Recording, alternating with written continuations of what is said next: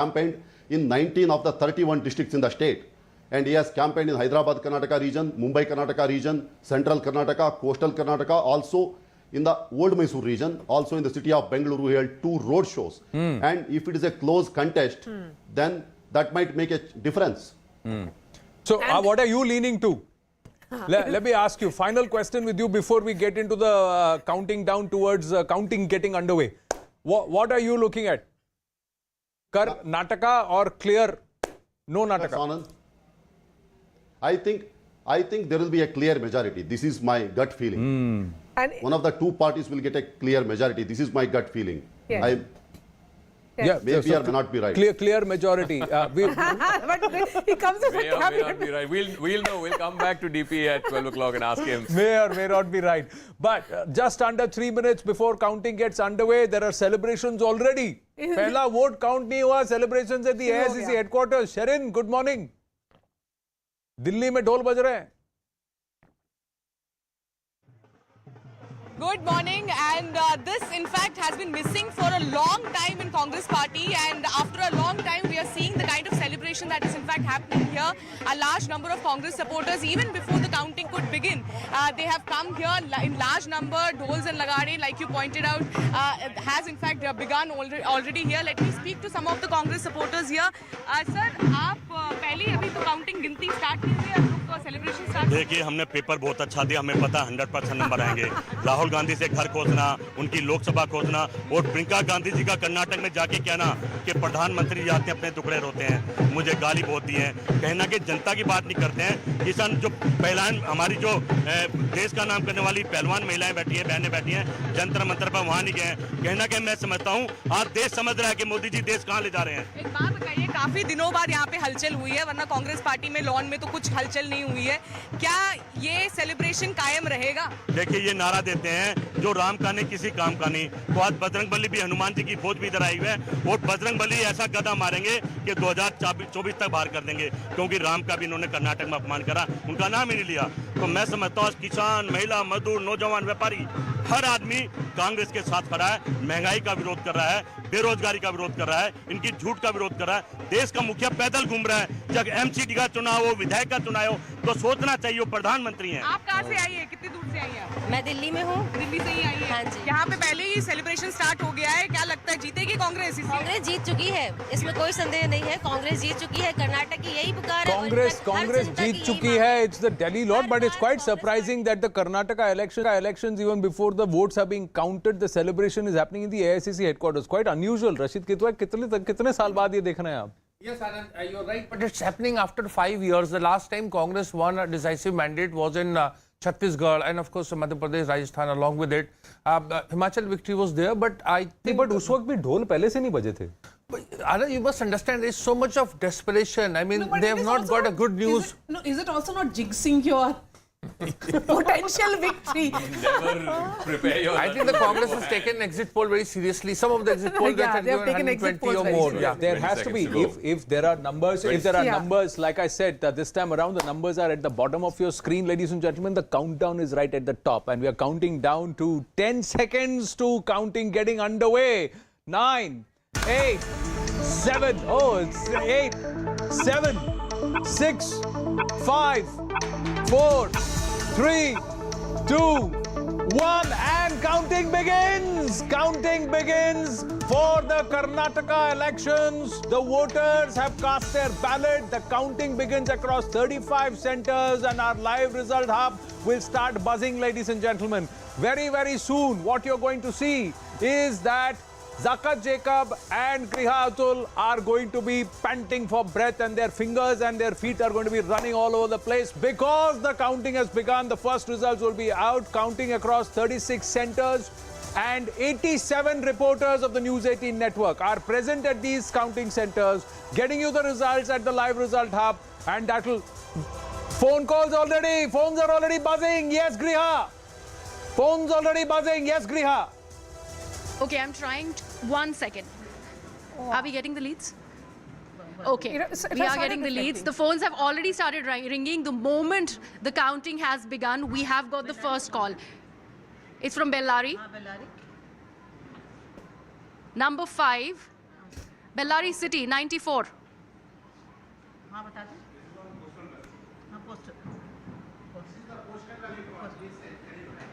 The postal votes have come. The postal BJP 3, ballots, 2 yes. leads have started coming in. Basavaraj Bommai is speaking. Let's listen to that and then come back to Zaka Jacob. Yes, Basav. ಕೂಡ ಮುಂದಿನ 5 ವರ್ಷ ಕರ್ನಾಟಕವನ್ನು ಒಂದು ಸಮೃದ್ಧ ಸುರಕ್ಷಿತ ನಾಡನ್ನಾಗಿ ಮಾಡಬೇಕನ್ನುವಂಥ ತೀರ್ಮಾನವನ್ನು ಜನ ಕೊಡ್ತಾರೆ ಅನ್ನುವಂಥ ವಿಶ್ವಾಸ ನನಗಿದೆ. Our government in Karnataka, we are assured that the voters will give us that mandate. ಬರುವಂಥ ವಿಶ್ವಾಸ ಕೂಡ ನನಗಿದೆ. I have strong belief. ತಾಸುಗಳಲ್ಲಿ ಹಲವಾರು ಟ್ರೆಂಡ್ಗಳು ಗೊತ್ತಾಗ್ತವೆ. ಇನ್ನು 4 ತಾಸಲ್ಲಿ ಹೆಚ್ಚು ಕಮ್ಮಿ ಫಲಿತಾಂಶ ಯಾವ ದಿಕ್ಕಿನಲ್ಲಿ ಹೋಗ್ತದೆ ಅನ್ನೋದು ಕೂಡ ಗೊತ್ತಾಗ್ತದೆ. ಜನ ಅತ್ಯಂತ ಶಾಂತದಿಂದ ಮತದಾನ ಮಾಡಿದ್ದಾರೆ. ಇದೊಂದು ವೈಶಿಷ್ಟ್ಯ. People have very peacefully ಪೈಪೋಟಿ ಇದ್ರೂ ಕೂಡ cast their ballot. ಮಾಡಿದ್ದಾರೆ. ನಾನು ಅವರಿಗೆ ಕೃತಜ್ಞತೆಯನ್ನು ಹೇಳ್ತೀನಿ. And I thank them for that. Say, ಈ ಚುನಾವಣೆ ಎಣಿಕೆಯ ಸಂದರ್ಭದಲ್ಲೂ ಕೂಡ ಶಾಂತಿ ಸುವ್ಯವಸ್ಥೆ ಎಲ್ಲರೂ ಕೂಡ ಎಲ್ಲ ರಾಜಕೀಯ ಪಕ್ಷಗಳು ಕೂಡ ಕಾಪಾಡ್ಕೋಬೇಕನ್ನುವಂಥ ವಿನಂತಿಯನ್ನು ಕೂಡ ನಾನು ಮಾಡ್ತೀನಿ. so I am also thankful that they even right through the polls they have voted carefully, and whatever are the results, we just hope that there is peace and calm across the state and people accept whatever is the final mandate. So we come back to, we'll pull away from Basavaraj Bommai because the scorecard is already buzzing. Griha is with us from the live result hub. 10 leads already, 6 for the BJP, 4 for the Congress party. Yes, Griha. First leads, phone calls are still ringing. The first one we are getting from Bellary City, constituency number 94, Zaka. 94 it is. I think BJP is getting the first lead. So 94, Bellary City, this is the Reddy brothers. Somashekar Reddy of the BJP is fighting. His brother Gali Janardhan Reddy has formed his own party. So Bellary City, it seems like G. Somashekar Reddy of the BJP is leading as of right now. As of right now, what we have is 9:7. 9 to the BJP and 7 to the Congress. Where else are you getting? Which other region are you getting Griha leads from? Okay, we're getting one from Vijaypura. Is it Vijaypura, sir? Constituency number? Constituency number 30. We are still figuring. The ballots, postal ballots are opening. Okay. Again a BJP seat. Yeah, it's a BJP seat. Bijapur. Remember, the Prime Minister had I think had this one's campaigned. getting, this one has Congress's name on it. We're still getting the constituent number. Yeah, कौन सा है, sir? यादगिरी district से Sharanpur Sharanpur number बताइए, sir.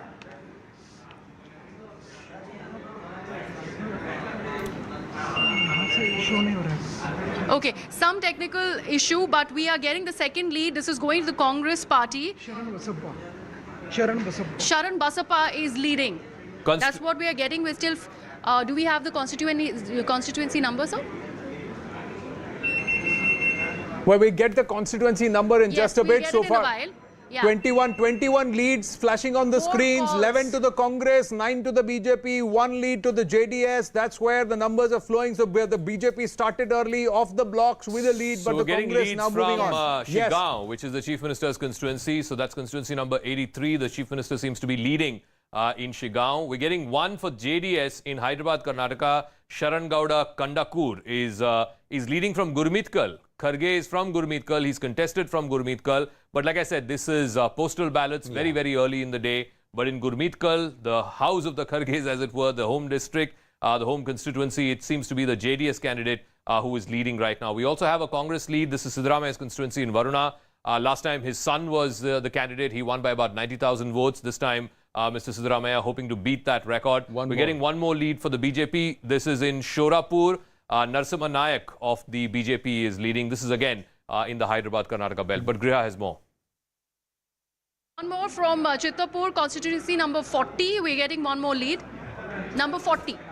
Chittapur again is where Priyank Kharge is fighting from. There was this whole allegations about Manik Rathod, who It's they a believe BJP is a lead. criminal. The BJP candidate there, Manik Rathod, is leading from that constituency. But like I said, very early days.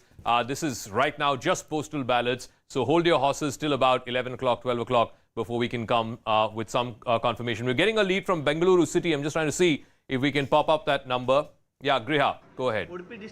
One more, constituency number 121, Co-op. Congress is leading. Co-op, yeah. Vinay Kumar 121. Sorake of the Congress is leading. That is coastal. So it's interesting there. Remember, 21 seats last time. BJP won 20 out of 21. If the Congress is opening up something there, it's going to be interesting. Co-op, the neighboring city of Udupi, also Yashpal of the BJP, Yashpal Suvarna, was there in that whole hijab movement. He's now leading in that constituency of Udupi. Remember, he was changed. He's a new candidate who's been appointed there. We're also getting, let's go back up and check again. We're getting a lot of results from Hyderabad, Karnataka, surprisingly. Constituency number 93. This is again from Bellary. You have Sri Ramalu leading again from the BJP. So their entire family, both the neighboring constituencies, Bellary City and Bellary Rural, you have the BJP leading there. Griha has more. Yeah, Griha. Yes, we're getting leads from Kalburgi, Zaka, constituency number 46, Alan. Congress is leading from there. So that's one. I'm getting more phone calls, but 46. 46. All right. Constituency from Basva Kalyan, Sharanu Salagar of the BJP is leading. So where we are sort of getting most numbers from is Hyderabad, Karnataka. We've got a few from Old Mysore, a couple of seats in coastal Karnataka as well, and one from Bengaluru city. I'm trying to see which that seat is. It looks like it's Yashwantpur, but it's a BJP lead. We'll go check back in on what that seat is. But clearly from Hyderabad, Karnataka, we're getting a lot of numbers from Old Mysore as well. JDS is populating the screen. It's not like the JDS is out of the contest. This is from Hole Narsipur, H.D. Revanna, Mr. Kumaraswamy's elder brother. He's leading in one seat in Old Mysore. And then you have Chamundeshwari, where G.T. Devegowda is leading. Chamundeshwari, of course, used to be Siddharamaia's old seat, but Griha has more. Yeah, Griha. Yes, we are getting, Zaka, one from Basaf Kalyan, constituency number 47, where the BJP has a lead. 47. Sharanu Salagar of the BJP in Basva Kalyan. Last time, again, he had won with a margin of 17,000 votes. The neighboring constituency of Aland, where Bhojraj of the Congress is currently leading. Remember, in Hyderabad, Karnataka, last time around, the Congress did not do particularly well. We haven't got much from Kittur, Karnataka yet. That's going to be another very, very big belt, 56 seats there. But Old Mysore, don't count the JDS out. I mean, it seems like Mr. Kumaraswamy might be in business, because look at this pocket of browns you're seeing. In Priyapatna, you have Mahadeva of the JDS leading. In the neighboring constituency of Hunsur, you have GD Harish Gowda leading. Again, in the neighboring constituency of Krishnarajnagar, Sara Mahesh of the JDS is leading. So the JDS populating that Hole Narsipur, like I said, Revanna is leading there. In Channapatna, H.D. Kumaraswamy is leading. In the neighboring constituency of Ramnagara, his son Nikhil Kumaraswamy is leading. So the JDS might not be out of business just yet, at least in that belt of Old Mysore. Griha. Yes, we are getting one more from Belagavi. This is constituency number 16. Congress leads, Zaka. 16. 1-6. All right. Just checking in on Belgaum, because remember, that is a part of Kittur, Karnataka, Bombay, Karnataka, and the BJP needs to win big there. Mahante Shivanand of the Congress is leading in constituency number 16 by Hongal. Remember, he had won with a very slender margin of just about 5,000 votes last time around. So as the map is getting populated, you're seeing a lot of colors pop up in Hyderabad, Karnataka. You're seeing a few here in Kittur. I think it'll take some more time. That'll be the last region to report. In coastal, again, it's filling up. Lots of saffron and blue there. And then JDS. Don't wipe out the JDS here in Old Mysore. Yes, Griha. Okay, one more from Bidar, constituency number 52, BJP leading, Zaka. All right, Bidar, again, the Prime Minister had campaigned there. Aurad seat, Prabhu Chavan of the BJP, last time won by 10,000 votes. This time, he's currently leading. The big Bs were a problem, is what Maria said. So Bidar happens to be one of them. Early leads for the BJP there in Bidar. If they crack Bidar, or if they're able to do well there, and in Bengaluru, then Congress wanting to try and get into those and make inroads will get defeated. This is early days, ladies and gentlemen. Please understand that 65 out of 224, the leads have come in 29, 26 and 10. That's where the score reads. But these are still postal ballots being counted. So these trends could change. But are they indicative? Pan Karnataka, there are trends and everybody seems to be in the mix. Prakash Belawadi ji is also with us. Namaste, good morning. Shehzad Punawala and Dhruv Jatti also with us. Namaste and good morning. Prakash ji, is that corridor of uncertainty? Is that all? Well, you know, even before I came here yesterday, I spoke to many RSS people. Okay, I met them by accident. As I was heading to the airport, and they have a number. They feel they'll get between 117 and 120. 23. Yeah, that's 118 to 123. Yeah, and they're looking very gung-ho and very happy. So if they fall, they'll feel really bad, I think. You know, but they were confident, and some kind of reassessment seems to be happening, and you can sense that the mood is not as What it euphoric. was before the Prime Minister's arrival. No, not just that. Even the exit poll mood that it created has got somewhat moderated, I think. You know, we don't know. See, that's the thing. I'll just at the moment. What say, happens we is don't Bharat Arun is, know. BS Arun is also with us. BS Arun, I'm asking. Usually, what happens is when you, especially when you're casting your vote, in the sense you wake up on counting day, and as the results are pouring in, there is a sense in your head. Head and heart may be a conflict, but you know which way it's going. Do you have that clear sense this time, or is it still looking feeling muddled?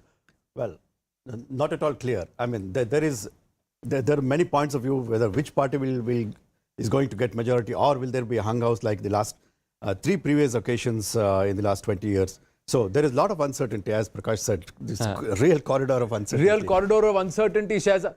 Gray has got more leads, the number of leads swelling within 2 minutes of us chatting here in the studio from 65 to 89. Yes, Griha.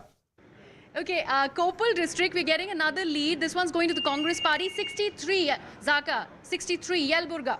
All right. So again, coming back to Hyderabad, Karnataka, you're seeing a lot more blues than you saw the last time.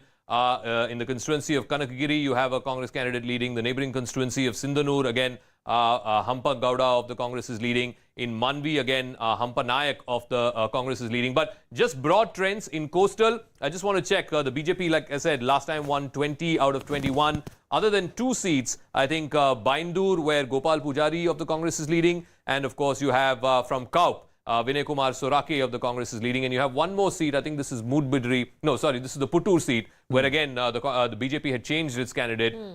3 constituencies in coastal, the Congress is leading. The rest of them, the BJP seems to be sweeping. Griha has more. Griha.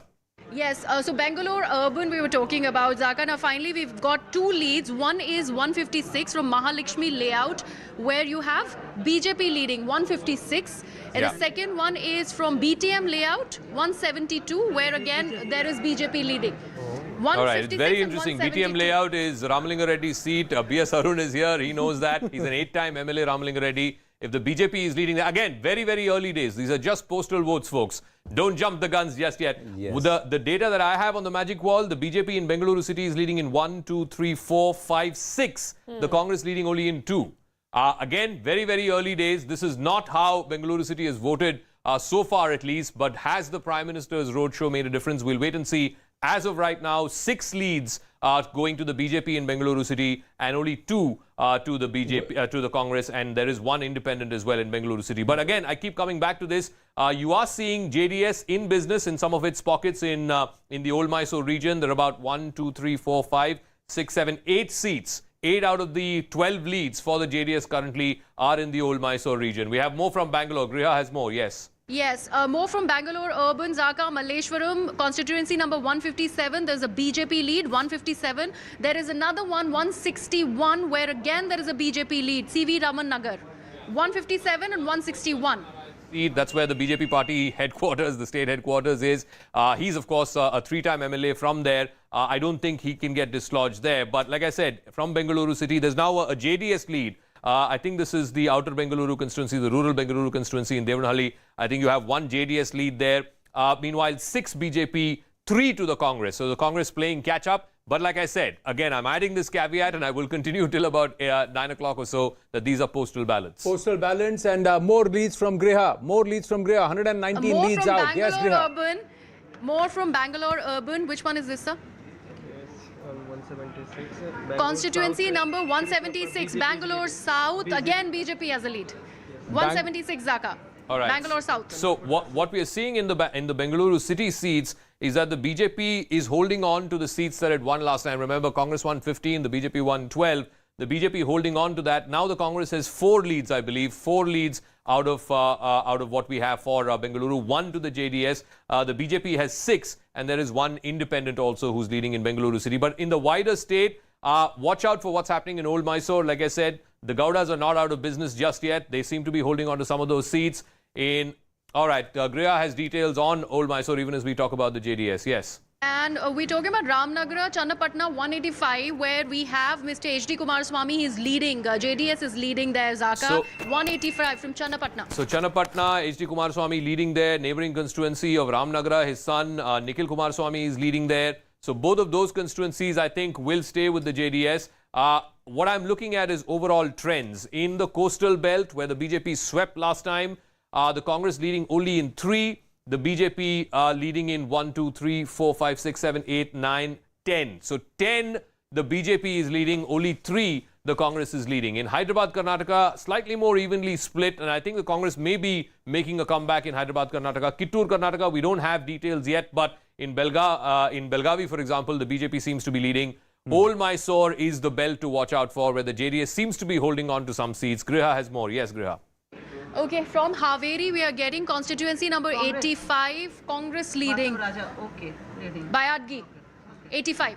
All right. So again, Kittur, Karnataka, I think would be the last to report, simply because the data there is coming slowly compared to other regions. But Kittur is very important for the BJP. Out of 56 last time, they won 34. They have to have that kind of a strike rate to be able to come back with the kind of margins that we saw last time. Right now, 62 to the BJP, 53 to the Congress, and 15 to the JDS. So JDS has already hit the lower end of what the exit polls were predicting. Exit polls were predicting, but more importantly, 132 leads, the BJP with its nose ahead so far in the leads. 62 leads, Congress 53. Shehzad Poonawalla, Dhruv Jatti, good morning. Quick words before we go back to the live result hub and also on to the magic wall. Shehzad Poonawalla, are you sweating? Is the gut feeling saying, oh, this is going away from us? No, absolutely not, Anand. In fact, if anything, my faith is only being reinforced by seeing these very early postal trends. Although these are opening up in areas which are not traditional strongholds of the BJP, you can see the BJP is ahead. Obviously, it's too early to call it. But, there are 3 signs on which you can see the insecurity of the Congress. 1, they started booking resorts. 2, their leaders have started talking to independents apparently. And 3, the Congress leaders themselves are betraying a sense of lack of confidence that they will be able to manage to form the government by themselves. So these 3 signs, along with the results that we can see right now. I'm also looking at another sign, Shehzad Poonawalla, that after a long time, the AICC headquarters already Dhol Nagada is happening. So that has not happened in a long time. So unless the Congress is absolutely sure, AICC wouldn't be celebrating. Dhruv Jatti, how would you want to respond to Shehzad Poonawalla? Good morning. 151 lead, 70 for the BJP, 65 for the Congress. So the gap narrowing, JDS 15. Yes, Dhruv Jatti.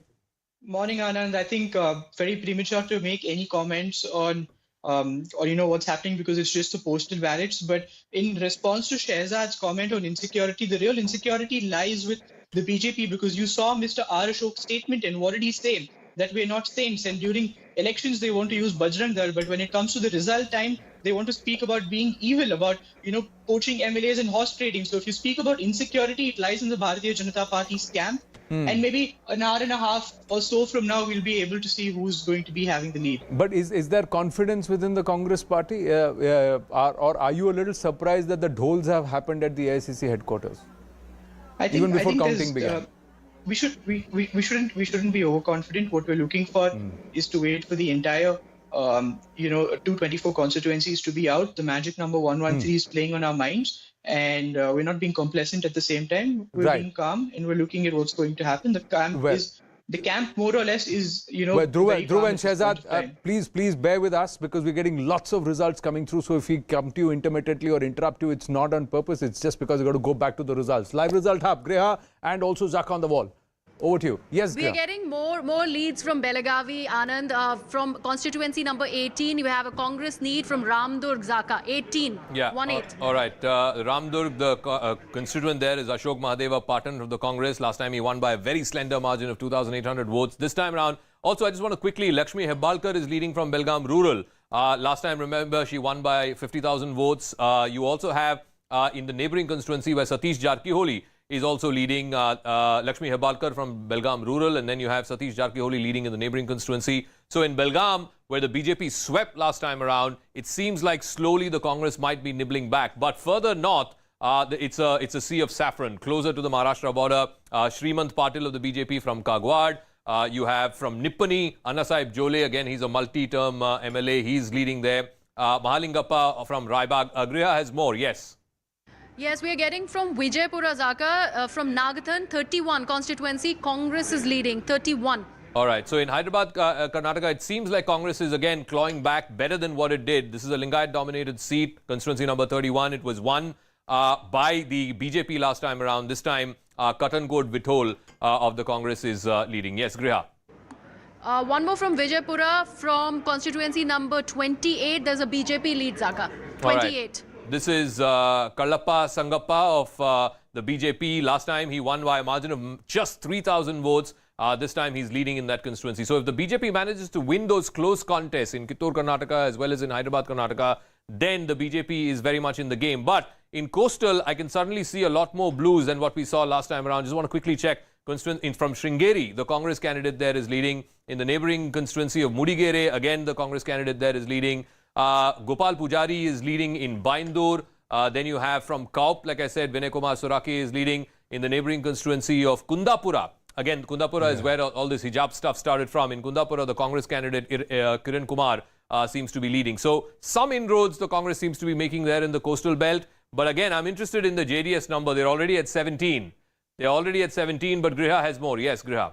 Yes, more from Bangalore Urban, Zaka. We're getting it from Chamarajpet, 168. There's a Congress lead from 168. Chamarajpet, of course, is Zamir Ahmed Khan. I think that's the seat he's fighting from, if I'm not mistaken. So the Bangalore city seats, from what I can see, the Congress has currently only 3 leads. The BJP running away to 7 leads. The question is, will it stay like this? Like I said, again, I'm saying this again and again. Postal ballots, folks. Hold your horses.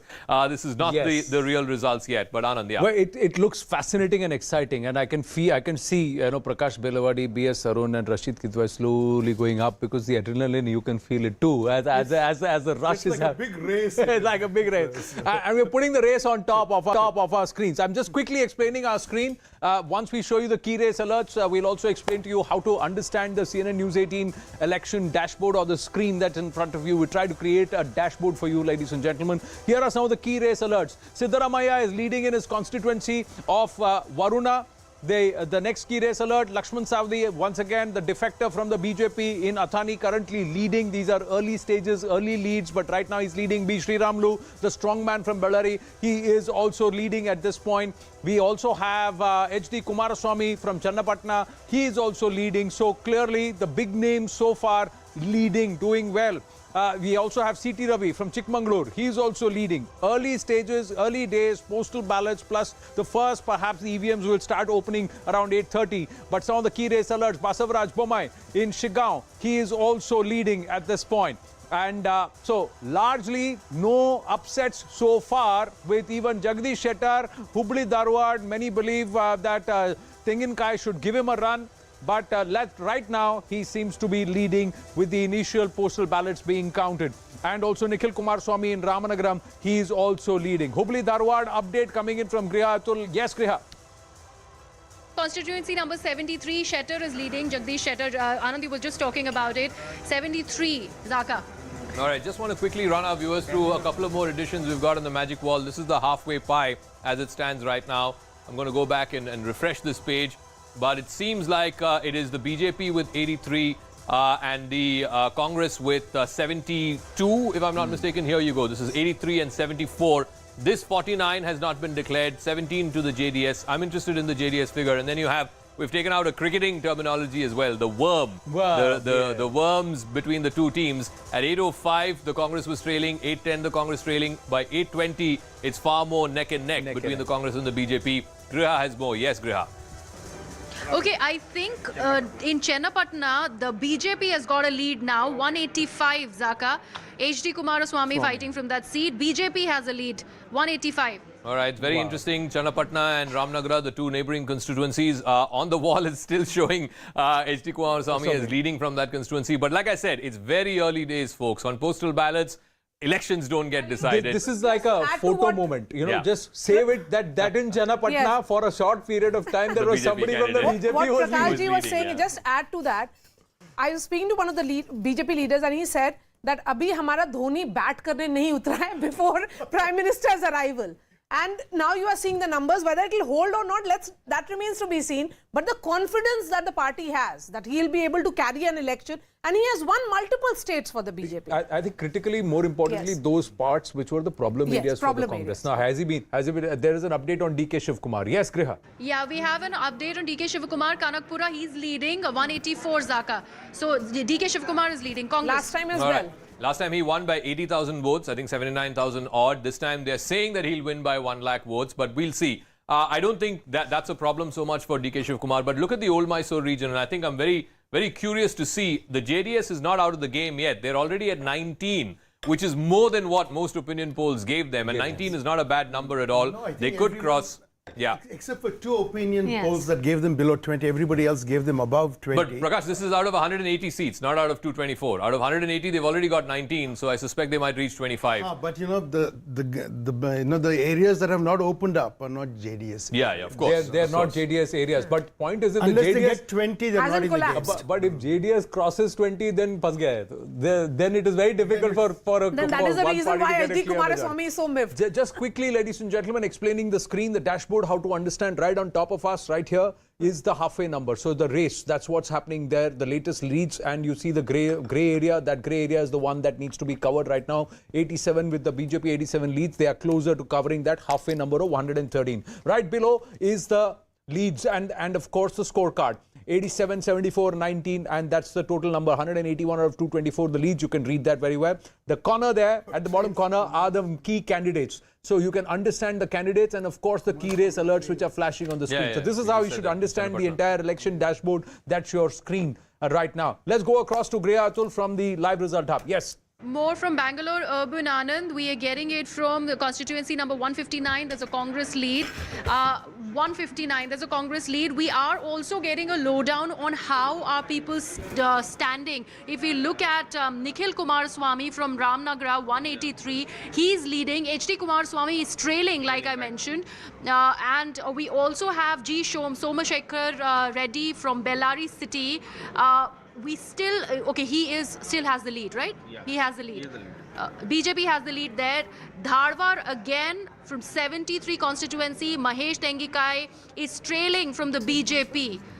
Hubli Dharwad BJP Central, is that is Jagdish Shettar's seat, yeah. But let's see again, postal ballots. Tengikai is now trailing currently in Hubli Dharwad Central. But I think a couple of things are happening. Region-wise, if you look at it, in coastal, which was a complete sweep of the BJP last time around, you're seeing a lot of pop-up of blues this time. BJP is managing to retain seats in the outer Bengaluru constituencies, Tumkur, Kolar, that belt.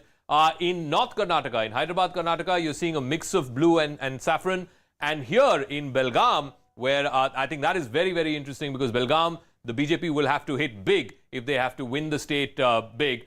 There in the rural constituencies, it seems like the BJP seems to be retaining what it had in 2018. But in the urban pockets, in Belgaum city, Lakshmi Hebalkar is leading, Satish Jarkioli is leading. So we'll wait and see how that battle plays out in North Karnataka. So far, the map looks neck and neck. It's not runaway. And gentlemen in the studio, please jump up and speak whenever you want to speak. Like Prakash Balawadi said, you got to seize the moment. Carpe diem. That's what you need to do, Rasid Kidwai and B.S. Arun here, because there's so much happening and it's happening thick and fast. You can go ahead with observation any moment. Yeah, it's thick and fast. But more importantly, nobody's running away. No party, Zaka, at this point seems to be running away with everybody seems to be in the mix and in hunt with each other, especially the JDS thinking ki, I can play Kingmaker. 20. Yeah, imagine, Kumaraswamy just half an hour ago saying, you guys have not given us anything. You've given us 12, 15. Right now, they're at 20. They're already at 20. These are leads. These are postal ballots. Shehzad, I think, wants to make a point. But by and large, it seems like 88 to BJP, 76 to Congress. As things stand right now, it could change. Shehzad. Zaka, what happened to all those people who were saying that this was a runaway anti-incumbency election? I know it's too early to say anything one way or the other, but clearly the telltale signs of anti-incumbency aren't existing in the kind of results we are seeing in the postal ballots as of now. So clearly there are some people who are over-amplifying the so-called anti-incumbency effect, the so-called 40% corruption government effect, and they were doing it for a particular purpose. I think the fact that it is such a tough contest even now, where a state has a history of not repeating governments, itself indicates a lot of things. Shahzad, अगर कांग्रेस 65 से 113 पहुंच गया और आप 104 से 113 या 117 से 113 पे नहीं रहे, then clearly anti-incumbency wala logic works. Dhruv Jatti, please jump in, okay? Please jump in. Please put your hand up and jump in. Yeah. And there is also a traditional view that postal ballot actually tends to favor the BJP. Yes. I mean, pan-India actually.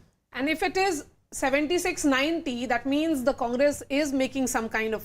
Yes, Dhruv. Yeah, sir. Yeah.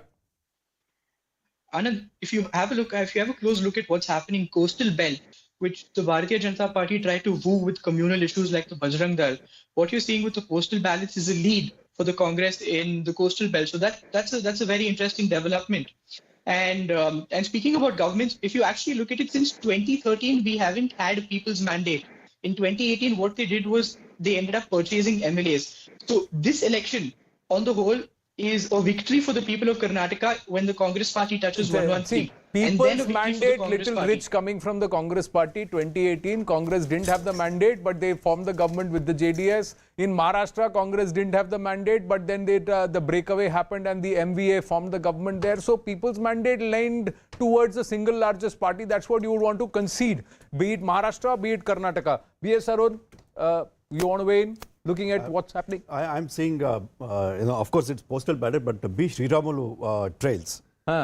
He is a minister, a very powerful leader of the scheduled tribes, and he is contesting from the tribal-rich area of the central Karnataka.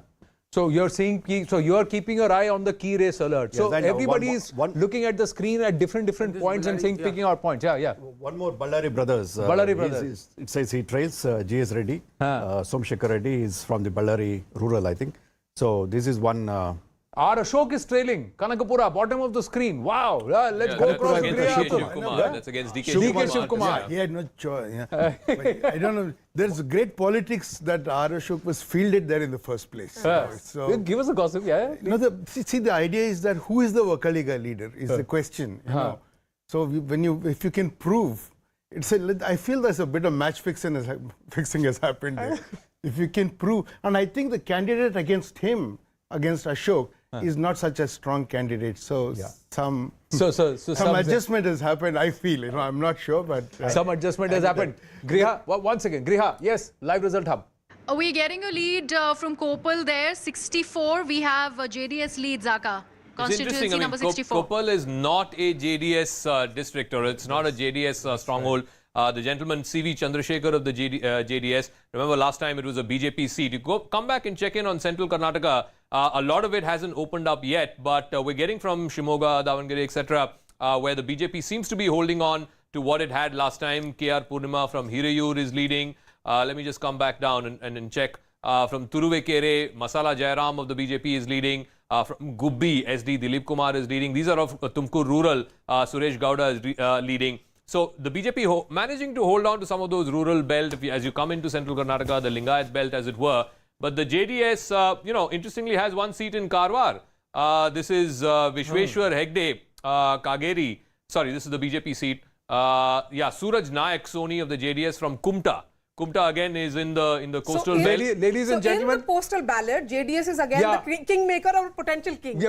That's what we need to say. Please, in the postal ballot, EVMs will start opening only by 9 a.m. Ladies and gentlemen, we are putting it out there. EVMs will start opening by 9 a.m. As far as the postal ballots are concerned, these are the leads you are seeing. Out of 201 seats, 94 to the BJP, 82 leads to the Congress, and 22 leads for the JDS. So as per the postal ballots, JDS is in pole position to play kingmaker. Priyank Khadge is through with us. Good morning, Priyank ji. So the postal ballots are saying that you are... No, this could get hung. This could be quite muddled as of now. EVMs have not yet opened, but postal ballots are saying that the JDS could play kingmaker. We still have another 14 rounds to go. अभी तो start हुआ है. आगे देखेंगे क्या-क्या होता है. प्रियंक, चित्तौड़गढ़ में आपकी लीडिंग है. आपका कितने what are you picking up from your agents there? What is the margin of your lead? I'm not sure about the lead because I've not been speaking to my agents as of now. I'm on my way. But there is strong undercurrent against the BJP, and I'm sure we'll cross the 120 mark. And what about your father? Where is he? I mean, the Congress president, this is an important election for him. He's headquartered in Bangalore, as you know. There seems to be a quiet confidence about you, Priyank Khadge. How is it that both the Congress and the BJP are claiming similar numbers? This is something that is stopping everybody. Both have rejected the exit polls. So that's why I'm asking you. No, see, I haven't rejected the exit polls. I said I'm not a big fan of the exit polls. Having said that, they're very indicative. And like I said earlier, there's a strong undercurrent against corruptions, against price rise, against unemployment, and the pride of Karnataka. And I'm sure that probably in a couple of hours, if you have me on the show back again, We'd love to have you back on the show. You'll be asking how we won the election. No, not just that. I want to specifically ask you this because the Congress starting from a base of 65, and if the Congress has to get to about 120, as you're expecting to do, or get to 113 also, it's a lot of ground to cover. Where do you think the Congress is going to make gains? I'm sure you have done your assessment across the polling booths and where the votes have been polled. Where do you think you will make the maximum gains? Will you be pinching seats from the JDS or from the BJP, and from which regions? I think my personal opinion is we'll be pinching a lot of seats from the BJP. And the fortress of Congress is the Kalyan Karnataka region, where there has been an increase of polling close to around 2.5%. And the coastal region, which is again a big favorable belt for the BJP, has seen close to 1.5% dip in polling. So people are unhappy. The common man is unhappy. The housewives are unhappy. They're unable to run households, and the youth are unhappy with the employment rate that is in Karnataka. So I'm sure that probably by noon we'll be crossing the 100 mark, and late in the afternoon. Priyank, just one question. Zaka Jacob here. While in Chittapur, you're leading in the neighbouring constituency of Gurmitkal, which your father represented in multiple terms. It's not the Congress or the BJP candidate, it's a JDS candidate who's leading there right now. Are you surprised? Well, they were already the last time JDS had won. But I think this time we'll be coming back quite heavily, and it's already been almost close to 2 decades since Mr. Kharge vacated that seat. But yes, the people of Gurmetkal have always been kind to us, and I'm sure that this time also they will vote for the Congress. And Priyank, celebrations have already begun at the AICC headquarters. Dhol nagade wahan pe shuru ho chuke hain. Is there preparation, because you are pretty confident about an undercurrent? So tell us, what is the nature of celebration that has already been planned? Well, we are not counting our chickens before they hatch. We are extremely confident that we will form the government. We're just playing wait and watch till we get the final numbers. But Mr. H.D. Kumaraswamy is clearly saying that the exit pollsters have said that he doesn't have a chance. So, but the postal ballot shows that he could very well be the kingmaker or potential king. See, the JDS hasn't really collapsed. See, the postal ballot cannot be the right way to figure out the final numbers. It's just the beginning. And like I said, give us a couple of hours, let the EVM round start, and I'm sure that we will be able to overtake the BJP quite handsomely. Well, Priyankji, you seem to be en route. What we'll do is a couple of hours later, we'll try and connect with you again. Irrespective of how the scenario is, we look forward to speaking with you again. Thank you very much and all the best. I would like to say something. Yes, Prakashji. Mr. Poonawalla, what he said about anti-incumbency. In Karnataka, ever since Devarajars was dislodged and the party split, and then Ramakrishna Hegde's government came, but quite by accident. Yeah. Since then, there has been a fractured verdict, one way or the other. And nobody since 1984 or 85, nobody has managed to come back. Yeah. Revolving door since 89. And it's not because of, and I'll agree with the idea that it's not because of anti-incumbency, because there is a fixed vote in Karnataka. Once Virendra Patil was sent out from the airport, from then on, see how the Lingayat saw it was that Bombay was not allowed to continue, and Virendra Patil was very respected, very good chief minister he was, and he was summarily dismissed. Since then, they feel that it's a symbiotic relationship. It's not just that the BJP needs Lingayats. Lingayats also need a party. So they have adopted the BJP, and I don't think they're going to abandon it so quickly. I'll just finish one. The same thing has happened to, the Vakkaligas, because they feel that their own Devegowda could not complete a term, as chief minister. Yeah. And whenever Kumaraswamy has come, he's been removed before before he could complete, let's say, a significant term. He's been removed. So they also feel like, they need a party to represent them. The thing is, if DK Shivkumar can actually split the Vokkaliga vote in the old Mysore region, we're talking about a big change. Otherwise, it'll be just business as usual. Between JDS and the Congress, a potential shift. That's it. Yeah, that's what you're saying. It should move to Congress. JDS has given a Vokkaliga who became a prime minister. No, H.D. Devegowda ji. So that prestige aspect there. Yeah, be a Sarun. Yeah. Just to add what Prakash said about the Lingayats, there is one more point why the Lingayats are backing BJP. That was because in 1999, Ramakrishna Hegde, who was earlier thought of as the Lingayat leader, though he was a Brahmin, Hegde joined hands with the BJP in the 1999 elections. So from then onwards, Lingayats came behind the BJP, and Yediyurappa continued that. Yediyurappa has continued. BJP on 100 leads. So 3-figure mark touched by the BJP on 100 leads, 211 out of 224 postal ballot leads coming in. BJP on 100. 3 spokespersons all wanting to come in one by one. Imran Pasha first, Dhruv Jatti, and then Shehzad Poonawalla. But first to the lady at the live result hub, Griha Atul. Yes, Griha. I'm getting an update about the current Chief Minister of Karnataka, Mr. Basavaraj Bommai. As far as the postal ballots are concerned, this one is coming from Haveri. Basavaraj Bommai is leading. Congress is trailing. That's a big update. We are getting more updates from Davangere. So this is an important update from for Basavaraj Bommai. If we look at Davangere, Zaka, constituency number 107 and 106, Congress leading on both of that.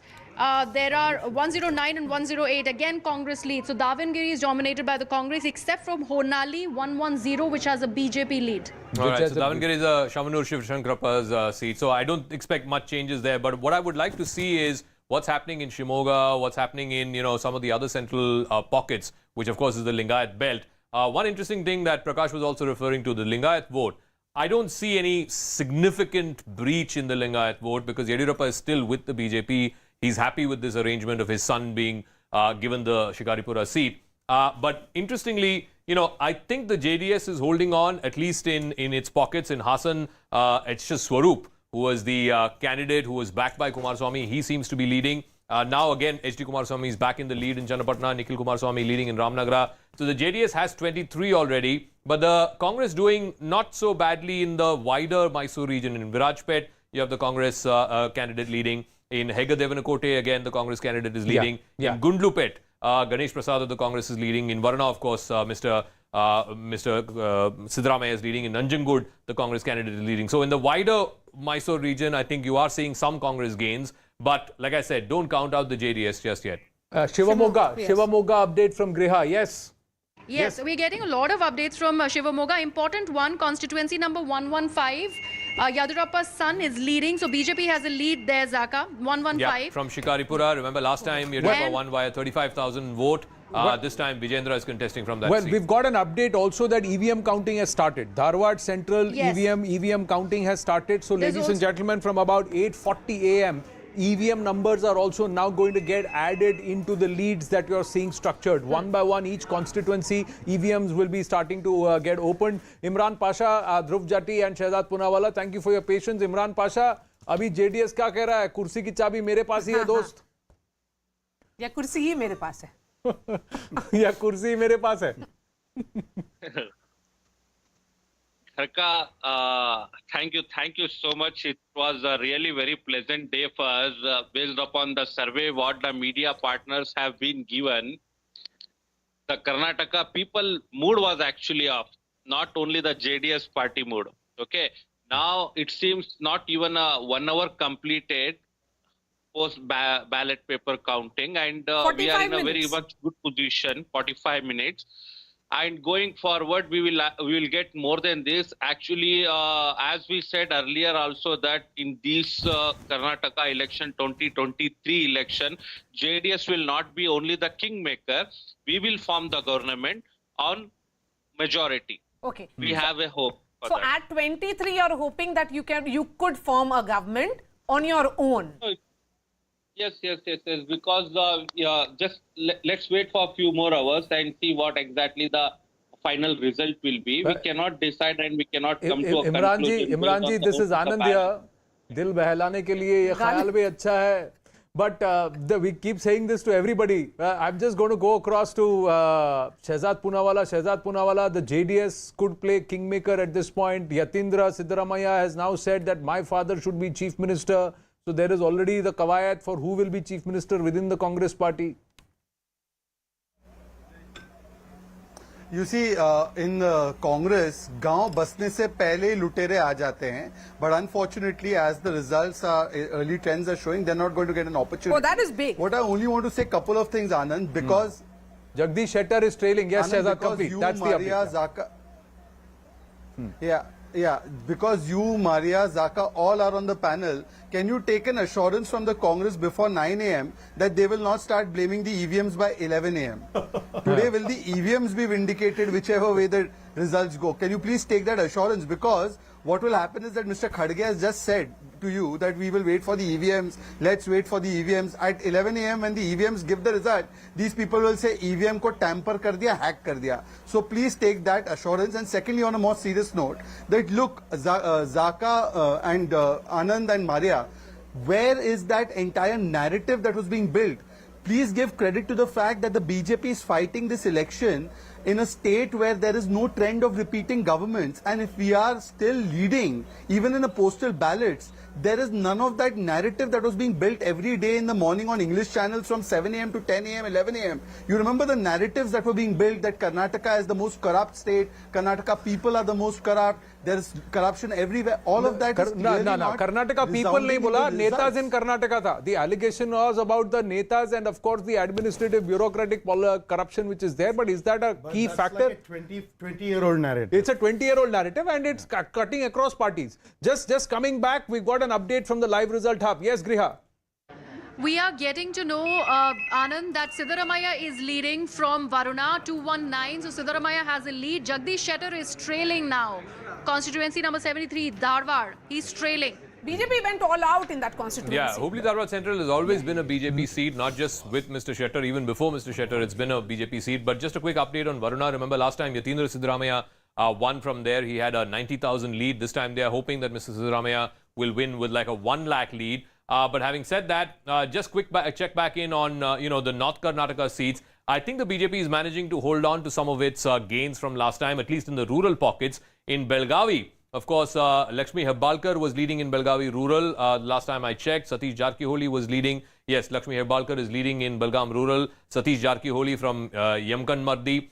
So the Congress sort of making some gains back. But we have two inner city seats, Belgaum seats, which are not reporting yet. We'll wait and see how that plays out. But I think the mix is really this. In Kittur, Karnataka, BJP has to come back as strong as it did in 2018. In Hyderabad, Karnataka too, it should hold on to whatever gains it had. In Coastal, you are seeing a bit of a change, couple of seats. Just a quick update on how Coastal is planning out. In Kaup, the Congress candidate there is leading. You have one more, UT Khadar. Remember, he's the sitting MLA from Mangalore South. He's now back in the lead as well. So other than these two seats, the Congress not making much gains in Coastal. You have in Bayandur, Gopal Pujari of the Congress leading. But other than these three seats, Coastal seems to be going with the BJP. 219 leads in. So 99, 93, Congress now catching up. So there was a 10 to 12 seat gap between the BJP and the Congress party. That's narrowed down to just 6 seats now. But more interestingly, it just seems that the entire map is populated. There's a You pan can see presence. the worm. And the worm, I think, the gap was a little wider at 820, 825, 830. At 840, I think it was the widest, but now it's sort of catching up again. I think the blue worm is trailing up. No party will form the government. But some of the other people are telling me, sending WhatsApp messages and all that they say the Congress is actually ahead there. I don't know what is the kind of source Well, of see, these things. we are going by the actual numbers. The actual numbers from the counting centers, 36 counting centers, and we've got 87 reporters on ground, and that's where the numbers are coming in from. And these numbers will now start accommodating even the EVM numbers because the EVM have started to be opened. So by the next half an hour, you would have perhaps a change in the leads or perhaps consolidation of the leads, how you would see. Dhruv Jati, yes. A quick point on the Lingayats. So if you see, the Congress party is the one that made Sri B.T. Jati the president of India. In the Bharatiya Janata Party, a Lingayat hasn't even crossed the union government. Now back to Shehzad's comment. He's speaking about EVMs. Let him promise, on television that they're not going to end up purchasing MLAs post 11 a.m. But on the other hand, we're confident of a 113 majority and we're looking at the magic number to be in our favor. speaking about Jagdish Shetter's seat, the information that we are getting from our own internal party command sources is that he's currently leading, but that is a close seat on the whole because it has been dominated by the Bharatiya Janata Party. We will see that switch this time. But again, the Lingayat vote share is something that you will have to decimate and see closely after this election because of the ousting of two Lingayats, and also, the narrative that's built around BL Santosh's anti-Lingayat narrative, which is playing across huge amongst major community organizations in the state. So I think we're too quick to judge the Lingayat. If that was to manifest, then right now the Congress should have been, even in these early trends of the lead, they should have already been about 115. They should have passed the majority number, but abhi 100 पे तो आ गए, पर lead कम होता दिख रहा है Shahzad Poonawalla. JDS का पलड़ा भारी होता जा रहा है. 222 or 224. I've never seen somebody from the Congress come. Yeah. I have never seen somebody from the Congress come and start insulting their MLAs even before they are elected by saying they are Bikao, not Tikao, and obviously expressing a fear that they will be sold at a drop of a hat or purchased at a drop of a hat. Imagine what the Congress MLA must be feeling listening to their spokesperson, that they don't even have faith in us, that once we get elected, we will be with the party. This is the state of their affairs. Secondly, as far as the Lingayats are concerned, who said Lingayat corrupt CM? It was Mr. Siddaramaiah. Who was the one who was saying, I will give the reservation to Muslims on religious basis and I will snatch away the added reservation given to Lingayats? It's the Congress party. So I think the Congress party, from Virendra Patil to the other leaders of Lingayats who they've insulted, should be the last people preaching about Lingayat pride. They should focus on the fact that why after... Key race alert. One moment, Shehzad. HD Kumaraswamy is trailing. Zaka? Yeah, CP Yogeshwar of the BJP is a fairly big leader. But look, like I said, these are postal ballots. And I'd be very surprised if too many Vokaligas in Channapatna vote by postal ballot. But let's see how it plays out. Bangalore City, I think there's something interesting happening there because Mr. Modi's road shows and stuff. Bangalore has traditionally voted Congress, but this time Congress only in 1, 2, 3, 4, 5 leads. The rest of the city seems to be going with the BJP. Let's ask Griha. Griha, yes. Okay, I've got two leads for the BJP, CT Ravi and V Somanna. CT Ravi from Chikmagaluru, 125 Zaka, and V Somanna from 223, both of them leading. We have a BJP lead that's coming in. All right. Now it's changed. See. Yeah, the numbers have changed. All right, now it's gone back up again. I think the Congress has managed to cross the 100 mark, if I'm not mistaken. Is that right? The Congress, yes, 101. The Congress has gone up to 101 and the BJP at 94. Remember, Somanna was also contesting in 2 seats. He was contesting against Siddaramaiah and Varuna and, of course, his traditional seat. So he will likely win one of it. Again, just like Ashok from Padmanabhanagar as well as, of course, from Kanakpura. But I think the meta-narrative is what I'm looking at. Again, I keep coming back to this. In Coastal, BJP holding on largely to whatever it won last time. UT Khadar won last time as well. He was the lone Congress MLA from Coastal. He's holding on. They've got a couple of more in the Coastal belt. In wider Mysore, Madikeri, all the way up to Nanjangud, Greater Mysore as it were, you are seeing the Congress make some significant inroads. In the old Mysore, Vokaliga belt, the JDS seems to be holding on to what it had last time around. Griha has more. Yes, Griha. Okay, word here on Lakshman Savdi, the BJP turncoat. He is leading from Athani, constituency number 3. Congress is leading, Zaka. 3. See, that is the one that you can, at micro points, the Lingayat vote may have split. And you can see in Belgaum, for instance, that may be the effect. Actually, so Athani again, it was a very narrow lead last time. He won by just 2,000 votes. He's currently leading. Again, just looking at quickly some of the rural Belgaum constituencies. From Kudachi, you have a Congress candidate leading. From Chikkodi, again, a Congress candidate leading. These are all very, very small. You have, like I said, Satish Jarkiholi and Lakshmi Hebbalkar are both leading in the rural constituencies. You have one BJP lead, I think Belgaum South. Abhay Patil of the BJP is leading there. So let's see. And the leads are widening. Yeah, lead is widening for the Congress party. Nikhil Kumaraswamy, there is an update on Nikhil Kumaraswamy. Yes, Griha? Yeah. Okay, he is leading from Ramnagaram, 183 Zaka. Nikhil Kumaraswamy leading, JDS leading. Last time they won with a 20,000 vote. Nikhil Kumaraswamy likely to keep that seat. But in the neighbouring constituency of Channapatna, it's CP Yogeshwar who's currently leading. Will he trounce? Will he trounce the former Chief Minister and the scion of the Gowda family, Mr. Kumaraswamy? We'll wait and see. But I think the trends are clearly... 2-3 things are standing out. Yes. One, in Greater Mysore, the Congress seems to be winning much more than what it did last time. Again, in the north, in Kittur, Karnataka, certainly in the rural Belgaum pockets, the Congress seems to be clawing back in. In Hyderabad, Karnataka, where the Congress traditionally does well, the BJP seems to be leading there. In Coastal, other than 1 or 2 seats difference, there is no major gains for the Congress in Coastal. But Bengaluru City, and again, very, very early days, It used to be a Congress city. Last time also it was 15 to 12 out of the 28 seats. But it seems like the BJP is the one that's leading right now in Bengaluru city. Will that be enough to make up for losses elsewhere in the Zaka, state? JDS hasn't really collapsed again. Oh, absolutely. 26. 224 postal ballots, early EVM, Shehzad Poonawalla, it's the mega poll of polls that is manifest. आप देख लीजिए 105 Congress, 91 BJP, 26 JDS and 2. So overall आपसे एक seat और कांग्रेस से 2 seat, JDS 23 था, 26 है. But overall it's coming to around the same place कि जेडीएस विल से आओ पधारो. Who makes the best offer? Well, we'll, Anand, if that question was to me, we'll wait for the trends to solidify in some time. Obviously, by 11:30, we'll get a more clearer picture. But Anand, once again, I'm saying with all responsibility at my command, look at the meta trends as Zaka puts it. Where is that entire, if it was an anti-incumbency election, the BJP should have been at 50 or 60. That's what some pollsters have even predicted in their, currently is down from mind, 117 to 89. Currently from 117 to 89. So that means there is an anti-BJP vote that is going in favor of the Congress, which has gone up from 65 to 107, even if it is leads. I think. Yeah. 78 to 107. Well, Anand, we will wait till 11:30 when we have the rough estimate of the final numbers. So I still see that the BJP numbers will consolidate. The BJP is doing well in urban areas like Bengaluru city, which was something Dhruv that Jati wants the to Congress say wasn't something. expecting. Dhruv Jati 109. And therefore, So it would be wise to wait till 11. 109 leads. Anand, interesting to see the BJP spokesperson stance from the start of the show to 9 a.m. right now. And 109, what we're seeing for the Congress is nothing but the efforts that the party has put in for the past 2 years. Let the Bharatiya Janata Party and the spokesperson himself say that they don't preach anarchy and they're not going to break rule of law and they're not going to purchase MLAs and then we'll speak about what ethical politics is. And just a quick thing, Bellary City, Bellary, Dhruv, once again, Bellary City, both the Bellary seats, the Congress is leading. This is the Reddy brothers' stronghold. Both of those seats, you're seeing the Congress lead. In fact, if you go further north in Raichur, Yadgir, etc., there seems to be a little more blue than last time. Griha has an update there, yeah. We have Chikmagaluru updates, Zaka. We are getting to know that C.T. Ravi of the BJP is leading from constituency number 125. That's the only lead that the BJP has. We have Kumaraswamy 124 from Mudigeri. JDS has a lead on 1 seat, 124. The rest are going to the Congress party.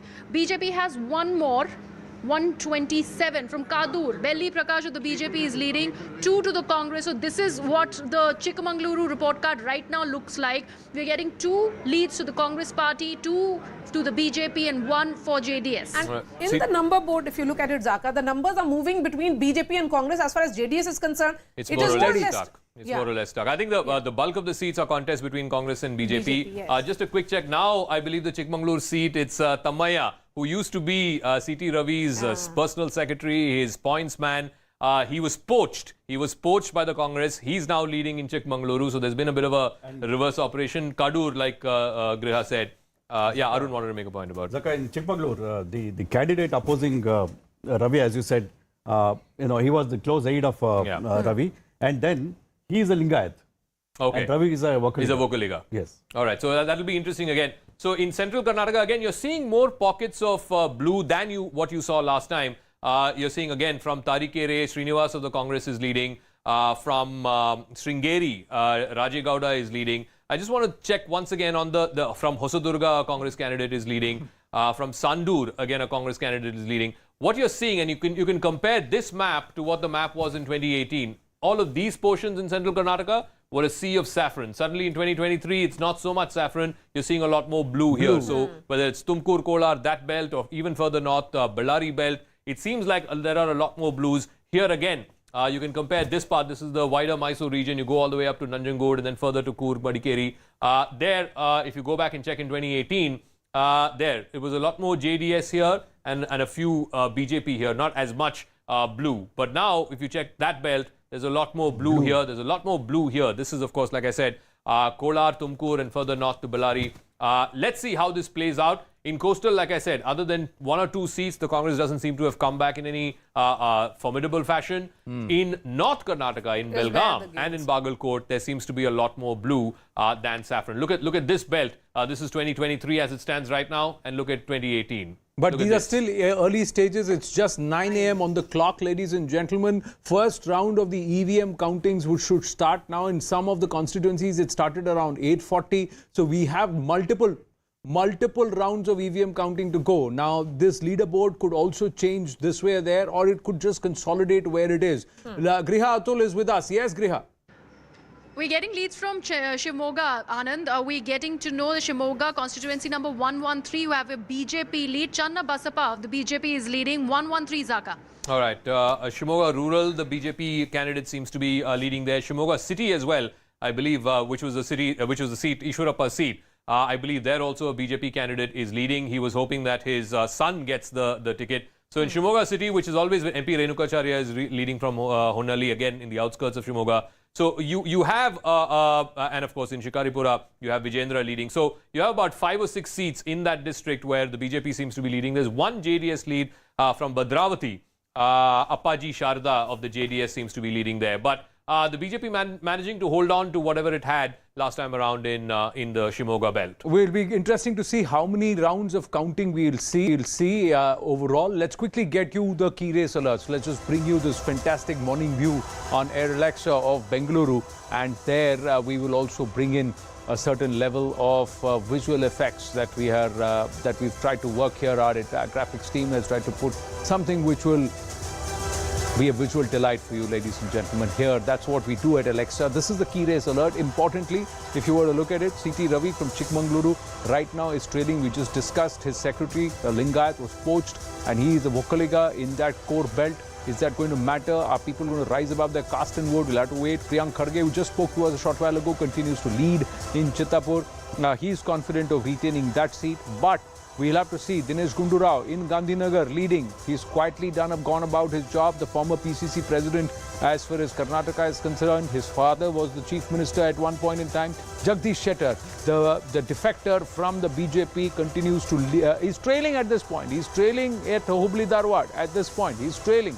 So sometime back he was leading, now he's trailing. So that's important. So did the BJP do the right thing? Will that trend stay? We'll have to see. In Shiggaon, Basavaraj Bommai continues to lead. He's very confident that he will come back as an MLA. He's also confident that the BJP should get the mandate, although the leaderboard at this point points otherwise or indicates otherwise. V. Somana of the BJP is currently trailing in Varuna. He is up against the former housing minister. He's the current housing minister. He's moved from Govindraj Nagar, his constituency in Bengaluru, that has gone to Umesh Shetty, and he is taking on Siddaramaiah. Now, in his bastion, in Siddaramaiah's bastion. HD Kumaraswamy is trailing in Channapatna. A very interesting trend. This could change as more rounds of the EVM counting come through, because for HD Kumaraswamy to lose in Channapatna is like the sun rising from the west. But Satish Jarkioli, Yamkand, he is from the Yamkamadi seat. He is leading at this point. Satish Jarkioli leading. So some of these key race alerts in this lovely Bengaluru morning point to the fact that some of the defectors may find it tough. Others may continue to be strongholders. They continue to hold on, like Lakshman Saudi in Athani. He's also somebody who moved out of the BJP and he's joined the Congress. Is there the vote is loyal to the leader, or does it look at the fact that who did he go and join rather than fighting as an independent? Then we have B. Sriramulu in Ballari, the strong man from Ballari. He is actually trailing. Now, this is again a shocker if this happens, because many believe that nobody can move Sriramulu out of Ballari or take that constituency away from him. That's what they believe as that strong man. B.Y. Vijendra, B.S. Yediyurappa's son, is leading from Shikaripura. That is a seat that Mr. Yediyurappa was happy that has been given to his son. But is that going to result in the Lingayats overwhelmingly voting in favor of the BJP? We'll have to wait and watch. So some of these key results, the Congress, even as we speak, G. Parmeshwara is actually leading. And he was the one who said that there are other options too, beyond DK Shivkumar and Siddaramaiah as Chief Minister if the Congress comes and forms government. Congress consolidating its lead further to 109, even as DK Shivkumar is leading at Kanakapura. So another key race alert that comes to you. So Congress moving to 109 leads out of 224, BJP at 90, JDS at 23. So this is the story at this point. Let's quickly go back, and one more key race alert. We've got Ajay Dharam Singh from Jawargi. This lead is still awaited. Some of these seats have not yet started counting. They're not even looking, they're not flashing on the leaderboard. Those white areas, Zaka just moving up across to you. And some of those leads not dropping actually now. coming. From 26 to 22 now. 22 Yes. and Congress moving into the Nelson figure. Yeah. Oh, yeah, 1 foot. Just short of 112, 113 of course would be 1 plus halfway. Yes. Gali Janardhan Reddy is leading from Gangavati. So just a word, while his brother-in-law Sri Ramalu seems to be trailing, his brothers are trailing from the Bellary constituencies. But in Gangavati, Janardhan Reddy seems to be leading. In Koppal, we have a JDS lead for Mr. Chandrasekhar. But I think what you're essentially seeing, I'm going to go by the meta picture, you're seeing a lot more blues in Hyderabad, Karnataka, all the way from Bellary upwards, Raichur, Yadgir, Bidar, and of course Gulbarga. And in Kittur, Karnataka, again you're seeing a lot more blues in the rural parts. This is of course again a Lingayat belt. This is Belgaum and Bagalkot. Other than of course the Belgaum city seat where the BJP seems to be leading, the rural seats the Congress seems to be making a big comeback there. Halfway for Congress. Halfway for Congress, Zaka. All right, 112. Halfway for Congress. Just hit 112. halfway, 112, BJP at 89. The question is, what is the upside? What is the upside further here Going from further, the Vinodaka. Congress? The I'm telling you. JDS is coming down. JDS is coming Now down it's to a 21. downslide. It's a downslide Yeah. for them. I want to make this comment on that. If that trend holds, and if we Yes. can see the comparison in the old Mysore area, if the Congress is making a gain, then DK Shivkumar will claim that it is because of him that it's happened, that he has done the unthinkable and he's made the Vakaligas actually shift. Yes, and to he look at deserves to him be chief as the minister. leader rather than the JDS. And yesterday he has said, I have brought Congress, which was in a crisis mode, to this stage. To this stage, and he's really laboured. Not that Siddaramaiah hasn't, others haven't. Griha, yes, Griha. Okay, we're getting more leads from Bangalore Rural, from Devanahalli, 179. There's a Congress lead, Zaka. We're also getting to know that in Chikmagaluru, if we look at Shikaripura, not Chikmagaluru, Shikaripura, we have Vijendra leading. So the hunter of Shikaripura, his son has risen. There is a clear lead that he's maintaining. Shikaripura 115. There is also another update from Shimoga, from constituency number 116 from Sorab, where there is a Congress lead. Bangarappa is leading from the Congress, 116. Madhu Bangarappa from the Congress, the son of the former chief minister. So that again is a traditional seat. Madhu Bangarappa has already won that seat last time around. Yeah, he's contesting against his brother who's fighting from the BJP. But I think, interestingly, in Shimoga, it seems to be by and large, the trend is that the BJP is holding on to some of the rural seats in Shimoga district. But I think really the story for me that is happening is in Hyderabad, Karnataka, as well as here in Kittur, Karnataka, where in both of those regions, just look at the blues here and the blues here, and you compare it to 2018, it's a different picture. A lot more saffron. But that's, I think, really where, at least in the northern part of the state, that's where one big change has happened. And then, of course, in Greater Mysore. In Old Mysore, you can see a whole sea of blues here.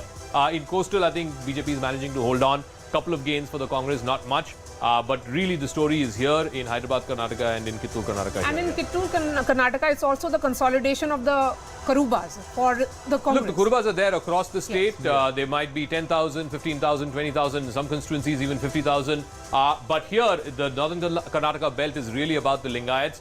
I'm going to hold my judgment on whether there's been a break or a crack in the Lingayat vote bank, because in Shimoga, for example, they seem to be backing Yediyurappa and the BJP. But further north, in Belgaum, let's see how many rounds of EVM counting overall, Griha? Do we have an update on that? And so far, have the EVMs been opened? Has EVM counting begun? Do we know?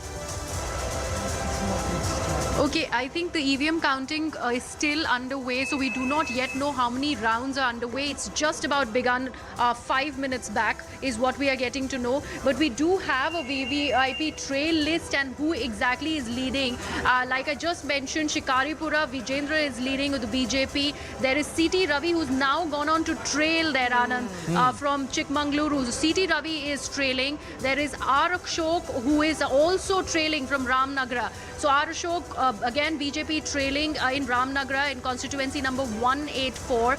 DK Shivkumar is maintaining his lead from Ramnagar there in Karnataka. So Ashok, our Ashok is trailing there. That's what we're getting to know. If we look at HD Kumaraswamy, that again is something that the JDS is having to battle, because HD Kumaraswamy is also trailing in Channapatna. So all of these star VIP candidates, their JDS is feeling the big blow. The phones continue to ring.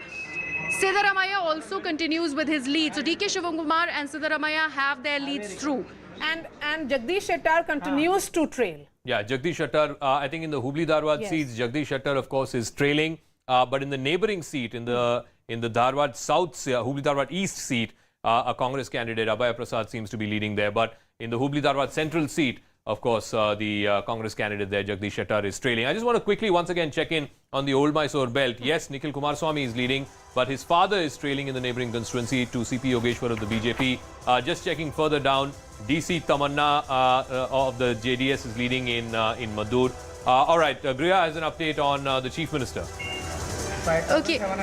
So far, 5,795 votes have been counted is what we are getting to know, Zaka. We have an update on Basavaraj Bomai from Haveri. He is constantly maintaining his lead in Shigaon in constituency number 83. So that's an important update. Basavaraj Bomai maintaining his lead. And right now, 5,795, the number of votes that have been counted. All right, so Basavaraj Bomai last time won in Shigaon with about 9,000 odd votes. Looks like he will repeat that performance. Maybe the lead might even increase. Just a quick check on Hubli Dharwad, the Hubli Dharwad Central seat. As you know, Jagdish Shettar, who has held it for multiple terms, he shifted to the Congress just before that election.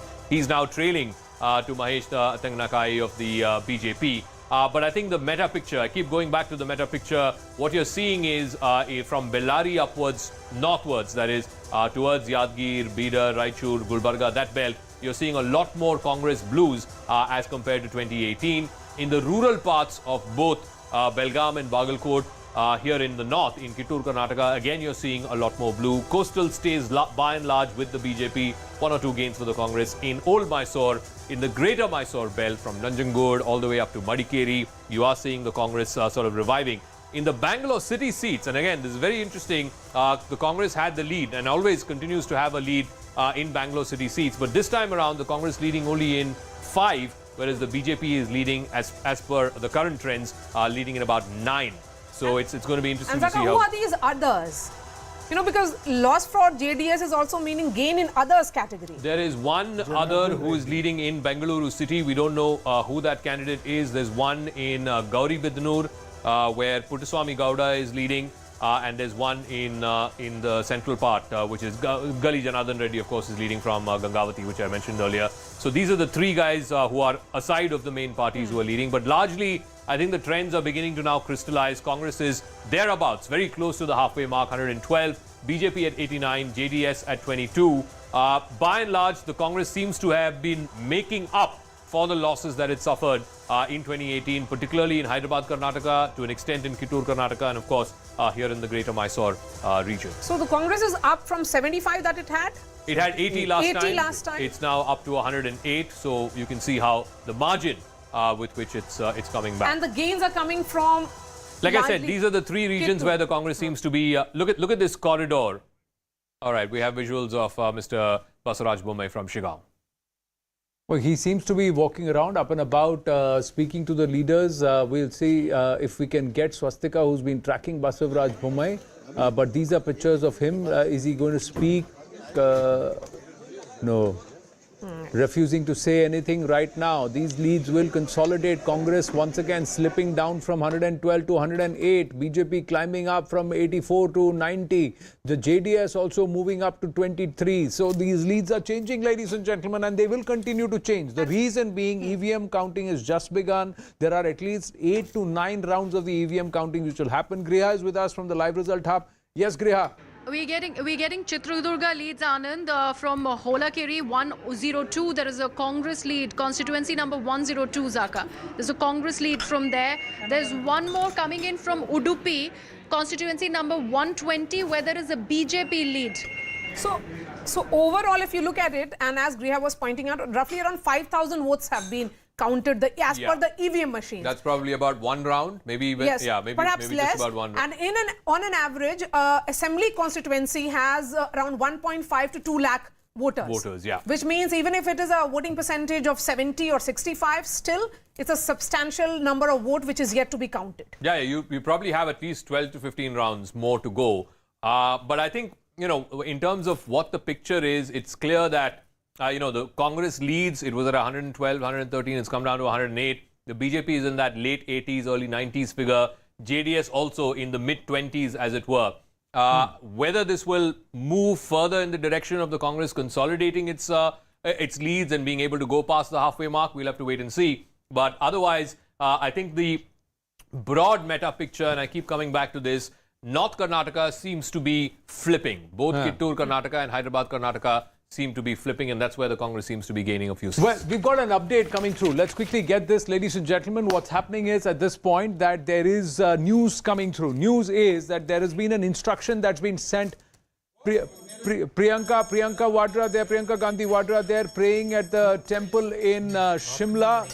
So prayers are being offered. So everybody is doing the temple run. And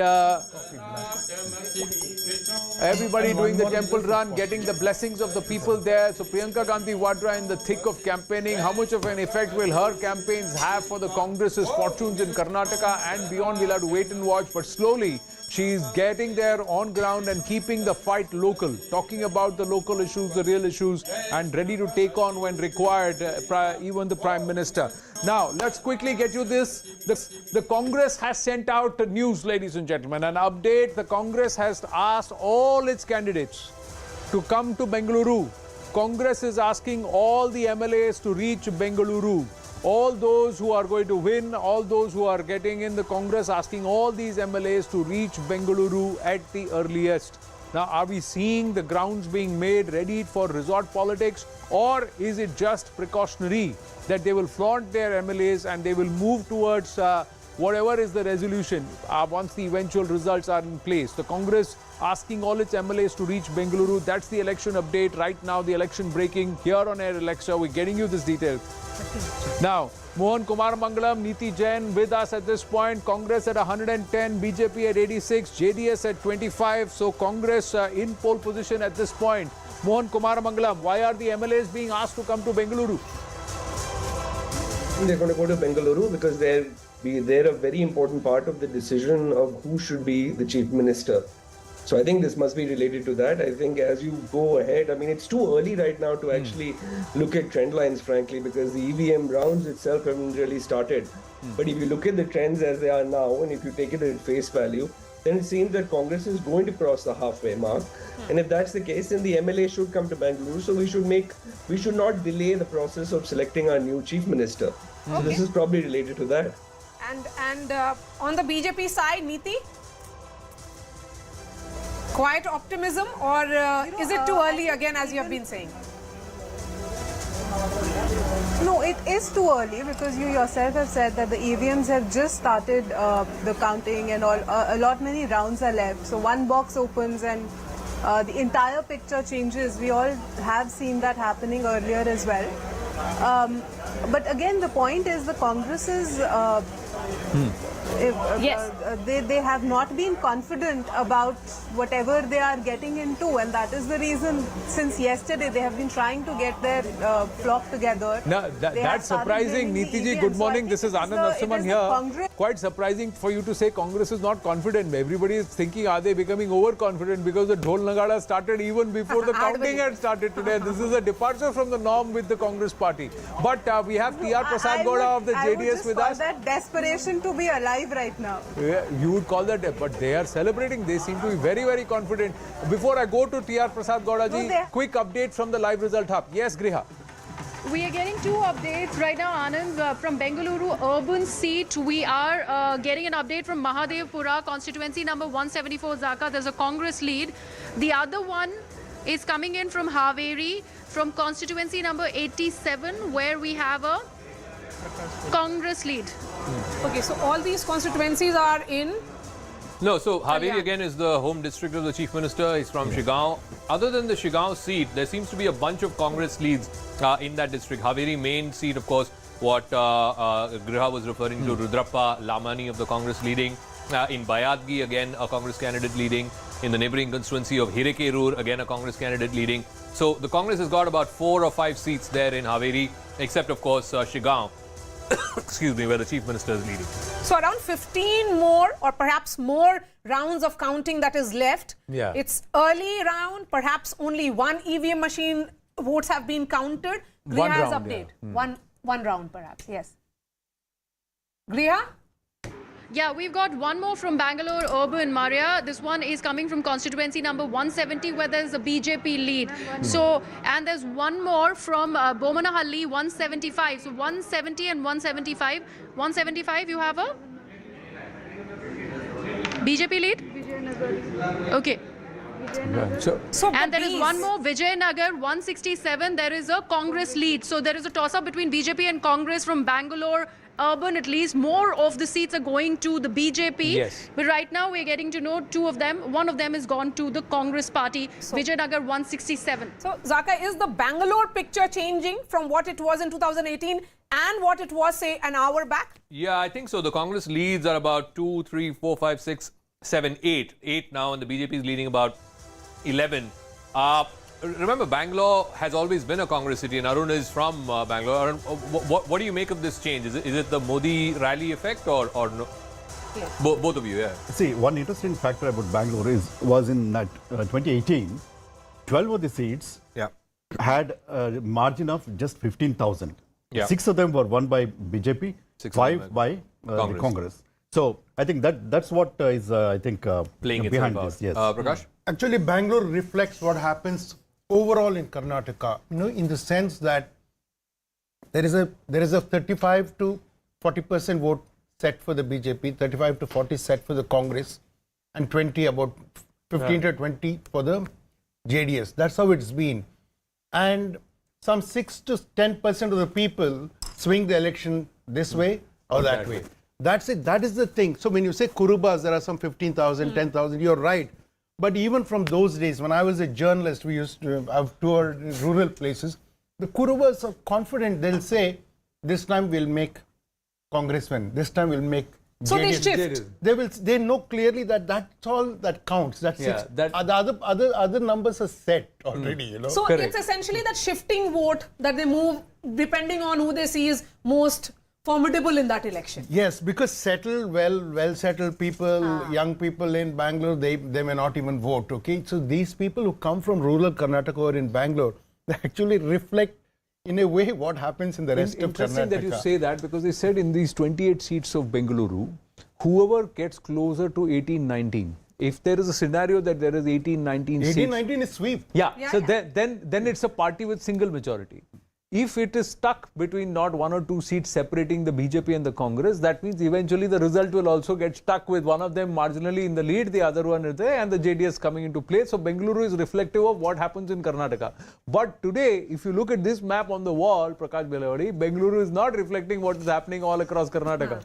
I think Bengaluru seems to have, region-wise, there seems to be much more BJP, much more saffron imprints here. The Congress, like I said, 1, 2, 3, 4, 5, 6, 7. 7 leads. The BJP leading in 11 in Bengaluru city. Yeah, Griha has more. Yes, Griha. Okay, Anand, Zaka, I'm getting to know more updates from Belagavi. Belgaum Uttar, constituency number 11. Ravi B. Patil of the BJP is leading, 11. BJP so that's again Modi so effect. both the Belgaum seats, yes. the north seat and the south seat, both of those city seats, Belgaum Dakshin, Abhay Patil is leading, and in the north seat, another BJP candidate is leading. So both the Belgaum city seats, it seems like the BJP is leading. But look at that. These are 2 orange spots, saffron spots, and the rest of it is just blue. So the Belgaum rural seats are all seemingly moving early on, the votes seem to be going in those regions which are supposed to be BJP strongholds, seem to be shifting away towards the Congress party. That's why you're seeing the kind of gains that the Congress is showing right now. But these leads are early leads, ladies and gentlemen. We keep saying that. If these trends hold, then the Congress is in pole position. And right now, it is actually reflecting a very similar scenario as the mega poll of polls at this point. T.R. Prasad Gowda ji, 26 leads for the JDS. So you are still in the hunt. Are you expecting this to breach the 30 number overall or 40 number? Sir, it is still, I can say it is a still premature stage. Many rounds has to is there to go. and we are expecting some good number of seats again. We will touch up to 40. Up to 40. That is our prediction as of now. And why was Kumaraswamy ji so upset in the morning? He just seemed to be berating the media and the exit pollsters. You have hardly given us any seats. Don't come and ask me anything. Go to BJP and Congress, who claim that they are going to form government on their own. Yeah, because he is upset because he tried very much and he wanted to give very good governance to the state of Karnataka with simple majority. He has gone before the public with clean hands with all his programs.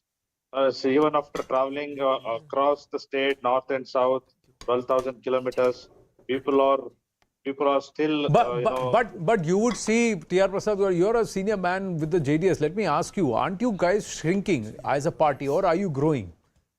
Where is the impact of the JDS's growth pan Karnataka? We are regional party. We are regional party at all angles and at all levels.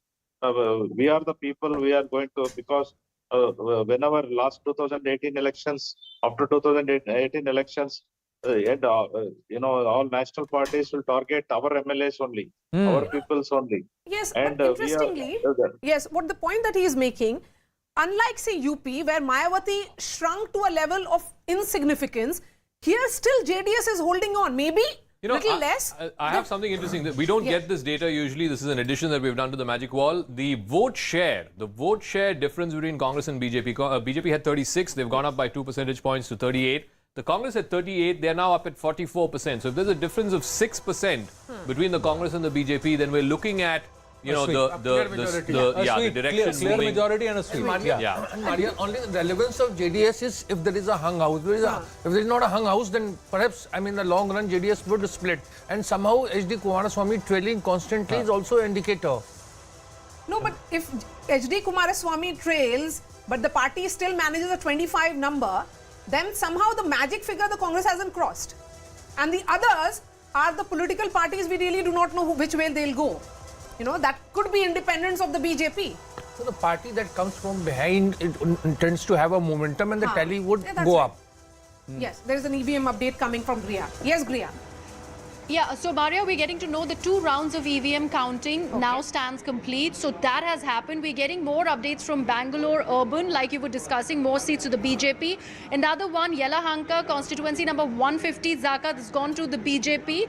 150, and there is one update that we are getting from Yadgir, constituency number 38, that also is with the BJP. All right, so again, you go back and check in on North Karnataka, the Belgaum city seats, the 2 city seats the BJP is leading in, but all the rural seats, it seems like the Congress has managed to come back. You quickly check in on coastal Karnataka, again, the BJP by and large winning that entire belt except 2 seats, Mangalore South, which UT Kadar seat, and you have 1 seat here further north in Baindur. And of course, 1 seat here, which is the seat of Puttur. Again, Puttur, the BJP changed its candidate. But largely the coastal belt, the BJP seems to be able to retain. Here in the old Mysore belt, you're seeing a sea of brown.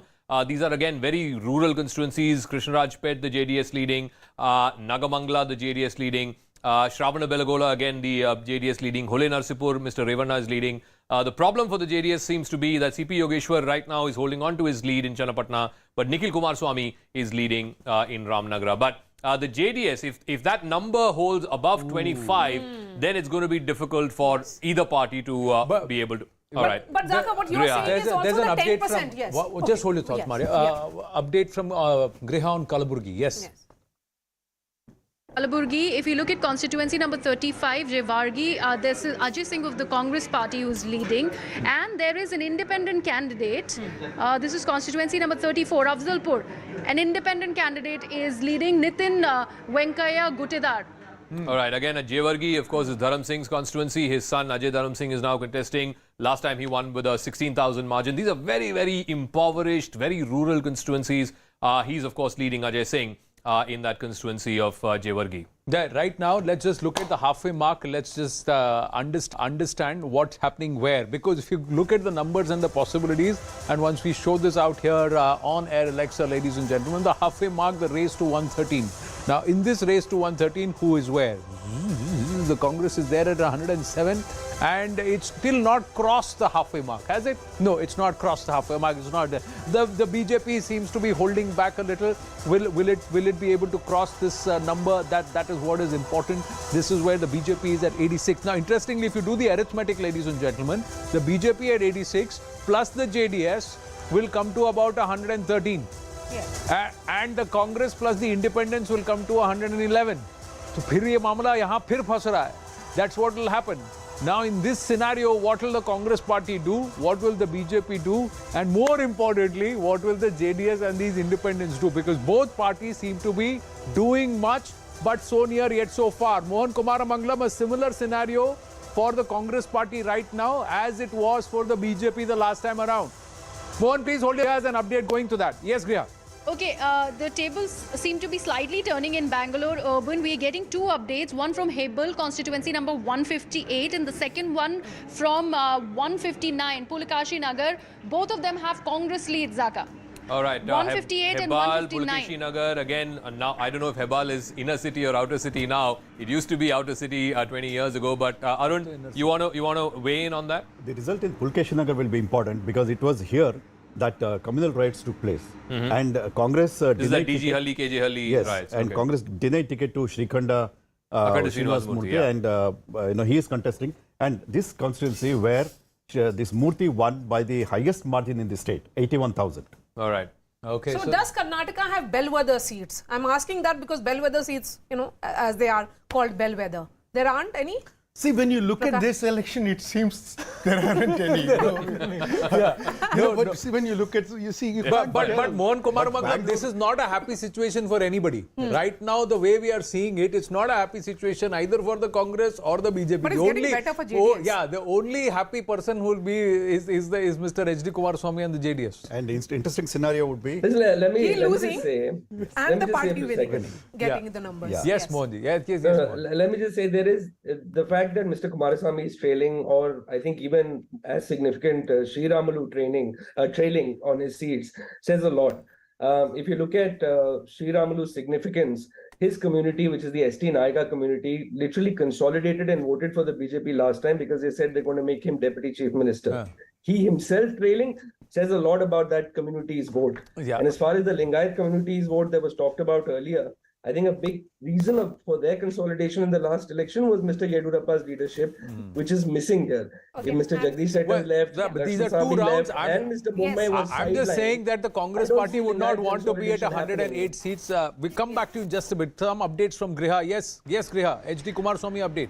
Yes. Anand, we were getting to know that he was trailing earlier. Now we're told that he is in fact leading. The third round of EVM counting is currently underway. So he's leading from Channapatna, 185. H.D. Kumaraswamy, JDS has a lead there. So in all 15 rounds, 3 rounds done, 12 more rounds to go. A long way. 2 rounds completed. 3 round. Third round is currently underway. Third round is underway. So it's a long way to go. So don't jump the gun. These numbers are changing. But Niti Jain, abhi current scenario mein, if the BJP, Charu Pragya is with us. Good morning, Charu Pragya. If the BJP goes with the JDS, the independents go with the Congress party. Still 112. It's truly 112, 112. Right now. Anand, good morning. And yes, I have been listening into you play out all possible scenarios, but it's still early hours yet. And what I am certain of is one thing. The government should be of a party which wants the good of the people, which is going to focus on what the people of Karnataka need, not what they need personally, and that party is Bharatiya Janata Party. So whichever permutation, combination you come up with now, the end result is going to be that the government will be formed by our party with the best intentions, going forward with the best vision. So you're saying and that in any case, kuch bhi ho sarkar hum bana rahe hain. We were a party. You're saying kuch bhi ho sarkar BJP bana rahi hai. नहीं, मुझे पहली बात तो let's say one thing about the independents now, because we're discussing the independents. A lot of them are people who were probably vying for a Bharatiya Janata Party ticket, but they could not get one because of the very tough competition within the party camp itself. They are people who are aligned to the BJP with their ideology. My point is, in the current scenario, Charuji, in the Yes, Rashid. Charu, I'm Rashid. Charu, what happens to Prime Minister's description of JDS as a family, private, limited party, and the fact that JDS brings instability, etc. I mean, it's all gone within a fortnight. So it's very convenient for you to focus on one specific line which suits your narrative today. Let me be very honest. Not mine. The narrative is the Prime Minister who spoke there. Karnataka, first we have to make sure. No. So I am not discounting what the Prime Minister has said, but that being said, I am very clear on one thing. You want to do any good on the ground, you can only do that when you are in a position to do so. And like I said, it's still early hours yet. Let's wait for an hour or so more. Yes. And by then we'll have better clarity. But again, Charu, the JDS numbers are going up. And at 29, Yes, SD Kumaraswamy that's- can very well say what he said in the morning, that you guys underestimated us. They are a factor. Yeah, Maria, there I have to say that you are quite correct, because even I did not think that JDS is going to be having this kind of a number. I'm being very honest and very apolitical here.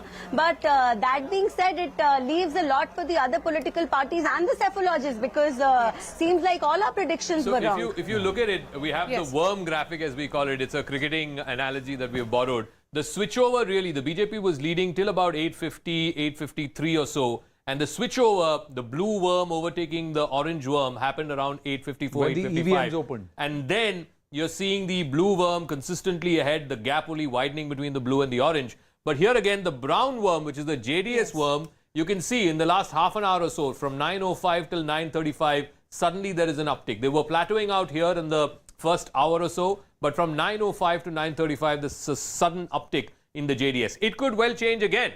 Who knows? Like in cricket, this can change as well. But I think one big update that my colleague Harish is sharing is some big ministers in the BJP government are all trailing, including K. Sudhakar, who was the health minister. I just want to quickly check in on his constituency, Chikbalapur, where I believe right now a Congress candidate is leading. B.C. Patil is trailing.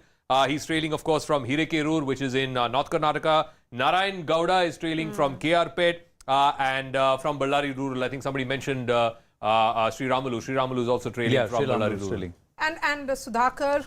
Yes, K. Sudhakar is just mentioned. Yes, K. Sudhakar from Chikbalapur. Narayan Gowda is significant because this area falls within the old Mysore region. And Narayan Gowda, a minister now, who was a turncoat, and he wanted to join back Congress. But Congress and the local, leaders didn't allow that. So now he's trailing. So now he's trailing. But 2 rounds of the EVM, Only ladies 2 and gentlemen. rounds, I yes. quickly want to show you the vote share, how it is panning so far, how it's looking so far. Here on Air Alexa, we'll just call up the vote share pie.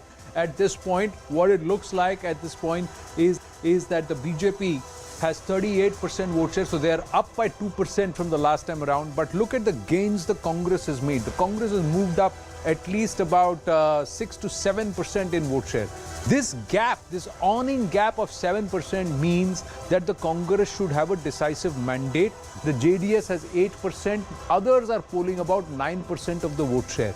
So seat conversion, vote share to seat conversion for the BJP is higher even with a lesser percent, but if the margin is more than 2 to 3% between the Congress and the BJP, then the BJP seats will go down. Okay. That's the story as far as when we look at these vote shares are concerned. This will all change as we continue to count more rounds of the EVM and they come in.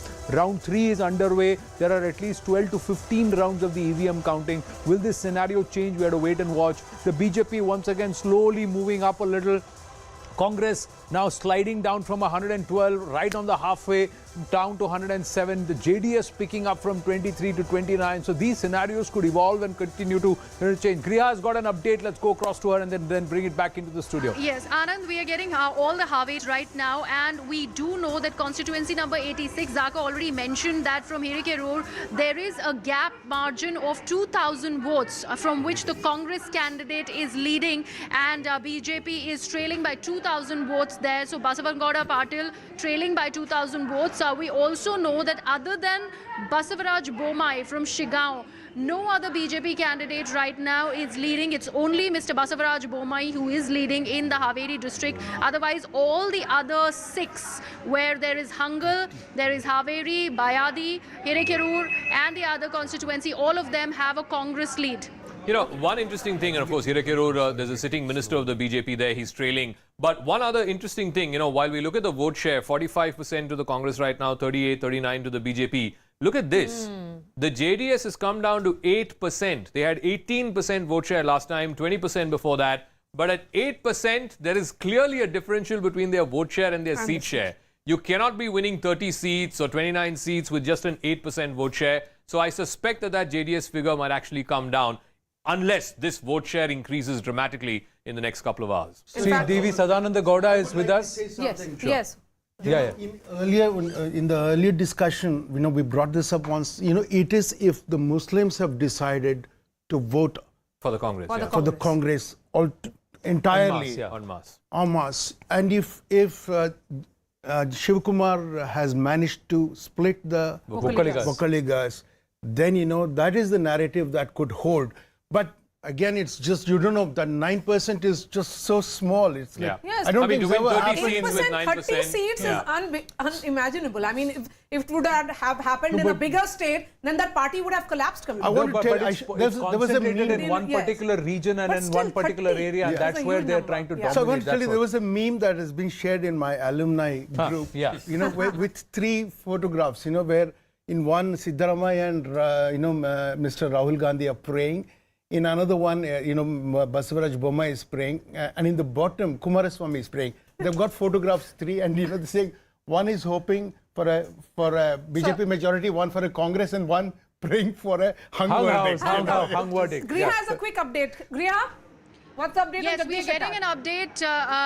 Yes, we're getting an update, Maria, from Hubli Dharwar Central. Jagdish Shettar is trailing, and I also would like to tell our viewers of the number of votes. Right now, Mr. Tengikai is leading with 12,137 votes. He's opened up quite a big margin. 75-1-1 is what Shettar has at the moment. So he's badly trailing right now against Mahesh Tengikai.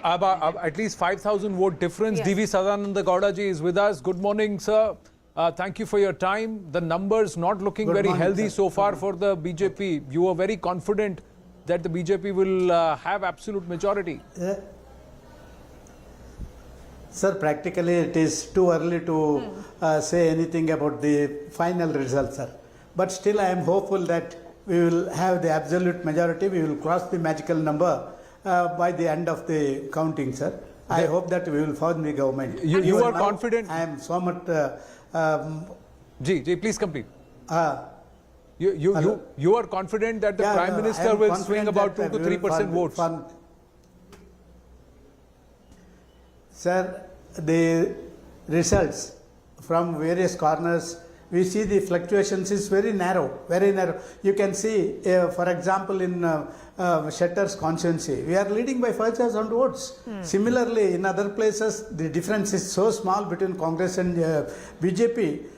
At the end of the day, certainly we will be able to reach out. Sadanand ji, when we look at various regions, there are certain pockets which are turning blue from what it was in 2018.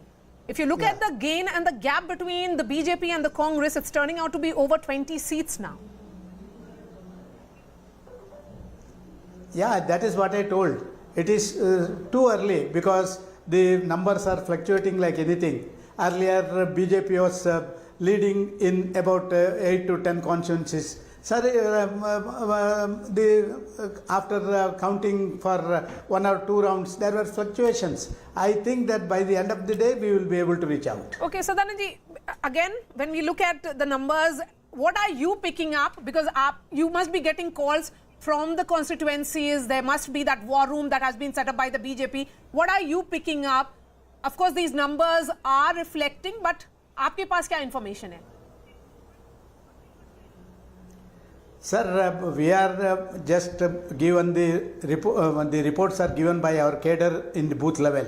Especially, we have prepared page prompt also. So they know the pulse of each and every voter in their booth, and their reports have been sent to us, and we believe them. And according to me, and according to their report, certainly we will cross the magical number and we will reach out 115 to 120 seats by the end of the day. So there is still confidence despite the early trend, Sadananda Gowda ji.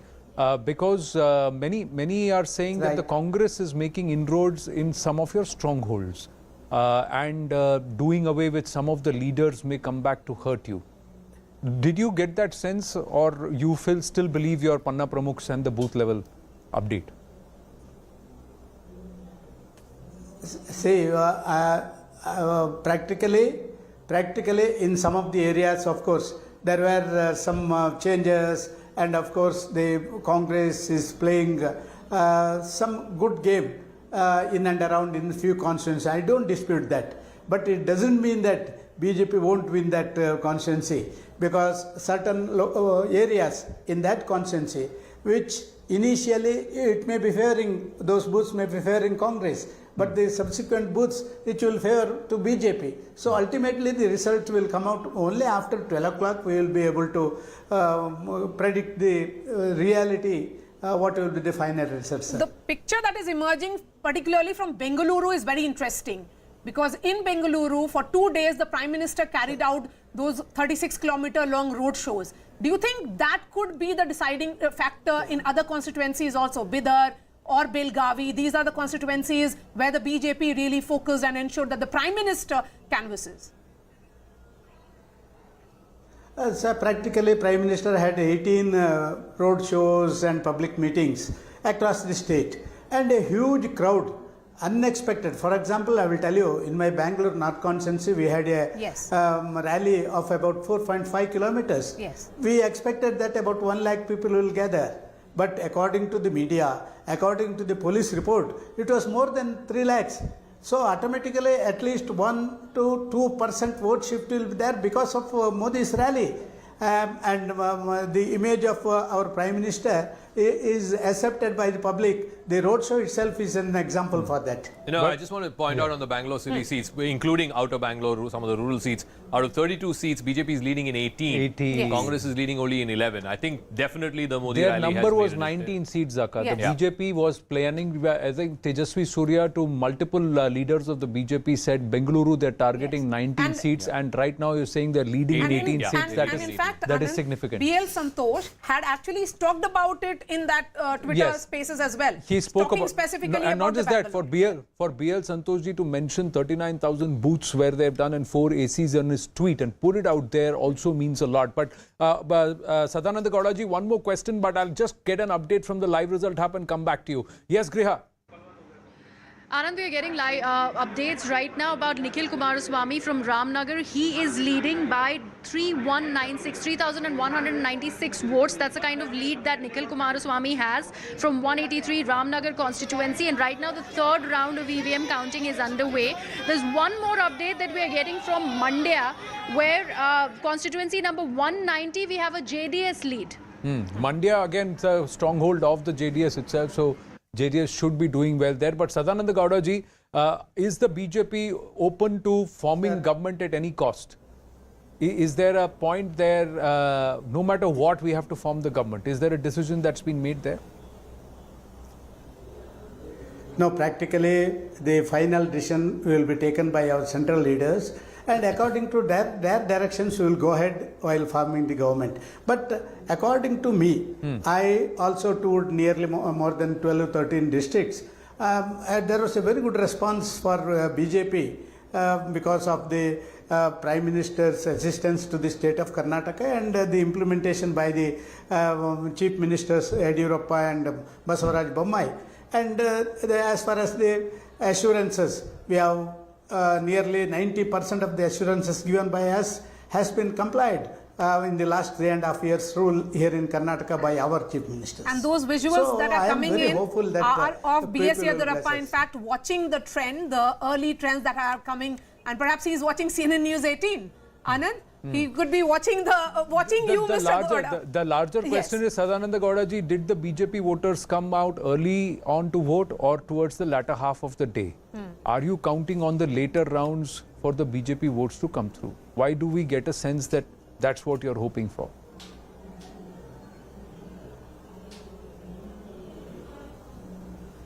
Sadananda Gowdaji, can you hear me?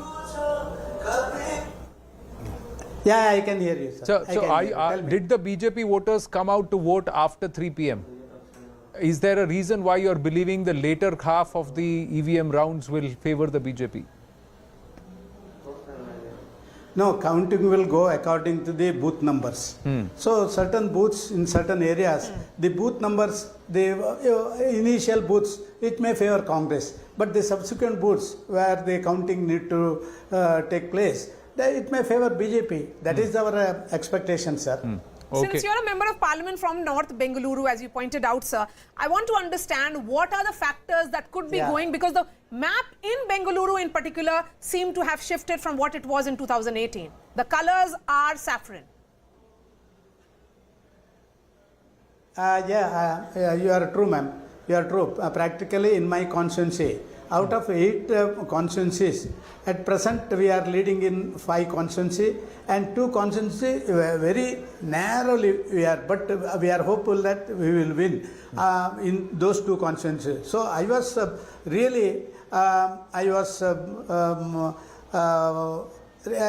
little bit worried, because how that 2 constituencies, Hebbala and our Batrayanpura, why you are trailing, I don't know, but to be very frank with you, I hope that out of 8 constituencies, I will be able to win 7 constituencies in my constituency. In your Lok Sabha constituency. Sadananda Gowdaji? A quick, you can thank you. Thank you, Sadananda Gowdaji. We'll move on to the updates. Look forward to you joining us very soon. Just the Bangalore updates. I want to see, this is how the map of Bangalore looks right now. Like I said, 12 to the Congress and 17 to the BJP. Just a quick check of where the BJP, Rajarajeswari Nagar, Muniratna is leading. No surprises there. From Mahalakshmi layout, K. Gopalaya is leading. From Malleshwaram, Ashwat Narayan is leading. Again, no surprises there.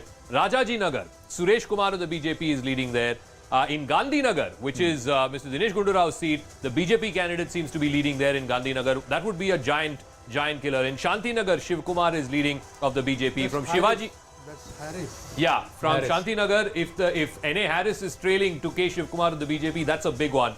You also have from C.V. Raman Nagar, S. Raghu of the BJP is leading. Just a quick check of where the Congress is leading. In Sarvagya Nagar, Mr. George is leading. In Pulakeshi Nagar, A.C. Srinivas Rao is leading. In Shivaji Nagar, Rizwan Arshad is leading. Zamir Ahmed Khan, of course, is leading in Chamrajpet. And one final one, this is again outer, Govindraj Nagar. Priya Krishna. Zaka, interesting update that in about the swing seats. That's what Soumyadeep is telling us. In 8 of the 10 swing seats, BJP, Congress is actually leading, BJP in 1 and JDS in 1. That means where the margin of victory has been less than 5% in the last 3 assembly elections, the Congress is winning 8 of the 10 swing seats. We'll plot that on the wall in just a bit. But yes, Griha, you got an update. Yeah, we're getting an update for Basavaraj Bomai. We do know now the number of votes that he's leading with. It's 3,847, Anand, from Shigao, constituency number 83. That's the lead that Bomai has. We also have a lead about Vijendra from Shikaripura, Yadurappa's son, 115. He's leading with just 1,600 votes from Shikaripura. Also about another BJP candidate, C.T. Ravi from Chikmagaluru, he's just trailing with 365 votes. That's how low the margin is from constituency number 125. C.T. Ravi there, trailing by 365 votes. The total postal ballots is 12 lakh, plus you had the senior citizens who were allowed to vote via postal ballots. DP Satish saying that only 90,000 of the senior citizens had opted for the postal votes or to vote ahead of time. So now that means that base is very small. Overall, you are looking at nearly 3.9 crore voters out of the 5.3 crore voters who have polled. 73.17 or 73.5% of 5.3 crore plus voters is around 3.9 crore voters, ladies and gentlemen. So that number will slowly solidify, and these numbers will keep changing. The 11 swing seats, Congress is leading in 8, BJP in 2, JDS in 1. Just want to give the names of those seats. Ramdurg in Belgaum district, Nagtan in Bijapur district, Hangal and Hirekerur in Haveri. Hirekerur, of course, a sitting minister of the BJP who's trailing. Rani Bennur also in Haveri district. Sringeri, the seat in Chikmagaluru district. Tumkur city seat. Chintamani seat. The Hoskote seat. And of course in Periyapatna in Mysore. So Periyapatna and Mysore, the JDS is leading. Tumkur city, the BJP is leading. All other 8 seats, which are swing seats, which have always gone whichever the winning side is, the remaining 8 seats are swinging towards the Congress. Nistula Hebar joins us in the studio. Nistula, morning. You identify with the numbers? Yes, and I also have this real nice feeling of being right. So I'm, I went there and I traveled and I kind of had this feeling that this is what we were going to be seeing. Even on the day that we did the poll of the polls, I did stick, I mean, as in our discussions, I did say that, you know, the Congress is ahead and we don't know how far that inclination will be going when the exit polls were also showing the hung assemblies, etc. Now, So in I have a a hung feeling, assembly scenario, do you feel that the BJP is determined to form government no matter what? Even if they, I don't think if they you look will at it, 81, JDS 28, and others at 4, still they can't form the government. No, at this point they can. They If can't. 81 plus 28 plus 4, they can form the government. They will have the numbers, but just only so. Yes. So if you have to kind of dial back to 2018, yes, and I remember we attended a press conference after the Karnataka elections. Mr. Amit Shah was party president at that time, and somebody asked him, "Are you going to make an attempt to form a government?" He said, "Let them all come out first, because you know there's no victory procession, nothing. Nobody from the Congress is doing anything. They all got onto buses and went off to Hyderabad, and very quickly that government was formed. So it'll take a while, and it took a while for the BJP also to get its act together and then, you know, reach out to JDS MLAs, Congress MLAs who wanted to break off. You know, So one I don't interesting think thing is if anything's you gonna look at happen today. who the party is that is gaining and which are the parties that are losing, I think it's very clear. BJP is down 23 Congress from last looks time. like it is going to go for a JDS is down simple 9 majority. from last time, and the Congress has got all of those gains. So I think by and large, the trend is that the Congress is very much within striking distance. And being it is able to also form a government. Here is the question on this.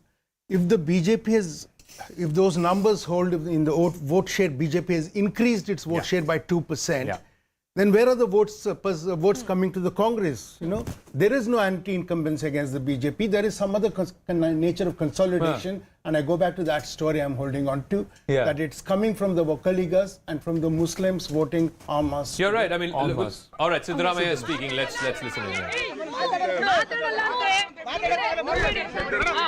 Okay, sir.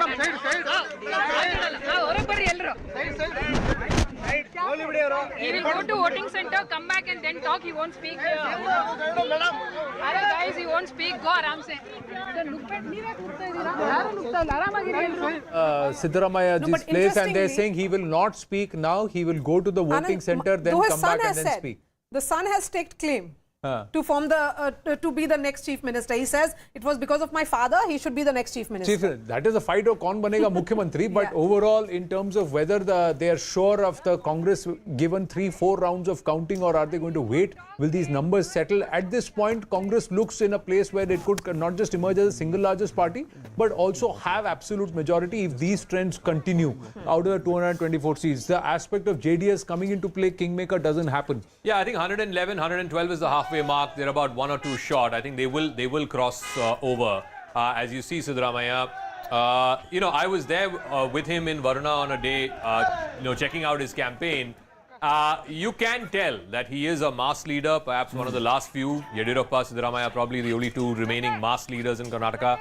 And you can see, even on result day, the sheer number of people outside his house. It's a small house in Mysore in the city. And he's now going to Varuna, which is in the outskirts of Mysore. Let me go back to Griha, who has updates from the live result hub. Griha. Yeshwantpura. Yeah, Yeshwantpura. Yes, Griha. Okay, we are getting updates on Bangalore right now. Bangalore urban, we're getting updates on 3 seats, Zaka. Yashwantpura, 153. There's a JDS lead. This is the 5th round of counting that's currently underway, and the JDS is leading with 3,500 votes. If we look at constituency number 158, I beg your pardon, 158, there is a BJP lead. The lead is by over 3,500 votes. This is the 3rd round of counting. And the last one, constituency number 176, again, this is Bangalore South. Again, a BJP lead. The lead is by 6,500 votes. First round of counting. Just very interesting for me, the story is also how Bangalore City has sort of changed hands, if you will. Out of the 32 seats in the wider Bangalore, Greater Bangalore region, 17 to the BJP, 13 to the Congress. Congress down 4. And places like Shivaji Nagar, where Shivaji Nagar, of course, Rizwan Ashad is winning, but in CV Raman Nagar, the BJP is leading. In Shanti Nagar, which is Harris's seat, again, the BJP candidate there, Mr. Shiv Kumar, is leading. Even in the outskirts, you go to Dasarahalli, the BJP candidate there is leading. Rajrajeshwari Nagar, again, the BJP candidate Muniratna. I don't think there's any surprises there. It's only the Modi factor here. All right. Let's just check South Bangalore. Padmanabh Nagar, Ashok is leading. In Jayanagar, C.K. Ramamurthy of the BJP is leading. Soumya Reddy's That's Soumya Reddy's seat. The neighbouring seat of Bomnahalli, again, Satish Reddy of the BJP is leading. In BTM layout, of course, Ramlinga Reddy is leading. He's an 8-time MLA. So the Congress sort of being restricted to some of the stronghold seats in the city, but they're not able to capture the outskirts, even in the eastern side of the city. If you were to check. Scenario changing within the last 90 seconds. The lead count, the Congress has slipped from 111 to 107. The BJP surging to 86. The JDS again slipping to 27 from 29. So with increasing number of rounds and votes being polled, is there a change even in the color pattern in other regions like Kittur and Kalyan Karnataka? I just want to quickly check where Kittur and Kalyan Karnataka are right now. Remember, in Kittur Karnataka, out of 56 seats, the BJP had 34. This time it's Congress 33, BJP 22. This, of course, is the belt northwards of Hubli and Dharwad. You've got Bagalkot, Belgaum, etc., where the Congress has got a gain of 14, the BJP down 12. Quickly check Kalyan Karnataka, Hyderabad Karnataka, erstwhile Hyderabad Karnataka, where, of course, it's a personal battle for Mr. Kharge because he's from Gulbarga. Again, the Congress getting 19, the BJP 16. Importantly, the BJP has not gained here. The Congress is down 2, others have gained 2, but the BJP has not gained in Kalyan Karnataka. It's more or less even Stevens. But I think the story is also, as much as it is in Bangalore city, the story is also in Kittur Karnataka, which is a big Lingayat belt. Like I said, other than the 2 city seats in Belgaum, where the BJP is leading, and of course in Hubli Dharwad, 1 seat, the southern seat, the Congress is leading. Hubli Dharwad Central, the main seat, the city seat, Jagdish Shettar is trailing. But look at the blues here. Look at the blues in the rural parts of Belgaum, Bagalkot, Bijapur. There, the Congress has taken hugely. Just compare this to 2018. This is 2023 right now. 2018, look at the sea of saffron here. It was BJP 34 out of 56. The Congress only 19. But this time around, in Kittur, Karnataka, it's almost the opposite story. Congress at 32, the BJP at 23. Nalin Mehta is joining us here in the studio. Nalin, when we look at these numbers, it's 10 a.m. already.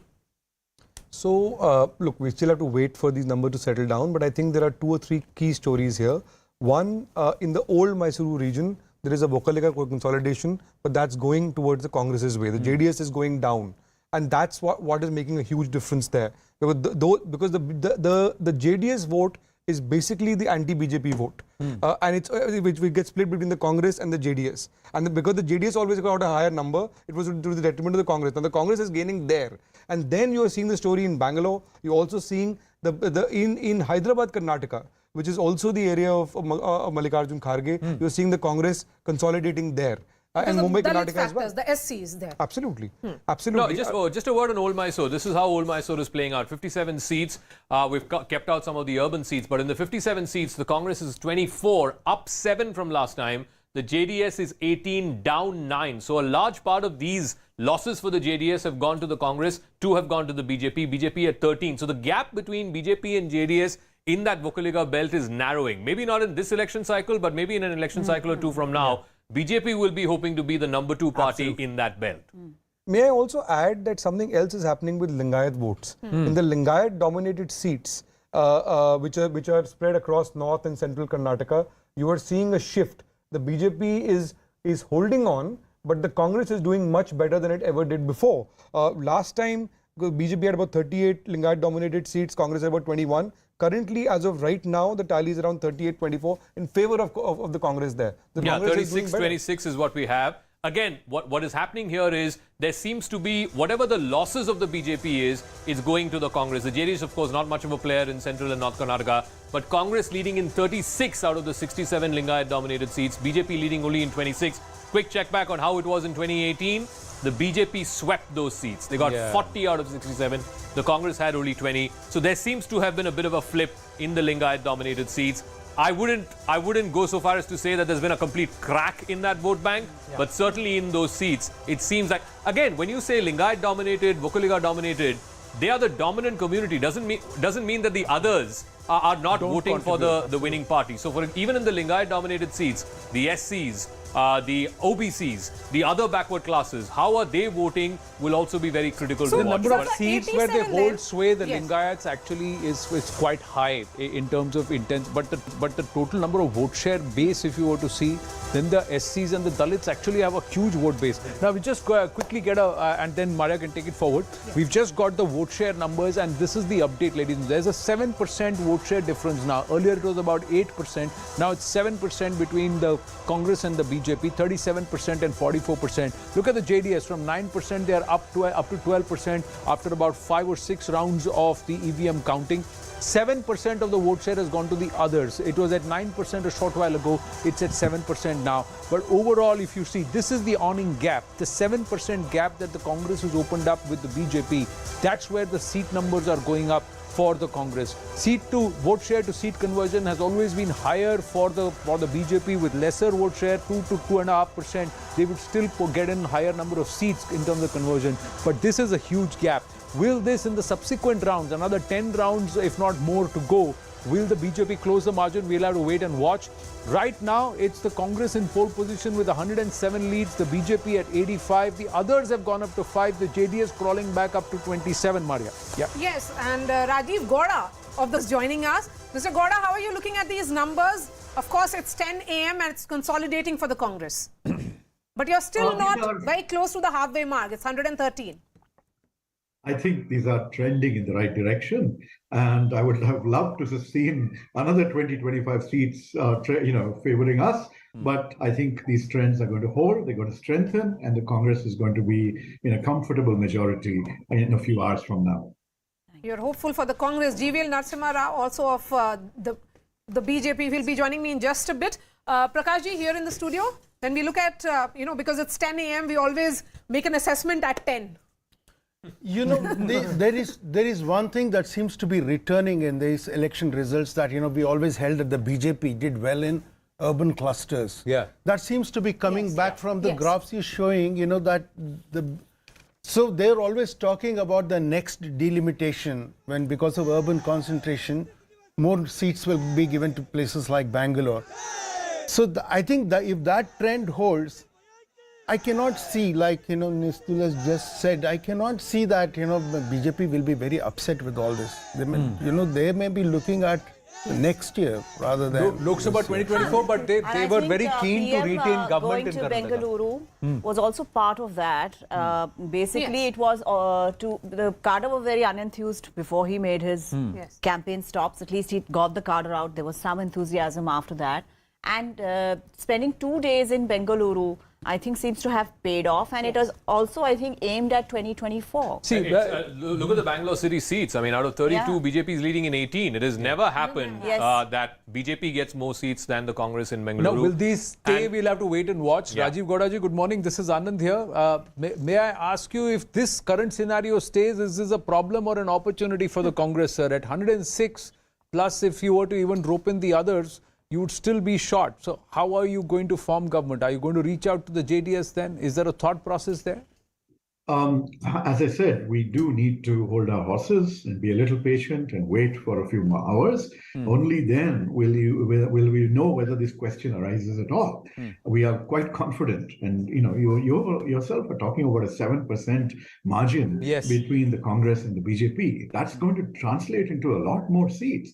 So we just have to wait a little longer. I don't anticipate the kind of situation that you're talking about arising at all. So I don't need to answer that at this point. Okay. Rajiv Gowda, just a quick check on, before we go to Griha. Are you surprised about the Bangalore seats? I mean, 18 BJP, 13 Congress. Do you think that Mr. Modi's roadshow did have an impact?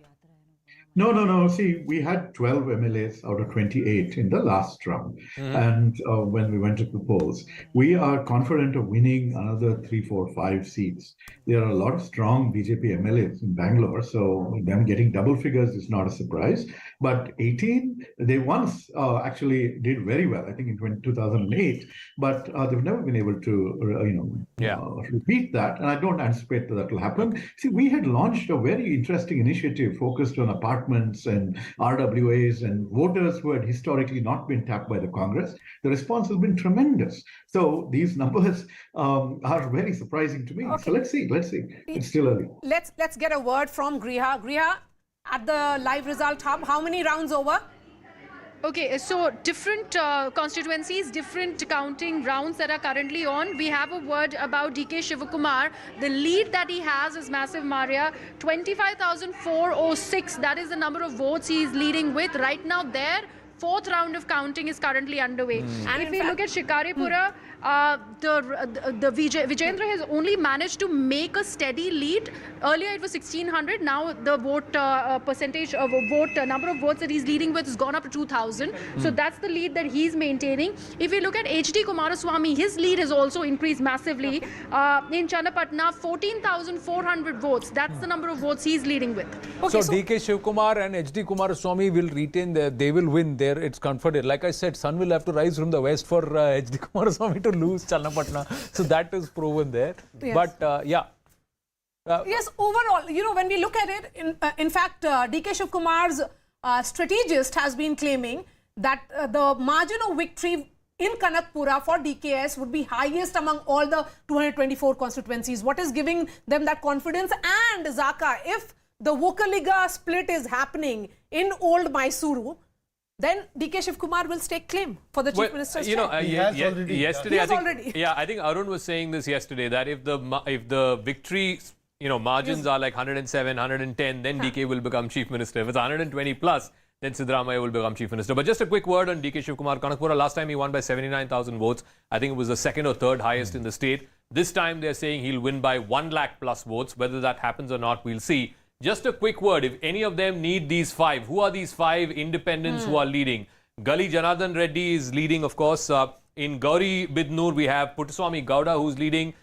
In Darshan Puttanaya is leading from He's Melkote. an ally of the Congress. So, Okay, all right. So just a quick check of, which way these guys could likely go. A couple in the north as well. One is in Afzalpur, where you have Guttidar, an independent who is leading right now. You have, like I said, Janardhan Reddy is leading in Gangavati. Lata Mallikarjun from Harpanahalli, she's leading there in that one constituency. So these are, and there's one, I think, in the Ballari belt. Again, Gauri Bidnoor, like I said, Puttaswamy Gowda is leading. So these Congress, are the 5. Congress plus the independent. GVL Narasimha Rao ji, good morning. Congress plus the independents is government.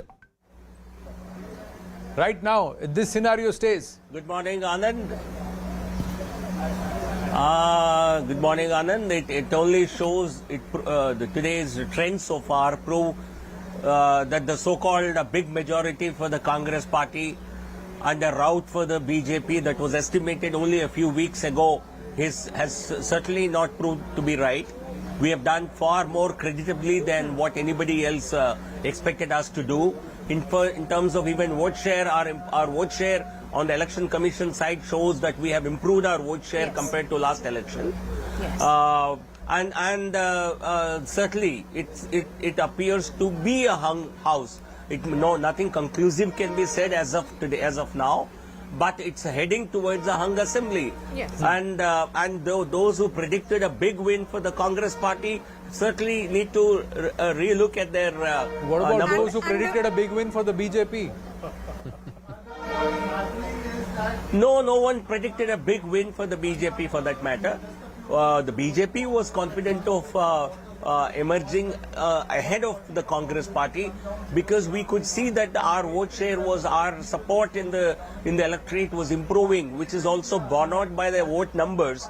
But if the Congress manages to win significantly more votes than what they did last time, that could only be because somebody else. What is becoming also clear that because the BJP is making gains, say in Bengaluru and in other pockets where the Prime Minister campaigned, this number would have been perhaps more less had it not been for the Prime Minister carrying the entire elections on his shoulders for the party. Maria, I couldn't agree with you more. Certainly the impact of because a state which has never returned a government for many decades, possibly for nearly 2.5 decades, you cannot even put up a creditable performance like this when you were actually fighting a fairly significant amount of anti-incumbency that was all evident. It's purely because of it's largely because I would say of the Prime Minister's campaign image, and the national leadership's role, we have certainly put up a creditable performance. Our increase in vote share is even evidence of that. Yes, because the Election Commission website, as you were pointing out, is actually showing 36.5% vote for the BJP and 43.4% for the Congress at the moment. We are going straight to the live result hub. Griha is joining us live. Yes, Griha. Maria, we're getting to know that Nikhil Kumaraswamy is trailing right now by 4,108 votes. Right now, the number of votes that he has got are just 25,921 and still trailing by over 4,000 votes. A big update there coming from Ramnagara. And there is another update from constituency number 71 from Dharwad Rural, where there is a Congress lead. So Vinay Kulkarni is leading from Dharwad Rural. Okay, Zaka? Just a quick check on Channapatna and Ramnagara as Griha was saying. In Channapatna, H.D. Kumaraswamy currently is in the lead, but in the neighbouring Ramnagara, Iqbal Hussain of the Congress has just taken a slender lead. Just a quick check of where the whole Vocaliga vote is as of right now, and where the JDS is losing. JDS has lost 7% vote share compared to 2018. 7% vote share, down 12 seats in this belt. That has been evenly split. 4 to the BJP and 7 to the Congress. So in a sense, in the Vocaliga dominated seats, the BJP has made inroads, maybe not to the extent that the Congress did, but just take a look at this wider map. And like I said a moment ago, the Congress leading in almost all of those constituencies. Just quickly run through: Kanakpura, DK Shivkumar leading, Ramnagara, Iqbal Hussain leading. Then you got Magadi, CH Balakrishna of the Congress leading. Dr. Ranganath is leading from Kunigal. Then you have the neighbouring constituency from Nagbangla. You have Chelluvaranayaswamy who's leading. What's also happened, Ravi Kumar Gowda is leading from Mandya. In Maddur again, I saw a Congress candidate leading. Yeah, Udaya KM of the Congress is leading. What's happening is all of these seats, both their big leaders, Shivkumar from Kanakpura and of course you have Siddaramaiah from Varuna, both of them will have an impact on some of those neighbouring seats. And you're seeing that happen here in this old Mysore belt. Griha has more. Zaka, we're getting an update. We know how many of the leaders have shifted to political, turned political parties. Right now, we're talking about a BJP turncoat. This is the constituency number is 62 from Gangavati. He's not joined the Congress. He is contesting as an independent, and he's right now leading with over 2,800 votes. We're talking about Janardhan Reddy. Gali Janardhan Reddy, yeah. Yes, and constituency number 62, fourth round of voting currently underway, and over 2,800 votes is his lead. He's fighting as an independent. It's fascinating. Janardhan Reddy is leading as an independent from Gangavati, but his brother-in-law Sri Ramlu is trailing in Bellary Rural.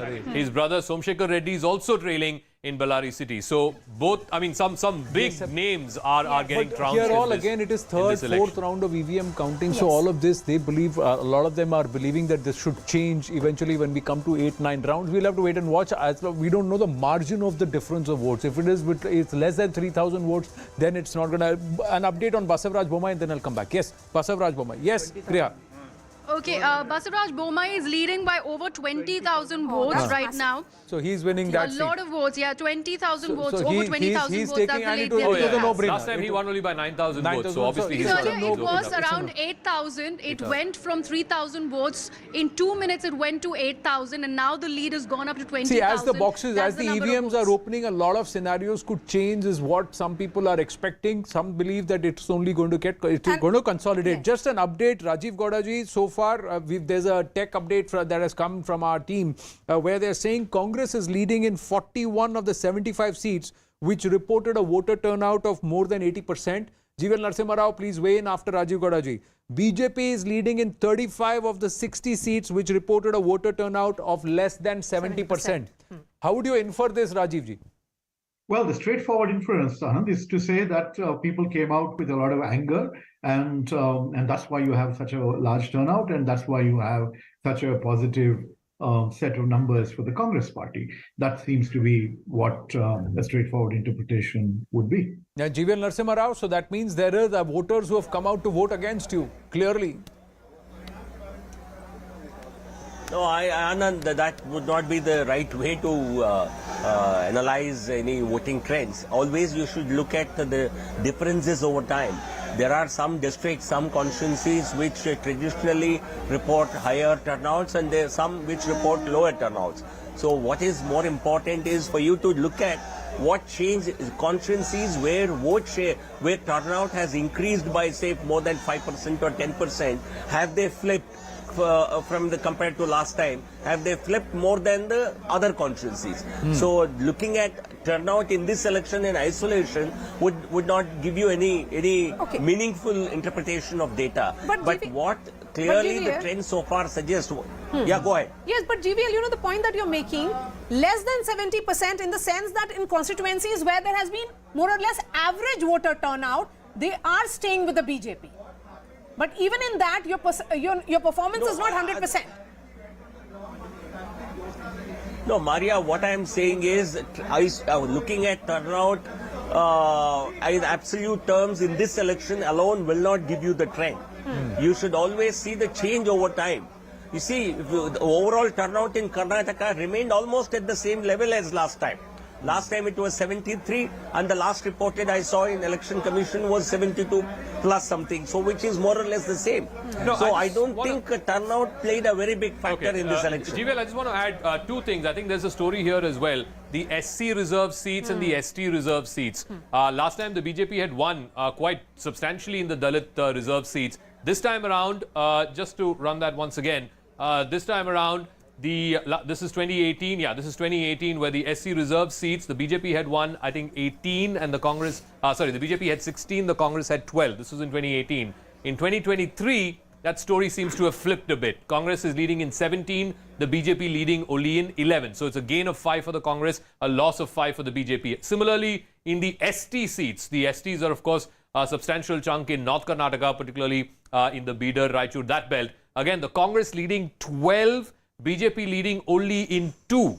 The Naikas, who usually have backed the BJP, this time, at least in this North Karnataka belt, seem to have come back to the Congress. Compare this to 2018, where I think Sriramulu is also a Naika, and he's losing from Ballari Rural. In 2018, the BJP had 6. In 2023, the BJP has only 2. So I think there's a story. I said this in the exit poll show as well. I think there's a backward class consolidation that's happened. Certainly in the ST reserve seats, you can see that. And also in the Dalit reserve seats, you can see that as well. So GVL and Professor Gowda, you want to weigh in on that, please? No, Jaka, on the SC trends, SC reserve seat trends, they seem to be more or less following the state pattern. But in the ST reserve seats, what you mentioned, from 6 down to 2, if that becomes the final result, it's certainly a matter of worry for us.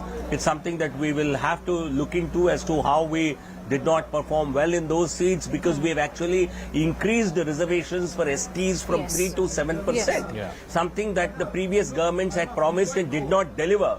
So we have done a great we have taken a great decision to increase 3 to 7%, and we even implemented that in various recruitments in the state government. So if we are not improving our performance in the ST reserve seats, I would certainly be quite surprised, and I would certainly see that as some amount of a setback. While you are being cautious, and rightly so, on the Congress side, from Bengaluru to Delhi, laddus have been distributed, are being distributed. Bajrang Bali ki gada aur tasveer bhi hai, Rajiv Gowda ji. Nistula has a point here. One moment. Yeah. So on the SC and the ST point, I want to say that the communication from the Congress on these issues, especially in the aftermath of the reservation policy announced by the Bombay government, I found that to be very, very good, and it actually reached a lot of the voting population. There was a very strong feeling that the SC reservation, especially the quota within quota and other things, which has to be done with the consent of Parliament.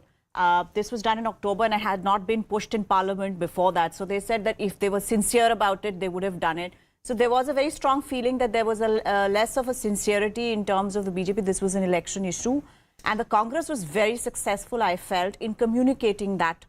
Much more successful, very rarely that happens, much more successful than the BJP in the communication game. Mr. Amit Shah, I'm sorry to interrupt. I want to support what she's saying. Mr. Amit Shah himself openly said this should have been done earlier. He said that openly. He said that in the Hindu interview, actually. Yeah, he said that. Did say that. He said that this should have been done earlier. But Rajiv Gowda ji, is this, would you think it's a little premature, or would you think it's well deserved? It's quite a departure from the norm for the Congress party that at the AICC today, the Dhol Nagada and the celebration started even before counting got underway. I think the Congress nationally is very eager to see trends shape up, starting with Karnataka, and that's why I think you see the celebrations. But on the SC/ST issue, see, historically there've been a bulwark of support for the Congress party. The BJP had taken away some of that support, but as Nistula just pointed out, the whole reservation attempt was seen as a transparent attempt to really mislead these sections of voters, including, in fact, Vokligas and Lingayats, because the government has done nothing in parliament to follow up, or at least with the central government. Now, the other effect that you need to look at here is the Kharge effect. Hyderabad, Karnataka, Kalyan, Karnataka, the tallest leader from there is Sri Mallikarjun Kharge, who is a Dalit himself, and therefore seeing a sort of groundswell of SC support across the state in recognition of the Congress's honoring Sri Kharge with the national presidentship is not surprising at all. Further, the ST votes are also coming back because, again, we are seeing that an inclusive agenda is something that characterizes the Congress, and certainly we have made no attempts to try and fool the people with false promises of reservation. Like Pratap Kanagal of the JDS is also with us. Pratap ji, looks like Vipaksha, no Sarkara this time. No, it's I didn't get you the last word. What you said? I said Vipaksha, no Sarkara. Okay. Anyways, it's for us, we would like to wait till maybe 1:30, 2 o'clock. We'll get a clear idea. But as far as the numbers, what we have been what numbers, what we're getting right now, it's really disappointing. But we are sure that we will by towards the end of the counting, we will cross at least 40, 45. You still believe, even after 5 rounds of counting almost everywhere, you still believe that the JDS will move from 27 down 10 from the last time to 3+ from last time to 40? Yeah, we believe that, yes. That's what the ground report from our party and our candidate says that. And so we'll wait for the final result, and then we will... I'll bring in Nalin now. Nalin, there is an interesting, insight, as Anand was saying, is coming from our tech team. They are saying that the BJP appears to have an advantage in geographically smaller constituencies. So less than 100 square kilometer and generally urban. So, that's what we are seeing perhaps also in Bengaluru play out. It is leading in 23 of the 33 smaller seats. So I think if you look at the urban-rural split, then I think last time the BJP did far better in rural areas. It did well in urban, but it did far better in rural areas. This time, the BJP is in let me just look at the urban split immediately. In the urban areas, the BJP is ahead. It's around 33, 35 seats in the urban areas. Congress is on 21, 22. But when you look at rural areas, the Congress is doing far better. So there is a urban-rural divide coming up in Karnataka now, which is different from the last election. The Congress is ahead in the majority of rural seats, around 95 odd seats. The BJP is ahead in about 44 of those. That's a major difference. The BJP is held on in urban areas to more or less held on. Bengaluru actually. Yes. Massive gain in Bengaluru. It's held on in coastal Karnataka. It's done better in Bengaluru, but in rural areas is where the Congress has surged. And North. Griha has an update on Siddaramaiah. The BJP slipping to 81 leads. The Congress moving up to 109 leads. The JDS again inching up to the closer to the 30 mark with 28 leads. Yes, Griha. So we have an update on Siddaramaiah. Anand, we are getting to know right now for Varuna, the first round of counting is underway and Siddaramaiah is currently leading by over 2,700 votes. We also have an update on Priyank Kharge, who is leading from Chitapur. We yet do not know the number of votes. There's an interesting update that's also come in from Afzalpur, constituency number 34, where there is a battle between two brothers. One of them, a BJP turncoat, now fighting as an independent, and he in fact is leading, defeating his own brother. Right now the lead is like Nitin Guttedar, who's fighting as an independent, a BJP turncoat, is against his brother Malikai Guttedar, and Nitin right now is leading from Afzalpur, constituency number 34. All right, just a quick check. You know what the Varuna effect is. This is Varuna, right? And he's leading by 2,500 or something votes. His son won last time by close to 60,000 votes. They're hoping that margin will increase. What the Varuna effect is, you look at all the neighboring constituencies. You go further south, Chamarajnagar, the Congress is leading. In Kollegal, the Congress is leading. In Nanjangud, the Congress is leading. Again, in Gudlupet, the Congress is leading. What it has had is the neighboring constituencies. It has had an impact where all of these seats were either orange or brown last time, led by the BJP or by the JDS. But this time, the Congress seems to be coming back. Even in Mysore city, one seat the BJP is leading in. The Krishna Raja seat, T.S. Srivats is leading. Tanveer Seth is leading from Narasimha Raja. That's no surprise there. G.T. Devegowda is leading from Chamundeshwari. Chamundeshwari used to be Siddaramaya's old seat. But G.T. Devegowda, it'll again, expected lines, some would say. Siddaramaiah at the counting center as the BJP slips to 80, Congress at 109 and JDS moves up to 28. 7 others, the independent numbers or the other numbers also going up to 7. Siddaramaiah there at the counting center, he said he'll visit the counting center and then speak, higher level of security. Sometimes GVL Narasimha Rao, the indication of where the attention is, even of the police officials, security and intelligence also is an indication. Anand,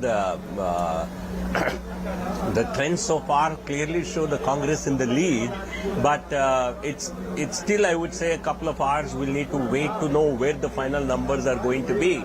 So I think the police and the administration, they always know where to, who is likely to be the next boss and make a beeline. So I won't be surprised. But even otherwise, senior leaders certainly will be given the BJP is below 80 now, GVL. BJP is below 80. This is for the first time that they have gone below 80. 4 rounds of EVM counting is over. Griha has an update. Griha, yes, go ahead. What is the update on Jagdish Shettar? Jagdish Shettar, Hubli Dharwad, right now the 4th round is currently underway. It's over, in fact.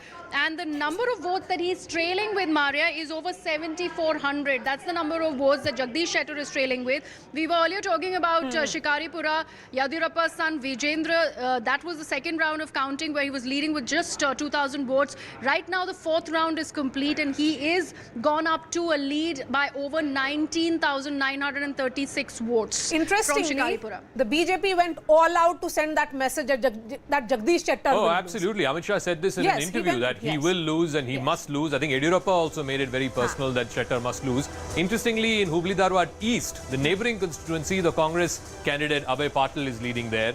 But Mahesh Tanganakai of the BJP leading in Hubli Dharwad Central. And so Lakshman Savadi is leading. Yeah, he is. In Athani, Yes. And some more inside Zaka, BJP is leading in 23 seats which were won by the Congress in 2018. And in 7 seats which were won by JDS in 2018. So while it may be losing the seats that they had won in 2018, but it's making gains in some, unknown pockets. The swing seats, I think Shomu was putting out this data, the seats that always fluctuate between BJP and Congress, out of 10 of those seats, 8 are now going to the Congress. It's a gain of 5. Whereas to the BJP, it's down to only 1 seat the BJP is leading in and the JDS leading in 1. And this is across. There is 1 in Old Mysore, there is 1 in the Tumkur Kolar belt. There are a couple of seats in the central part and 2 in the northern Karnataka part. But I just want to quickly, where the BJP maxed out last time around. All right, Kumaraswamy update from Griha. Yeah, Griha, go on. Kumaraswamy is leading Zaka right now. The 4th round of counting is complete and he's leading by over 19,398 votes against the BJP candidate. So the vote margin has now become huge against HD Kumaraswamy and the BJP candidate. That's the update that we are getting from constituency number 185, Channapatna, of HD Kumaraswamy. Quite literally assured of a win there. But more importantly, the BJP is slipping below the 80 number in terms of the leads and the Congress inching closer to that halfway number. Now again, it's changed a bit. Now, will further rounds change this scenario or is the trend very clear? And is the Congress, we are given to understand, Pallavi Ghosh saying that they're in touch with the independents too, even as they've called all their MLAs to come to Bengaluru and they're going to stay at... 7 independents is a fair number. So there is a hotel stay. Actually, Darshan Puttanaya is actually their ally. The Congress has fought 223 seats. 1 seat they gave to him. Out of the 7, actually, I think 1 or 2 independents. Even the Gutedar candidate wants to be a Congress rebel, so he will likely go. The Puttanaya story is interesting. See, he was a very respected farmer leader, farmers leader, and he had very independent views. He used to get elected as an independent even before. basically he's a very he from the Raita Sangha kind of person. He's always been an independent person, and see how sentimentally people have voted for him. He would have won whichever constituency, whichever party he had joined. He would have won. So he may align with the Congress simply because they'll be very against the BJP. So just on the independents, last time around as well, the independents helped form the government. From Ranebenur, R. Shankar is trailing, and from Hirekerur, B.C. Patil, who was made minister, he's also trailing. So I think the message is also to those guys who shifted loyalties after the polls. I think but not really, Zaka. I really wouldn't agree, because in Bengaluru, 4 people had shifted in, had turncoat and joined the BJP, and in Bengaluru, BJP is doing quite well. Dr. in Chikballapur. Can you imagine? Dr. Sudhakar is trailing. Losing, that is a big message. K. Sudhakar trailing is a big message. COVID, during COVID, he was the health minister. He was also a turncoat. Also, he did pretty good initiatives, although they didn't communicate it well, but he did, so. Again, coming back to, somebody made the point about Sri Ramalu. Sri Ramalu was the health minister when COVID hit. And, Sudhakar was brought in because he was not able to do, and look at that. He's hardly campaigned this time too. Yeah. There's been issue with the brothers there. He himself is hardly campaigned this time. Sri Ramalu? Yeah. I just feel the next 90 minutes are very critical. The next 90 minutes, by the time we get to the stroke of noon, we may either have a change, as the BJP believes, a change in this entire scenario and a far more muddled or a different picture, or we may just see the Congress going stronger and stronger and moving very clear towards a clear majority, nearly about 120 seats. The next 90 minutes will decide, because by the time we get to noon, we'll have about 9 to 10 rounds of counting, and a large number of votes will be polled. The game will be perhaps where the vote lead is less than about 3,000 votes. So there will be the close fights of the game where one of those is, by the way, Darshan Puttanaya's seat. Darshan Puttanaya's seat. C.S. Puttaraju won it last time for the JDS. This time, Puttanaya could be leading. No? Let's see how it plays out. But there are seven independent candidates. Gali Janardhan Reddy happens to be one of them. But I don't know. I mean, look, 111 is just one short of 112, which is the halfway mark. I think if these trends hold, even some of those close fights, it will tend to go. Generally, it tends to go with whoever's taking the stage. Let's not say the unsayable. I think we have to wait for show, Anand. But in terms of how those seats go. But one thing Zaka has been constant, Anand, for the last half an hour, 45 minutes, is that vote share difference on the election website. That's gone up. It remains at about 7+%. 7%. With the Congress around 43% and the BJP around 36%.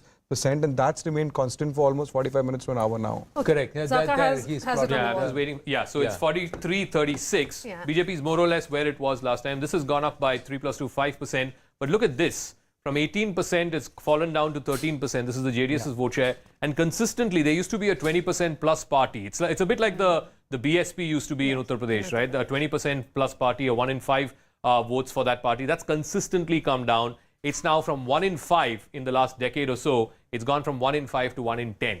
I think that story. And the shift seems to have happened directly. Straight swap to the Congress party. Yeah, a bunch of this has gone to the But Zaka, 13% at present, it's showing 28 seats. I don't think it'll be 28 seats. You cannot win 28 seats with just 13% vote share.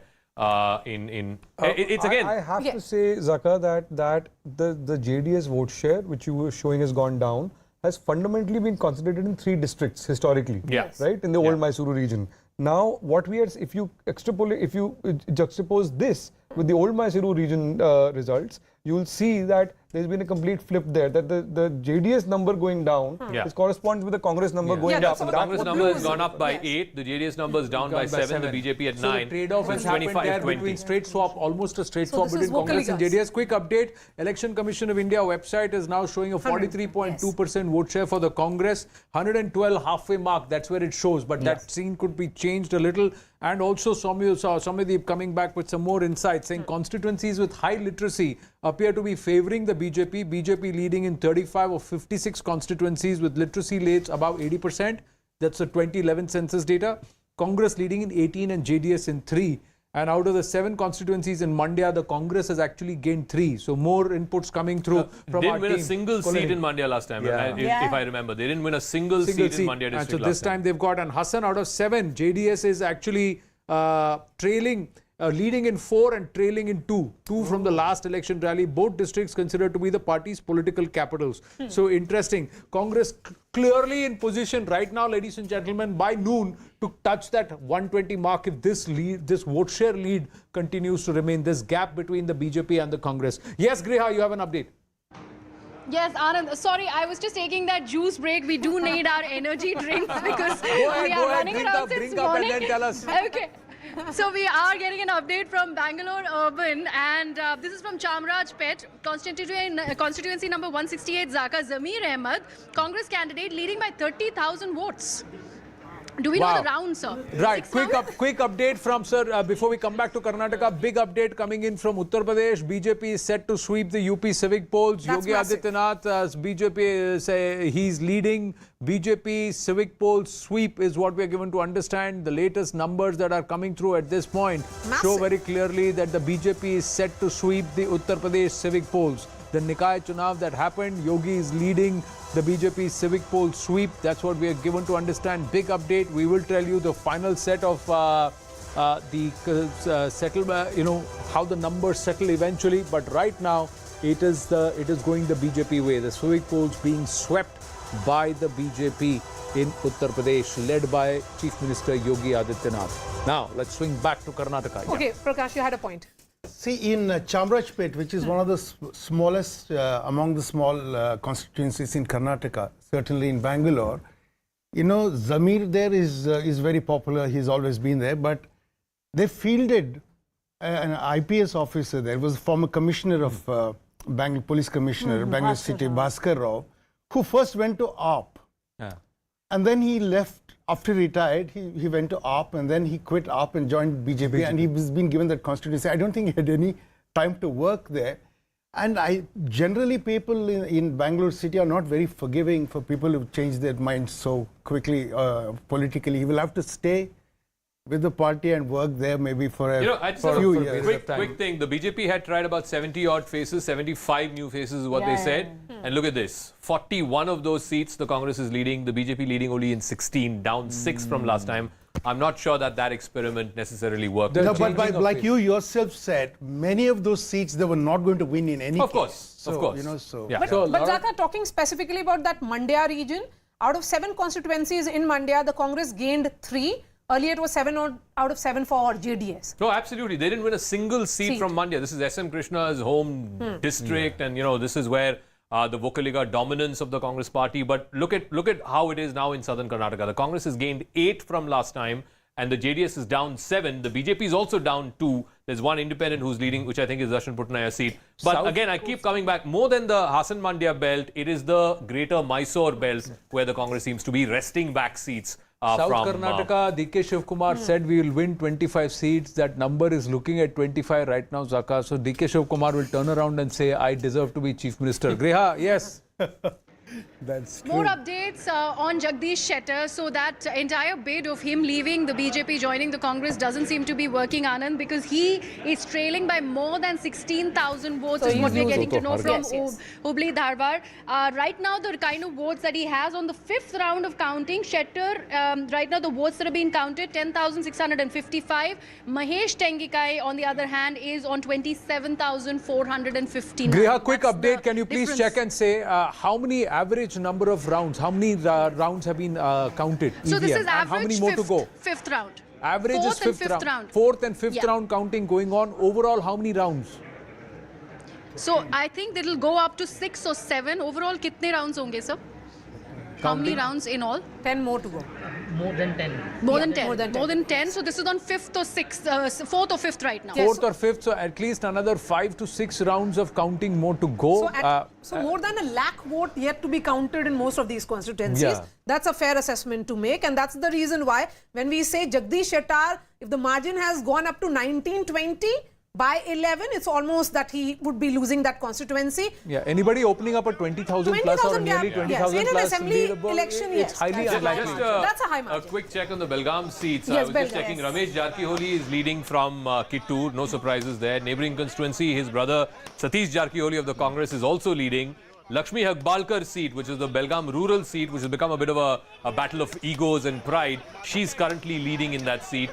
Just a quick check on the Nippani seat. Nippani seat is now being led by an NCP candidate, Uttam Rao Saab Patil of the NCP. Presume he will go with the Congress if he wins. But I think in Kittur, Karnataka, and I think this is one of the stories of this election. In Kittur, Karnataka, last time the BJP getting 34 out of 56. This time it's the Congress 32 out of 56. The BJP down from 34 to 22. So this is Kittur, Karnataka, where the BJP was hoping for that consolidation also of the Lingayats. Yeah. So that I don't know if it's question, as I told you, Maria, when we discussed during poll of the polls, the question that we started with at the beginning of the campaign, Congress was able to keep to that question till the end. And I think that has paid off for the Congress. So even if Mr. Shettar is trailing, the symbolic sort of effect that was being required by the Congress by kind of co-opting him in his party seems to have worked for them. Yes. Yes, Griha. Yeah, we have an update on Lakshman Savdi. Again, a BJP turncoat, now joined the Congress. He is benefiting the Congress party. He is, by the way, leading by a huge margin. The margin is over 25,000 votes, Maria. Right now, the number of votes that have been counted that are in his kitty are over 40,225 votes. And this is the 7th round of counting that is happening in Athani. So what worked for him? No, what worked for last time when he won on a BJP ticket, he won by a margin of 2,300. So right now, he's leading by 25,000. So I think clearly, look, rural parts of Belgaum, Bagalkot, Bijapur, that whole North Karnataka belt, the rural parts, it seems like, the Congress has made some significant inroads. Like I said, in Kittur, Karnataka, it's flipped almost. The Congress is at 32 out of 56, the BJP only 22 out of 56. Last time around, it was the other way around. It was 34 to the BJP and only 19 to the Congress. And I think that story, it's not just Savadi. Shettar may be losing his own seat because it's a city seat, but the rural seats, Athani being a classic case, it's fascinating. Last time winning by 2,300 votes, this time leading already by 25,000 votes. So I think you can safely say that Lakshman Savadi, he seems to have benefited from jumping from the BJP. One word from Griha. Griha, quickly give us some update on Mr. Parmeshwara. In the meanwhile, coming on this, Prakashji, what Zaka is saying essentially is that what is working for Sewaddi is essentially this, that it was because of a rural constituency and that is not working for Jagdish Shettar. Both turncoats. I think it is even more complex than that. See, because the cities have a mix of populations, but you'll have continuous belts of, it's like the more homogeneity you'll get in levels of class are multiple. So the influence of a Lingayat religious leader or a Matha will be much stronger, much more in those rural parts than in cities. I think they'll hold sway. And I think Jagdish Shettar's problem would have been that his voting base came from the Sangha Parivar, from the RSS and all that. And for him to quit the party for an MLA seat, for a person who's been chief minister, would have been a very big thing. That kind of the problem would not come to accrue to, say, Lakshman Savadi. But one aspect, we've got Dinesh Karnik ji, Ganesh Karnik with us. Captain Ganesh Karnik, rural Karnataka is voting against the BJP. 113-75. 113-75. Congress in clear position. Congress has simple majority at this point, ladies and gentlemen. As per leads and results, Congress has simple majority at about 10:47 a.m. As per the leads and results hold, Congress has simple majority in Karnataka. The BJP only at 75 leads and seats at this point. The JDS at 29 and others at 7. Congress past the halfway mark, and if these trends hold, they should go towards a comfortable majority. Rajiv Gowda ji, moment to savor, 10:47. Confidence of the Congress party manifest on the leaderboard. Well, I'm happy to see those numbers. I'd like to see another 10-20 seats added to our kitty. So I'd wait to celebrate for another couple of hours. Thanks. So you still first win comes in. Yes, Griha. Yes, Griha. Okay, Chitradurga, we're getting the first victory from constituency number 98 goes to the Congress party. In fact, counting. Still counting. It's called Challakere constituency. T. Raghumurthy of the Congress. I believe he is he is leading in that constituency. Okay, and as per the Election Commission website, it's 114 for the Congress, the BJP at 71, Independents 3, and the JDS is at 32. 32. JDS. So they have more or less, it's not that bad as they have not slipped below 30. So what is the percentage? So it comes from when you look at the overall Karnataka. The percentages on the Election Commission right now are 43.1% for the Congress, 36.1 for the and BJP, 12.9. 12.9 JDS. So then in that case, 12.9 translating into 30 or even 29. No, but I think it'll come down. I think many of these are close fights. These are in southern Karnataka. What is surprising for me is JDS has got 3 or 4 seats in other regions. Appa Gowda is leading from Basavana Begadi, again on the JDS seat. You have from Devdurga, Mr. Karema is leading of the JDS ticket. From Gurmeetkal, Sharna Gowda is leading. So some of these people are folks who've not been given tickets either by the Congress or the BJP. From Aurad, again, Prabhu Chavan of the JDS is leading. JDS is leading in Bidar, is leading in Badami. That's what I'm saying. So outside its traditional belts. 28 seats out of the 12 is with us. that they fought. Good morning. Not a very good morning for the BJP, the way the scoreboard is looking right now. Congress way past the halfway mark, 116 leads. BJP only at 74 so far. So let us see, it is still very early to come to, it's a very closely fought election. Now Congress party is leading, we agree, the Congress is leading in most of the constituencies, and we are in the second position. Let us see, wait for... You are saying you will make up 38 seats, sir? You are saying you will make up 38 seats. Rajiv Gowda ji, Ashwath Narayan ji believes 38 seats, this gap can be narrowed. 38 seats to 112.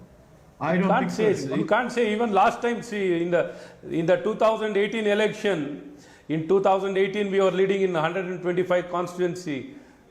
But Mr. Ashwath Narayan, what do you think did not work for the BJP? What are the reports that are coming in from polling, the counting centers?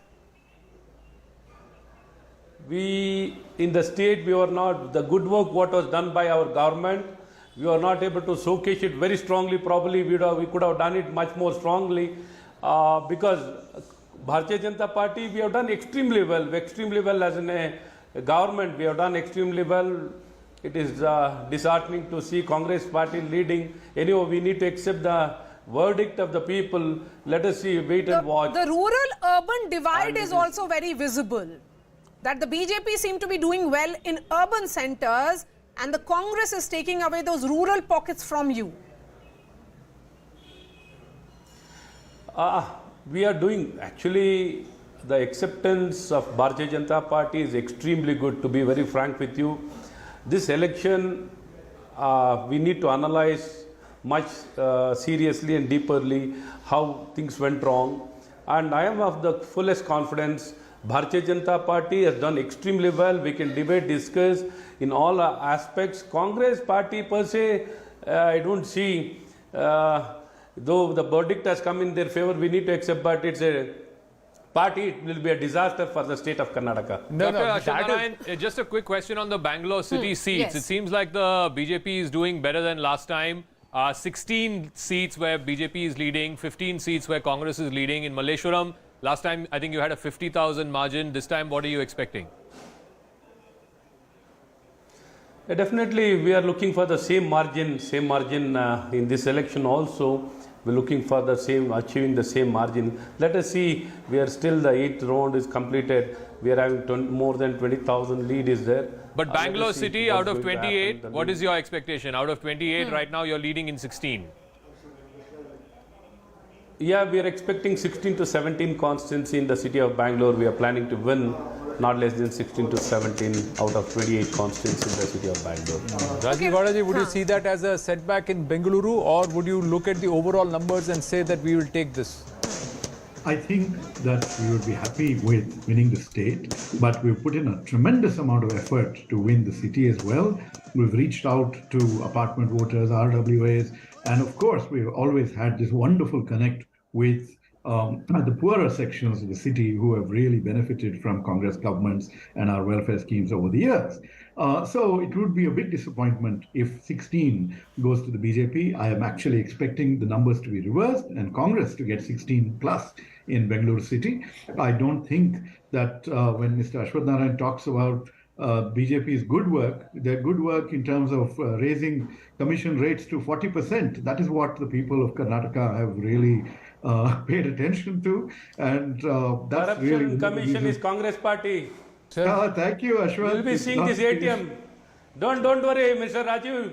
Your party is a ATM. Yours is a corrupt to the ATM core. or not, Your right now, Congress right party now, is nothing but a right corruption now, party. PCM seems to be hurting the BJP. You will be such a disaster party. Ashwath Narayan ji, such a right disaster now. party. Ashwath Narayan ji, right now, PCM seems to be hurting the BJP. I don't Your party, 100%, 40%, 60%, all belongs to you and your party. Okay. You know, Okay. the vote share 100% gap seats between the are BJP popular. and the Congress is now 7%.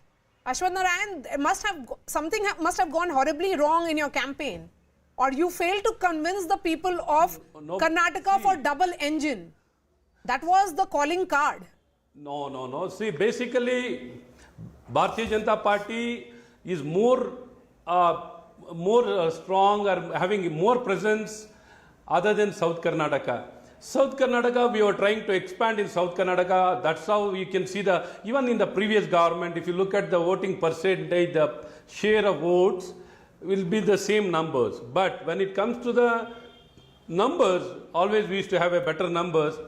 One moment. Probably we need to... Zaka has the numbers on South Karnataka. Karnataka. Mr. Ashwath Narayan, one moment.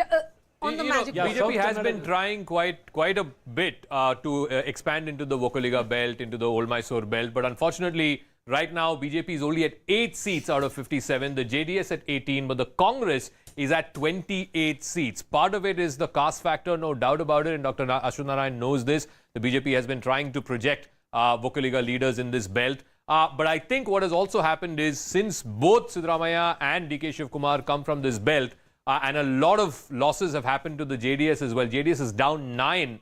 That has gone to the Congress, including Nikhil Kumaraswamy, by the way, who's trailing right now from Ramnagara. So I think one of the things that you're seeing in Old Mysore is a reversal back to the Congress of its fortunes. Griha has more details, particularly on the Ramnagara seat. Yeah, Griha. Yes, for Nikhil Kumaraswamy, Zaka, you were just mentioning, we now know the number of seats, the number of votes that he's trailing from. It's gone up to 14,781. So earlier, that margin was just about 4,000 votes, and now we know that it has gone up to 14,700, so almost 15,000 votes that he is trailing with. So Iqbal Hussain of the Congress is leading in that seat. Remember, last time they had a victory margin of 22,000 votes. Let's see how that story plays out. In neighboring Channapatna, Kumaraswamy last time won with 21,000 votes. This time he's currently leading in that constituency. But I think the story for the JDS is also in Mandya district, where they swept last time. This time they've lost 3 seats. Again in Hassan, where they swept last time, they've lost 2 seats. Yes, in Holi Narsipur, Mr. Revanna is leading. In Krishnarajpet, H.C. Manju is leading.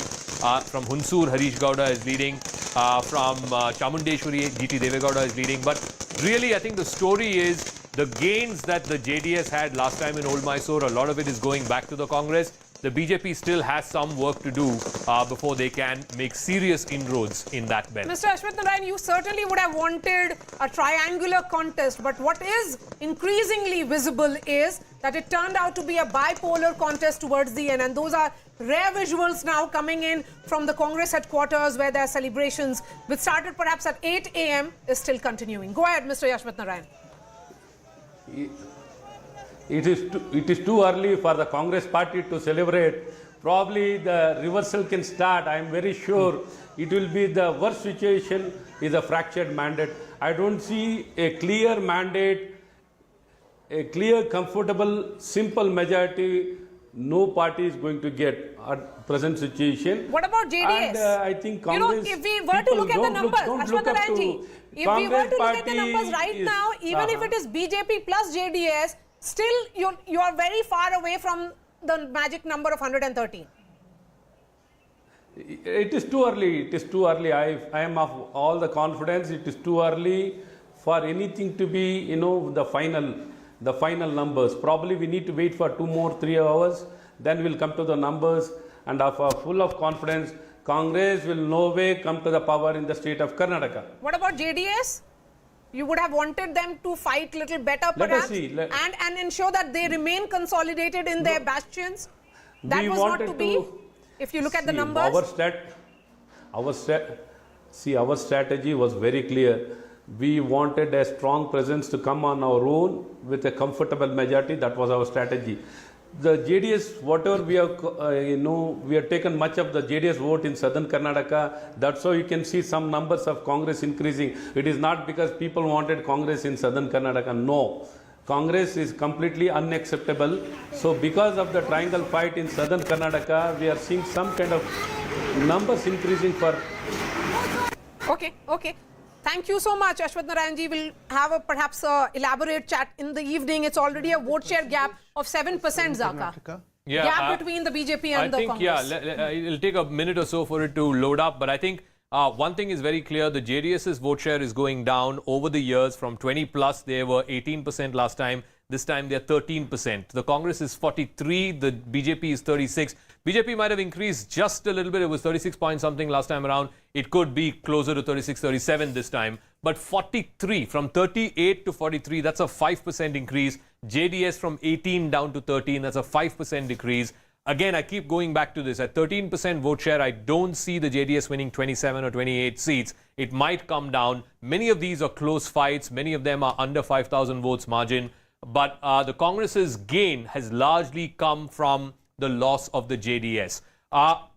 In the longer term, what is of worrying consequence for Kumaraswamy, for Mr. Gowda and his party is that this is now getting reduced to a 1 in 10 party. It used to be a 1 in 5 party before, a 20% vote share party, but now they're being reduced to a 1 in 10 vote share party, which I think is worrying for them long term. In 2018, at 36%, the BJP managed 104. Yeah. At 36% right now, they are at 76 seats. Yeah, but the conversion, it's a question of conversion. And I keep coming back to, North Karnataka, Central Karnataka, Kittur Karnataka, and, where the BJP maxed out. And I hope we can show this. It won big in Central. It won big in Kittur Karnataka, of course, in Coastal, which has always been the BJP's belt. I just want to take these two. This is where the election seems to have flipped. This time around, the BJP is down to just 31. Yeah. Down 23 from last time. The Congress gaining 21 of those 23 losses. The Congress had 45 out of these 80 seats. This is this whole belt, from Shimoga, Chitradurga, all the way up to Hubli, Dharwad, and then all the way to Belgaum, Bagalkot, Bijapur. This belt, where just look at the you see blues here, you see blues here. Look at how it was in 2018.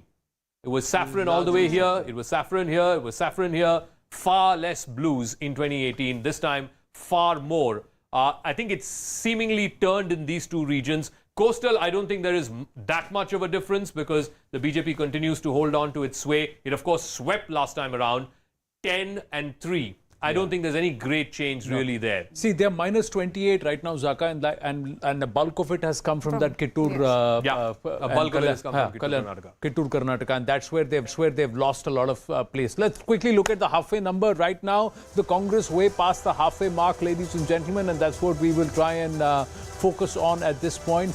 There you go. Here comes the rockets in, and the Congress is rocketing in very, very, very, very comfortably past the halfway mark. 114 is where they stand at. They've actually gone up to 115 at this point. And of course, the BJP trailing far behind. 76. Will they even make up in the subsequent rounds if they claim that these booths will favor them, as they are still hoping against hope? Looks highly unlikely that the Congress is going to be beaten, or the BJP is going to make up this gap of nearly 29 seats from the last time around, and so far short from that halfway mark, that is 113. Right now, the Congress comfortably beyond that halfway, and also the majority number with 2 seats plus. 112 is the halfway and 113 majority. 114, 115 is the lead right now. That's where they are as far as the Congress is concerned. So very, very comfortable in pole position to form government on their own. No Khichdi Sarkar. The trend very clearly shows it's a single party, not just a single largest party,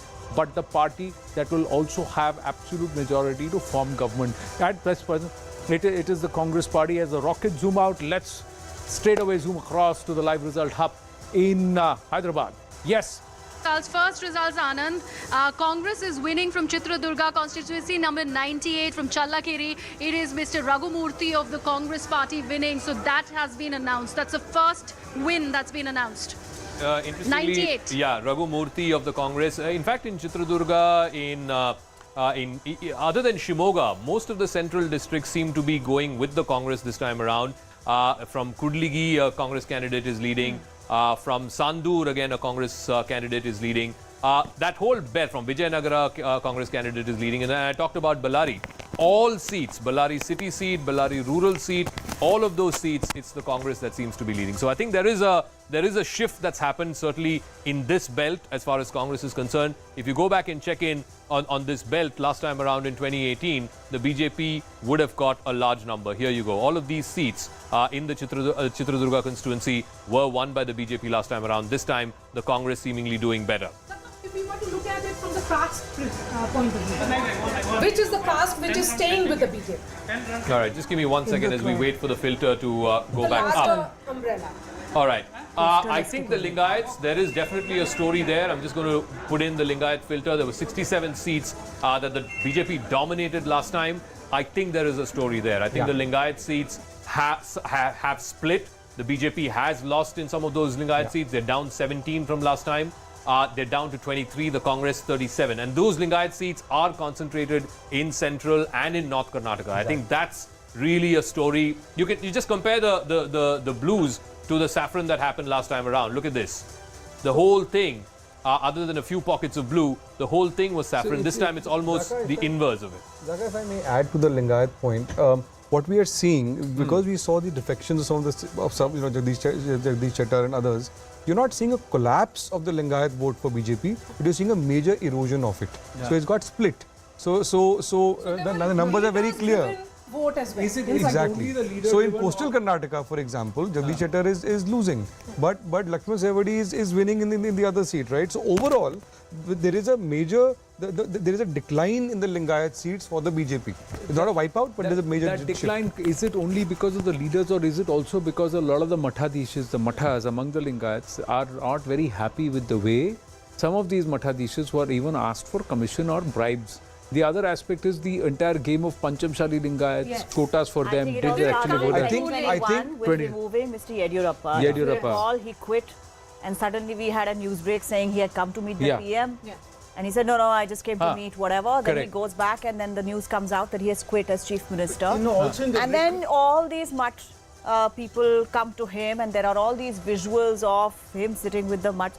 It's a very plain fact that this time around, a critical difference was made to the BJP's fortunes, especially among the Lingayat community, because it was not Mr. Yediyurappa who was fighting to be chief minister of the state. But and was he actually campaigning to the extent with which it will do? Or would you look at the fact that these are also rural belts where the Congress's 5 guarantees came into play? Yes. The cost, 5 guarantees, the 2,000 rupee to the women, the Mahila votes, because a lot of these seats also have women voters who are dominant. Certainly, and if you see the rural belts and the interior belts, is there a certain level of dissonance saying that, or perhaps what the state should have done actually has not been done, irrespective of what the centre was doing for this grouping?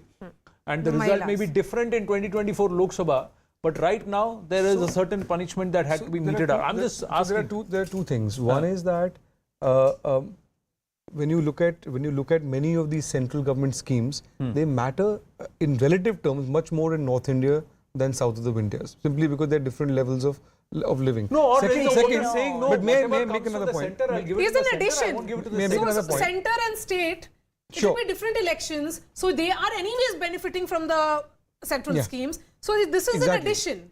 5 promises of the Congress is in addition to what is it's in addition. Those promises mattered, and also on the ground you've not had a very efficient state government, and that has percolated down. It's election fought on local issues, and the Congress managed to keep the attention on local issues. The Congress was resisted the temptation of making it national. See, I want to make 3 points. See, the 40% government thing was a very Bangalore thing. It has not had any great effect in Bangalore, though.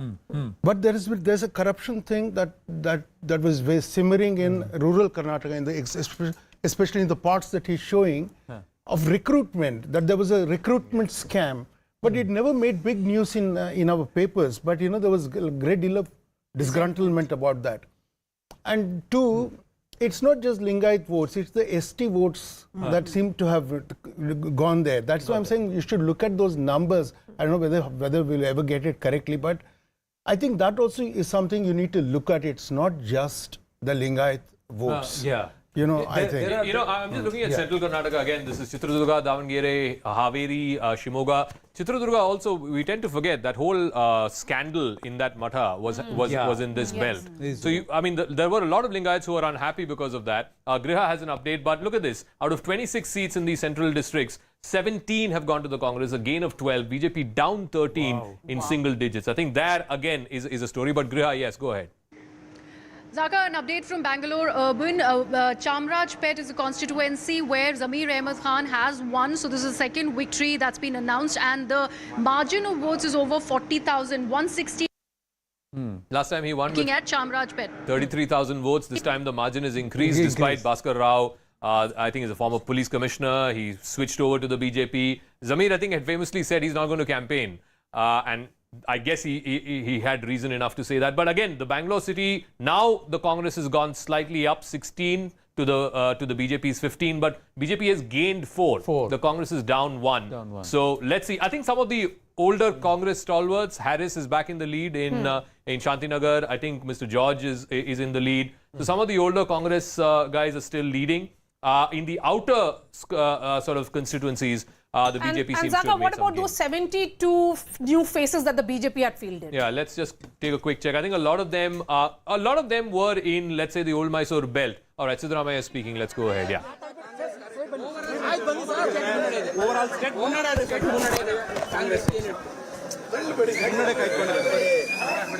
Congress ಪಕ್ಷ ನಮ್ಮ ಅನಿಸಿಕೆಯಂತೆ ನಮ್ಮ ಲೆಕ್ಕಾಚಾರದಂತೆ ಮುನ್ನಡೆಯನ್ನು ಸಾಧಿಸಿದೆ. ನಾವು ಬಿಜೆಪಿಗೆ 65-70 ಬರ್ಬೋದು ಅಂತ ಲೆಕ್ಕ ಹಾಕೊಂಡಿದ್ದು ಆ ಥರನೇ ಟ್ರೆಂಡ್ ಇದೆ. ಈಗ ನಾವು 120ಕ್ಕಿಂತ ಜಾಸ್ತಿ ಬರ್ತೀವಿ ಅಂತ ಹೇಳಿದ್ದು ಅದೇ ಥರ ಟ್ರೆಂಡ್ ಇದೆ. ಜೆಡಿಎಸ್ 25-26 ಬರ್ಬೋದು ಅಂತ. Out of 75, Congress 144. So Congress party. But then a lot of these new faces 120 ಮೇಲೆ ಸ್ಥಾನಗಳನ್ನು ತಗೊಂಡು ಗೆಲ್ತದೆ. ಈಗ ಇನಿಷಿಯಲ್ ಸ್ಟೇಜ್ ಇನ್ನ 5 ರೌಂಡು 6 ರೌಂಡು 7 ರೌಂಡ್ ಹಿಂಗೆಲ್ಲ ಆಗಿದ್ದಾವೆ. ಇನ್ನೂ ಜಾಸ್ತಿ ರೌಂಡ್ಗಳಾಗಬೇಕು. The JDS and what was predicted with the JDS, it is somewhere around that. This is 5-6 rounds, 117 seats for the Congress. They should get further consolidated is what his point is. ಸ್ವಂತ ಶಕ್ತಿ ಮೇಲೆ ಅಧಿಕಾರಕ್ಕೆ ಬರ್ತದೆ. ವರ್ಣದಲ್ಲಿ ಈಗ 3 round 4 round ಆಗಿದೆ.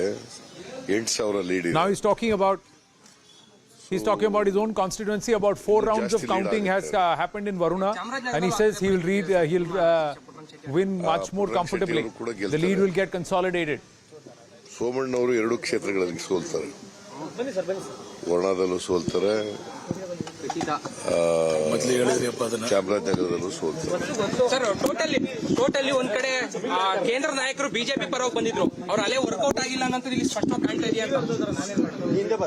ನಾನು ಹೇಳ್ತಾ ಇದ್ದೆ, ನರೇಂದ್ರ ಮೋದಿ ಅವರು ಎಷ್ಟೇ ಸಾರಿ ಬಂದ್ರು ಕೂಡ, ಅಮಿತ್ ಶಾ ಎಷ್ಟೇ ಸಾರಿ ಬಂದ್ರು, ನಡ್ಡಾ ಎಷ್ಟೇ ಸಾರಿ ಬಂದ್ರು, ಅದು ಕರ್ನಾಟಕದ ಮತದಾರರ ಮೇಲೆ ಏನು ಪರಿಣಾಮ ಬೀರಲ್ಲ.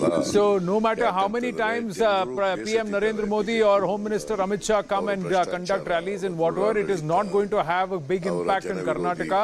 Karnataka voter is different, they think differently and the issues are different.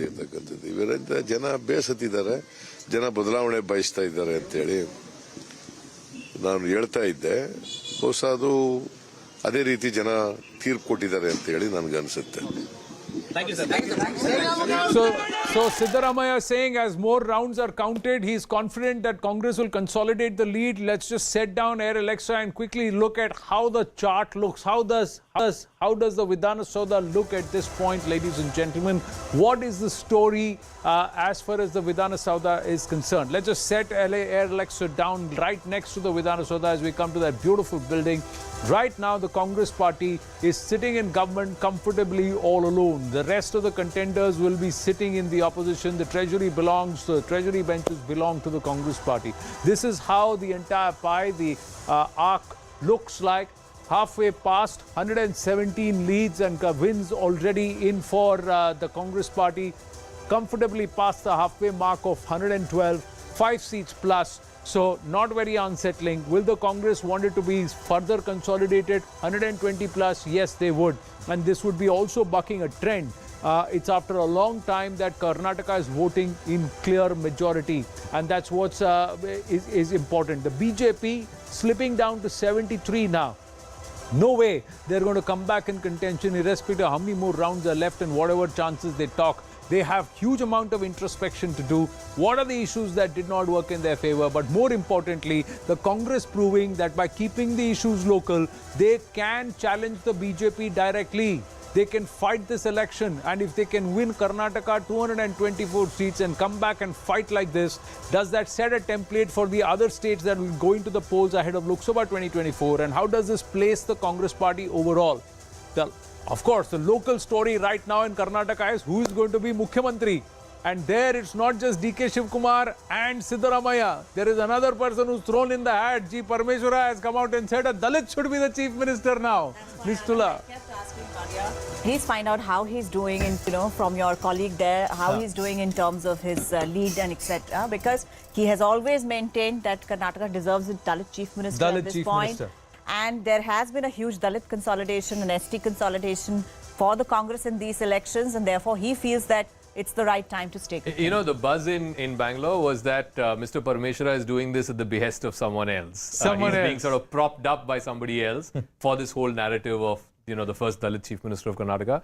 But look, I think... No, but he said this before. So he has. Even during the campaign, he said this. No, even previous years. Even before that. He's been saying it for a long time, and he has been deputy chief minister under Kumar Swamy. Sorry. Rajiv Pratap Rudy of the BJP is with us. Rajiv Pratap Rudy ji, namaste. Not a good day for the BJP. How do you do? The Congress seems to be not just in pole position, but absolute majority in Karnataka. Well, I've been going through all the channels, and it has been there. It looks like they have a marginal advantage. But I still, as a politician, as a representative of the BJP, would like to hold back for a few more hours. Having said that, most of you are talking in one direction. Of course, I appreciate that. But there are other channels also contemplating, and then we cannot write off JDS. We cannot write off BJP's better performance. So I'll prefer waiting than commenting, because. But this lead is so far open, Rajiv ji. It's so far open. 118 seatons mein some wins confirmed for the Congress party already. The BJP is at 72 leads right now. Do you really believe that there can be a comeback possible with about 5 to 6 rounds more of counting to go? You see, I've been contesting elections for a very long time, and that's why I always reserve my opinion. My excitement or my failures or my defeat, I do not come back to it as fast as most of you would be doing it. Because for you, it's of course a very exciting, for the viewers, of course, it's very exciting. It's like a match which has to end with few balls.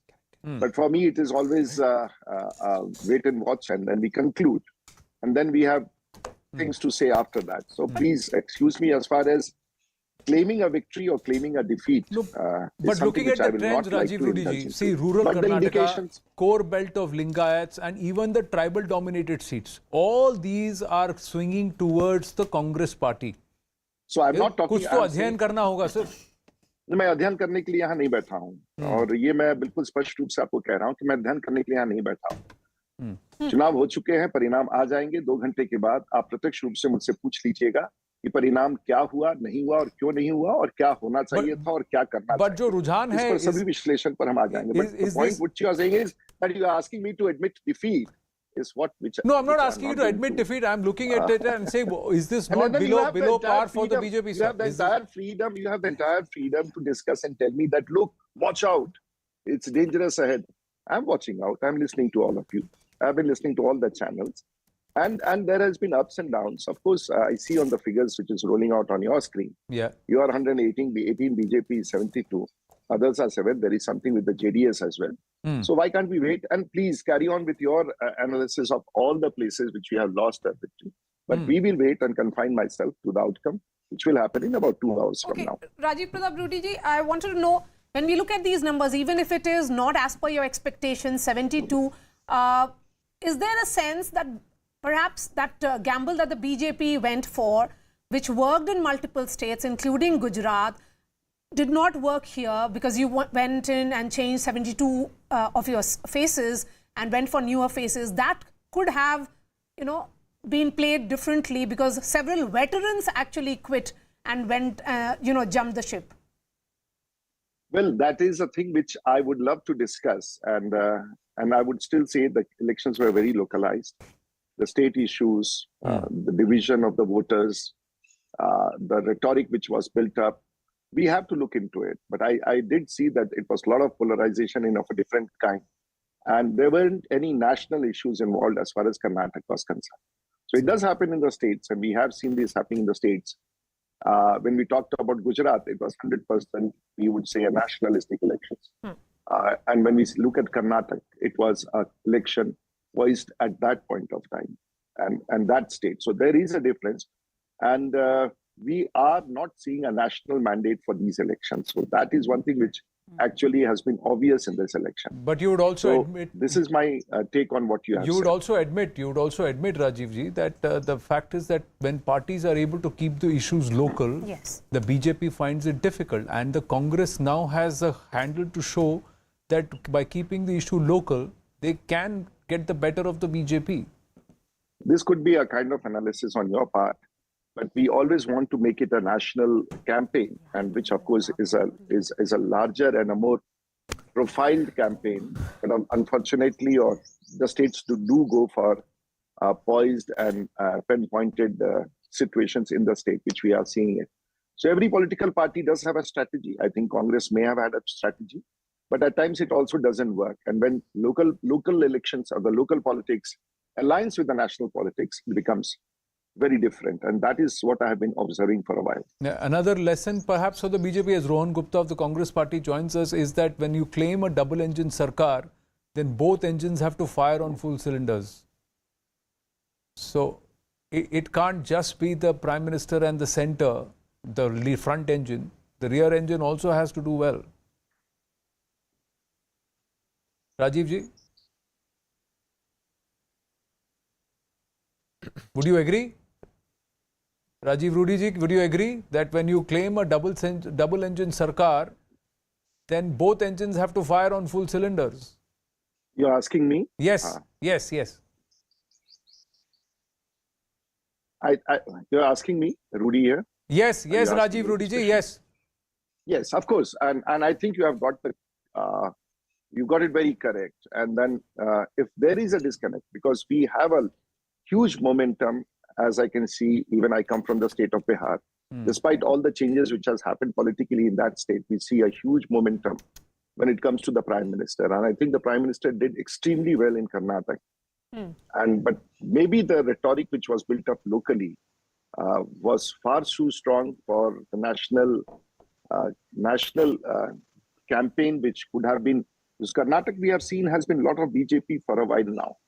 So where was the miss? I will still not admit that there is a miss at this point of time, but this needs to be analyzed, and local politics did prevail. But I think the effect and the impact of Prime Minister and his visits and did work in a very big way. What you say that both the states and the center, where we have a national government and the state government as well, interestingly, have to align itself for a larger purpose and a larger victory. Yes. So that may have been a miss, but it would be too early to analyze it as of now. Okay, Rohan Gupta of the Congress is also joining us. Rohan, the analysis certainly is, and as per the details that is coming in from our research team, that the Congress is actually sweeping the entire tribal-dominated seats. I mean, 10 of them are being swept by the Congress party. What do you think is working for the Congress in the state of Karnataka? I have been in Karnataka for at least 45 years. One thing is very clear.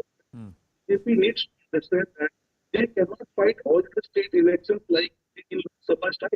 You have to localize them. You cannot have same rhetoric, same issue, insult of Modi ji and all, because at the end of the day, you need to see what you have delivered to the people in the state. See, you should not forget that BJP was in power in Karnataka for 5 years. For them, it was very easy. If they had worked on ground, it was very easy for them to communicate to people. I think one of your panelists was talking about one engine working and other engine not working. No, both the engines have worked against Karnataka, whether it is GST dues or injustice to Karnataka on many ways. I have been here. The local issues of 40% corruption by state government had penetrated in the minds of people where BJP could not do anything. But Other Rohan, thing is, more than your campaign of 40% corruption, was it also pro-Congress vote in terms of the 5 promises or 5 guarantees that you gave?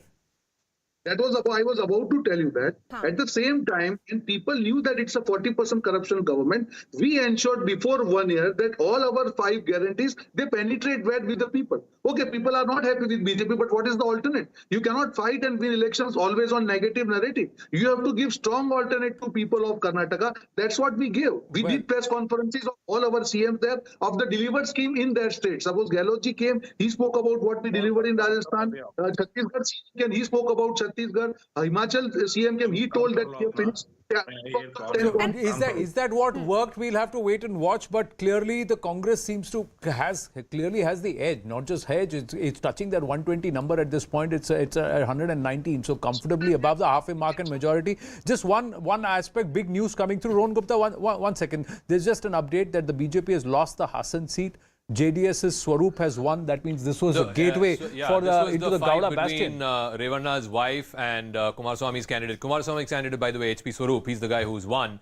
The BJP was hoping to make inroads in this Hassan belt. But look at the JDS seats. I mean, this is Hassan, like I said, Swaroop has won by, I think, over 10,000 votes. Neighbouring constituency, Revanna's constituency, Hole Narsipur, he's currently leading there. Again, neighbouring constituency, Arkalgud, A. Manju is leading from the JDS. Krishnaraj Pet, HT Manju of the JDS is leading. CN Balkrishna of the JDS is leading from Shravana Belagola. So they've got 5 seats in this district where the JDS candidates have won. And I think the Hassan seat was a prestige fight. It was within the family, and it seems like Kumaraswamy's candidate has prevailed. So Congress 120, we've got Shankarana of the JDS, and we also have Harish Upadhyay with that update. So yeah, just Harish, and then I'll bring it into the studio. Yes, Harish. So as Zaka was mentioning, clearly the BJP not able to win Hassan. Absolutely. Remember, Pritam Gowda was their hope. In fact, when we spoke to Mr. Amit Shah also, he said they're hoping to increase the number of seats in Hassan, and Hassan city was their gateway for this Gowda bastion, but they've lost that seat.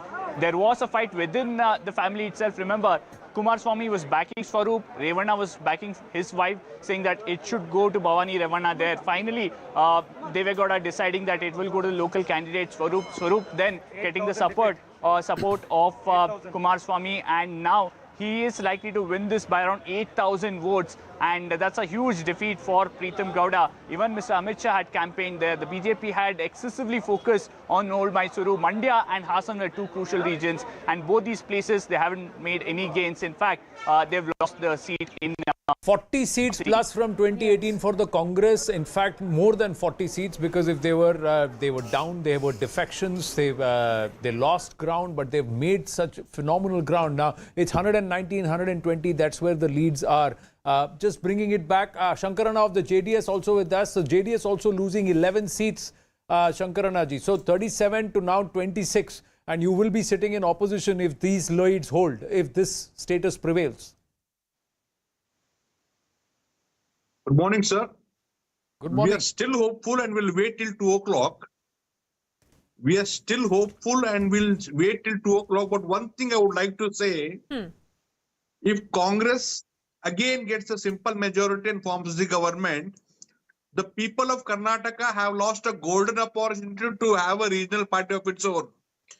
Because again, Karnataka will be run by the people sitting in Delhi, be it Khalsa Banduri issue or the border issue. And not only that, who will be the Chief Minister of Karnataka will not be decided by the people, but nominated by the Congress as per their whims and fancies. That is the worry. That is the reason I wished. No, but the Congress party fought these elections on a very local issues. It were the local leaders, Mr. Siddaramaiah, Mr. D.K. Shivkumar, who were fighting the elections. It was not anybody from centre.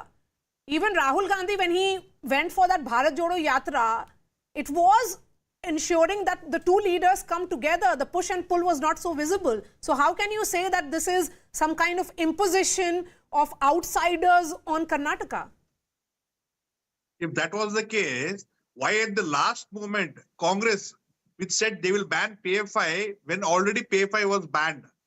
They also, like the BJP, tried to lure the Muslims and they tried to fool the Muslims. And You know, the other side, I just have an update. Sorry, I'm interrupting. In Kolar, surprisingly, the JDS seems to be doing well, including in Kolar city seat. Remember, Siddaramaiah was contemplating. He had, in fact, even announced publicly that he'll fight from Kolar. It's the JDS's CMR Srinath who's leading in Kolar. In neighbouring Srinivaspur, Venkatesh Reddy of the JDS leading. In Bangarpet, Mallesh Babu of the JDS leading. In Mulbagal, again, the JDS candidate there leading. So I think about 5 seats, the JDS is leading in Kolar. And Kolar, I want to come back to Kolar for a moment because that entire thing around Rahul Gandhi started from Kolar. And he went to Kolar, he campaigned there, and he was advised to keep it to local issues. Don't talk about national issues. Don't talk about Adani and the controversy around the Modi surname. He kept it away from that. But the Kolar seat seems to now be going to the JDS. So I guess in hindsight, Siddaramaiah knew that standing from Kolar, and if he lost, like he lost last time, one seat he lost and the other seat he won. If that were to happen, that would be bad for him. So he decided not to contest from Kolar, and with good reason, because the JDS seems to have won quite a few seats in this Kolar district.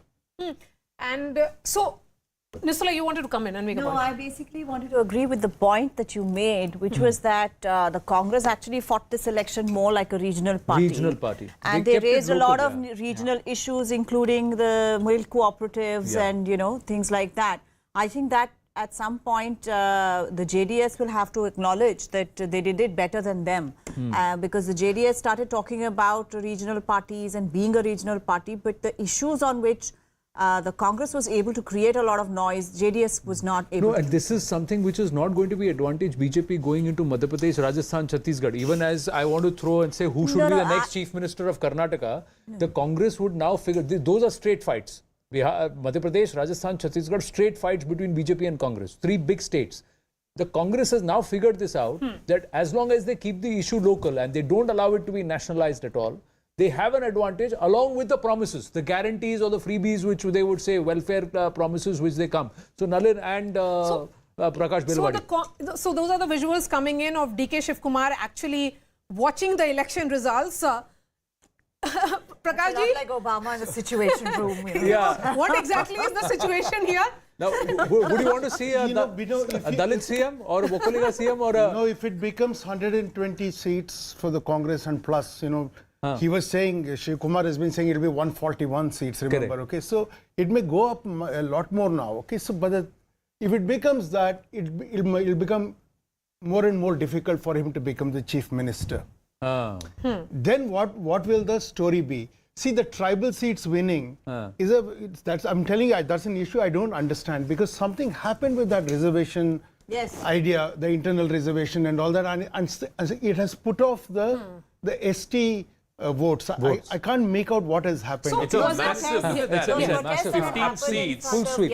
House 12 ST reserve seats. 12 of them have gone to the Congress, only 2 to the BJP. And ST Naikas were a big, BJP vote bank, as it were. But look at this. I mean, it's a sweep. I mean, maybe it has something to do with the protests that were held outside Yediyurappa's house in Shimoga, by the Banjara community. Signaled at that moment itself. Actually, as soon as the reservation idea was, they went and protested in front of Yediyurappa's house. Yes, they did. Right. The Banjara community did. Yes. They said that their share of the pie was being taken away or reduced. It's about how you communicate that reservation thing. And Siddaramaiah then oversimplified it by saying 75% reservation. So went out and said everybody will be kept happy if I come back. Now, who should be? See, the other thing I will tell you is that including BJP supporters in Karnataka, in urban areas certainly, will be happy with the result, because they are really tired of this khichdi. Yeah, because it's this 40% happens because of that too. Clear mandate is important, but who should be the chief minister? No, I feel like if they make Siddaramaiah the chief minister again, see, Siddaramaiah's issues, he was not like that as he came into power, I'm talking about Siddaramaiah from the 80s, he was not like this. He was a very business-minded, very focused. He was the finance minister and all that. I don't know who got him to get into this identity politics thing. Now he's committed because he's made so many statements. He'll have to stick to that story. And because it is just turned, whatever the Supreme Court verdict finally will happen, once you touch this internal reservation issue in Karnataka, I'm telling you, it will boil for at least two he got into hot terms, water in it's- 2018 because So he you spoke think he about shouldn't be Lingayats being CM? a separate religion. You know, the thing is, like, for the Congress, because of what you said, see, if you concentrate on regional issues, JDS will increasingly become irrelevant. That's the point. Yeah. See, look at the Vokkaliga vote, for instance. See, the Kolar Vokkaligas are very different from the Hassan Mandya Vokkaligas, okay? See, they're Gangadakara Vokkaligas, these are Marasu Vokkaligas, they're Telugu speaking, all kinds of things are there, okay? So, a pocket of them seem to have gone in one direction, you know? Yeah. So, If you see that map there right now, Yeah, it's this is the gone. Kolar belt. It's all gone to the. all that is the thing, you know. This change has indeed happened. It's not business as usual now. So if a consolidation happens as a bipolar election, it is definitely advantage Congress because the old Dalit communities and the Muslim vote can come to them, and Siddaramaya's Ahinda may work. Yeah. But it will also have repercussion because then there'll be a polarization. We have B.K. Hariprasad, leader of opposition in Karnataka Legislative Council, now joining us. He is also former General Secretary of the Congress Party. Mr. B.K. Hariprasad, it's certainly good morning for the Congress Party and a much needed one after a very, very long time. Great morning for the Congress and the country, Maria. The results has come out very clear that Congress is ahead of all the political parties in the state. B.K. Hariprasad ji, namaskara. This is Anand Narsuman here. Congratulations. It looks like you are all set to form government if this position stays. But does that also mean that the Congress now stands up and tells everybody that we can challenge and defeat the BJP in states in direct confronts? No, Bharatiya Janata Party is no issue. The so-called Vishwagurus and Chanukyas, the way they entered Karnataka during the elections, they had no face to face the people of Karnataka because they were never seen during the days of COVID. They never came around Karnataka when there was a flood and rain. When there was a landslide in Karnataka, nobody came in. And at least there was a tradition, whenever there is a natural calamities, Prime Minister, the Home Minister used to have an aerial survey. These people never turned up towards Karnataka. Only during the elections they have come as election machinery. And the people, of Karnataka, the most self-respected people.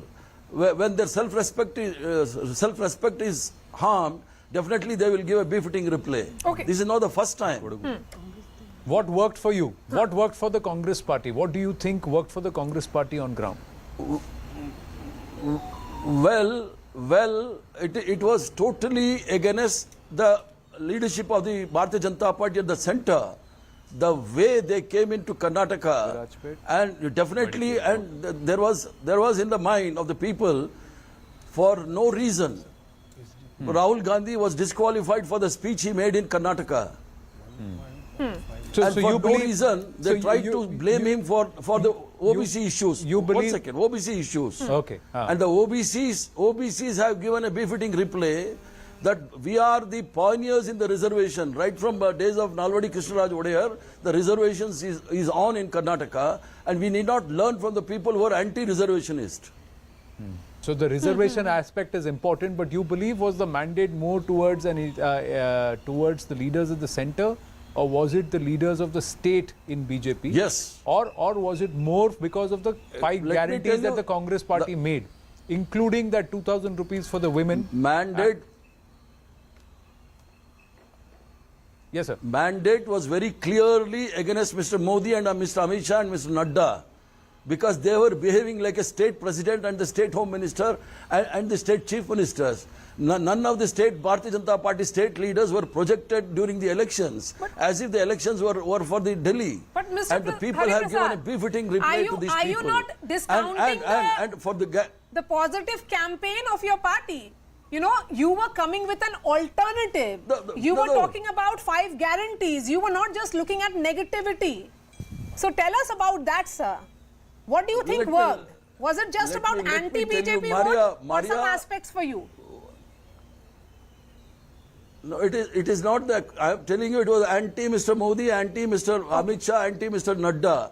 Our positive campaign was because to counter what Bharatiya Janata Party could not bring out a proper manifesto in Karnataka. You just see the last 3 days, the advertisements of the both BJP and the Congress. And we were talking about the day-to-day life of the people, and they were talking about the religion and the caste. And this is the difference between the Congress and Bharatiya Janata Party.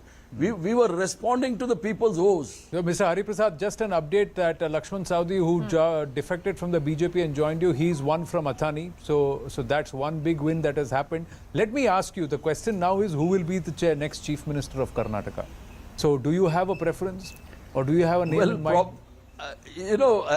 This is nothing new to me. I've been in the party for a long time and in the ACC. And this question is basically as to only Congress. Congress has got a tradition and practice. After the elections, the elected MLAs will give their opinion to the High Command. High Command, after taking the opinion of the MLAs, they will decide who will be the leader of the But in your wisdom, who should it be? Well, it is for the High Command to decide after taking the opinion of the elected MLAs. But B.K. Hari Prasad ji, this election was fought by Mr. Siddaramaiah and D.K. Shiv Kumar. It will be settled between the two of them. Do you think that? Or there will be other stakeholders Mr. as well? Parmeshwara believes that Dalit should be a CM. Maria, you know the tradition of the Congress party, right through. It is the opinion of the MLAs which is being collected by the observers, and then with consultation with the High Command we will decide the Chief Minister. People have the aspirations, everybody has got nobody is a saint here like Bharatiya Janata Party, though they call themselves saint and they want everything worldly pleasures on the earth. It is not like here in Congress. Okay, We last have fought question. the battle, and whoever Last question, will the Congress now tell other regional satraps, in Mamata Banerjee, in KCR, in other leaders, that they are the real party which can take on the BJP, because it's about 100 of the opposition. it's about 150 Lok Sabha seats where there'll be a direct contest between them. Well, Maria, let me make it very clear. At the national level, it is the Congress party alone can fight Bharatiya Janata Party. As far as the regional parties are concerned, they are the satrapas at the regional level. They will fight BJP. There is no doubt about that. At the national level, it is the Congress party alone has got every unit in every villages to fight Bharatiya Janata Party and its fringe elements. So do you think this settles the entire argument as to who is going to be the fulcrum of the opposition for Lok Sabha 2024? Does this win in Karnataka settle it? Well, definitely, because it is not the first time. Way back in 79 also, when Indiraji was disqualified, it was Karnataka which gave a befitting reply to the anti-Congress forum. Now the anti-Congress is BJP, and definitely we have given a clear signal for 224. And you may say that in 2019 also the same issues were there. For that best answer, Mr. Malik, the former governor of J&K, has given how they won in 2019. B.K. Hari Prasad ji, thank you very much. And Once congratulations. again, congratulations are in order, because it looks like the leads are settling. Thank you. We would have loved for you to answer who you think should be the next Chief Minister, but we'll wait and watch. Thank you so much. Yeah, I stick by my old theory. I think Siddaramaiah will be Chief Minister, there will be a Vokaliga Deputy Chief Minister, and possibly a Lingayat Deputy Chief Minister, because the Lingayats have voted so much. So what happens to the Dalits? Yeah, he's leading in Bableshwar. Last I checked, I think he's leading in Bableshwar. I think now his stock will also be quite high, looking at how Sure, the party has Patil, done. no? And what MB happens to Patil. Mr. Parmeshwara then? I don't know. So he'll have to wait a little longer. I don't know. Well, the leads seem to be consolidating. We'll just check if Griha's got another update. How many rounds already? At this point, it just seems to be settling here, ladies and gentlemen. Like we said, that the Congress, the moment it got to that 111 number, it would only increase. And if it has opened up a 7% vote share gap between itself and the BJP, it was inevitable that it was going to steamroll this election and get into a position of absolute majority. That's where they are. Will they further break into the 120s? It's unprecedented in the recent times, isn't it? The last time a party had... I think Siddaramaiah, when he won in 2013, had 122. So it's more or less in that So nearly a decade range, that we are seeing a position like this. Yes, Griha, what's the update? How many more rounds to go across overall? And So Anand, how many seats which depending are on the still tight fights? constituency, Are there Depending on the constituency, it depends on the number of rounds that are going on. We're talking about Chamrajnagar right now. The rounds that happened was 17 here. V. Sumanna has lost by 7,000, over 7,000 votes against the Congress candidate here in Chamrajnagar constituency number 224. Putturanga Shetty of the Congress party has won from here. There is another update, Zaka, from Dakshin Kannada. In all likelihood, 203 is the constituency number. Bangalore City South. It is going to be a BJP victory there in all likelihood. We are not yet declaring it, but the vote margin is huge, and that's why I am saying in all likelihood BJP is going to win from 203. Is it possible for you to find out with Rajesh Raina and the team which is sitting there, how many seats are tight fights so far? Are there how many number of seats where the margin of lead is less than about, say, 2,000 votes or 2,500 votes? Because and with how many more rounds to go? Because that would then bring the picture possible that whether or not is this lead now settling and consolidating, or is there a change in the picture possible? Absolutely. Anand, I will collate that data for you. We've got, I think we've got another victory. So there's a lot of action that is happening over here. Sir, Chamrajnagar, one more victory you were mentioning about. Chamrajnagar district in Kollegala district. So Congress candidate A.R. Krishnamurthy win. Okay, so one more Congress candidate has win from Chamrajnagar. Kollegala constituency. Kollegala constituency. From, do we have the constituency number, sir? 222. Constituency number. Yeah, so Kollegal A.R. Krishnamurthy has won. These are all sort of outskirts of Mysore, greater Mysore as they call it. So Kollegal, the Congress candidate, has won. The neighbouring constituency of Chamrajnagar, Putturanga Shetty has won. Again, Gudlupet, the Congress candidate, Ganesh Prasad is leading. In Heggadevane Kote, again, the Congress candidate is leading. Nanjangud, the Congress candidate is leading. So Varna is sort of the heart of this. I mean, it's the outskirts of Mysore. And then you have the further districts, or the further constituencies away from there. There's been a massive swing in the Congress's favour, not just here, but going all the way up to Virajpet, where A.S. Ponnanna is leading of the Congress, and also in Madikeri, Dr. Mantar Gowda of the Congress is leading. So I think in that entire belt, Greater Mysore going all the way up to Coorg, I think the Congress seems to have done well. That's amazing. Yeah, 120. See, that number of 120 has arrived. In fact, were you the one who took the call, the punt that day and said, so we had internal bets. Internal we had punt, internal and bets, was the one who said 120 Congress, but and I now, guess, So, and 80 BJP, they are about 8 shots. Done the same in my office, but I haven't received any congratulations. Any congratulations so far. So I will be sending a message. But the point is that there is a huge, one is this aspect of who's going to be Chief Minister of the Congress party, but for the BJP, this is a big, rap on the knuckles. Oh, absolutely. There needs to be, I'm very, very clear about this. The BJP needs to find a new leadership in the state. I don't think Mr. Bommai is the person who's going to lead the party for the next 5 years. Griha has more updates. Yeah, Griha.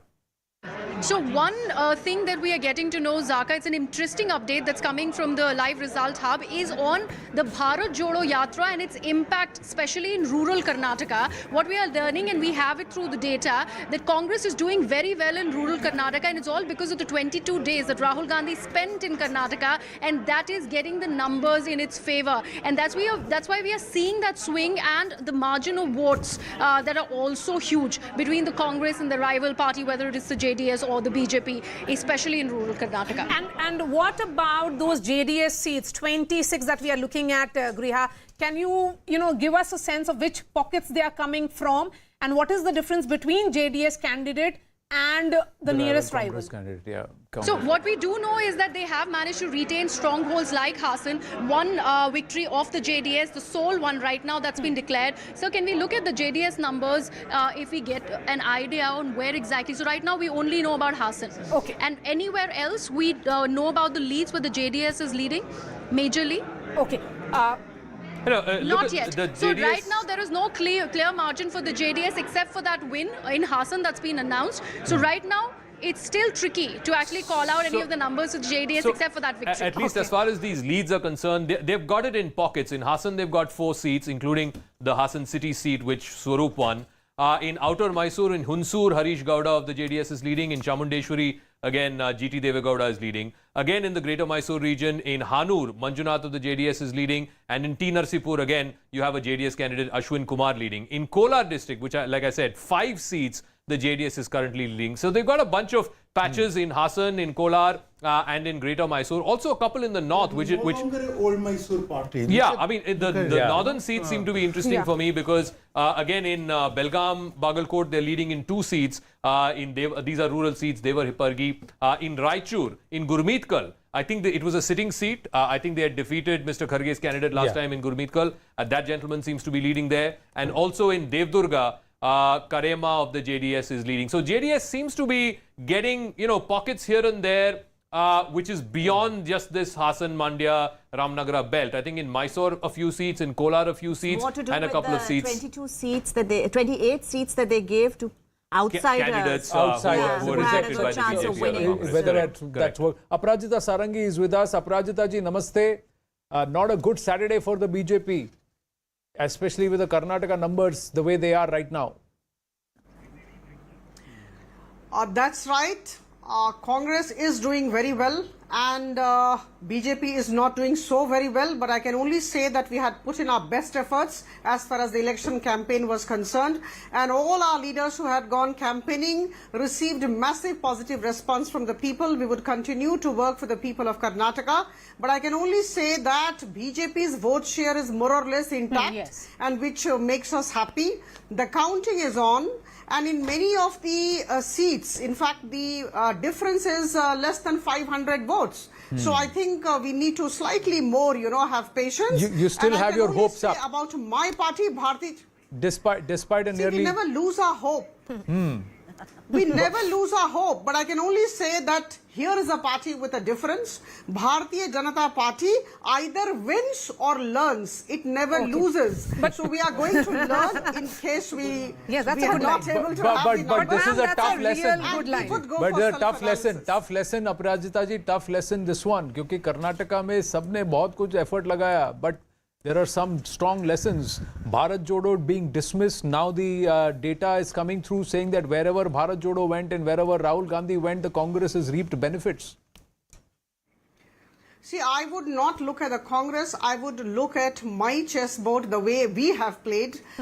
We would be going back to the chessboard and we would see where we went wrong. In fact, we had put in our best efforts, as I said, and we had a good strategy too. Our Prime Minister and others had received tremendous response. So I'm sure something must have gone wrong with our way of working. We would look into it and we would correct ourselves. Ma'am, will you accept that perhaps what may not have worked for the BJP and visibly has not, is that you could not convert this into a local election while you did not have answers to the questions that were being asked by the Congress party locally? You were trying to make this about leaders coming from Delhi campaigning. See, to give answer to your question at this stage would be premature on my part. We would be going back to the table and we would be looking into the reasons. There would be a number of reasons, I'm sure, because we have put in our best. I can only say for sure, and we really enjoyed the entire campaign. And we cannot say that we did not work for the people. 5 years, in fact, all our people had worked tremendously, and that is why maybe, the vote share is intact. We would be improving ourselves. In southern India, this was the big citadel, or should I say, the window to the south. You have lost that window. Now there is only Pondicherry, which has a BJP government. Do you think... Yes, NDA government. So should you not be concerned going ahead in 2024? The catchment areas that you're looking at, Telangana you're counting as one, or even in the certain pockets in Andhra Pradesh, what happens to that? See, I would definitely not link Karnataka election results with 2024 elections. Don't forget that we have been winning in Uttar Pradesh right now. In fact, we have swept the entire mayoral election. And we just won in Tripura, Nagaland and Meghalaya. We had the governments. Last year we had governments in 5 places. So just because we are losing Karnataka, we can't say that we would not be forming the government in 2024. In fact, there is no vacancy in the seat of PM in 2024. Well, Aparajita ji, in many of the states, we are doing very well. Well, Aparajita ji, mayoral polls, if you're not wanting to equate assembly polls with 2024, we should not look at mayoral polls. But big news coming through. It's on Kaun Banega Mukhyamantri within the Congress camp. DK Shivkumar's camp says, ab ki baar DK Sarkar. We will not give up the ambition to become chief minister, and exactly what they are claiming. They are claiming the turnaround has happened in Old Mysore because of DK Shiv Kumar and his work.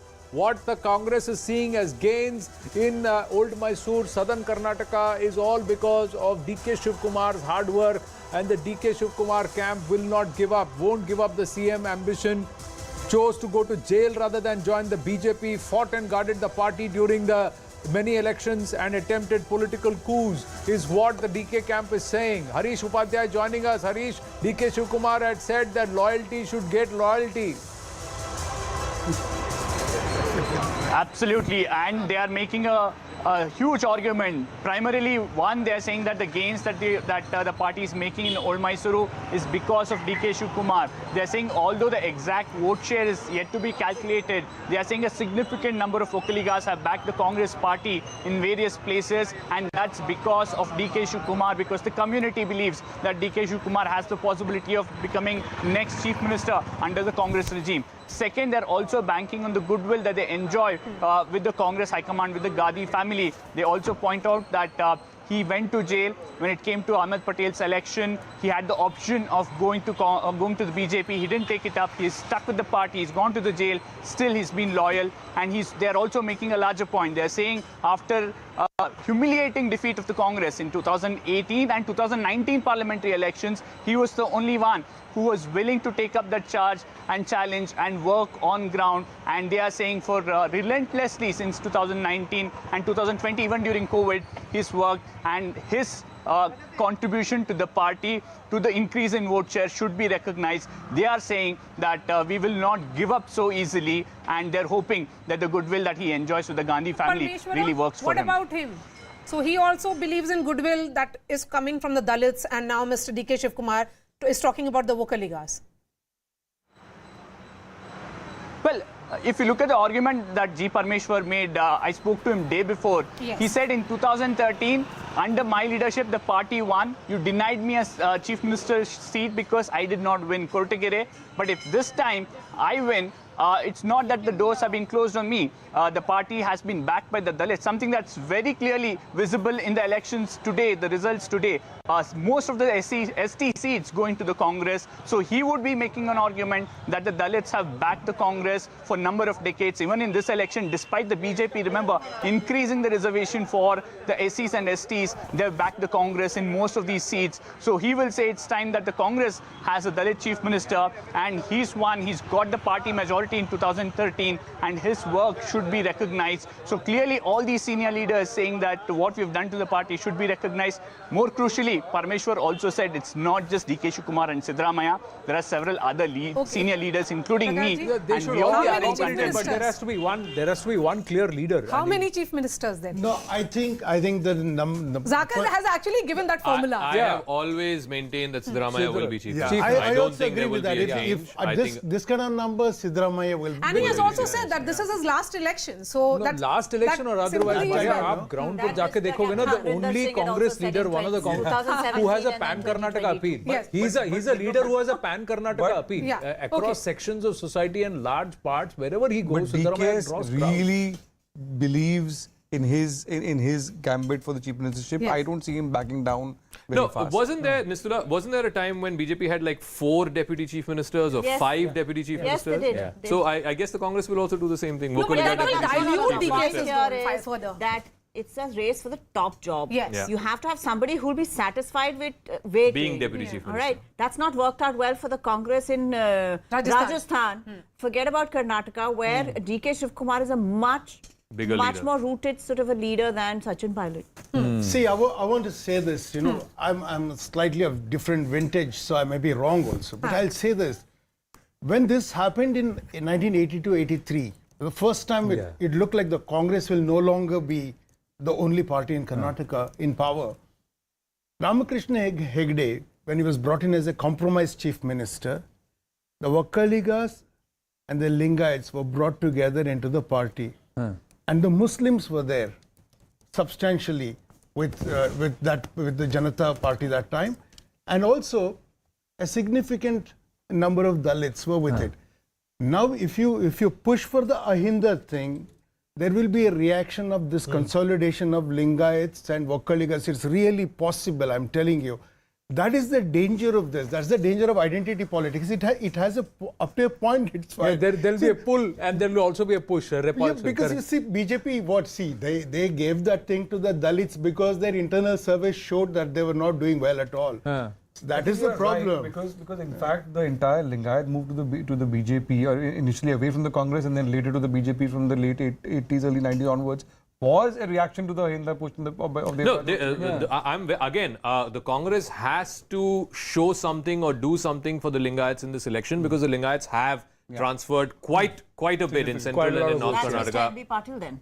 I don't know who the tallest Lingayat leader is, but somebody should be.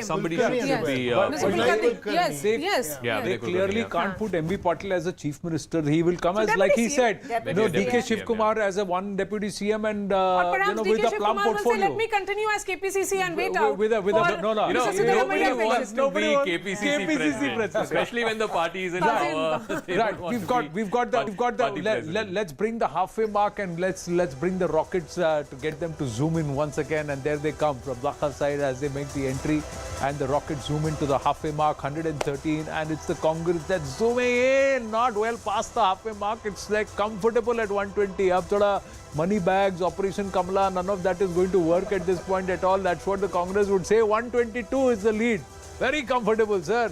The BJP far behind. At 71, they have some serious introspection to do in terms of fractured leadership, whatever was organized, who was hurt, who was not, the choice of tickets, who was let go, who was not, and more importantly, did you actually understand the pain of the people on ground, or did you try to think that, okay, we can nationalize the issue and get away with it? The BJP prides itself on its electoral mechanics, but in a lot of the state elections, they have got the pulse of the people wrong. Wherever they've got the pulse of the local people right, and they've got the right leadership in place and got the organization set in place rather than in fighting, they've done well. Wherever they have not been able to manage, be it Himachal or be it Karnataka, they have struggled.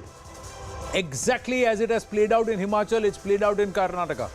Factions, everybody trying to push the other person down, deny the other person, and it has hurt the BJP. But for the Congress party, they have kept the issue local, they have used their regional bahubalis effectively on ground, and they've communicated the message where they wanted. They focused on areas where they were weak.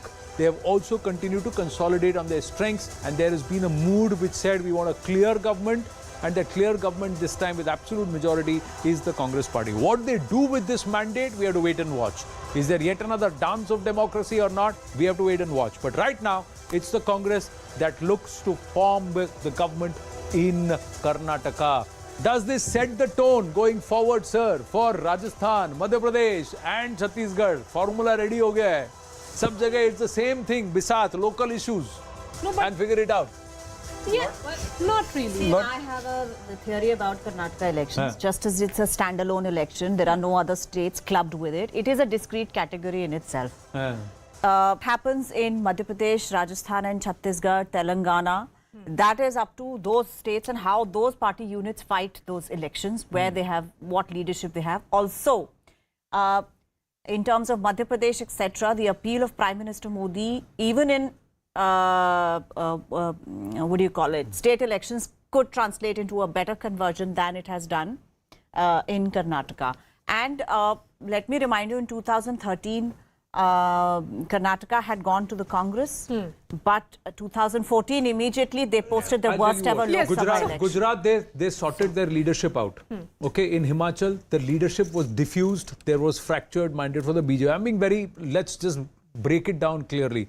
In Karnataka also, there was huge amount of factionalism. A lot of leaders were upset without the interference of certain leaders from the center, and also with the sidelining of certain leaders on the in the state. So there was a lot of diffusion. The real issues were they actually addressed.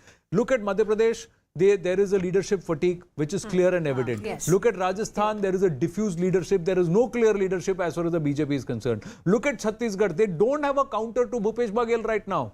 So the BJP, for it to think about its electoral mechanism as far as the state elections are concerned, Clearly, the voter is clear. I think one Lok other Sabha thing- is different, state is different. Lok Sabha is different, state is different in the mind of the voter. Very Other clear than now. Local issues, I think one of the things that the Congress did, state leadership. Both Siddaramaiah and DK Shivkumar are very, very strong state leaders. Yes. I think that is another big takeaway. And they also said, we'll keep you in the hunt. Yep. You set aside your differences till the And time, yes. let's win first. Let's win. That is something they've sorted out. Now, if they're able to sort that out with Gehlot and Sachin Pilot, let's win first. That is unlikely. Or let them Yes. decide. Let them decide. See, if they can choose Gehlot, allow Gehlot to be Rajasthan Chief Minister over AICC President, that means Gehlot holds sway. That So works when you are in Pilot go. opposition, perhaps.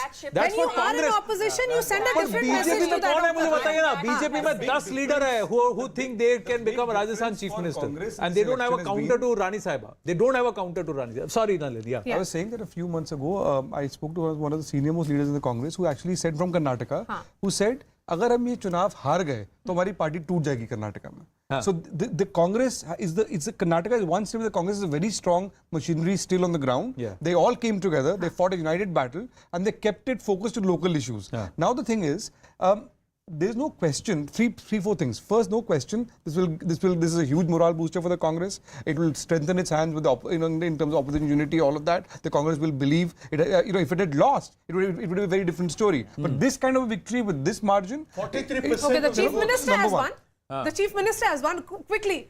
Let's quickly go to Griha. Griha, what is the margin of his victory? Basavaraj. Yeah, now Okay, former the Chief margin Minister, is yes. not yet clear, Maria, but it's a clear victory for Basavaraj Bommai from Shigaon. That's a given because he was actually leading from a huge vote margin. We are yet not sure of the kind of votes that he's leading from. There is another BJP victory that's been confirmed, and this is from Belgaum Dakshin. 12 is the constituency. That is also gone to the BJP. So two big victories for the BJP. Shigaon, of course, going to Basavaraj Bommai, and there's another one from Belgaum Dakshin. 12. You know, interestingly, other than Shigaon, all the other seats in Haveri district, which is the Chief Have gone to Minister's home Congress. district, have gone to the Congress. Other than Shigaon. Every other seat has gone to the Congress, which was not the case 5 years ago, which was not the case in 2018. So the Chief Minister's popularity is just limited to his constituency. Not just that, the pat on the back from Siddaramaiah seems to have saved Basavaraj Bommai, if I were to Okay, say tell it. me, what did Yedurappa did not do? Prakashji. See, Yedurappa, I think like he's always been asked to leave kicking and screaming, and I personally like him, so I might speak with some prejudice. He's a person who listens to people and he talks. He's a very good Old world politician. He's very good negotiator, and he has managed the anger of the Lingayat community leaders. I'll tell you what the real anger is, in my opinion, is that BJP wants to broad base its electoral constituency in Karnataka. They do not want to be a caste-based party. They want to be a Hindutva-based party, a larger grouping they want. This kind of irritates the Lingayats. The Lingayats, and of course from the beginning the Vokkaligas, they don't like that. Okay, it's a kind of all these old terms of Brahminizing, Karnataka. All this comes up. All those terms are no longer used, but that anger is there. And what Yedurappa did was that he managed, okay? But, if you were him, you would manage in such a way that, see what happens if I'm not there, also you can communicate. He has done enough to keep BJP there, but so not after, more. After half an hour, the Congress's number is going up from 120. Yeah, I think it'll settle sort of 125. I think 125 And the to JDS is below 130. 25. Probably even 130, yeah. On the Lingayat question, I think there is a story there because certainly the Lingayats, some sections have moved away from the BJP. Look at this, 67 seats, the Congress leading in 38 out of those 67, BJP down to 23, down 17. Almost all of those gains have gone to the Congress. Just compare this to 2018 for a moment, because 2018 out of those 67 seats, it was almost the opposite picture. The BJP won 40, the Congress 20. I also want to take you back to 2013 because Yedurappa had left the BJP, he formed his own party. The Lingayat vote definitely split in that election. And if you look at 2013, it is similar to the story now. That time too, the Congress benefited because of the fracturing of the Lingayat vote. The BJP was down to 13. And now 10 years later, the BJP is down to 23 seats, 10 more than a decade ago. But look at the Congress. The Congress almost at that level where it was in 2013. It had 40 in 2013. It's got 38 this time around. I'm very, very clear. Two things. One, the Congress will have to give a senior Lingayat leader a senior position in its government. And two, I'm very clear about this. This sets the stage for Mr. Vijayendra to be projected as the next leader of the BJP. Yes. Very, very clear about it. So this also allows him to grow. This also allows him to grow. He sits in the opposition. So there is a generational shift. So I have to tell you. But the Lingayat domination in BJP discourse remains. Yes. The day I landed in Bengaluru, we were supposed to meet Mr. Yediyurappa in the evening. Suddenly we get a call saying that he's been asked to go to Hubballi and camp there because the party was determined that there has to be some sort of a damage control, and of course Shettar has to be defeated and he has to sit there and manage all of those things.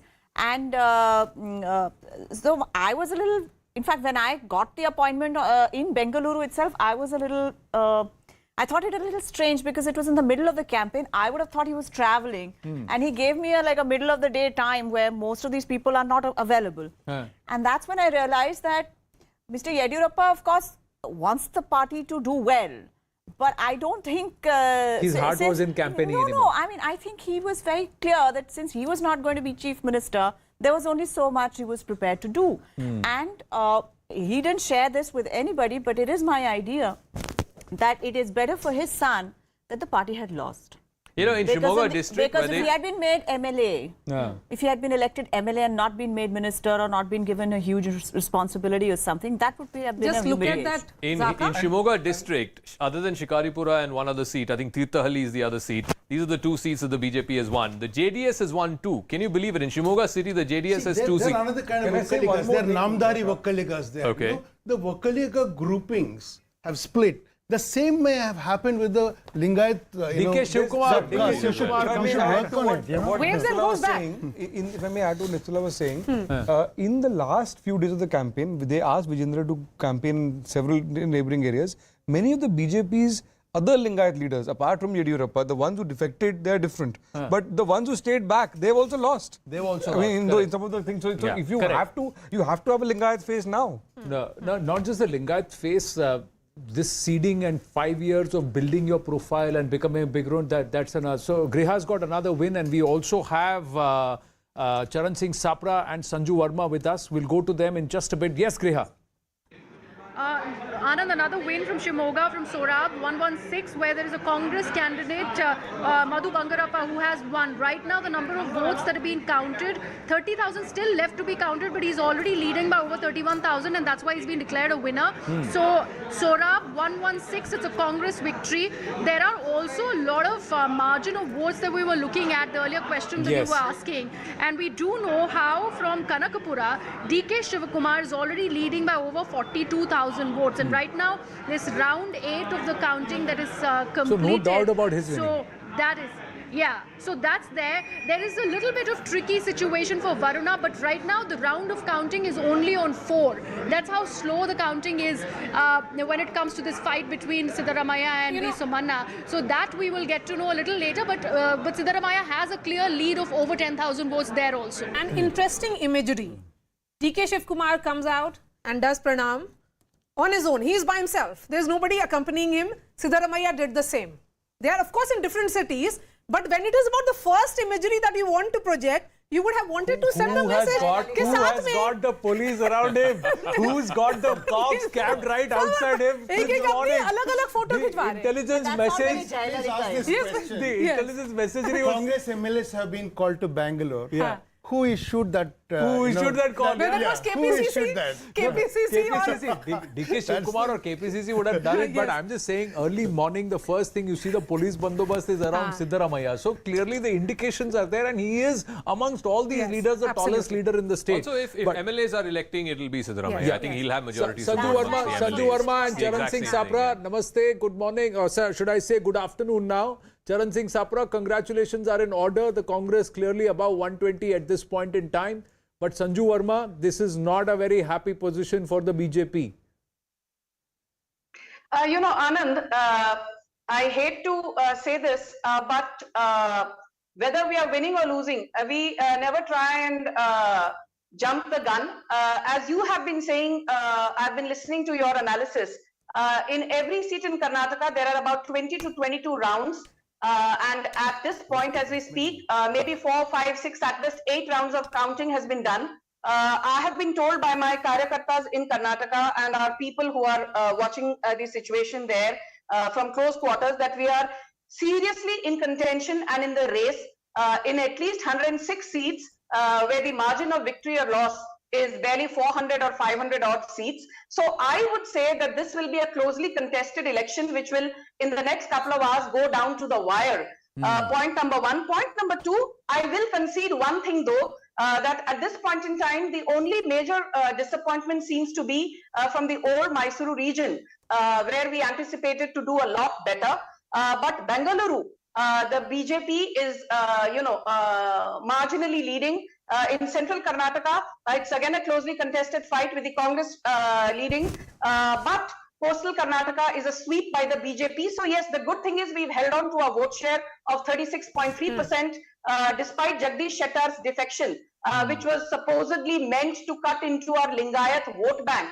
That is not happening. And Jagdish Shettar, I'm told, is trailing. But so I think there are many ifs and buts. If you look at what Zaka is showing on the magic wall, there is a shift in the Lingayat vote. There's a massive shift. Out of 67 seats, Sanjuji, just for your information, out of the 67 seats, the Congress is leading in 38. Last time around, out of the 67 seats, the BJP won 40 out of the 67. These are Lingayat-dominated seats. So that's I saw that. Yes. I saw that, Zaka, but my limited point is this, that after Lakshman Savdi's defection and Jagdish Shettar's defection, I keep coming back to that because it raised a lot of stink in terms of, getting a debate around his defection from the entire media, which said that he's been an ex-CM, Lakshman Savdi has been an ex-deputy CM, both are Lingayat stalwarts in their own right, and the BJP is likely to see a massive fall in vote share and number of seats. So while in number of seats, we might have seen a slightly bigger decline in terms of vote share. Sanju Verma, we have a win declared in Mysore. I have to interrupt you. Going to Griha. Yes. Yes, Griha. Yes, Anand, something that is known to be a JDS stronghold, we are getting to know that it is, in fact, the Congress party that is winning from there. This is constituency number 213, Zaka. Congress win. All right, just checking on the seats. The one city seat that the Congress seems to be leading in is Chamaraja. K. Harish Gowda, they're leading. Krishna Raja, the BJP's T.S. Srivatsa seems to be leading. And of course, in Chamundeshwari, G.T. Devegowda is leading. I just want to check 1 second on 213. All right. It's Heggadevan Kote. Anil Chikmudu of the Congress has won there. Interesting point that Sanju Verma, the fact is you may say that you've got your vote share intact, but that need not necessarily be the Lingayat votes itself. The fact is Prakash Belawadi just made that point that the BJP is trying to become a pan-Karnataka, pan-caste groupings, pan-community party. And you may have got votes elsewhere, but that is also upsetting the core caste groupings of the Lingayats and the Vokkaligas. Charan Singh Sapra, what do you think worked for the Congress? On ground in Karnataka, if there was something which you feel that that was effectively done in Karnataka, which would you want to replicate going forward in some of the other states? Like Basavaraj Bommai speaking, coming to you after this, Charan Singh Sapra. As a political party and as a national political party, we'll not only analyze and we'll see that what are the gaps and what are the deficiencies were there at different levels. We'll look into that and improve upon it, and we'll take this result in our stride, and we'll go ahead and reorganize the party and come back during Lok Sabha election.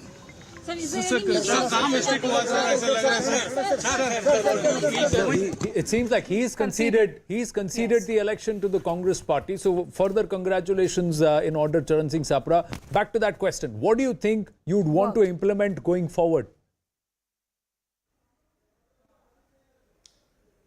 See, Anand, as the time passes, we are watching that lotus is withering away, and just now, Mr. Bommai has, practically he has conceded. I feel Congress has won and BJP and the Prime Minister has lost, because the Prime Minister in this campaign or BJP in this campaign, they largely made this campaign as a referendum on Prime Minister. Like the way they campaigned, and they said ki Ashirwad milega Karnataka ki janta ko and all. So I feel this is a loss for BJP and Prime Minister. And as far as your question is concerned, that how Congress should go ahead in other states, I feel this is a big lesson for all the Congress leaders in the state which are going to elections, from Himachal as well as Karnataka. The way the leaders have coordinated well, the senior leaders, they have seen what is the pulse of the ground Charan level Singh ji, worker or the the ground level analysts in the situation. studio have a different view to what your analysis particularly of referendum is.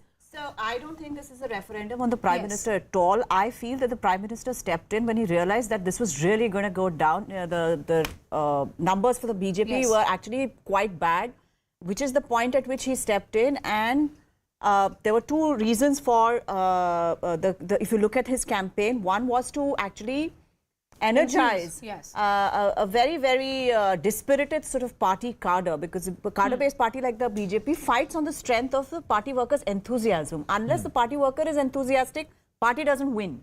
So him going there, doing those road shows, etc., was to energize the party cadre that please go out and get other people also to the polling booth on that day. And in Bengaluru specifically, he felt that if he put in an effort, there would be some seats that could be flipped. Yes. I think Modi going there and campaigning not only enthuses the cadre, I think he staved off what would have been a much worse defeat. You added a few. You look at the results of Bangalore city. So Priyank Kharge wins. has done better than as last Nalin time. speaks, just that update on the screen. Also, Priyank Kharge has won from Chitapur. Vote share and in seat share. So I think Modi going there, it So may it's not have not affected a other referendum seats, but it on certainly affected the Prime cadre. Minister. It's a state And level election. somewhere there, yes, although the Congress may want to score those political points because, between the BJP and the Congress, they love to hate Rahul Gandhi, the BJP, and they love to hate Prime Minister Narendra Modi. But to be analyze it very clearly, they kept the issues local. And Charan Singh Sapra hit the nail on the head where they said that the local leaders, the senior leaders, got the local pulse and focused on that. And they kept it there. Griha's got another update. Yes, Griha. So Priyank Kharge wins. Yes, Priyank Kharge has won. So Kalaburgi is Congress's. So Chitapur, it's gone to Priyank Kharge. JDS, no, in fact, an independent candidate has won. Janardhan Reddy, he's fighting on an independent ticket. He has won from Gangavati 62. And we are getting a BJP victory from Bangalore Urban, where Ravi Subramanyala has won from constituency number 170. So BJP and Congress and also an independent. So three more winner announcements have been made. And Prakash ji, should we also not discuss Mr. Mallikarjun Kharge now? Because with his son winning. No, I don't think, Mr. Kharge, even if it has come out in, that he may be a candidate, was ever in the reckoning, really. I mean, it was never going to happen. But home state of the Congress president, he has actually managed to win that. I mean, the credit is not his, but then optics. There was a Kharge factor. There was a Kharge factor. I think there was a Kharge factor. I think in areas like Hyderabad, Karnataka, where there are strong Dalit voters, it did make a difference. Mr. Kharge is a pan Karnataka leader.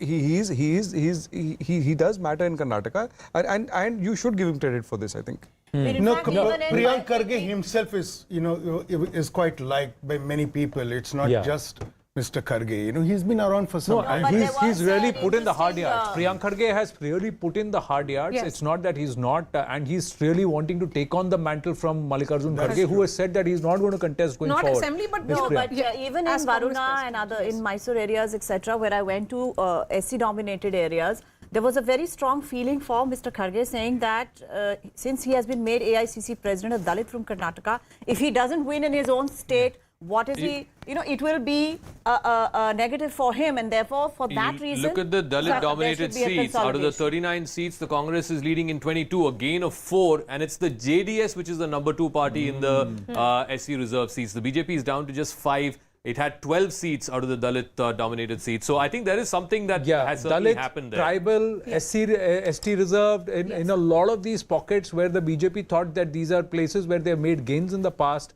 they seem to be losing ground along with their core voter base, that is the Lingayat votes or the Lingayat community. So a lot of observations there. Griha's got another win. Yes, Griha. Yes, if you can spot me beyond these terminals, my feet is almost given up.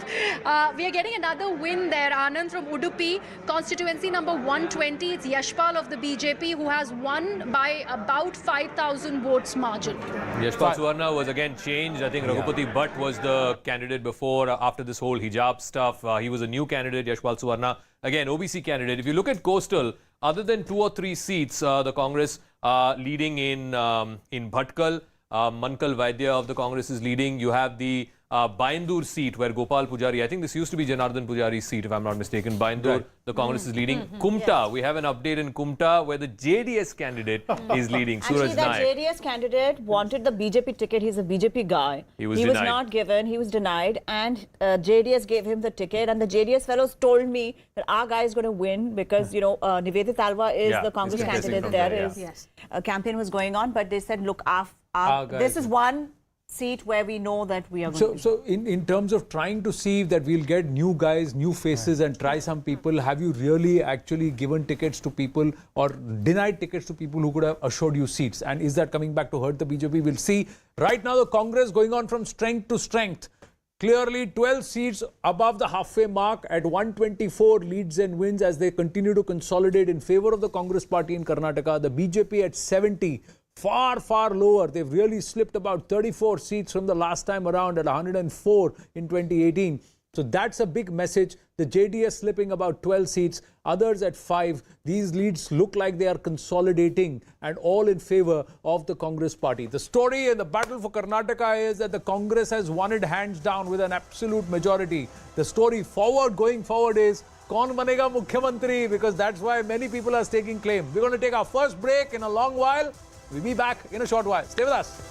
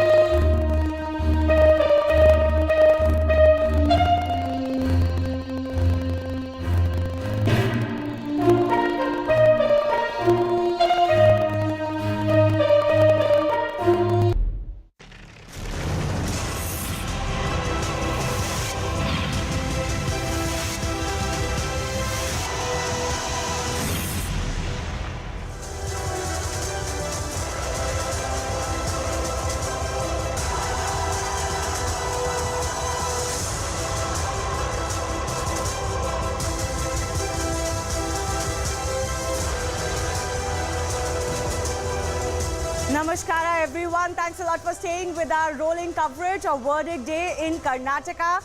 And it's a clear mandate, it seems, for the Congress party, not just the single largest, but well past the majority mark. It's a big win coming in for the Congress that has been searching for that big win in quite some time as far as national politics is concerned. And this is going to give them a fillip ahead of 2024. A lot of reactions are now pouring in from both sides. The BJP conceding defeat, wanting to look inwards. This was a tough election to begin for them.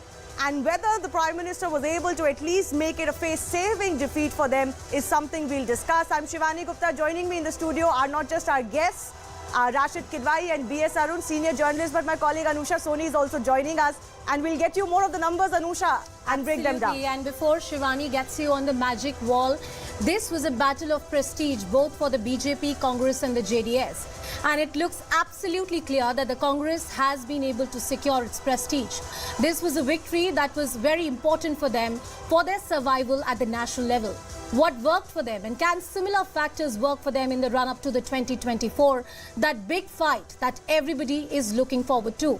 Well, let me take this to Shivani and she'll break it down in the different regions on the magic wall, how they have performed, what are the bastions that the BJP is still holding on to, and which are the key bastions they have perhaps lost to the Congress party.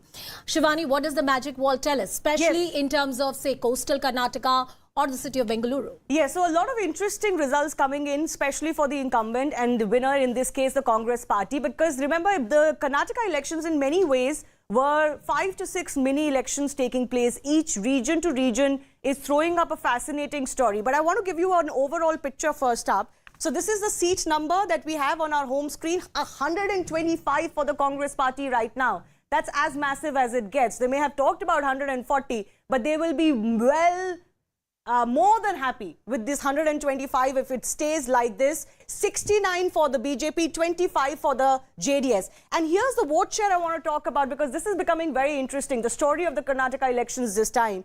You look at 2018 and 2023, the BJP vote share is consistent at 36%. That's the orange bar. The Congress has improved by 5% from 38 to 43. And all of it has come from the JDS's kitty, 18% last time around to 13%. The others are also remaining consistent. So it's basically the story of JDS becoming less relevant, or at least a lot of their vote share going predominantly to the Congress party. The BJP's only consolation is they have retained their vote share. But let's go across to now look at some of the mini elections that we've been talking about. So this is a confirmation of the big numbers, 125 plus 45 for the Congress party. As I said, anything over 115 they would have taken by both hands, and a big decline for the BJP, minus 35. This was a tough election, anti-incumbency, plus it's a state that swings every time.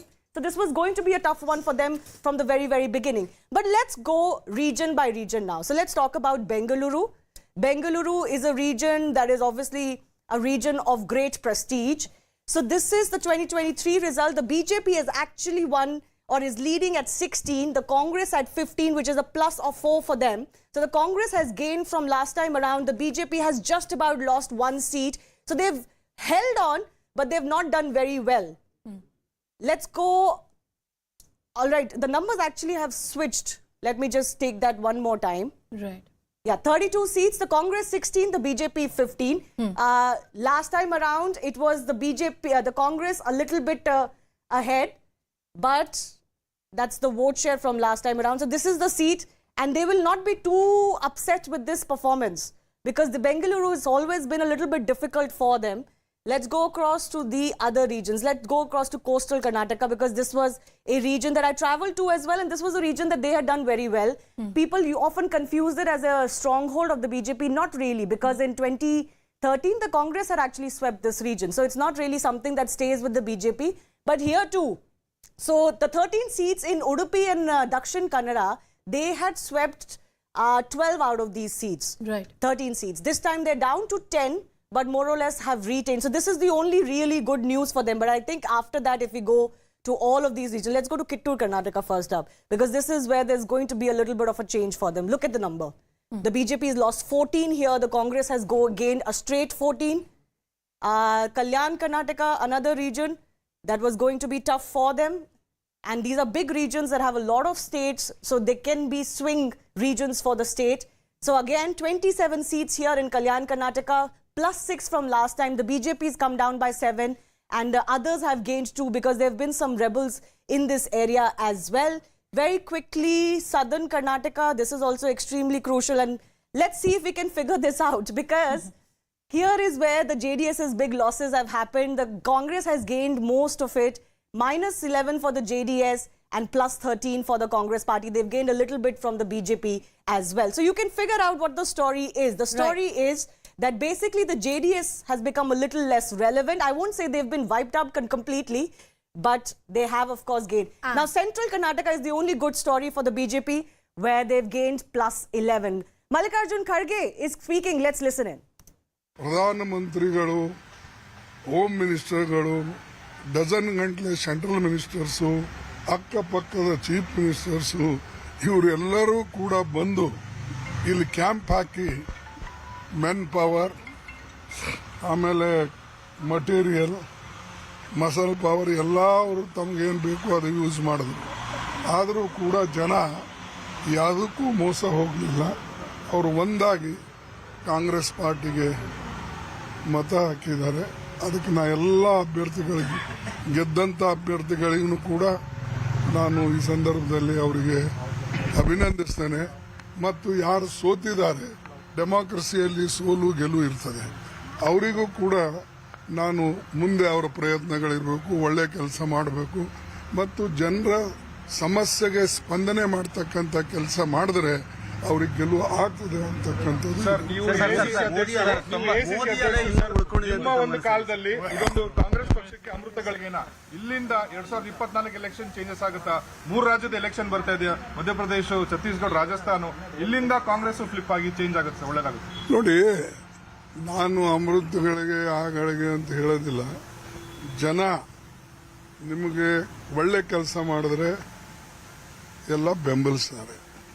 ಮತ್ತು ಯಾವಾಗಲೂ do good thing, ಒಳ್ಳೆ ಕೆಲಸ ಮಾಡಿದ್ರೆ ಒಳ್ಳೆ ಫಲ ಸಿಗ್ತದೆ. ಹಾಗೆ ನನ್ನ ವೈಯಕ್ತಿಕ ವಿಚಾರ, ಯಾವಾಗಲೂ ನಾ ಕೆಲಸದ ಮೇಲೆ ನಂಬುತ್ತೇನೆ.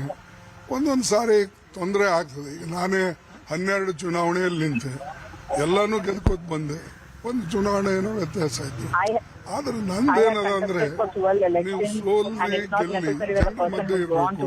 This is A democracy. Party should be active. ಮತ್ತು ನಾನು ಇಲ್ಲಿ ಸ್ಥಳೀಯ ನಮ್ಮ ಎಲ್ಲ ಮುಖಂಡರು, ಅವರು CLP ಲೀಡರ್ ಇರ್ಬೋದು, PCC ಪ್ರೆಸಿಡೆಂಟ್ ಇರ್ಬೋದು, ಬೇರೆ ಎಲ್ಲ ನಮ್ಮ ಆಫೀಸ್ ಬೇರರ್ಸು, ಕ್ಯಾಂಪೇನ್ ಚೇರ್ಮನ್ರು, ಎಲ್ಲರೂ ಕೂಡ ಒಬ್ಬರಂತ ಹೇಳಕ್ ಆಗೋದಿಲ್ಲ. ಏನೋ ನಮ್ಮ ಹೆಸರು ಬಿಟ್ಟರು ಅಂದ್ರೆ ಮತ್ತೆ ಅದೊಂದು ಎಲ್ಲರೂ ಮಾಡಿದ್ದಾರೆ. ಅದಕ್ಕಾಗಿ ರಿಸಲ್ಟ್ ಬಂದಿದೆ. ಅದಕ್ಕೆ ಜನಾನು ಇದಕ್ಕೆ ಸ್ಪಂದಿಸಿದ್ದಾರೆ. ಇದು ದೊಡ್ಡ ಮಾತು. ಆಮೇಲೆ ನಮ್ಮ ಗ್ಯಾರಂಟಿ ಏನಿದೆ ಅಲ್ಲ, ಆ ಗ್ಯಾರಂಟಿ ಕೆಲಸ ಮಾಡಿದೆ. ಬಡವರು, ದೀನದಲಿತರು ಎಲ್ಲರೂ ಕೂಡ ಆ ಗ್ಯಾರಂಟಿ ಕಡೆ ನೋಡಿಕೊಂಡು ಇದನ್ನ ಮತ ನೀಡಿದ್ದಾರೆ. ಮತ್ತು ಅವರ ಆಡಳಿತದಿಂದ ಬೇಸತ್ತು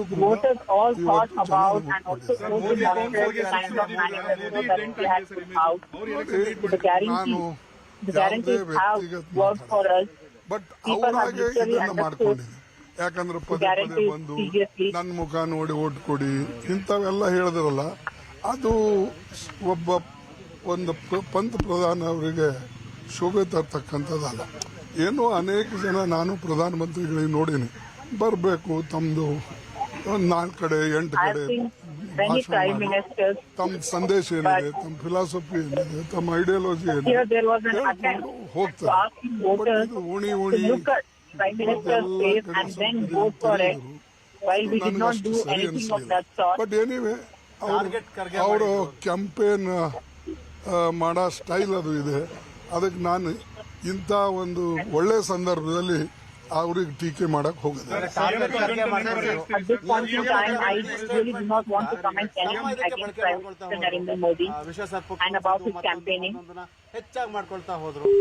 ಇಲ್ಲ, ಈಗ ಬಿಟ್ಬಿಡಿ ಅದನ್ನ. ನಾವ್ ಹೇಳ್ದೇವೆ, ನಮ್ಗೆ ಅವ್ರು ಉತ್ತರ ಕೊಟ್ರು. ಅವ್ರಿಗೆ ನಾವು ಏನ್ ಹೇಳ್ಬೇಕು ಹೇಳ್ದೇವೆ. ಈಗೇನಂತಂದ್ರೆ, ನಾವು ಗೆದ್ದಿದ್ದೇವೆ, ಗೆದ್ದ ಮೇಲೆ ಎಲ್ಲರನ್ನ ತಗೊಂಡು ಹೋಗ್ತಕ್ಕಂಥದ್ದು ನಮ್ಮದು. Whether they are in opposition, whether they are in ruling, they are opposed us, ಯಾರೇ ಇರ್ಬೋದು, ನಮ್ಗೆ ವಿರುದ್ಧ ಮಾಡಿದವರು ಇರ್ಬೋದು, ಪರ ಮಾಡ್ಬೋದು. ಈಗ ಸರ್ಕಾರ ಮೇಲೆ ಬಂದಾಗ ಸರಿಸಮಾನವಾಗಿ ಎಲ್ಲರನ್ನ ನಾವು ನೋಡ್ಕೊಂಡು ಮಾಡಬೇಕು. That is democracy and level playing ground ನಾವು ಎಲ್ಲರಿಗೂ ಕೊಡ್ತೇವೆ. Mr. Mallikarjun Kharge, the Congress president, saying that the muscle and the money power did not work in these elections and the people have voted for real issues. We'll continue tracking all of that. My colleague Griha is also reporting from the live election result hub and getting us all the updates. Griha, some big results coming in. DK Shivkumar has won from Kanakpura. Yes, something that we are flashing on our screens. DK Shivakumar, it's a big victory there, Anusha, because the vote margin that he's won from is over 52,000. So that's the margin of victory that DK Shivakumar has managed from Kanakapura.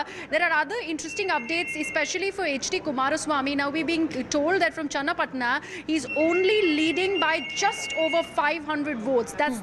That's how low the vote margin is.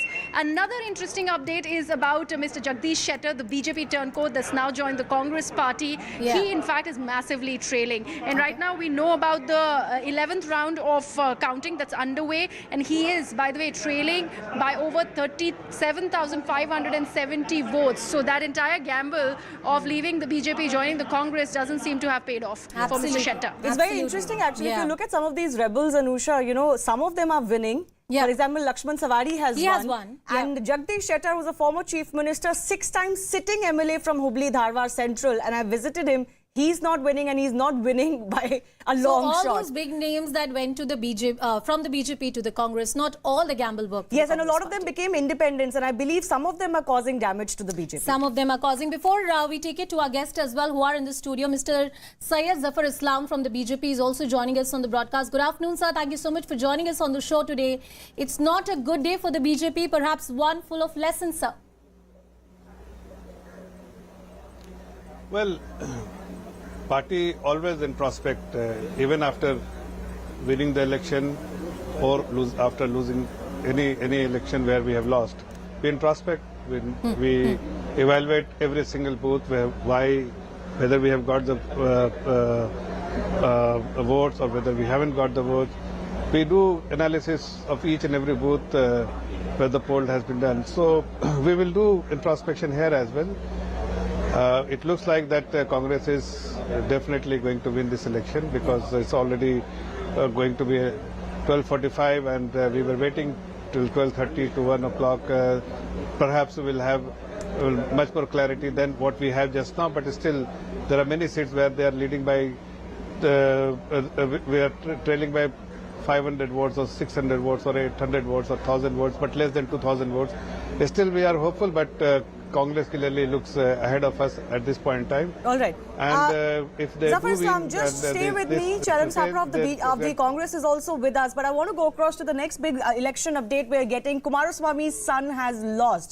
So it's not just the overall big picture where, you know, you've got the JDS's vote bank being depleted by the Congress party, something that was being anticipated, but to what extent nobody could really say.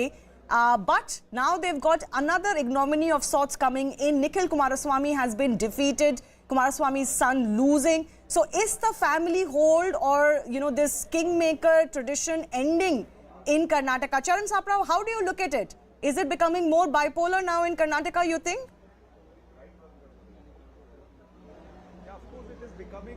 Largely a bipolar contest because people of Karnataka, they have seen a triangular fight all these years and they have given a clear mandate to Congress party, and basically the advantage to Congress was that we had taken local issues and BJP had a fractured leadership, their campaign was confused, and finally we could stop the juggernaut of BJP or like the media says, gateway towards south.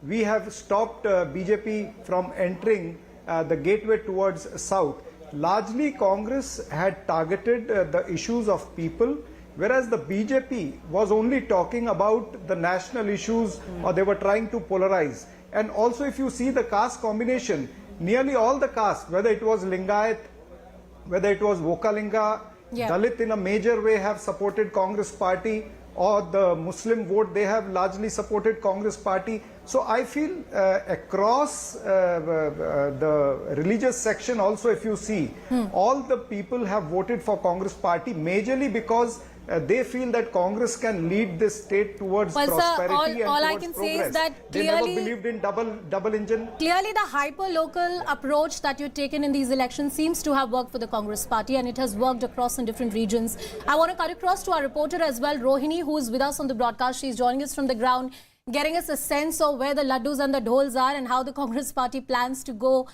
further. Who will be their chief minister face? Perhaps that's the next big question to watch out for. Rohini, what are you picking up?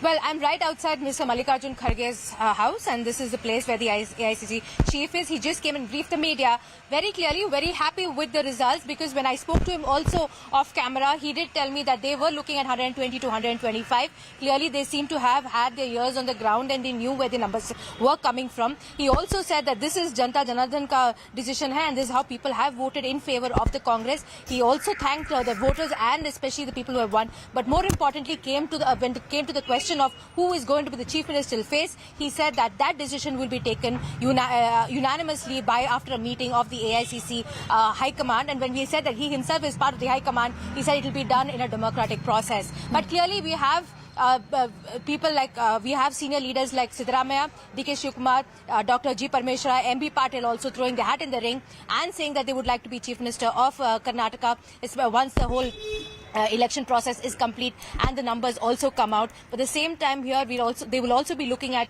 which particular senior leader has MLAs on their side and who is more of a mass leader. And preferably there's another, what I'm getting to here is possibly they're also looking at a combination where they could give us between the 5 years, split it between two leaders as well, or other ways and other combinations. But those combinations, permutations will be discussed in their AICC meeting, which will discuss that. But very clearly here, he also said, when asked a question about the BJP's targeted campaign against the Congress and especially Prime Minister Modi's blitzkrieg in Karnataka, he said that the Prime Minister should have kept closer to his post as a Prime Minister of the country and not come into Karnataka, made it personal and literally beg people for votes for his party.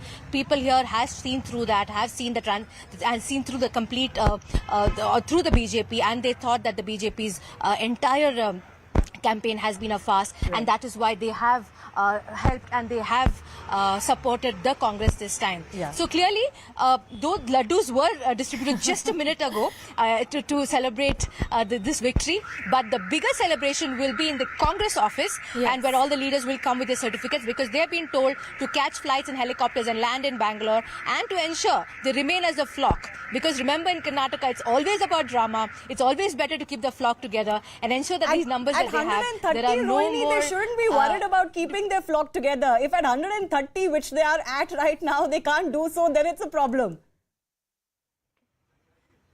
No, absolutely. That kind of confidence, that kind of victory, they are really happy about. But at the same time, they want to ensure that they are together, and they need, as they have shown a united front during the political campaign throughout the elections, be it with their two senior leaders, that is the Congress state chief DK Shivkumar and Siddaramaiah as a united leader. And Rohini, we're getting some visuals from DK Shivkumar's residence, I believe, and a lot of supporters are thronging him. He's expected to speak. And as you were saying, there's a lot of drama expected with the Congress party in Karnataka, and now the big drama will be who will be the next chief minister. Both Sidda camps and DK camps have already started pitching for their respective leaders. I'm not sure if we're getting some audio from where DK's frame is, but let's listen to some of those slogans, and some of our guests in the studio can also come in. How do you see this battle now, B.S. Arun, between Siddaramaiah and DK? Because through the campaign and even as voting was happening, everybody believes Siddaramaiah is the tallest leader. He has pan-state recognition and people recognize him and follow him, not so much DKS. But if you look at the turnaround for the Congress party in Old Mysuru, especially amongst the Vokalika community, then DK will pitch his claim. Yes, certainly he will. DK is also an organizational man. He was the one who put in a lot of effort, put in perhaps resources, and if the party has come to this stage, it was a combination of the factors that both the leaders contributed to the party, and that's why the party is in such a robust But who do they pick? The man who's retiring after this assembly session? That will be the bigger question. I think, Shivani, this is a tricky bit, and this is going to be a litmus test for Mr. Mallikarjun Kharge, who incidentally belongs to that state and knows the key players. Just one thing I want to say about Mr.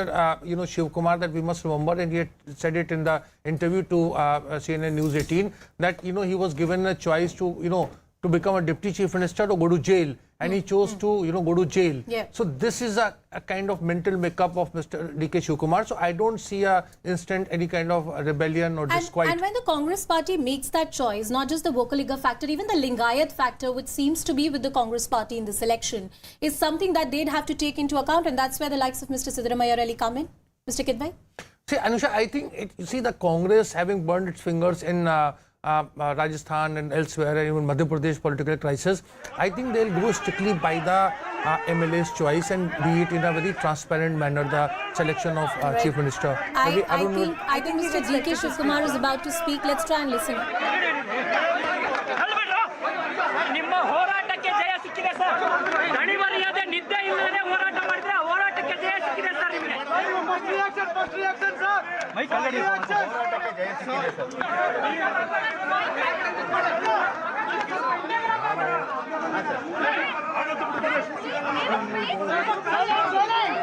ನಾನೀಗೇನು ಮಾತಾಡಲ್ಲ.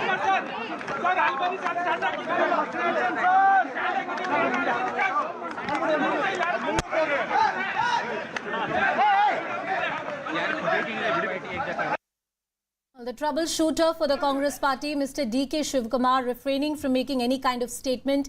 He's been on a temple run from Ujjain Mahakal to the Chamundeshwari temple. He's been the man who has also openly asserted his claim to be the next chief minister of the state. So that infighting / competition within the Congress more party. than once actually. Yeah, more than once. Even after the polling day, he was making his claim. Let's just try listen and then we'll show you the Vocaliga and the Lingaya dominated seats. ಅಖಂಡ ಕರ್ನಾಟಕದ ಮಹಾಜನತೆಗೆ ಅವರ ಎಲ್ಲ ಪಾದಗಳಿಗೆ ನನ್ನ ಸಾಷ್ಟಾಂಗ ನಮಸ್ಕಾರಗಳು. ನಮ್ಮ ಮೇಲೆ ವಿಶ್ವಾಸ ಇಟ್ಟು ನೀಚವಾದಂತ ಬಹುಮತವನ್ನು ಕೊಟ್ಟಿದ್ದಾರೆ. ನಾನು ಸದ್ಯಕ್ಕೆ ಈಗೇನು ಮಾತಾಡೋದಿಲ್ಲ. ನಮ್ಮ ಕಾರ್ಯಕರ್ತರೆಲ್ಲ ಆವೇಶದಲ್ಲಿದ್ದಾರೆ. ನಾನು ನನ್ನ ಎಲೆಕ್ಷನ್ ಸರ್ಟಿಫಿಕೇಟ್ನ ನಮ್ಮ ಏಜೆಂಟ್ ಕೈಲಿ ಈಸ್ಕೊಂಡು ಬಾ ಅಂತ ಕಳಿಸಿದ್ದೆ. ಸೊ ನಮ್ಮ ಕಾರ್ಯಕರ್ತರೆಲ್ಲ ರಾಮನಗರದಲ್ಲಿ ಗಲಾಟೆ ಮಾಡ್ತಾ ಇದ್ದಾರೆ. ಆಗೋದಿಲ್ಲ, ನೀವು ಯಾರ ಕೈಗೂ ಸರ್ಟಿಫಿಕೇಟ್ ನೀವೇ ಬಂದು ಇಸ್ಕೋಬೇಕು ಅಂತ ಕಾರ್ಯಕರ್ತರು ರಾಮನಗರ ಜಿಲ್ಲೆ ಜನ ಕಾಯ್ತಾ ಇದ್ದಾರೆ. ಸೊ ಅದಕ್ಕೆ ನಾನು ಹೋಗಿ ಬರ್ತೀನಿ. ಬಂದು ನನ್ನ ದೇವಸ್ಥಾನ ಕಾಂಗ್ರೆಸ್ ಕಚೇರಿ, ಕಾಂಗ್ರೆಸ್ ಕಚೇರಿಲಿ ನಾನು ಅಲ್ಲಿಂದ ಬಂದು ತಮ್ಮನ್ನ ಉದ್ದೇಶಿಸಿ ಮಾತಾಡ್ತೀನಿ. You seem emotional today. It's a big win for the Congress party. Whom do you credit, sir? Whom do you credit for this victory, sir? I credit my party cadres and all my leaders. They have worked hard. People have exposed faith in us. The leaders have supported us. It is a collective leadership, and we have jointly worked. I have said in the beginning, joining together is the beginning. On the day I took the oath, thinking together is the progress, working together is the success. That is what I said on the day. I assured Srimati Sonia Gandhi, Rahul Gandhi and Priyanka Gandhi that, and Mr. Mallikarjun Kharge, that I will deliver Karnataka to their fold. I can't forget Srimati Sonia Gandhi coming to meet me in jail when all these BJP people put me under jail. So I rather choose to be in jail than having an office. That is the confidence what Gandhi family and the Congress party in the entire country restored on me. I thank all my leaders in the state, including Mr. Siddaramaiah, all the MLAs, all the party officers and the workers from the block to the booth level who took up the responsibility. It is not one effort. including my ACC office bearers, my general secretaries, in charge general secretaries, secretaries. They work like a block on our office bearers, and all of them are responsible. I have a lot of things to tell. I will come later. I will meet you in my Bharat Jodo Bhavan, and I'll meet you and discuss with you. Your supporters have come in large numbers. They are all saying what will you tell your supporters? It is. I don't want to tell anything. There is only one support, Congress support. So one thing, Big moment there, isn't it? B.S. Arun, Rashid very Kadwai, emotional big moment, yeah. poignant moment there. D.K. Shivkumar breaking down, talking about the tough times he's faced because of the cases against him and spending time in jail. He's almost, coming out and saying that I proved to the Congress that I'm with them and I'm loyal. I stayed with them. A quick comment, B.S. Arun, if you just want to add to what he said, just said. It is his time. And it is his trying time. To flaunt it. So. Not Siddaramaya's time, who's fought his last both election. Of them. Both of them tried very hard together, and they presented a united face. Yeah. And that's one of the main reasons why the Congress has won today. But Rashid Kadwai, this is a tough one for the Congress. Yeah, Shivani, I think it was almost like an acceptance speech of, he was thanking everyone, including Siddaramaiah, bringing Sonia Gandhi, becoming a tad emotional, etc. I think it's going to be a tough call, but again, I said, the Congress would try to be as judicious as it can by ascertaining views of the party MLAs and putting it on full display in a transparent manner. Okay. I think that would be the best. That's going to be a very tightrope walk for the Congress party. It is going to be. I think this is the going to be a problematic factor that worked for the Congress party, especially in the old Mysuru region. We have that up on the magic wall as well. And the gains that the JDS had made in the last elections have went back to the Congress party, Shivani. That's so basically this is why D.K. Shivkumar can actually stake his claim almost to the same pedestal as Siddaramaiah, because it was accepted, conventional wisdom, that Siddaramaiah is the taller leader, while DK is the organization man, best as the Congress president. But Siddaramaiah was a larger former chief minister face and had greater acceptability across regions in Karnataka. But you look at the Vocaliga dominated seats, the Congress has increased its tally to 18, up by 10. BJP has managed to gain 1, but the JDS has lost 12. So this is where most of the JDS's losses have come. And this is, of course, the old Mysuru region only. The Congress has managed to breach that bastion of sorts. And because of DK's background, of course, he can claim that a lot of this turnaround has happened because of him. Because in the Lingayat vote share, B.S. Arun, we expected there would be possibly some losses for the BJP. But that has not happened because of any other reasons, but for the fact that Yediyurappa is not a factor in this election. So that was BJP's factor, not so much the Congress's factor. Here, Vocaliga is the DK's factor. And also, in addition to Congress victory here, it's also the losses faced by the JDS. Because JDS had been the numero uno here. And they have sort of taken a huge setback.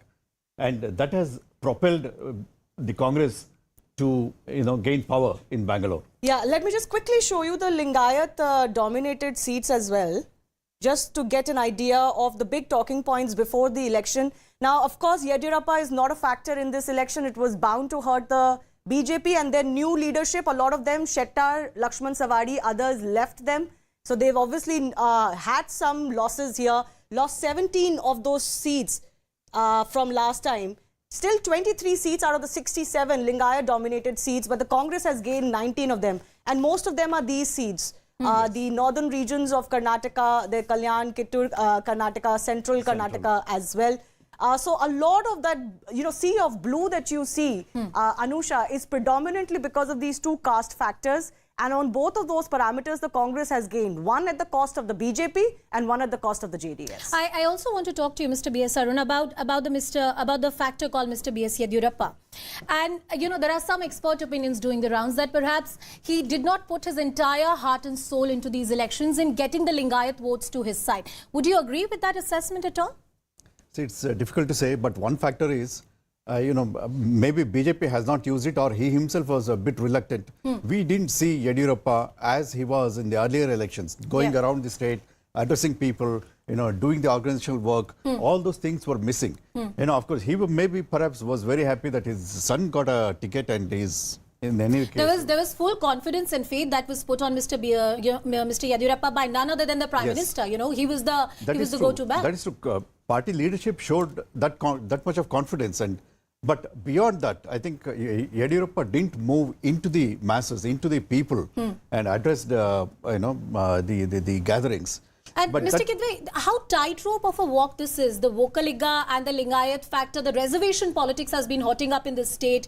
There are, of course, the OBC concerns, the ST concerns, the tribal seats also seem to have come with the Congress party. So it's an intricate balance they need to strike, perhaps. Absolutely. I mean, if a political party gets, 43, 44, 45% of vote, it means that it's got a wide support from various sections and, caste-wise. I think we have not seen the kind of, upsurge the Congress may have got in terms of, the scheduled caste votes because of the presence of Mr. Mallikarjun Kharge and his active participation. The shift in, of Muslim votes, perhaps from the JDS to the Congress, perhaps that explains why JDS has lost substantial, votes, not so much seats so far. But I think another point what my friend B.S. Arun was saying, and you had asked, see, generational change, Anusha, is a desirable thing, but it is not easy. I mean, the Congress has been accused of it umpteen number of times. But look at the BJP, and they had benched Mr. Yediyurappa, then brought him back in a different capacity, and you can go on, kind of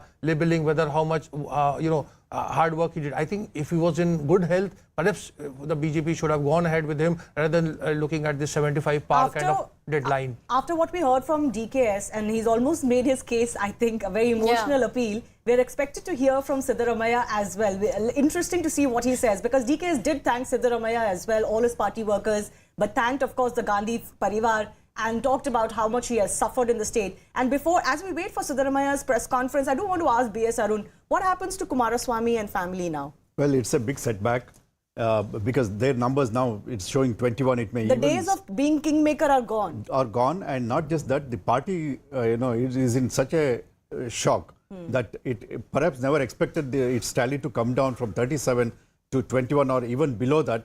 And another thing is, second successive defeat for Kumaraswamy's son, Nikhil, and that he has lost in the Vokaliga heartland is a big, At least setback. one thing what the Prime Minister said, Rashid Kidwai, has come true, that, this very family-based politics, if this is what the trend is from Karnataka too, certainly that is losing its sheen, isn't it? You cannot only on the basis of family and old, your bastions continue to do your politics and do nothing else.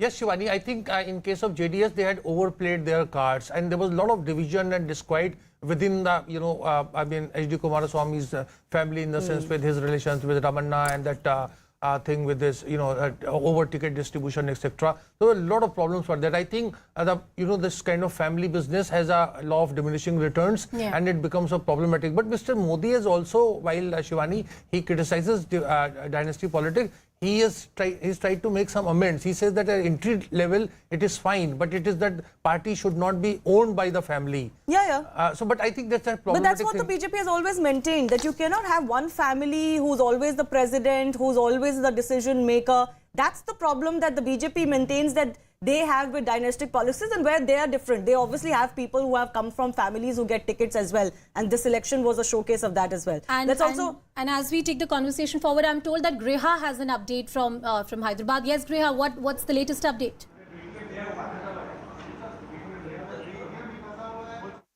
All right, I see. We'll try and connect with Griha. There's an update that we're getting from the live election result hub there in Hyderabad. There are victories coming in, confirmations coming in. Griha is back with us on the broadcast. Griha, the update you have. Yes, we're getting to know about 2 more victories by the Congress party that it has managed to clock in, Anusha. There's one from constituency number 32 in the Bijapur district where Yashwant Gowda Patil has been declared the winner. Another one is coming in from Belagavi, constituency number 17, where Vishwas Vaidya of the Congress has emerged victorious. So 2 more announcements there, both of them going to the Congress party. All right, Imran Pratapgadi from the Congress party is also joining us on the broadcast. Imranji, thank you so much for joining us on the broadcast. Good afternoon. It is a good day for the Congress party. Siddaramaiah's shots are also on the screen right now. These are the live visuals coming in.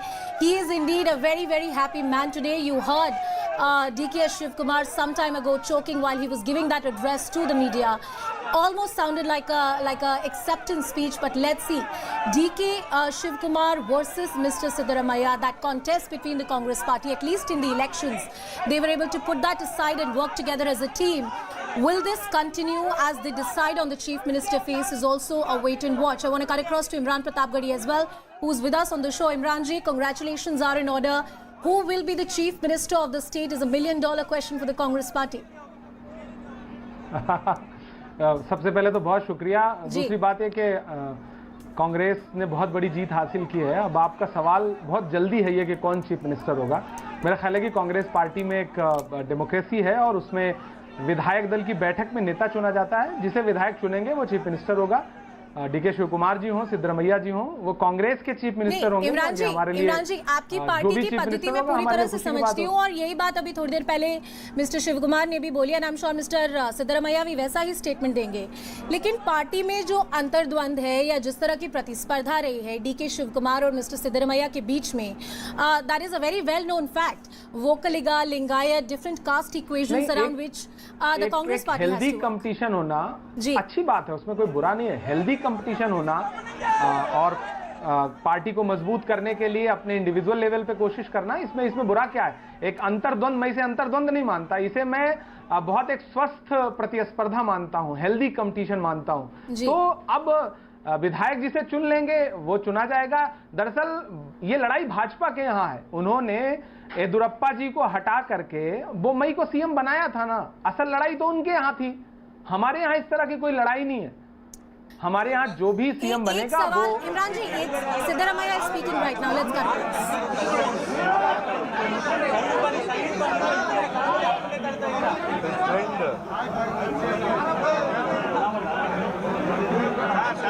shows that Congress party would get comfortable majority.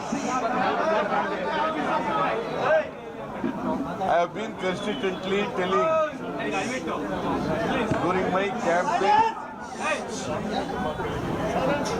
that Congress party would get around 130 seats.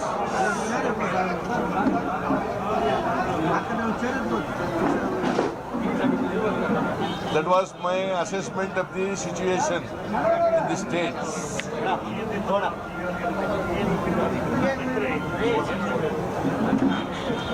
Almost it comes true. We may cross 130 also.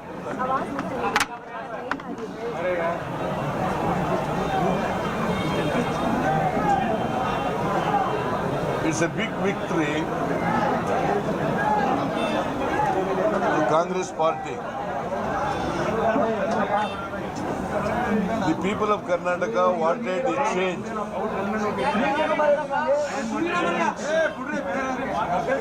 In Karnataka because they were fed up with BJP government. There was a strong anti-incumbency against the BJP government. The BJP did not come to power. Whether it is in 2008 or in 2018, there was no mandate by the people, the BJP party. In 2008 also there was a fractured verdict. In 2018 also there was a fractured verdict. In 2008 also they came to power through Operation Kamala.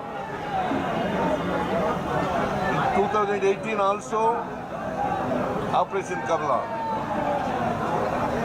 They have spent a lot of money in Operation Kamala. The BJP asked some of the MLAs who defected from Congress and JDS by giving them money, and all MLAs who are defected and involved in Operation Kamala, they were all sold. Many of them were taught a lesson in this election.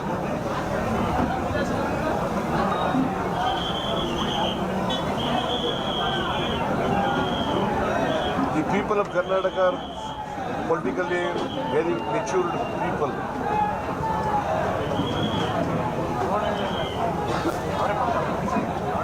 They know which party would save the state. Because there was a threat by the BJP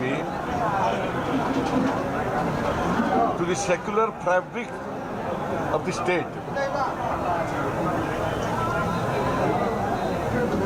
There was a hate politics.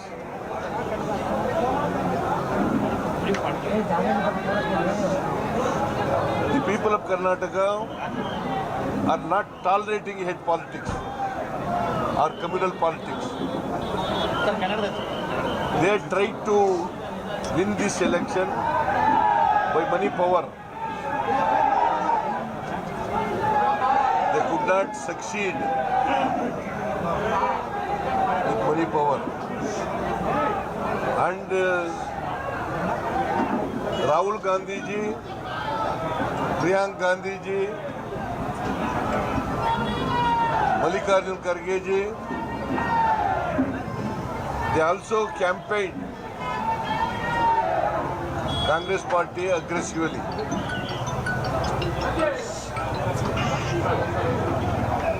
The Padayatra of Rahul ji also helped. It enthuses the workers, the cadre in the party. I think this election is a very crucial election. This result of this election will be a stepping stone for the coming Lok Sabha election. I hope that all non-BJP parties come together and see that BJP is defeated. I also hope that Rahul ji may become the Prime Minister of this country. Sir, is this mandate against the Modi and Amit Shah who campaigned aggressively for 25 days? Definitely, 100%. It is a mandate against the Narendra Modi. It's a mandate against the Amit Shah. It's a mandate against the Nadda. It's because Narendra Modi has come to Karnataka 20 times. He addressed 20 rallies. No Prime Minister in the past has campaigned like Narendra Modi. Hey, yaar, discuss karappa.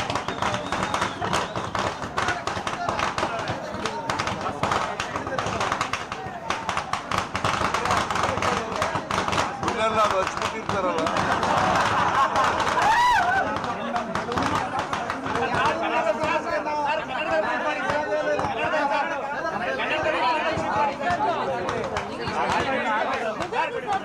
नहीं Sir, if that is the case, why did Congress not do well in Bangalore and coastal area? Congress has not done well in these two regions. What is the reason? See, in the last election, we won only one seat in Bangalore. This time we expected 3 to 4. But Ramanath Rai, Bantwal, we expected. And also Beltagdi, Utikadus,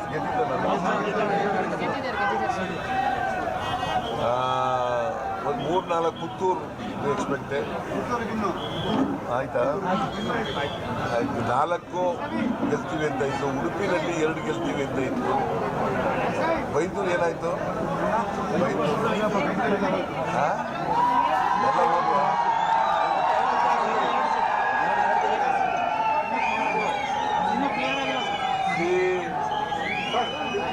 Indian community and Makkaliga community just get away from Congress in the last election.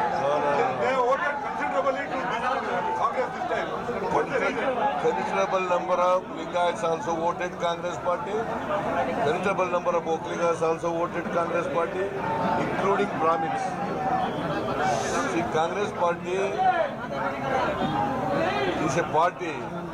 This is the only secular party in the country which is taking the votes of all communities, all religions.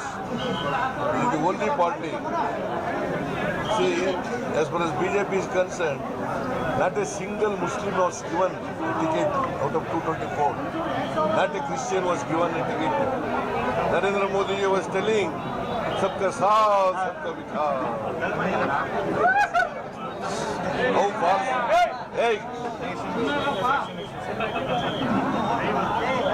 How much lie made? See, Narendra Modi could not fulfill in his 9 years tenure the major promises which he has made to the people of the country.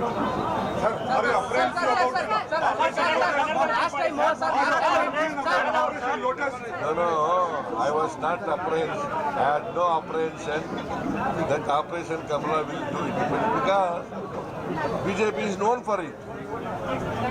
With money power, they will go to any extent.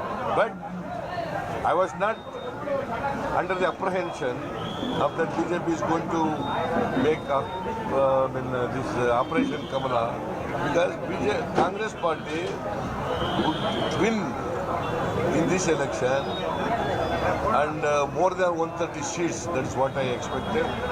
So that is what happened also. It is going to be happened. In 130 means, see, JDS less than 25 seats. That is what I said, 20 to 25 seats.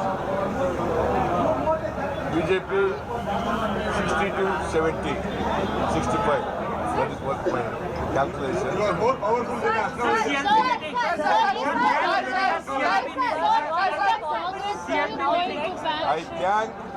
I thank Mallikarjun Kharge ji. I thank Rahul ji. I thank Priyanka Gandhi ji for their campaign, aggressive campaign in Karnataka. So for the Karnataka Assembly election is conducted, Sonia Gandhi ji also.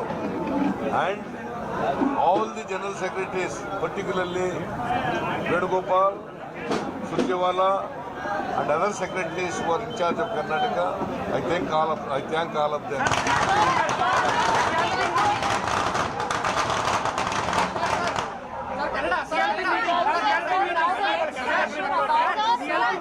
CLP meeting का कब plan किया? When will the CLP meeting?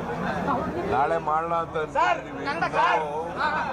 Tomorrow we want to have a CLP meeting, but all MLAs may not come. Newly elected MLAs may not come tonight. Therefore, we will think over it. Anyway, CLP meeting is called. Will you still ban the Bajrang Dal as you promised? Will you still ban the Bajrang Dal as promised? It won't make any effect.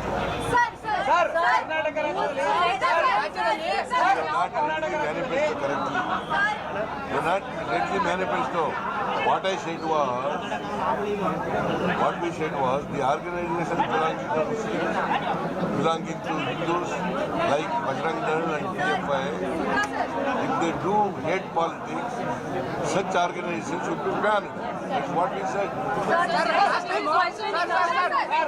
the next question, this is very important and emotional the next for you also, that you said it's going to be your last election. So what's the next Both of you are asking the next CM one at a time. Same thing, sir. So this is an emotional moment for you. You said that this is going to be your last election. The next question in front of you is who is going to be the CM? CM face. People are curious. Hey, We are not asking. People are curious.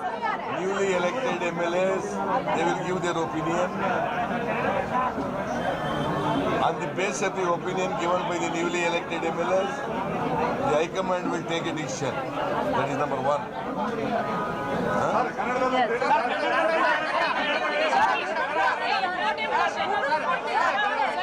ಕನ್ನಡದಲ್ಲಿ ಹೇಳ್ತೀನಿ. ಹೇಳ್ಬಿಟ್ಟು ಆಮೇಲೆ Kannada.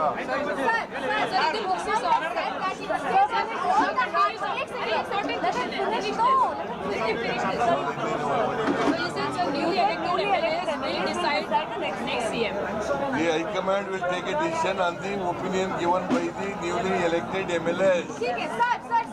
Bommai has said that instead of all the hard work, PM and everyone came, but we cannot meet the majority. But we will reorganize the party and come in the Lok Sabha. How do you see it, sir? See what he said before the counting. What he said before the counting. Huh? Tell me. What is this? Go back. Okay, sir.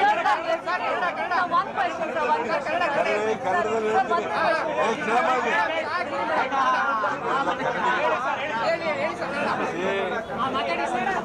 ನಾನು ನನ್ನ ಪ್ರಚಾರ ಸಭೆಗಳಲ್ಲಿ ಹೇಳ್ತಾ ಇದ್ದೆ, ನಮ್ಮ high command ಅವ್ರ ಜೊತೆ ಹೇಳ್ತಾ ಇದ್ದೆ, ಸುಮಾರು 130 ಸ್ಥಾನಗಳನ್ನು ಗೆಲ್ತೀವಿ ಅಂತೇಳಿ. ಈಗಿನ ಟ್ರೆಂಡ್ ನೋಡಿದ್ರೆ 130ಕ್ಕೂ ಹೆಚ್ಚು ಸ್ಥಾನಗಳನ್ನು ಗೆಲ್ತೀವಿ. ಕಾಂಗ್ರೆಸ್ ಪಾರ್ಟಿ ಅದರ ಶಕ್ತಿ ಮೇಲಿನ ಸರ್ಕಾರ ಮಾಡ್ತದೆ ಅಂತ ಹೇಳಿದ್ದು, ಅದು ಈಗ ಸತ್ಯ ಆಗಿದೆ.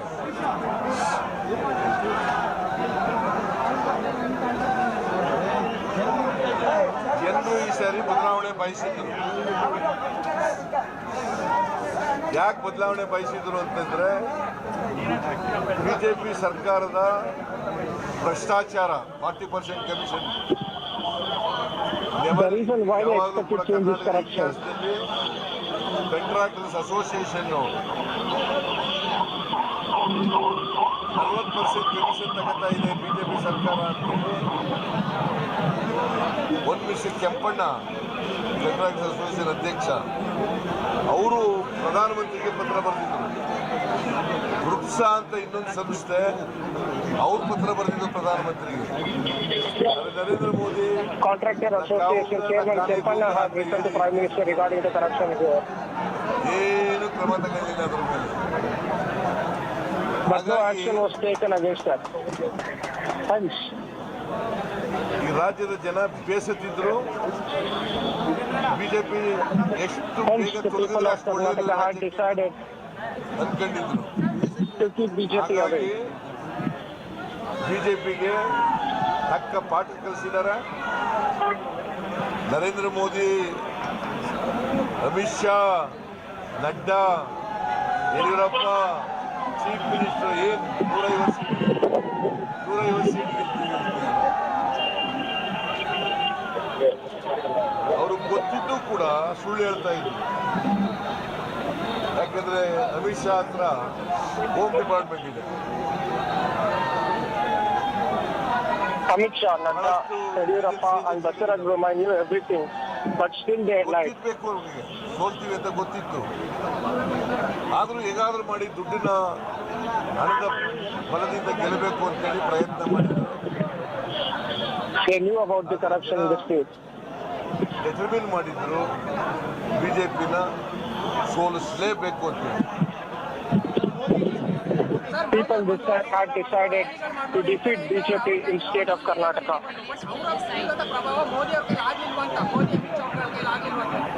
ಮೋದಿಯವರ ಪ್ರಭಾವ ಏನೇನೂ ನಡೆದಿಲ್ಲ.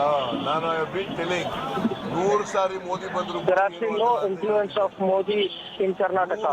I have been telling this. Amit Shah ಬಂದ್ರು ಕೂಡ ಕರ್ನಾಟಕದ ಮತದಾರರ ಮೇಲೆ ಏನು ಪರಿಣಾಮ ಬೀರಲ್ಲ. Even if Modi and Amit Shah come to Karnataka even 100 more times, there will be no effect on the people of Karnataka.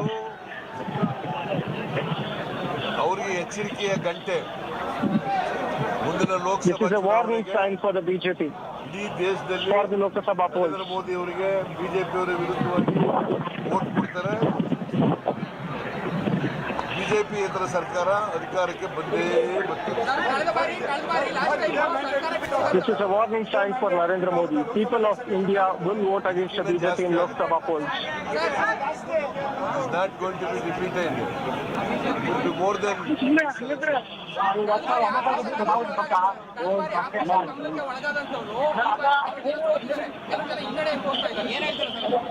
ಈಗ ಸುಧಾಕರ ಸೋತಿದ್ದಾರೆ, ಎಸ್.ಟಿ. ಸೋಮಶೇಖರ್ ಸೋತಿದ್ದಾರೆ, ಆಮೇಲೆ ಮುನಿರತ್ನ ಸೋಲ್ತಾ ಇದ್ದಾರೆ, ಎಂ.ಟಿ.ಬಿ. ನಾಗರಾಜ ಸೋತಿದ್ದಾರೆ, ನಿರಾಣಿ ಅವರ ಕೆಲವರು ಗೆದ್ದಿದ್ದಾರೆ. ಬಿಕಾಸ್ ಅವ್ರಿಗೆ ಪ್ರಬಲವಾದಂಥ ಅಭ್ಯರ್ಥಿಗಳು ಇಲ್ಲದ್ರಿಂದ ಅಂತ ಕಡೆ ದುಡ್ಡು ಖರ್ಚು ಮಾಡಿ ಗೆದ್ದಿದ್ದಾರೆ. ಸರ್, ಎಲ್ಲ ಒಂದ್ ಕಡೆ ನಿಮಗೆ ರಿಸೋರ್ಸಸ್ ಕೊರತೆ ಕಾಂಗ್ರೆಸ್ಗೆ ಇನ್ನಷ್ಟು ಹಿನ್ನಡೆ ಆಯ್ತಾ ಅಂತ ಚುನಾವಣೆಯಲ್ಲಿ ಹಿನ್ನಡೆ ಆಗಿಲ್ಲ, ಬಟ್ ರಿಸೋರ್ಸಸ್ ಇರಲಿಲ್ಲ ಮಾತ್ರ. ಅವರು 10 ಕೋಟಿವರೆಗೂ ಕೊಟ್ಟಿದ್ದಾರೆ ಕ್ಯಾಂಡಿಡೇಟ್. ನಮ್ಮ ಮೇಲಿದೆ ದುಡ್ಡು ಕೊಡೋಕ್ಕೆ, ನಮ್ಗೆ ಯಾರು ಕೊಡ್ತಿರ್ಲಿಲ್ಲ. ನಾವು ನಮ್ಮ ಕ್ಯಾಂಡಿಡೇಟ್ಗಳಿಗೆ ಪಾಪ ಬಿ ಫಾರಂ ಕೊಟ್ಟು ಸಣ್ಣ ಪುಟ್ಟ ಸಹಾಯ ಮಾಡಿದ್ದೀವಿ ಅಷ್ಟೇ. ದೇಶದಲ್ಲಿ ಕಾಂಗ್ರೆಸ್ ಇಲ್ಲ ಅನ್ನುವಂಥ ಆರೋಪ ಇತ್ತು. ದೇಶದಲ್ಲಿ ಕಾಂಗ್ರೆಸ್ ಇಲ್ಲ ಅನ್ನುವಂಥ ವಿಚಾರಗಳು ಚರ್ಚೆ ಆಗ್ತಾ ಇತ್ತು. ರಾಜ್ಯದ ಈ ಗೆಲುವು ನಿಮ್ಮ ಹೈಕಮಾಂಡ್ಗೆ ಎಷ್ಟು ಮಟ್ಟಿಗೆ ಬಲ ತುಂಬಿದೆ? ನೋಡ್ರಿ, ಇದೇ ಹೇಳ್ತಾ ಇದ್ರು ಯಾವಾಗಲೂ ಕಾಂಗ್ರೆಸ್ ಮಾಡ್ತೀವಿ ಅಲ್ವಾ. ಆದರೆ ಎಲ್ಲ ರಾಜ್ಯಗಳಲ್ಲೂ ಕೂಡ ಬಿಜೆಪಿ ಇಲ್ಲ. ವೆಸ್ಟ್ ಬೆಂಗಾಲ್ನಲ್ಲಿದೆಯಾ, ಪಂಜಾಬ್ನಲ್ಲಿದೆಯಾ, ಒರಿಸ್ಸಾದಲ್ಲಿದೆಯಾ, ಬಿಹಾರ್ನಲ್ಲಿದೆಯಾ, ಕೇರಳದಲ್ಲಿದೆಯಾ, ತಮಿಳುನಾಡಿನಲ್ಲಿದೆಯಾ, ತೆಲಂಗಾಣದಲ್ಲಿದೆಯಾ, ಮಧ್ಯಪ್ರದೇಶದಲ್ಲಿ ಆಪರೇಷನ್ ಕಮಲ ಮಾಡ್ಕೊಂಡು ರಾಜಸ್ಥಾನದಲ್ಲಿದೆಯಾ? Not correct. ಈಗ Siddaramaiah pointing out the fact where BJP is not in many of the states of India. Sir, in 2024, do you think now Congress can bargain easily with all opposition? In 2024 Lok Sabha election, do you think now Congress can bargain easily? Bargain? Yes. What in opposition is alliance and alliance. ಬೇರೆ ಪಕ್ಷಗಳ ಜೊತೆ ಗೆದ್ದಿರೋದ್ರಿಂದ ನೀವು bargaining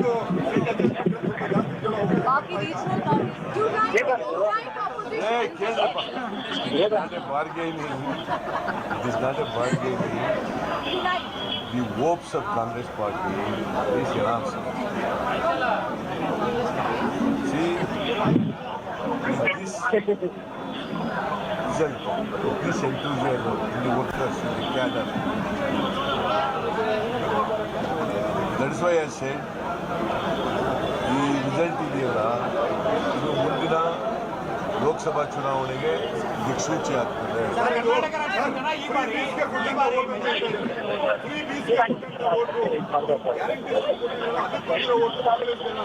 ಅದು ಕೂಡ ನಾವು guarantee ಸ್ಕೀಮ್ಗಳು ಕೊಟ್ಟಿದ್ದೀವಲ್ಲ, ಭಾಳ ಲಘುವಾಗಿ ಮಾತಾಡಿದ್ರು ನರೇಂದ್ರ ಮೋದಿ ಅವರು.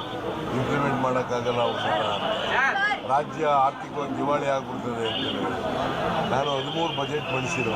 I know the financial position of the state. ಅವ್ರಿಗೇನು ಗೊತ್ತಿಲ್ಲ ಪಾಪ ಫೈನಾನ್ಷಿಯಲ್ ಪೊಸಿಷನ್ ಏನು. ಯಾಕಂದರೆ ನಮಗೆ ನಾವು ಒಂದು 50-40 ಸಾವಿರ ಕೋಟಿ ಆಗುತ್ತೆ ಅಂದರೂ ಕೂಡ manage. Karnataka can afford to spend and implement these programs. Sir, yesterday Mr. R. Ashok made a statement that even if BJP does not get majority, that they have a plan B in place, sir. R. Ashok, sir. What plan they have? You have not absolute majority. What plan they are going to have? ಹೊಸ ಸರ್ಕಾರ ಅಧಿಕಾರಕ್ಕೆ ಯಾವಾಗ ತಗೊಂಡಿರಿ sir? ಅಧಿಕಾರ ಪ್ರಮಾಣವಚನ ಯಾವಾಗ? ನೋಡೋಣ, ನಾಳೆ ತೀರ್ಮಾನ ಮಾಡ್ತೀವಿ. Because ultimately High Command has to send the observers and they have to take the opinion, collective opinion, on the basis of the opinion. ನೀವೇ ಸಿಎಂ ಆಗ್ತೀರಾ ಸರ್? ಸರ್ಕಾರ ರಚನೆ ಆದ್ರೆ ನೀವೇ ಸಿಎಂ ಆಗ್ತೀರಾ ನಾನು ಪುನಃ ಬೇರೆ ಥರ ಪ್ರಶ್ನೆ ಕೇಳಿದೆ. ಖರ್ಗೆ ಅವರ ಹೆಗಲಿಗೆ ಸಂಪೂರ್ಣ ಜವಾಬ್ದಾರಿಯನ್ನ ಹೈಕಮಾಂಡ್ ನೀಡಿದೆ ಅಂತ ಹೇಳ್ತಾ ಇದ್ದಾರೆ. ಖರ್ಗೆ ಅವರ ಹೆಗಲಿಗೆ Mr. Siddaramaiah holding the press conference and talking about what made the Congress party victorious. Joining us on the broadcast is Dr. Abhishek Manu Singhvi, the third-time sitting MP, member of the CWC, also the chairperson of the Parliamentary Standing Committee, Jurish, and the national spokesperson. Dr. Singhvi, always a pleasure to speak to you. Today is a day of victory for the Grand Old Party. There must be introspection and victory as well. What worked for the Grand Old Party, sir? You see, the broader, larger points are more important than the nitty-gritty in this election. Sure. The first is that what worked was that the people of Karnataka, their intelligence, their incisiveness, and their difference of understanding between the right and the wrong, between the fake and the genuine.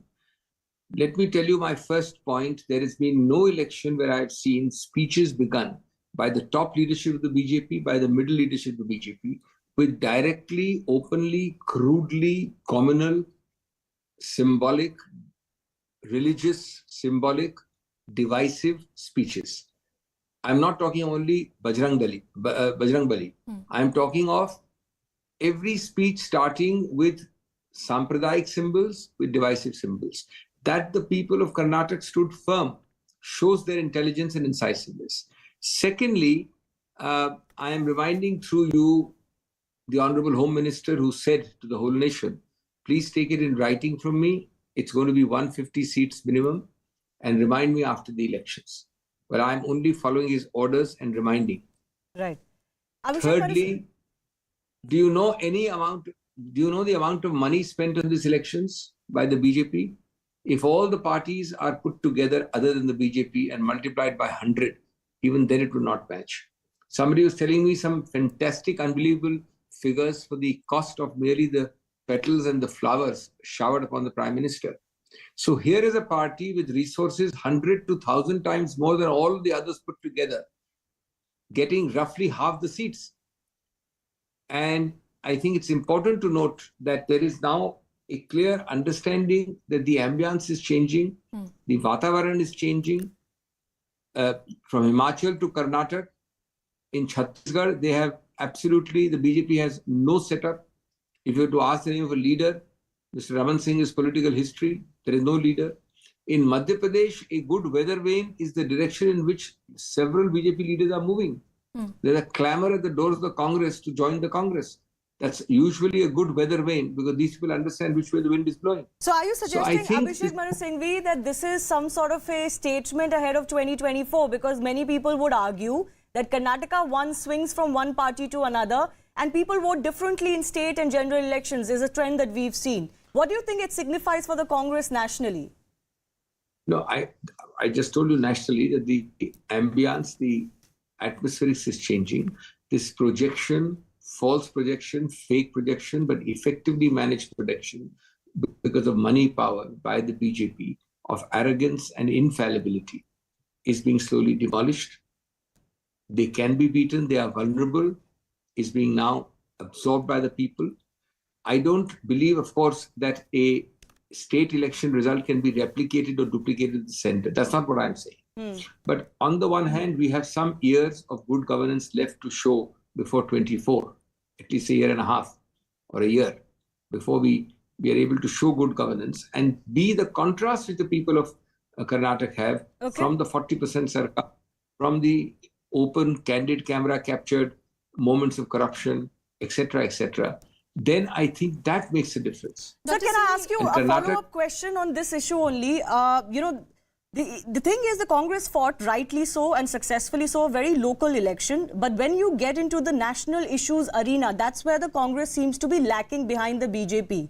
So that's, in states, a hyper-local election may win. But on the larger national narrative issues, do you believe the Congress will get a fillip from this? See, if you are asking about, I don't agree with that. There are states, I agree. There are some states in North India where an issue like Burqa or Tipu Sultan or this kind of Bajrang Bali issue may have resonance. I will also concede that Mr. Modi is very adept at exploiting it. But large swathes of Indian territory do not get swayed by such absolute, utter rubbish and nonsense. There are swathes of territory which we don't count just because we live in North India, or just because we live in East India, or just because we live in West India. Sir, the last point on which Tamil you Nadu can doesn't move briefly like- touch upon is the leadership question for the Congress party. Well, as the Congress party says, there's only a healthy contest and no internal differences. But the competition that we have seen between Mr. D.K. Shivkumar and Mr. It is the Siddaramaiah... same. Yeah. Yeah. You see, madam, we keep hearing this is nice copy for the print and the visual media. But it's the same two persons, Yeah. the same 6 other leaders we have, the same people like Mr. Siddaramaiah, Mr. Shivkumar, Mr. Moily, Mr. whoever is there, Mr. Parameshwaran, etc. The same Mr. Surjewala, the same Mr. Venugopal. They all worked as a team under the leadership of the rallies of Rahul Gandhi, the rallies of Priyanka Gandhi, the rallies of a Karnataka person who's the head of the Congress, Khargeji.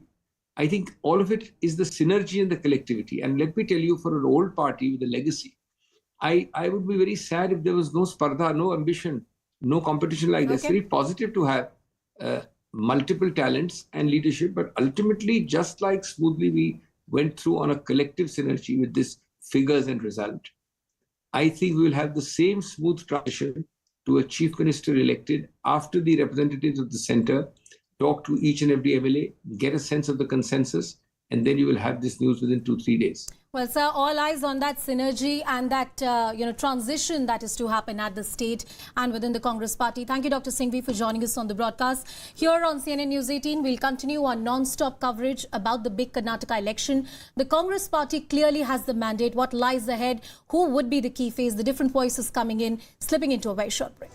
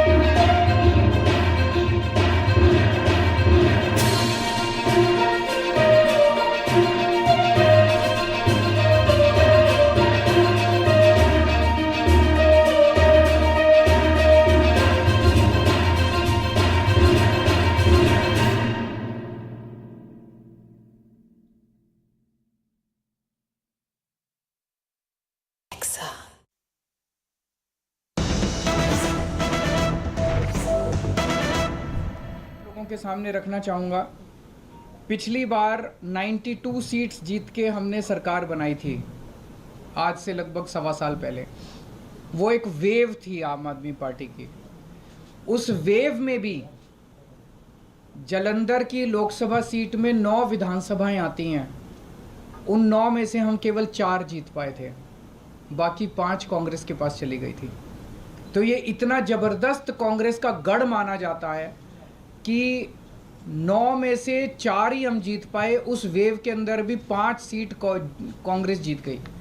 आज उस 9 में से 7 सीटें आम आदमी party जीती है, केवल 2 जालंधर सेंट्रल और जालंधर नॉर्थ की सीटों पे हम थोड़ा पीछे हैं। पिछले साल असेंबली का जो चुनाव था विधानसभा का, उसमें हमें पूरे पंजाब में 42% वोट मिले थे, लेकिन जालंधर में हमें बहुत कम वोट मिले, हमें 28% वोट मिले। आज इसको हमने बढ़ा के हम लगभग 34% वोट पे हैं और जालंधर जीत रहे हैं। पिछले बार असेंबली चुनाव में 4 विधानसभाएं ऐसी थी, शाहकोट, आदमपुर, फिलौर और जालंधर नॉर्थ, जहाँ पे हम तीसरे नंबर पे थे। आज इन 4 में से 3 सीटें हम जीत गए हैं और 1 सीट पे हम सेकंड नंबर पे हैं। और 2019 के चुनाव में, लोकसभा चुनाव में, जालंधर सीट से, लोकसभा की सीट से हमें केवल 2.5% वोट मिले थे। आज हमें 34% वोट मिले हैं और हम जीते हैं। दूसरी पार्टियों ने, बीजेपी ने एक नेता के, अटवाल साहब के बेटे, चरणजीत सिंह अटवाल के बेटे को टिकट दिया था। कांग्रेस ने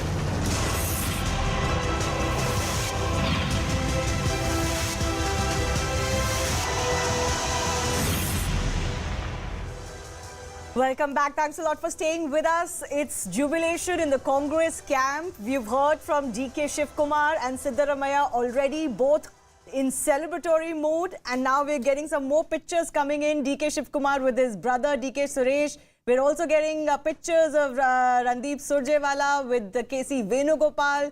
I think they're feeding each other laddus.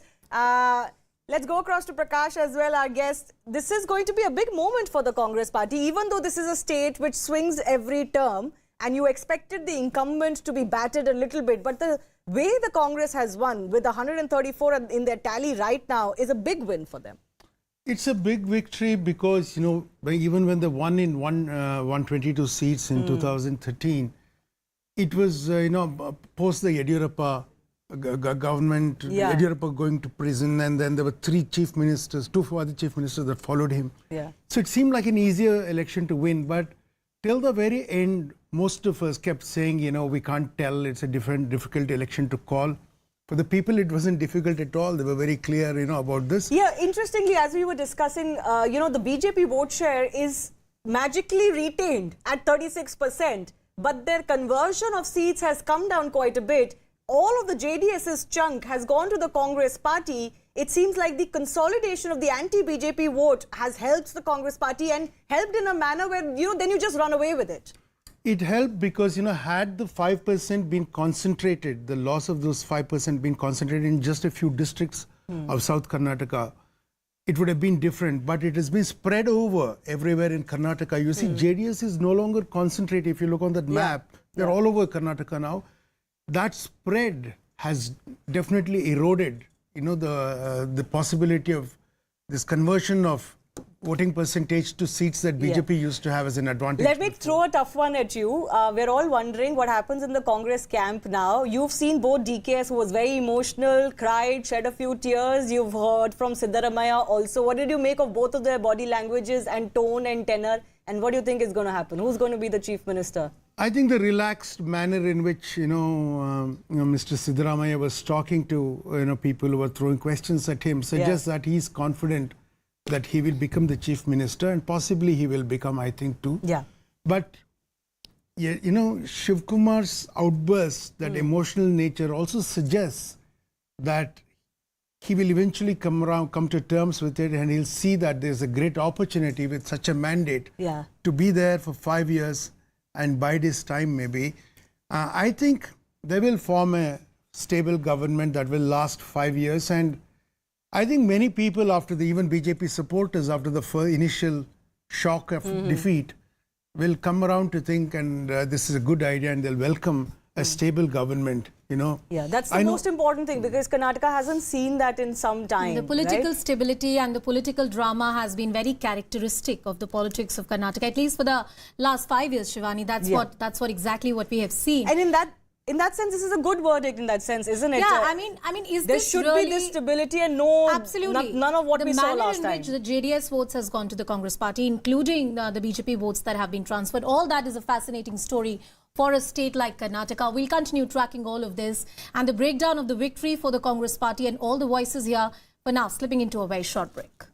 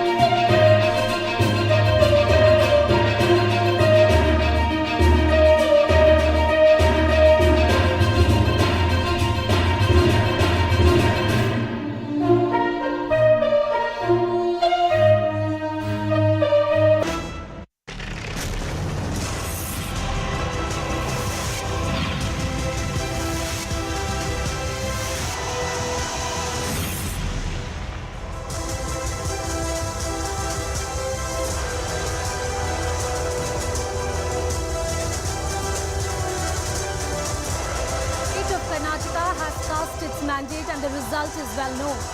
If this was a battle of prestige for the Congress, BJP and the JDS, the Congress party indeed has saved this one for themselves. This election was very important for them, keeping in mind that this is a precursor not just to the upcoming state elections in the Hindi heartland, but also in the upcoming elections, the big fight of 2024. What do the numbers tell us? Let's put it out for you here on the graphics that we are putting out, and this is the number as they stack up. For the BJP right now, it doesn't look too good. It is 65. They're down to 65. The Congress party at 133. The JDS has got into huge losses this time, even in their bastion of the old Mysuru region. So if you look at these numbers, this is a story of how the Congress party has been able to hold on to the gains that they had made earlier, say about a decade ago, especially in a region like old Mysuru. Significant gains that they've made in coastal Karnataka as well. But overall, this is an assertion of the grand old party, the Lingayats, the Vokaligas, getting the caste calculus right. And here is also a story how a regional party like JDS, is this the beginning of the end of regional politics for which the JDS is known? They will not be the kingmaker. It's a clear mandate that the Congress party has got this time. But what is the rural-urban divide in this election? How has the city like Bengaluru voted? And are the voters really divided keenly on the rural versus the urban issues? My colleague Shivani will tell you on the Magic Wall. Yeah, thanks a lot, Anusha. Let's begin with the Bengaluru region, because on the Magic Wall, this is the only region that is coming as a little bit of a bright spot for the BJP. So you look at the Bengaluru region, out of the 32 seats in this very congested area, the Congress has retained 17 of its seats. The BJP has won 15 though this time around, which is up 4 from last time. And all of their 4 gains have come from the JDS's kitty. So this just goes on to show that there is only that bright spot in Bengaluru, the Prime Minister's roadshows, obviously a lot of their big MPs, big faces campaigning here. Some result has come here, but I want to, because we're talking about Bengaluru, which has both urban and rural, I want to go across to some of our filters. Let me see urban seats first, because urban seats, traditionally speaking, the Congress does well. I beg your pardon, the BJP does well. But if we look at the overall urban seats, here's for the entire state. I beg your pardon. This is just, there's another filter here. And we go to overall urban states. So there's about 46 of them.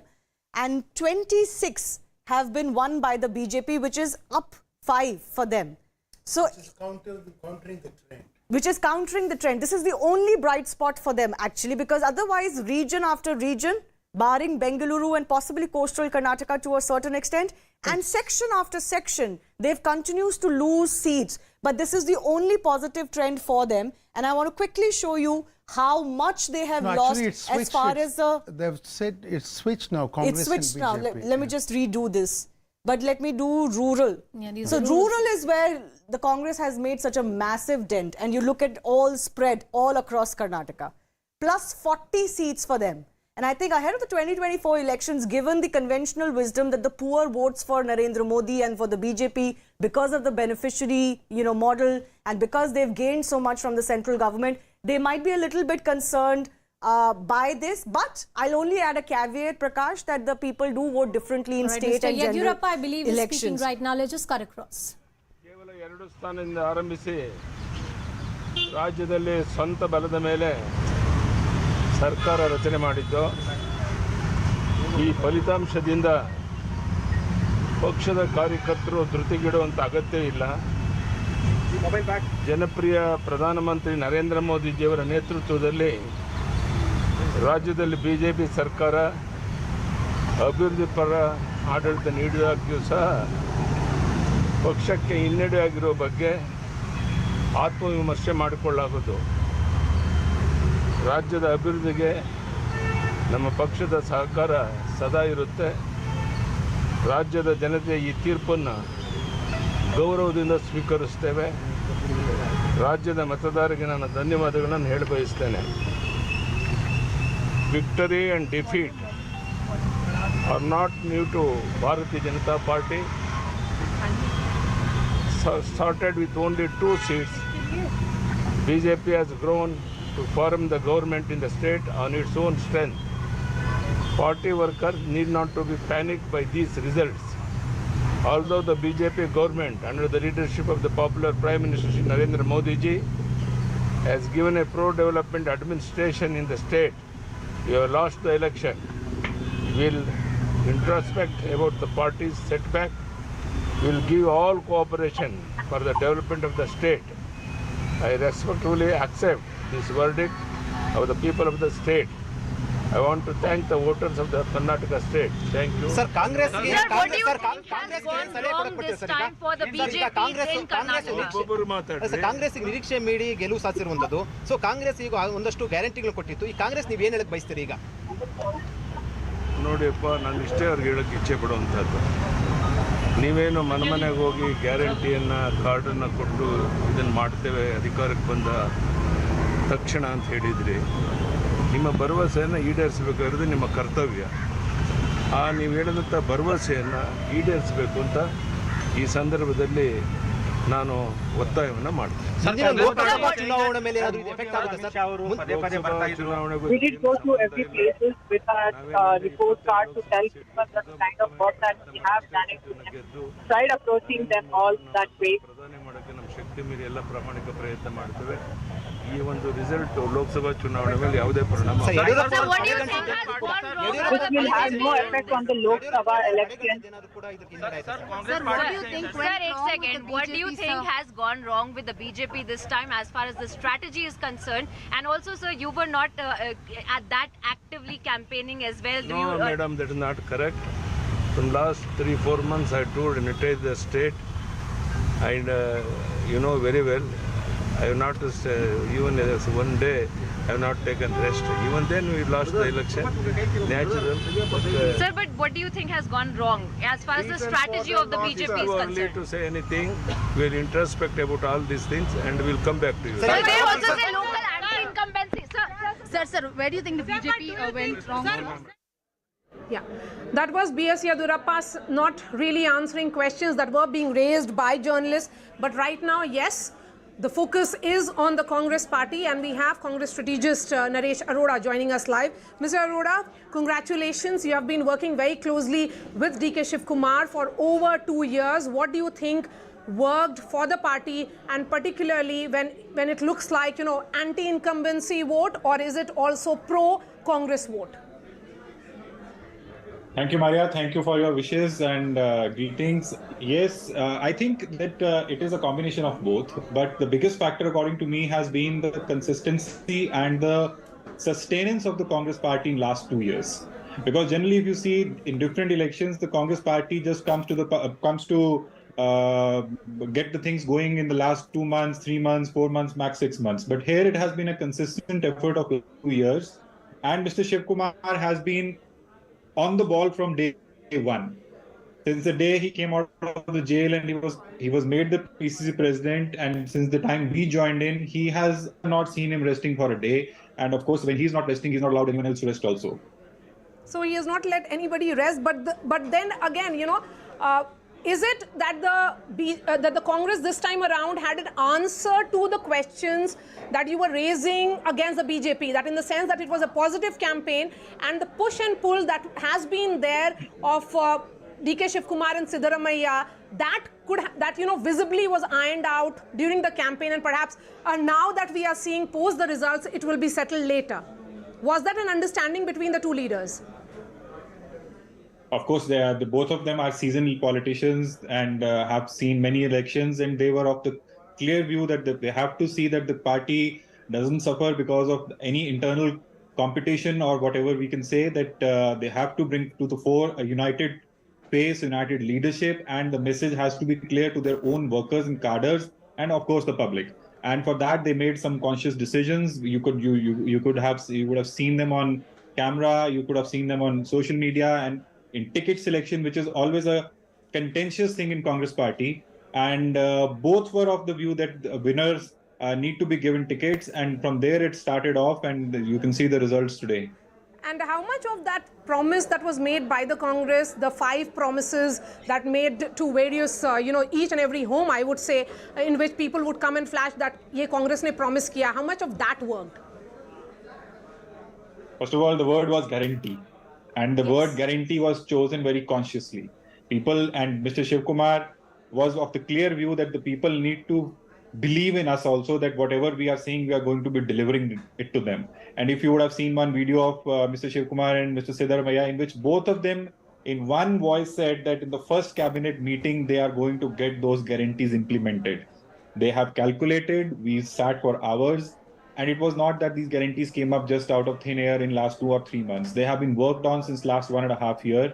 What all are the issues which matter to the people? What are the issues which we can address? Because making frivolous promises is never going to catch any kind of attention, as you have seen in many other elections. For example, we have a recent example of Gujarat, in which a same party who had ridden the wave of guarantees in another state was not able to make that much of impact, because people need to believe in you and you need to give them a way forward. So those guarantees are very close to the party's heart, the party president's heart, and of course they are committed to deliver them as and when they are sworn to power. And you made that comparison that these were the same set of guarantees only also in the state of Gujarat, but it did not work, but it worked in the state of Karnataka, and now we are looking at a number of 135 plus. Was this a number that you all were expecting?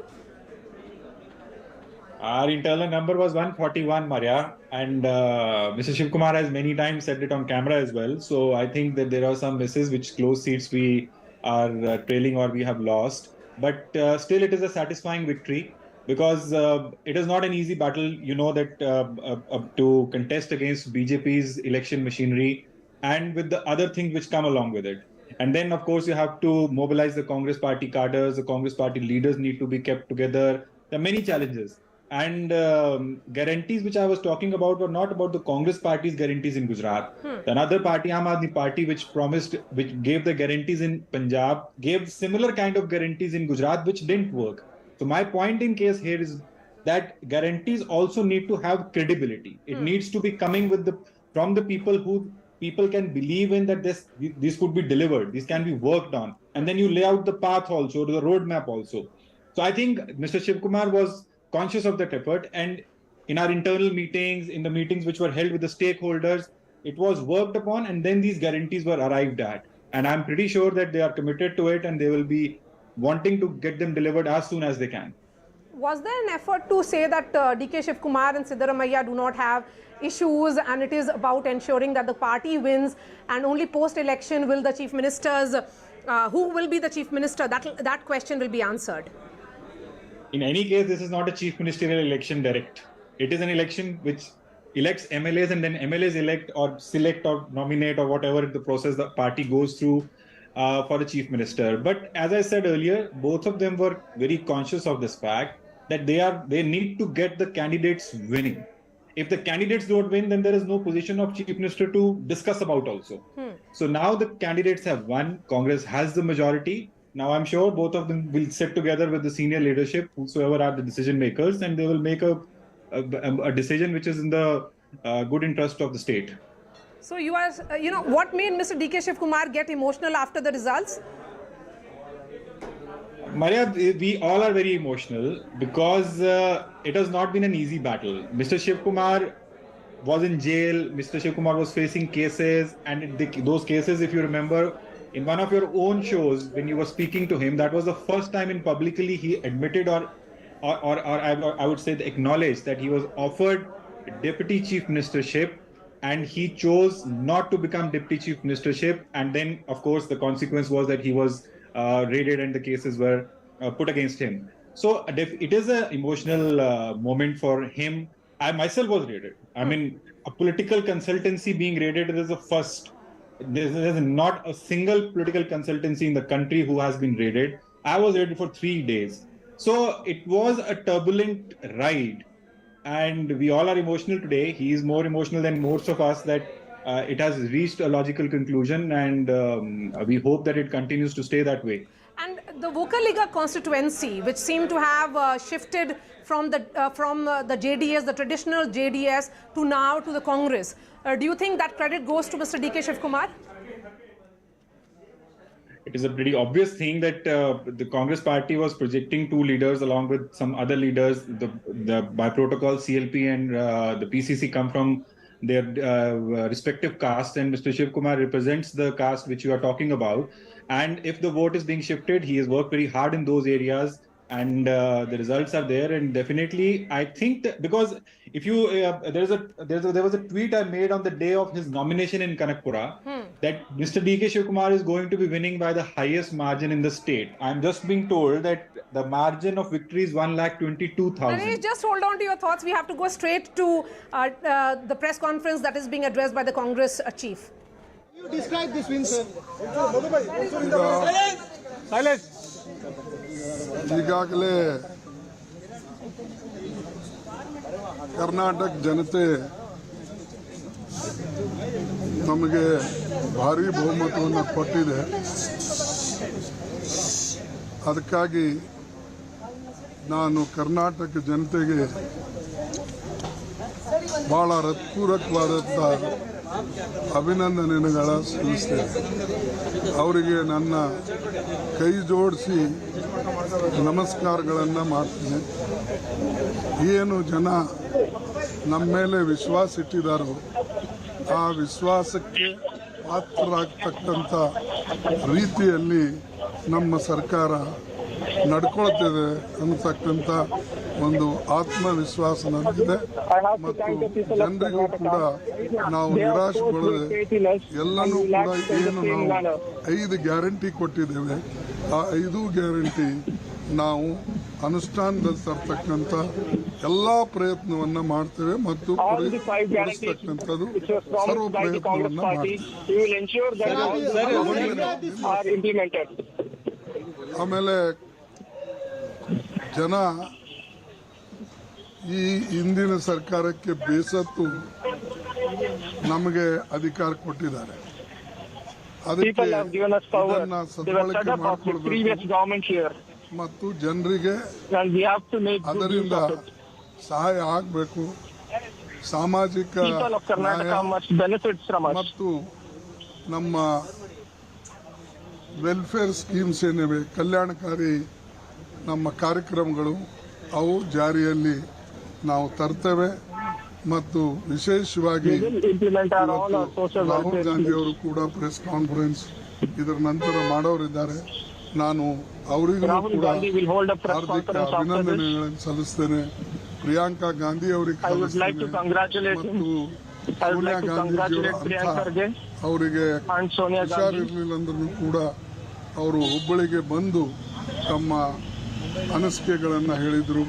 ಇದು ಎಲ್ಲನೂ ಕೂಡ ನಮ್ಮ ಪಕ್ಷದ ನಾಯಕರು CLP ಇರಬಹುದು, ಆಮೇಲೆ ನಮ್ಮ ಕಾಂಗ್ರೆಸ್ ಅಧ್ಯಕ್ಷರು ಇರಬಹುದು, ಎಲ್ಲ ಅವರ ಆಫೀಸ್ ಬೇರರು, ಸಂಘಟಕರು, ಆಮೇಲೆ ಸ್ಪೋಕ್ಸ್ ಪರ್ಸನ್ಸು ಯಾರು ಎಲ್ಲರೂ ಇದು ಒಂದು ಕಲೆಕ್ಟಿವ್ ಪ್ರೆಸೆಂಟೇಷನ್, ಒಂದು ಕಲೆಕ್ಟಿವ್ ಲೀಡರ್ಶಿಪ್ದಲ್ಲಿ ನಡೆದಂಥ ಈ ಚುನಾವಣೆ. ಇದರಿಂದ ನಾವು ಇಷ್ಟೊಂದು ಭಾರಿ ಬಹುಮತದಿಂದ ಅನೇಕ ದಿವಸದ ಮೇಲೆ ಇವತ್ತು ಬಂದಿದ್ದೇವೆ. ಅದಕ್ಕಾಗಿ ಇದರದೊಂದು ವಿಶ್ವಾಸ ಇಟ್ಟಿದ್ದಾರೆ. ಅದನ್ನ ಅವರ ಗೌರವಕ್ಕೆ ಪಾತ್ರರಾಗ್ತಕ್ಕಂಥ ರೀತಿಯಲ್ಲಿ ನಾವು ನಡ್ಕೊಳ್ತೇವೆ. ಮತ್ತೊಮ್ಮೆ ನಾನು ರಾಹುಲ್ ಗಾಂಧಿ ಅವರಿಗೆ, ಪ್ರಿಯಾಂಕಾ ಗಾಂಧಿ ಅವರಿಗೆ, ಸೋನಿಯಾ ಗಾಂಧಿ ಅವರಿಗೆ ನನ್ನ ಒಂದು ವಿಶೇಷವಾದಂಥ ಅವರಿಗೆ ಧನ್ಯವಾದಗಳು ಹೇಳ್ತೇನೆ. ಯಾಕಂದ್ರೆ ಅವರು ಎಲ್ಲರಿಗೆ ಹೋಗ್ಬೇಕು. ಅದೇ ರೀತಿಯಾಗಿ ಇಲ್ಲಿ ನಮ್ಮ ಸೆಕ್ರೆಟರಿಗಳು AICCಲಿಂದ ಬಂದು ಇಲ್ಲಿ ಕುಂತು ಸುರ್ಜಿವಾಲಾ ಅವರು ಇರ್ಬೋದು, ಆರ್ಗನೈಸೇಷನ್ ಸೆಕ್ರೆಟರಿಗಳು ಎಲ್ಲರೂ, ನಾವು ಒಬ್ಬರ ಹೆಸರು ಅಂತ ಹೇಳೋದಿಲ್ಲ, ಎಲ್ಲ ಜನ ಒಕ್ಕಟ್ಟಾಗಿ ಇದು ಒಂದು ಕಲೆಕ್ಟಿವ್ ಶೋ. ಇದು ನಾವು ಕೂಡಿದ್ರೆ ಈ ರಿಸಲ್ಟ್ ಬರ್ತದೆ ಅನ್ನತಕ್ಕಂಥದ್ದು ನಾವು ಎಲ್ಲರೂ ತಿಳ್ಕೊಂಡಿದ್ದೀವಿ. ಅದಕ್ಕೆ ಇವತ್ತು ನನಗೆ ಇಡೀ ದೇಶದಿಂದ ಎಲ್ಲರೂ ಫೋನ್ ಮಾಡ್ತಾರೆ, ಎಲ್ಲ ಸ್ಟೇಟ್ಲಿಂದ ಕಾಂಗ್ರೆಸ್ ಅಧ್ಯಕ್ಷರು, ಅವರು ಇವರು. ಅದಕ್ಕಾಗಿ ನಾನು ನಿಜವಾಗ್ಲೂ ಕರ್ನಾಟಕ ಜನತೆಗೆ, ಅವರ ಪ್ರಬುದ್ಧತೆಗೆ, ಅವರ ಒಂದು ಏನು ಯಾವ ಸಂದರ್ಭದಲ್ಲಿ ಏನು ನಿರ್ಣಯ ತಗೊಳ್ಬೇಕು ಅಂತಕ್ಕಂಥದ್ದು ಅವ್ರದ್ದು ಒಂದು ಮೆಚುರಿಟಿ ಇದೆ. ಅವರಿಗೆ ನಾನು ನಿಜವಾಗ್ಲೂ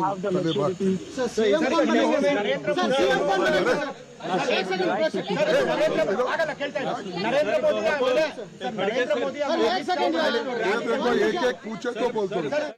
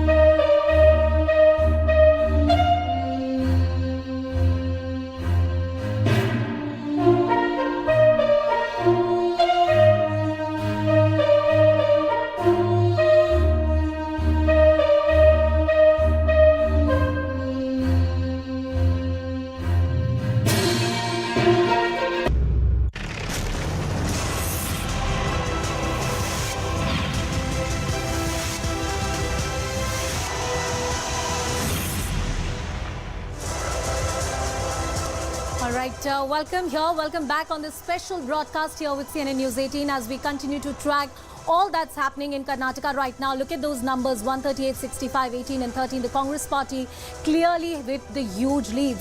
Well, let's show you this here. For the Congress party, right in the center, 138 out of the 223. This is the winnability score, 62%. These numbers are largely about how the party has been successfully able to consolidate their vote share. The voting percentage, how the BJP has kept it intact, that might be another story.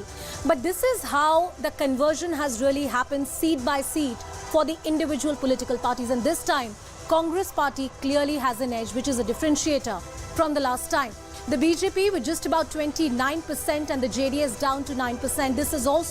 This election is also a story about the decimation of the JDS, how they seem to be losing their bastions, and perhaps this is now a clear two-way fight. It was a clear two-way fight between the BJP and the Congress. I want to cut across to my colleague Shirin Elizabeth. She's tracking all the developments from the Congress party headquarters. There you see all the doles and the laddus. It's the day of the Congress party today. Sharon, what's happening on the ground? Give us a sense about what is the mood at the Congress party headquarters. Well, a very upbeat mood after a very, very long time that we are seeing at the AICC headquarters, and the celebration starts. All right, we seem to be losing that audio of Shirin Elizabeth. We'll just try and fix that in a bit. But as Shirin was pointing out, the mood is quite upbeat and as expected, so on the expected line. Look at that number sharply going up to 138. We'll try and establish that link with Shirin in just a bit. But in the meanwhile, let me cut across to Shivani. She has some things to show us on the magic wall, the rural versus the urban divide. What does it tell us, Shivani? Yeah, just a quick confirmation of the overall seat, map. It's a sea of blue this time around, all across Karnataka, virtually in every region, minus a little bit in Dakshin Kannada and Udupi, which is coastal Karnataka, which the BJP has managed to retain quite a bit. And this is a map of Bangalore as well, and I will show you this in detail. Here also the BJP is not done too badly, the only two bright spots for them. So if I want to talk about Bengaluru region, just a confirmation of the numbers we were showing you earlier. As I was showing you earlier, the BJP's gained 4 seats here, the Congress lost about 1, but these numbers are switching a little bit. The JDS loss is turning out to be the BJP's gain. But the more important factor, let me go to home. All right, so those are the different numbers that Shivani is just pulling out. Yeah, just 1 second. Yeah. Going back across to the filter, and I wanted to show you the urban versus the rural divide. Seats, So last time the numbers were jumping just a little bit. This is the confirmation of the urban seats. 46 urban seats. The Congress has gained 4, but the BJP has not lost too much. This is the only place, because of the Bangalore effect as well, they've managed to retain a little bit of their hold on urban seats, where they usually tend to do well. They are, of course, known as a party which is an urban party, preferred by the middle classes and upper middle classes. But this is a confirmation of that rural switch. And this would be a bother for them. They've lost 30 of these rural seats. The Congress has gained 44. So the minuses of the BJP and the JDS all have gone to the Congress. And I was saying earlier, there are gains for everybody here in the Congress. And of course, even as we continue to talk about the Chief Minister post, Siddaramaiah as the tall leader, former Chief Minister, and of course, all around acceptability, vocaliga factor for the DKS. There's, of course, Rahul Gandhi, who did Bharat Jodo Yatra. The constituencies where he passed from have actually done well for the Congress party. Mallikarjun Kharge comes from Karnataka. First big win for him as the Congress president. So a little bit for everyone. A lot of the credit, though, they'll give to the Gandhi family. Let me go across to Shireen, who's back with us. Shireen, what's the mood like, and who are they crediting with this win in Karnataka in the Congress office? Well, the mood is, of course, very upbeat, and the mood was like this since 7 in the morning. In fact, even before the counting could begin, there were dole and nagadas at the AICC lawn, and even now, the celebration, in fact, continues. If I ask my camera person to pan and show you, these are all the Congress supporters who have, in fact, gathered here in large number to celebrate the victory of Congress in the Karnataka election. Now, we have been told that Rahul Gandhi is, in fact, in the premises of AICC and will be, in fact, meeting the Congress supporters. supporters also will be addressing the media anytime now. Now, as far as the credit goes, while the Congress High Command, while the Congress senior leaders have also have all been crediting the win to the local leaders, to the regional leaders like Siddaramaiah and DK Shivkumar, but at the same time, these leaders are also in fact giving the due credit to Rahul Gandhi, to Sonia Gandhi as well. They also have been saying, one of the senior leaders here also said that the Rahul Gandhi's Bharat Jodo Yatra has also yielded positive results as far as the Karnataka elections are confirmed. So Shireen, are we of course, expecting anytime Rahul Gandhi now, to come out, meet the party workers, make some kind of address? Is there a plan of action? Well, that's right. In fact, if I ask my camera person to show you, that is the gate from where Rahul Gandhi will be entering. And you can see from there itself, Congress supporters and in fact party workers are in fact there in large numbers. So he will in fact be meeting them, will be speaking to them. And at the end of this lane is where the podium has been kept and he will be addressing the media as well. So at that point of time, we have to see. Sharon Elizabeth getting us all the details from the Congress party headquarters. For his hard work, if he becomes a CM, I'll be very happy. Sir, what about the legislative meeting tomorrow? The leaders have called for a legislative party meeting, so you should ask the leaders what will happen. But so you still say that you want him to become the CM? You still want Jocelyn taking place there. That's Siddaramaiah's son, of course. He's talking about if he becomes the chief minister, he'll be very, very happy. I think we'll try and play that out again. Politics of hate, corruption, and they have shown that Karnataka is always for secularism, for harmony, and for honesty politics.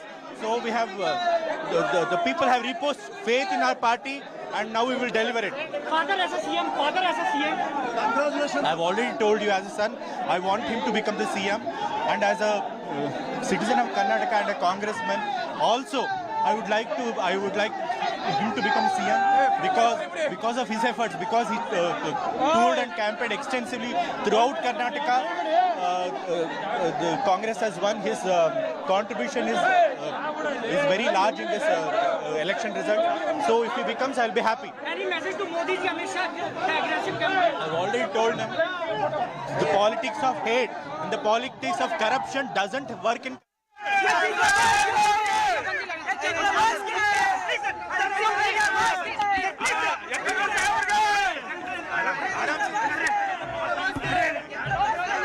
Sir, congratulations. Congress has won it. Your father has won it from Varuna. Yes, the people of Karnataka have rejected politics of hate. They have stood for peace and harmony in the state, and they have stood for secularism. So this is a win for our values, our ideology of the party. Sir, there's also rejected the corruption also. Karnataka has seen a massive corruption in the last 4 years after BJP has come to power. So they have rejected corruption and politics of hate. But sir, now there's a huge curiosity about who is going to be the next CM. As I have already told you, there's a process in our party.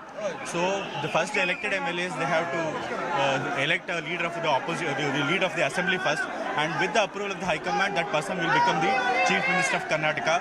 But as a son and as a congressman, I have seen how my father has toured the entire state and how he has given his everything to for the victory of the party. So for his hard work, if he becomes a CM, I'll be very happy. Sir, what about the legislative meeting tomorrow? The leaders have called for a legislative party meeting, so you should ask the leaders what will happen. But sir, you still say that you want him to become the CM. You still want him to become the CM? Yes, as I told, no, as a son, as a congressman, as a citizen of Karnataka, I want him to become CM again. Thank you so much, sir. Thank you. That was Mr. Siddaramaiah's son, and you heard from him. A lot of jostling around. My colleague Ritu getting us that exclusive voice and conversation.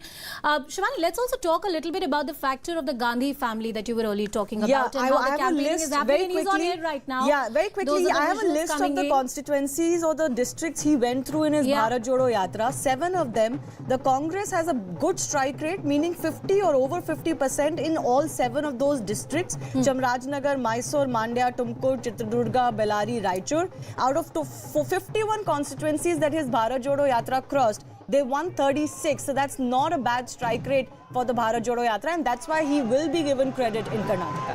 Bharat Jodo Yatra was seen as a precursor to some kind of success, political success that the Congress party can build in the state. It has happened. Well, Rahul Gandhi right there, all set to address the media. It is the regional stalwarts like Mr. D.K. Shivkumar and Siddaramaiah who have got this party this victory. But yes, the central leadership was critical in their role in terms of ensuring that there are no differences.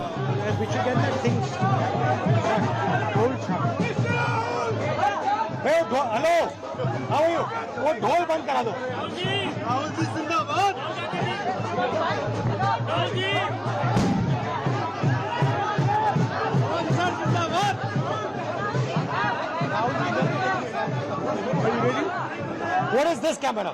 Camera from Take it there. No. Take it there. Not here. Take it there. Hey, take it there. This is not the place. वो ठीक है भैया उधर ले जाओ। No, remove it. Everybody should be there, brother. Will you take questions? I can. भैया ये पटाखे बंद करवा दो। साथियों, राहुल जी आपको संबोधित करेंगे, प्लीज शांत हो जाइए। I switched it off. शांत हो जाइए। साथियों शांत हो जाइए। राहुल जी अभी प्रेस को संबोधित करेंगे। शांत हो जाइए प्लीज। जिंदाबाद। नमस्कार। नमस्कार। नमस्कार। नमस्कार।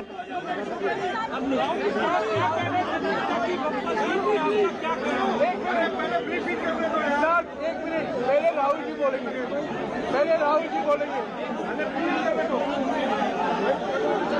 साथियों शांत हो जाइए। अभी राहुल जी बोलेंगे, शांत हो जाइए। नमस्कार। 2 minutes। हाँ नमस्कार। सबसे पहले मैं कर्नाटक की जनता को, कर्नाटक में कांग्रेस पार्टी के सब कार्यकर्ताओं को, सब नेताओं को और जो हमारे सब नेताओं ने कर्नाटक में काम किया उनको बधाई और धन्यवाद देता हूं।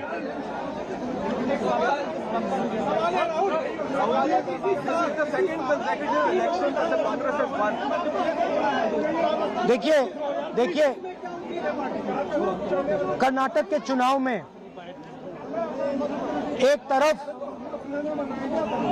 क्रोनी कैपिटलिस्ट की ताकत थी, दूसरी तरफ गरीब जनता की शक्ति थी और शक्ति ने ताकत को हरा दिया।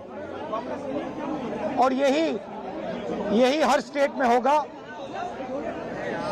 कांग्रेस पार्टी कर्नाटक में गरीबों के साथ खड़ी हुई, हम गरीबों के मुद्दों पर लड़े। और मुझे सबसे अच्छी बात यह लगी कि हमने नफरत से, गलत शब्दों से ये लड़ाई नहीं लड़ी। हमने मोहब्बत से, प्यार से, दिल खोल के ये लड़ाई लड़ी और कर्नाटक की जनता ने हमें दिखाया कि ये देश मोहब्बत इस देश को अच्छी लगती है।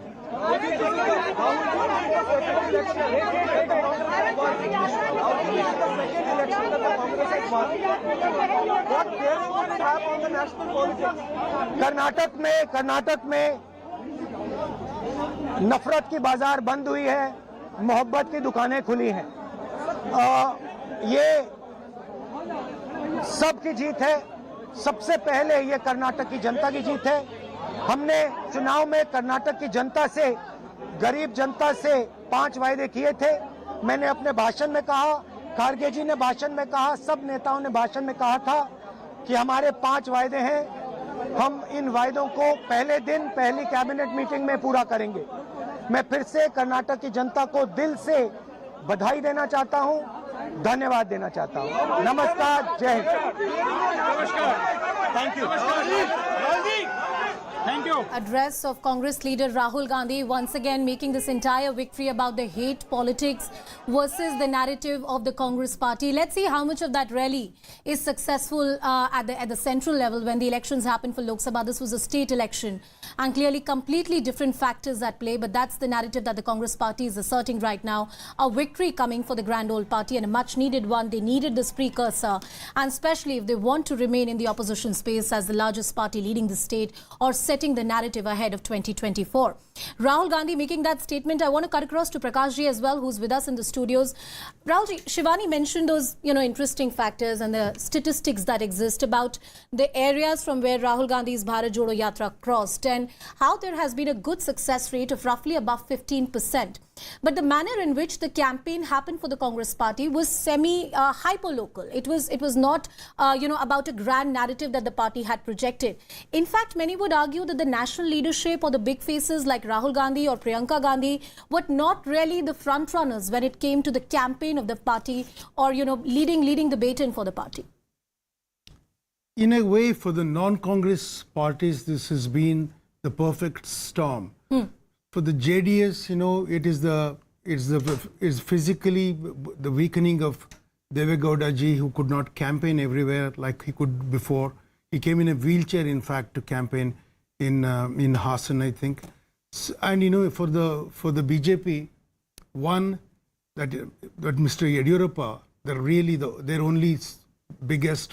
their only mass leader in a sense, he wasn't there to do what he could do, and there was no promise that he could become the chief minister at all. So because of age or whatever reasons they had, then the charges of corruption, which I still don't believe were the major factor. Was a major factor because it's not like people have voted for this government, the Congress, because it will not be corrupt. Yeah, it's not as if Congress didn't have the corruption issue. I mean, DKS himself had those charges. But can I just mention, Prakash, even as I welcome Tuhin Sinha and Ram Mohan Reddy of the Congress party joining us, BJP and the Congress party joining us, the fact that the Congress, speaking of Rahul Gandhi, ensured that he doesn't talk about Adani and other issues, talks about local issues. Also, in Gujarat, he had almost no role. Here, he had a muted role. They let DKS and Siddaramaiah do the talking. Of course, the guarantees worked on the ground. The fact, I think one of their biggest credits,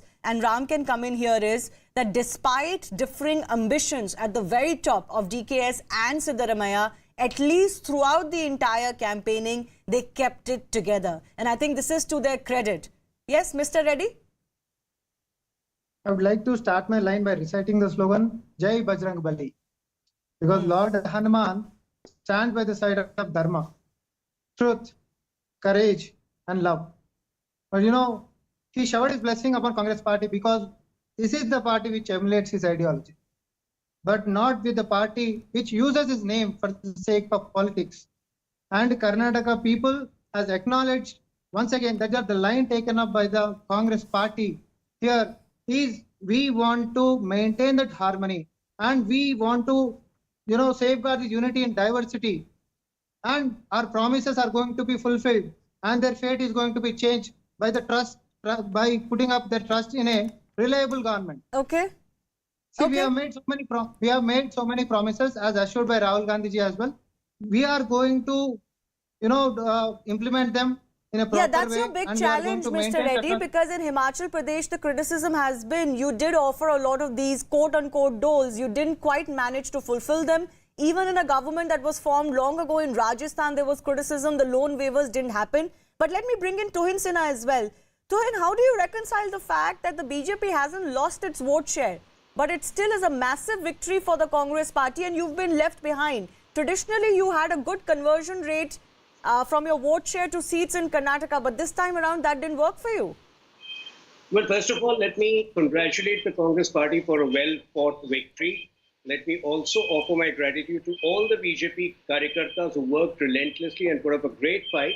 Yes, while the actual seats may be much below our expectations, the consoling factor, the redeeming factor is the vote share.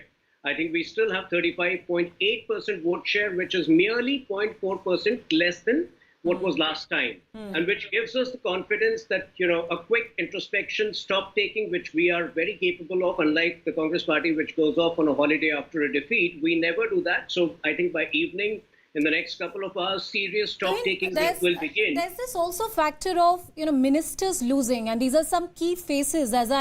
As I look at the list, about 12 of them have lost this election. You're right in pointing out that the vote percentage the BJP has been able to get in the right place and not really lose out on it.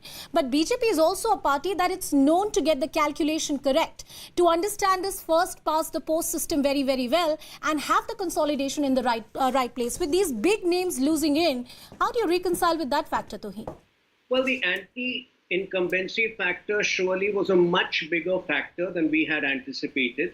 And, in hindsight, it seems that local issues completely dominated the elections. One data which has just been sent to me points out that out of the 75, I have not verified the data yet, but that points out that out of the 75 newcomers who were given tickets by us, only about 12 have won. Yeah. So all these factors would be reviewed. Our stock taking and review is a very fast process, and the course correction will be very fast. I can assure you that in the next few weeks, we'll bounce back to ensure a clean sweep during the Lok Sabha election. You have to be a dynamic opposition. That's all we can say. Mr. Veerappa Moily in conversation with my colleague Harish Upadhyay. Yuri, tea coffee alla kodi. Robert. Yuri, tea coffee alla kodi appa. Yeah. Okay. Stand by. Yeah. Rolling. We have former Union Minister, Mr. Veerappa Moily, joining us, sir. A decisive mandate for the Congress party. What really worked for it? See, I think our workers, Congress workers from the booth level to the state, also the leaders, they worked day in and day out. It is, their perspiration, their strategy, which really worked. People, by and large, Karnataka is always a bastion of Congress party, Indian National Congress. Not today, since so many years. That is how not even a single time BJP could get proper majority. It's only Congress, if at all any period, we got a majority, it is only the Congress which got a majority, like this.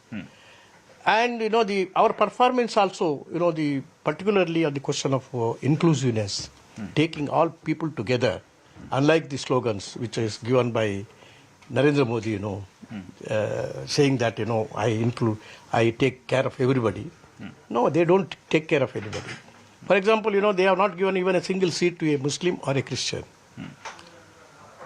At the same time, the social justice is a casualty, always with them, either in the center or in this state. Insofar as the manifesto implementation is concerned, Siddaramaia's period, there's a 99% implemented, whatever he issued. That record is there with the Congress party. Whereas these people, not even 10% they implemented whatever they promised. Here, the Home Minister of the country comes and says, there will be riot everywhere if you vote for Congress.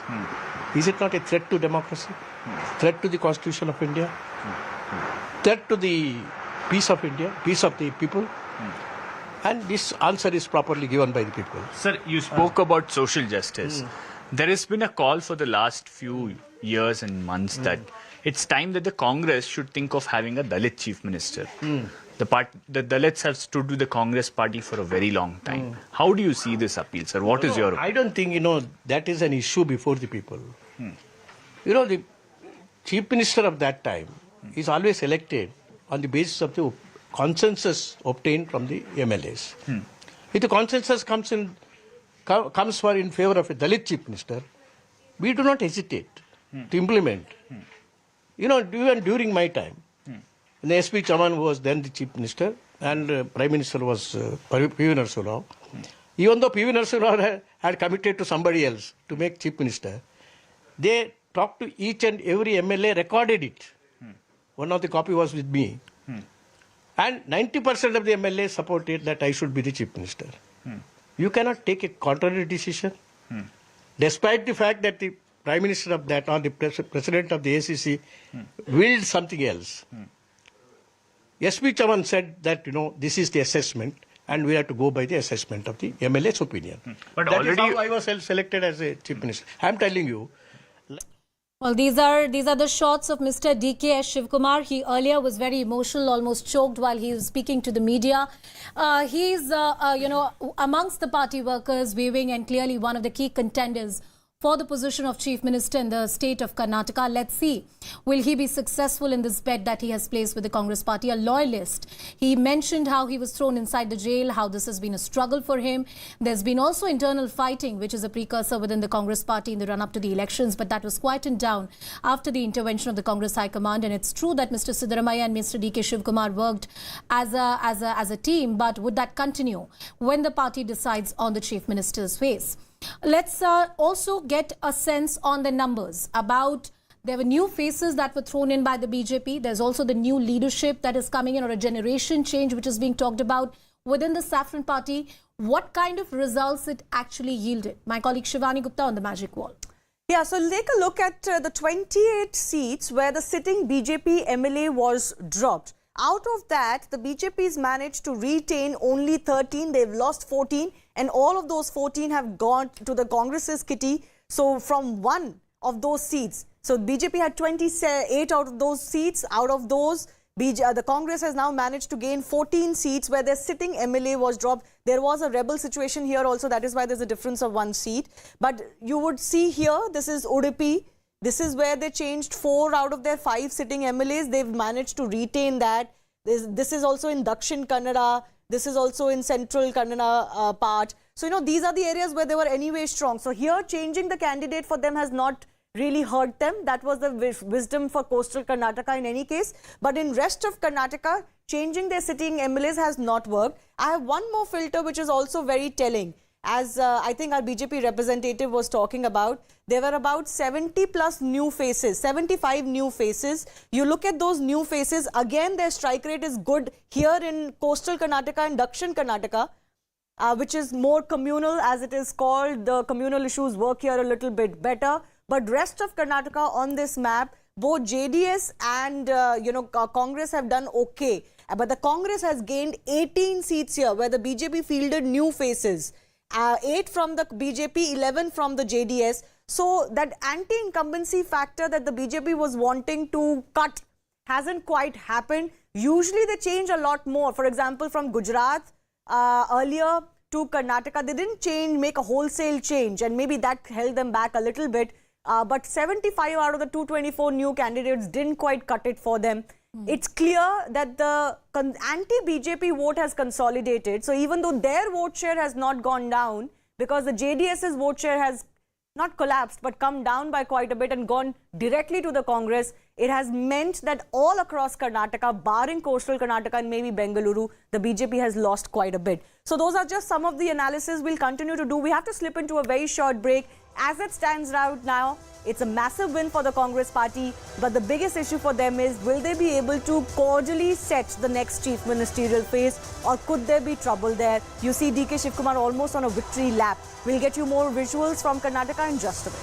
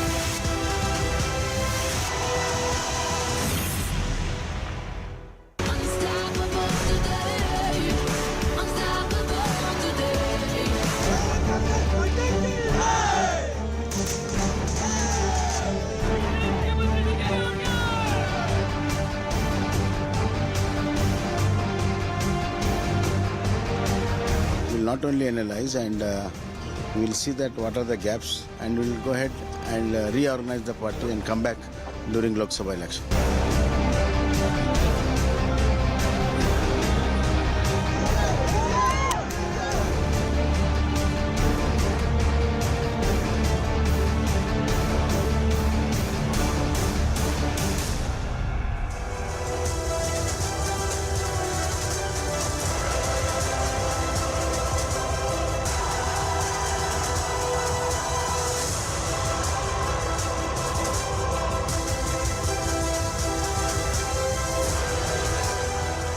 Good afternoon, everyone. Thanks a lot for staying with us. You're watching the big verdict day coverage live and rolling here on CNN News 18. It's a big victory coming in for the Congress party in Karnataka.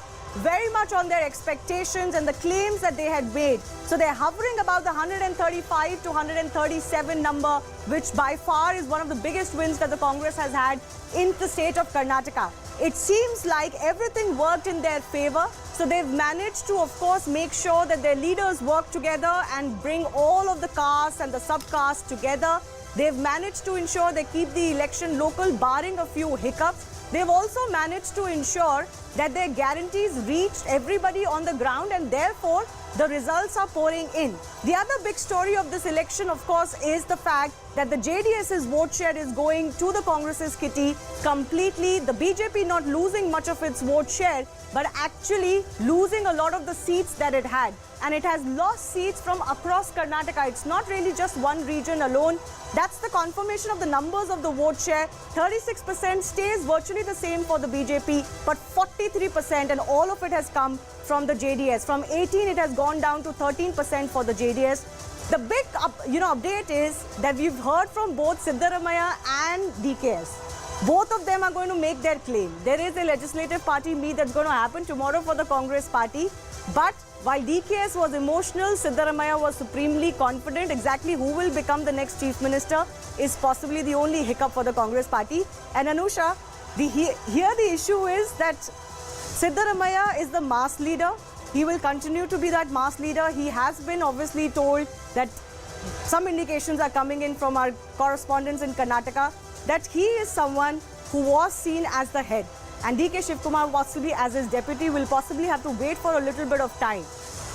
Will he do so or not is the big question. How will they manage those ego equations? You also have that pitch coming in that perhaps there should be a Dalit phase that the Congress party should field in.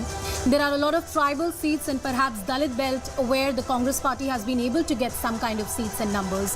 The Congress party also made this about some kind of OBC reach out.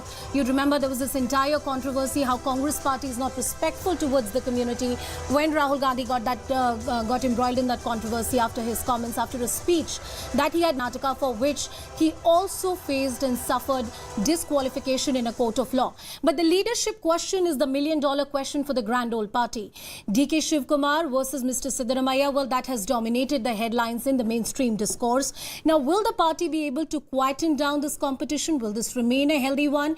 And how will those caste equations really be balanced? The Vokaligas, the Lingayats, the two dominant communities, both the communities in a substantial portion and number have voted for the grand old party.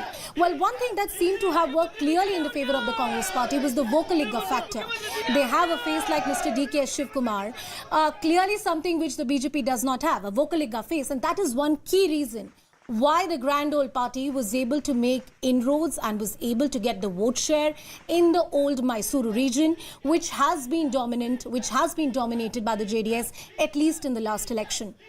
Well, this election is also a story how a regional party like JDS, dominated by the Gowda family, run by the Gowda family, seems to be losing grip over the politics of Karnataka. It's becoming BJP versus the Congress. Right now, look at those numbers, 137. That is the number that the Congress party is clocking right now. Shivani, on the magic wall, which are the key areas where the Congress party has been able to make inroads? What does this graph really tell us? Well, this is just a graph to show you that at the very start, possibly when only the postal ballots and the ballots that were the home ballots were opened, the BJP was slightly ahead. But since then, once the blue worm took over the BJP's orange worm, and that was about the 9 a.m. mark, it has been Congress all the way. And if you look at these two worms, then the gap between the two has been rising. The only other story here is, of course, that this is not dipping too much. The BJP vote share is not dipping too much.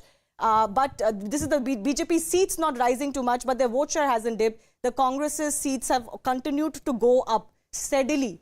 Small, wave for them in the sense that it's rising. It's not a massive hike, but by 3 p.m.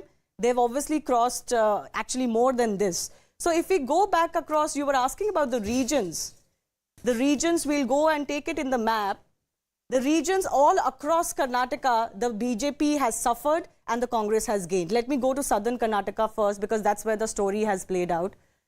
36 seats, up 19 for the Congress party in the 57 seats in southern Karnataka. This is also where the old Mysuru belt is, where the JDS was strong. So the JDS here has lost 13 seats, down to 14. The BJP has lost 6, down to 5. The others have had no difference. So the Congress, the big gainer here, and this is the story really. All across other regions, barring coastal Karnataka and maybe Bengaluru a little bit, the BJP has held on. But other than that, they've lost everywhere to the Congress, and the Congress majorly has gained from the JDS as well. Well, what is it that the Congress party has done right? It's a combination of different factors that seem to have worked for the grand old party. And those different factors are getting the caste equation right, caste calculation rights, the different dominant communities in the state of Karnataka, and how to ensure that those two dominant vote banks, the Vokaligas and the Lingayats, they are on the right side of both of them. But the Lingayat vote largely, of course, is with the BJP. That's abundantly clear.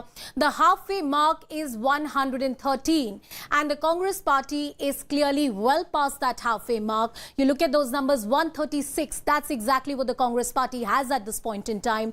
Who knows, it may go up or it may stay at this, but this is a huge lead. This is indeed a very emphatic win and an important one that has come in for the Congress party. The exact timing of it, the manner in which it has come in, the regional satraps have been very, very critical in that. The story for the BJP is not so great. Indeed, this is a story where it tells us that the BJP has been not been able to get the consolidation right in its favor.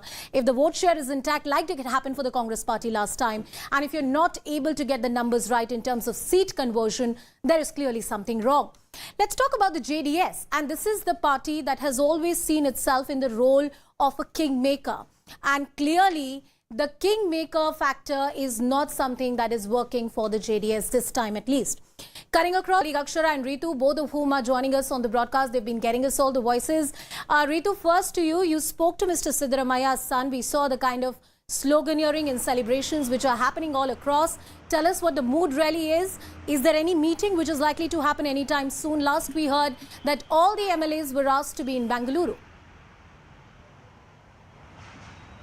Well, see, that's the norm basically every time, when there are elections and the results are out. So all the parties would be calling their winning candidates back to the city, and where, the next day that the legislative meeting actually takes place, where the key decisions are being made of what has to be their forward way. So that's one part. On the other part, you see that you are asking about how's the mood like. So of course that, because I was tracking Siddaramaya, the former chief minister, an important face, the mass leader, you see, since morning that I should really say this, but a huge crowd that had gathered in front of his house even before the results actually came out. All that supporters were there raising slogans. They were very confident that Siddaramaya will be winning from the Varuna, and moreover, you see, they already knew that they were very confident that he would be going on to become the chief minister as well of the Karnataka. So that was the mood of the supporters in the in Mysuru, especially where I was in front of his house.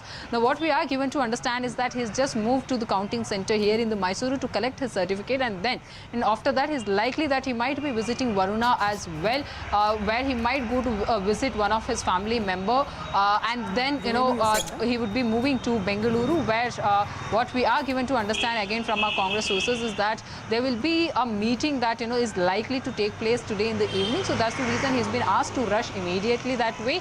But earlier, as per the Siddaramaya's team's plan, it was like around 5 p.m. that he was supposed to move from Mysuru, but now looks like he might leave a bit early because there's a full celebration moment in the Bengaluru as well. So of course all those supporters, the party leaders are also waiting for the Siddaramaya to get back to the city, that there can be a double celebration there.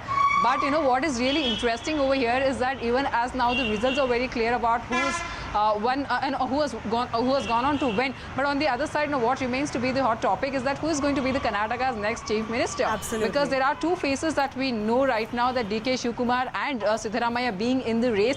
So both of them are denying right now to speak about it openly, because they have been given that standing instruction from the High Command that they have and reached they've so held far good to with that unity, promise. trying to show This entire election is testament to the fact that the two top leaders of the Congress party did not let any of their fight come out in open to the extent that it could hurt them. They fought the election, keeping their mouths shut to a great extent and not talking about this, despite the media asking them repeatedly.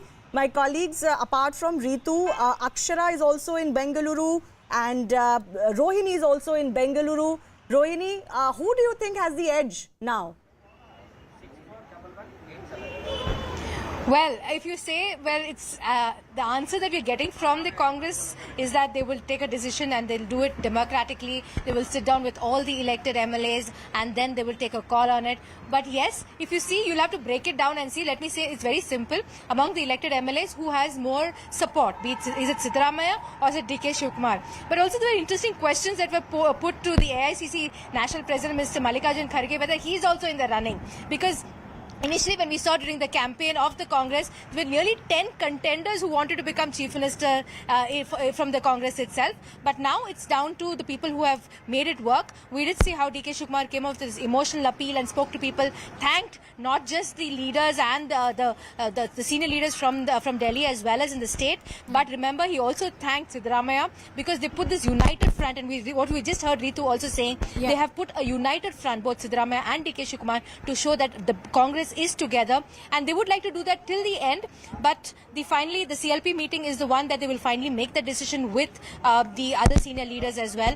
But edge, if you ask me, I still think, and I'm not going to be saying this based on information that I've just heard about, but this is from people who are in the Congress, that Siddaramaiah does seem to have an edge, but at the same time, it's DK Shivkumar, the great organizer, the guy who's put, the man who's put everything together for the Congress as a state chief as well, and ensured that the Congress wins as many seats. And Rohini, Siddaramaiah also has his star factor. He was clearly DK very Shivkumar emotional also today when he made that address to the press, and he said that I've gone through a lot to cement this victory for the Grand Old Party. I'll just come back to you, Akshara. What does the mood look like to you? I see a lot of people behind you. Where are you? Tell us what's happening. Well, right now I'm here at KPCC office. From morning I'm here, and at 10 a.m. they started celebrating here. People started gathering in large numbers. Right now we're witnessing large crowd here. I'll ask my VJ to pan the camera and show you the visuals. They're also seeming to burn effigy of Chief Minister Basiraj Bommai and also BJP leaders, as you can see in those visuals. And they're celebrating. And on the other hand, you also have cultural groups here performing. They're also waiting for other leaders to enter the KPCC office. They're welcomed in, and cultural groups are performing. And also I'm accompanied by Congress leaders, various Congress leaders. We have Nagaraj Yadav, Congress leaders here. So, sir, the result is out. So, did you expect this mandate? Of course, we had a plan to win 150 seats, and our Adhyaksh was very clear to say that 141 is our target to reach at any cost, and he went on to say it will become 146 out of 150. But we are still want to know where the 5 or 6 seats have gone, and we are supposed to get it. I hope by the end of the counting, by evening, we should have 140 seats in place. And we are very happy and thankful for the people of Karnataka. 6.5 crore Kannadigas have posed a trust on Congress party, and we will deliver according to their expectations. Sir, and also the next question is, the result is in your favor. So the main question that needs to be answered is, who will be the next Chief Minister from Congress? And how will the High Command decide on that? One of our Congress leaders will be, one of our Kannadigas will be Chief Minister. Well, that's absolute, but you also know there's just one answer to that. 110% our MLA's opinion will be taken into consideration, and the High Command will take a call, and everybody will go by the High Command decision. And we are the people who believe in collective leadership, and we will definitely continue to be the same way to defeat the BJP in the upcoming 2024 Parliament elections. And also last question, sir. So Congress, while campaigning, it majorly banked on the poll promises. And the other parties are stating that, keeping the financial issue in mind, they can't fulfill it, they can't, afford to do all these things. So what do you have to say about this? No, we will keep up all our promises made by the manifesto, and definitely in the first cabinet we will take a decision of the 5 guarantees what we are given. No doubt about it, because for us the people's life is more important than anything else. Politics comes secondary. For us, country and the people becomes first. And the poor people's policies, what we have given, we will see that is ensured and given to them. The people, BJP, why they rejected him is because they were not sensitive towards the poor people's problems. People were against Annabhagya, they were against Indira Canteen, they were against in all Congress welfare schemes. Why is that? They are poor, anti-poor. Actually, if they have any sense of humanity, they should have supported the poor people and they should have reduced the prices. What is the gas cylinder today? 1,200 rupees. When we are in power, we only 450 rupees was the thing. What does it show? That is their anti-poor. And second thing, that the corruption to the level of 40%, and officially said is 40%, it is beyond 40% in Karnataka state. Who will tolerate, which Kannadiga will tolerate You this? say these reasons summed up help the These Congress. are not only things. The positive campaign of DK Shivkumar and Siddaramaiah Sahab and Kharge Sahab's advice was taken in collective leadership, and we have reached every voter of Karnataka state, and we have to compliment every booth president, booth worker, block president, everybody taken the work as a challenge, and we have delivered and done it. Okay. The positive campaign has given us this many votes, and the negative and anti-incumbency and anti-people policies of BJP has given us this kind of result. So there you go, Congress leaders stating that their positive campaign combined with the BJP's governance, the bad governance which they claim is the reason why they got this positive mandate in the Karnataka elections. All right, let me cut across to Rohini. She continues to be with us on the broadcast. Rohini, political ambition is often the antithesis of some kind of cooperation, especially if you have two stalwarts like Mr. Siddaramaiah and DK Shivkumar. And both have put a lot at stake to engineer this victory in the state of Karnataka. While the party might say diplomatically that they'll come up with a consensus, MLAs are going to decide, but we know it's a very, very tricky decision for the party to make. And the central leadership will have a huge role to play into this. Both the leaders are close to the Gandhi family. Absolutely. And they will be also putting their case forth, because that is what the entire CLP meeting is about and will be about. And we will see also which are the MLAs who will be supportive of either of the candidates who put forth saying they would like to be the chief ministerial candidate for or the face for the Congress. But let me tell you also that this work has already started much earlier. Insiders have been saying that both DK Shivkumar and Siddaramaiah have been rallying their support between their MLAs and their supporters earlier itself. But we'll have to see into who it is. But let me tell you that there is also the fact that Siddaramaiah is the only chief minister after Devraj Ars who has completed a full 5 years for the Congress as a chief minister and delivered the Congress government after we saw that the BJP lost when Yediyurappa had to step down.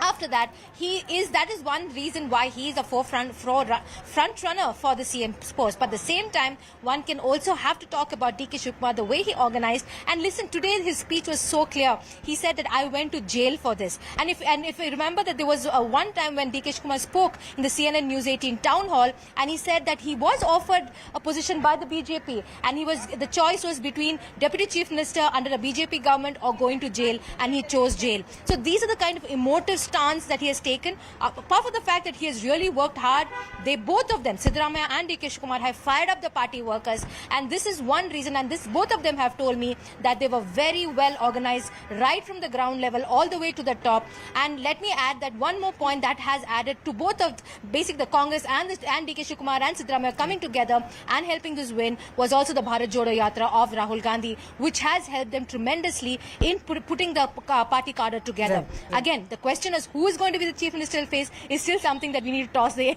coin up in the air. Yeah, well, let's see how that battle plays out, because so far they've managed to keep it under the lid and not let it disrupt their campaign. Will it disrupt a little bit of their victory celebration remains to be seen. But I think the Congress would have seen it coming as well, because they were confident of a victory. They would have seen it coming, that they will have to deal with this question, and they might be a little bit prepared of how to deal with this question. Ritu is continuing to be with us. Ritu, I believe you are outside Mallikarjun Kharge's residence. Is that correct? And are more and more people coming to congratulate him? It's a win of sorts for him too, the Congress president.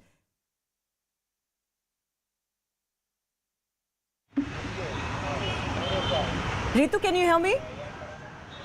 Looks like a lot of congratulations all round for the Congress party. Mallikarjun Kharge being visited by Randeep Surjewala.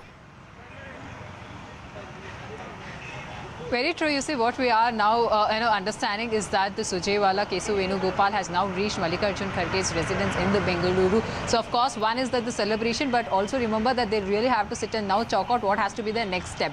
Because one really will have to try and go back to, understand what DK Shivakumar had also earlier made his statement that, he didn't wanted any of these leaders, whoever were actually backing Congress or supporting Congress or joining Congress as a party worker as well, that he had really given out the statement with very confidence, saying that the party will try and occupy all of them, try and give them all of them, one or the other position within the party and also in the key portfolios as well. So all of them should be united this time. So that's how DK Shivakumar this time tried, taking these leaders and the party workers all together this time. So yes, now they'll have to sit and chalk out that as well. But before that, that's a great moment for the Congress, where we are seeing this kind of a celebration taking place, whether it's about the picture outside Siddaramaya's residence in the Mysuru as well, where there has been a music blaring, lot of dhol nagada there, the dance there, also people coming up with the poster calling him the next Chief Minister of the Karnataka as well. So yes, that's the kind of atmosphere that right now we are witnessing. But however, you see, Siddaramaiah really, even after having pain in his right hand from a long time now, he was severely suffering with that pain from couple of days now. Even with that also, he looked very confident. He was very happy about that fact. When we asked him about the CM face also, he said that this is not the time that I really want to think about it. What really matters to me is now that there are new MLAs as well who have actually come into the party, and they have won as well with that of confidence having in the party and with our leaders as well. So we'll have to try and listen to their inputs as well, that what is their thought. Now, however, after that, it's the High Command's decision as well. I request all of our reporters to just stay with us. Surjewala and KC Venugopal are meeting Mallikarjun Kharge, the Congress president, who's also hailing from Karnataka. So, all of these are factors going positively for the Congress party. And before we take a break, I just want to quickly mention a statistics that is going to give a fillip to the Congress party and possibly to the larger opposition. So, in March, April 2018, the BJP was in power in about 21 of the 30 assemblies in India. That's 28 states plus 2 union territories that have assemblies, Delhi and Puducherry. So they were in power in 21 of those 30 with alliances or as the major party. With today's loss, this has come down to 15 assemblies. So half of them, including the coalitions that they have, and in just 9 assemblies, the BJP is the full majority party. So you could argue that this is not the BJP at its, absolute summit, and the opposition is managing to chip away a few of their states, even though the BJP managed to come back to power in Maharashtra recently. So that's food for thought, but we'll slip into a very short break. On the other side, we'll get you more reactions from all camps.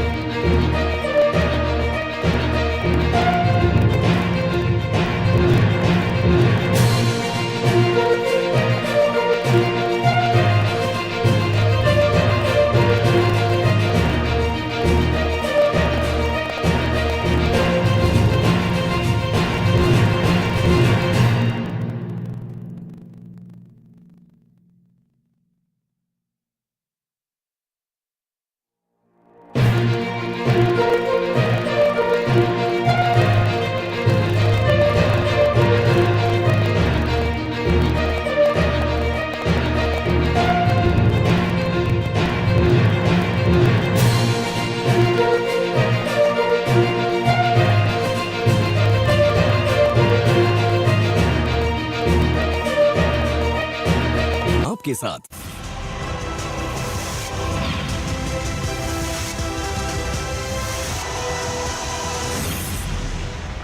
All right, it's a big victory for the Congress in Karnataka. 136 seats. It's comparable to the time in 1999 when S.M. Krishna stormed to power with 132 seats. BJP at a distant second place with just 64. Joining us now is Mr. Pawan Khera. He's the chairman of the Media and Publicity Department and senior Congress leader. Thank you very much, Pawanji, for speaking with us. First of all, many congratulations. Thousands of Congress workers like yourself have toiled night and day for this. Tell us, what in your estimate worked for the Congress and what was responsible for this big win? I think, thank you, Zaka, first of all, for your wishes. I think what worked for us was a very positive, pro-people, people-centric campaign which only focused on the actual issues on ground instead of a hate-filled campaign from the other side. And especially, I want to mention the role of the Prime Minister in this. The Prime Minister should realize that he is the Prime Minister of the entire country and he should not speak on behalf of one particular caste or religion, or he needs to unite people. Do you believe that because the Congress kept it local to local issues and projected strong local leadership, that's why it's almost like somebody in the morning analysis said Congress fought this election like a regional party of Karnataka, and that's why they were able to win this big? Zaka, all elections in states are like regional elections. All our national leaders also, whether it was Rahul ji, whether it was Priyanka ji, I won't mention Kharge ji because he belongs to that state, but even he, all of them were talking about local issues. They were talking about local concerns. Therefore, our campaign had a resonance across the 6.5 crore people of Karnataka. And this narrative started with the Bharat Jodo Yatra, the kind of engagements we were watching Rahul Gandhi was having with the people of Karnataka for 22 days. I think that also created a kind of an atmosphere which had a resonance for this narrative. Do you believe the last 2 weeks when the Prime Minister hit the campaign trail, first the personal attack against him and then this whole Bajrangbali issue, all of that has not worked, seemingly? No, it worked in our favor. I won't say it didn't work. Every time the Prime Minister opened his mouth in Karnataka, it gave us some votes, maybe some seats. Because equating Bajrang Bali with Bajrang Dal, I think that angered a lot of people. And trying to be a victim. You are the Prime Minister, आप राजा हैं देश के, आप victim नहीं हो सकते हो. But trying to be a victim, 91 times I was insulted, 92 times I was insulted.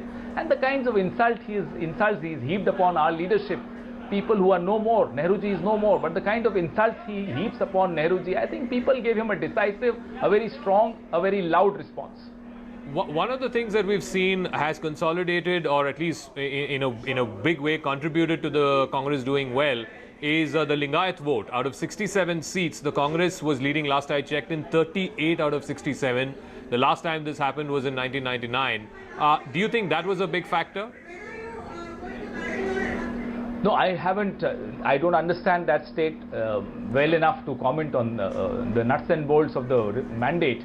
All that I can say is that cutting across caste and religion, cutting across regions, I could sense when I was there, I could sense the kind of wave that was building up in our favor. The bigger question now is who is going to be Chief Minister? Is it Mr. Siddaramaiah or Mr. D.K. Shivkumar? Both seem to have thrown their hat in the ring. That's a question which will be answered by the Congress Legislative Party in Karnataka. Okay. It can't be answered from Delhi. Okay, Pawan Khera, thank you very much for speaking with us. Congratulations once again. Like I said, this is a big win comparable to the 1999 victory. Even when Siddaramaiah won in 2013, it was 122. This is 136. S.M. Krishna won at 132 in 1999. So a big victory this for the Congress party. For the BJP, certainly they will need to do introspection. And the introspection, I guess, has to start with the state leadership. With that, it's back to my colleagues in the studio. Well, as Zaka Jacob gets that voice as to what Pawan Khera had to say, the Congress party is ecstatic today, keeping in mind the kind of numbers they've been able to get. Rahul Gandhi also made an address. We have heard from the top leaders of the Congress party, all of them in jubilation and victory. And as Zaka was pointing out, this is indeed a historic victory for the Congress party. The timing of it, of course, is very crucial for the Grand Old Party. Will this be a precursor for Madhya Pradesh, Chhattisgarh, Rajasthan and the big battle for 2024? Let's also listen in to the former Chief Minister, or I must say the Chief Minister right now of the state, because the new one has not been sworn in, Basuraj Bommai. The BJP has lost. Here is what Mr. Bommai had to say. Listen in.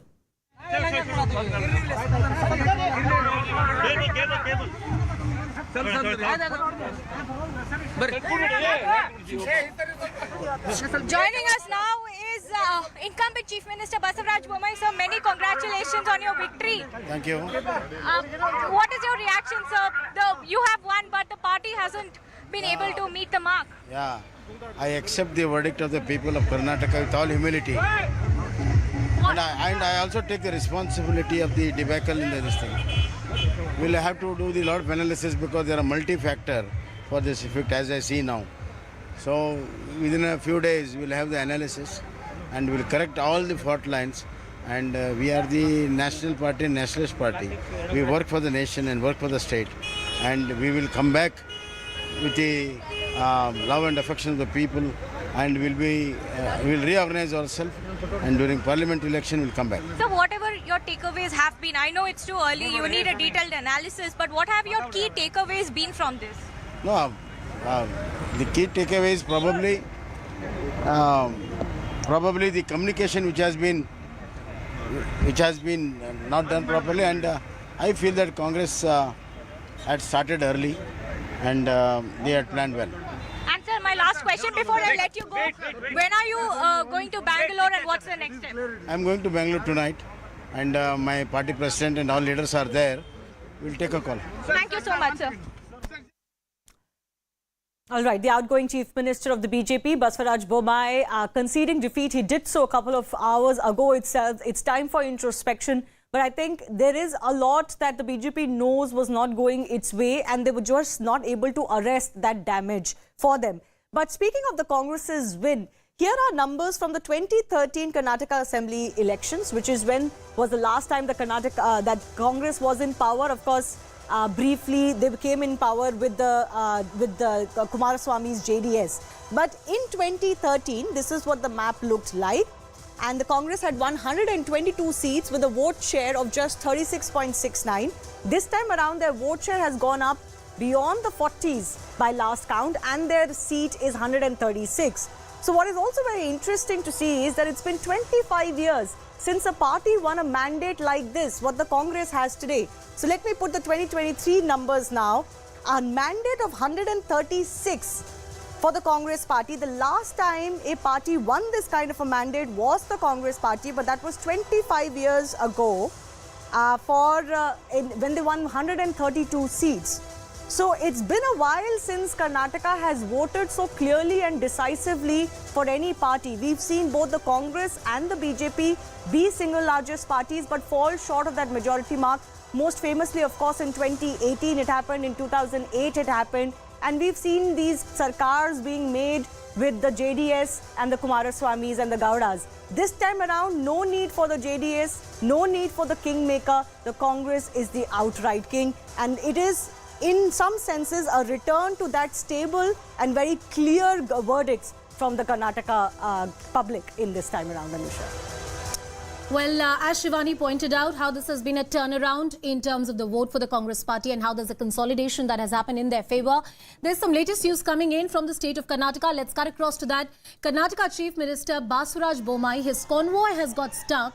There are Congress workers celebrating on the road, and those are the visuals on your screen right now. Mr. Bommai's convoy literally getting struck because of the celebrations by the Congress party. He was humble in the defeat and he said he accepts the mandate which has been handed by the people. Ritu is on the ground. Ritu, what's happening? Well, you see, that's the convoy of the Karnataka Chief Minister Basuraj Bommai, which got stuck as the Congress supporters were actually celebrating the victory of the party now that they have come up with the huge margin there again. So the convoy actually got stuck there. We can see in the visual that the traffic police had to rush immediately, as well as the cops as well, to see that there's a smooth flow of the traffic, and tried requesting these supporters as well to make a way for the convoy to actually pass by, because Karnataka Chief Minister Basuraj Bommai is being told to actually meet the senior leaders here in the here in Bengaluru, in fact. So of course that that's when this whole incident occurred. But even though the Bommai went on to win in the Shigao in Haveri district, which happens to be his home district, so there you see, on the other hand, the Congress supporters are all celebrating the victory and his convoy getting stuck as well, that he literally patiently had to wait for all that to get over, and also police to help his convoy to make a way for him. That's the word coming in from the ground. So, Ritu, did it cause a serious traffic issue? I mean, after the elections, we see these kind of celebrations happening in the state, but he's still the chief minister of the state, and there's a security protocol that needs to be followed. Very true. You see, there's a security protocol that needs to be followed, but of course now that all the Congress supporters are all on cloud 9 with that, the party going on and winning in the state, which they desperately wanted to, but of course that excitement was in the air, that the supporters did not allow the convoy to move forward. Few of them were literally seen waving the flag towards Karnataka Chief Minister Basuraj Bommai as well, and raising slogans of Congress leaders, Siddaramaiah, DK Shivakumar there again. But Chief Minister had to patiently sit back in his car and wait for them to all give make a way for him. But moreover, the cops had to really rush on the spot and ensure that the Karnataka Chief Minister Basuraj Bommai's convoy actually passes by in a smooth manner. And Mr. Bommai, a lot of his ministers and his cabinet has lost in this election. He individually won the election where he was fighting from the seat in Shigao. But clearly he looked very disappointed with the kind of results that had come in. It was said that he's not so popular as a chief minister. There were multiple criticism that had come against him. For his individual brand, his own political persona, this election meant a lot, Ritu. Very true, you see, because I was in Shigam to do a ground report, and really that, while I was talking to people over there, they did look very confident about Karnataka, the Bommai coming back as in the MLA from the Shigam constituency.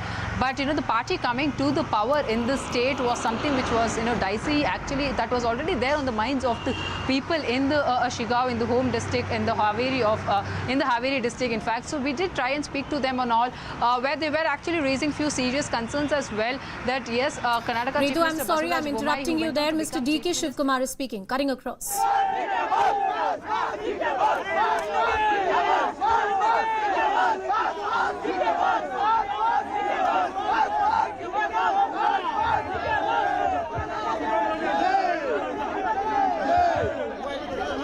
ಯಾರು ಹೂವು ಎಸ್ಬೇಡ್ರಿ ಅಪ್ಪ ಸುಖನ್ ರಾಜನ ಒಂದು ಅರ್ಧ ಗಂಟೆ ನೀವು ಆಮೇಲೆ ಇಕ್ಬಾಲ್ಗೆ ಹಾಕೊಳ್ಳಾರಂತೆ ಈಗ ಗಲಾಟೆ ಆಗ್ತದೆ ಮೀಟಿಂಗ್ ಹೋಗಿ ಸುಮ್ಮನೆ ಎಸ್ಬೇಡಿ ಹೂವು ಎಸ್ಬೇಡಿ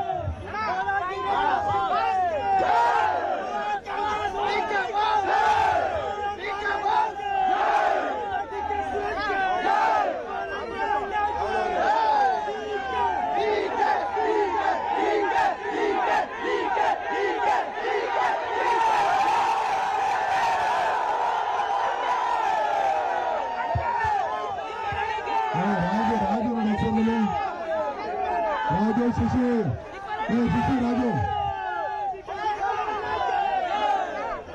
प्राणेश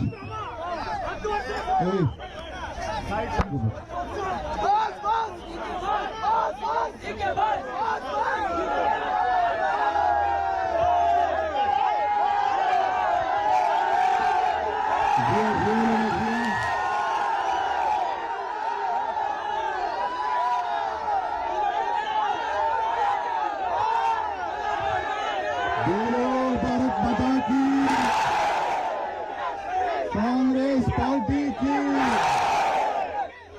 सोनिया गांधी की, मल्लिकार्जुन खड़गे की, राहुल गांधी की,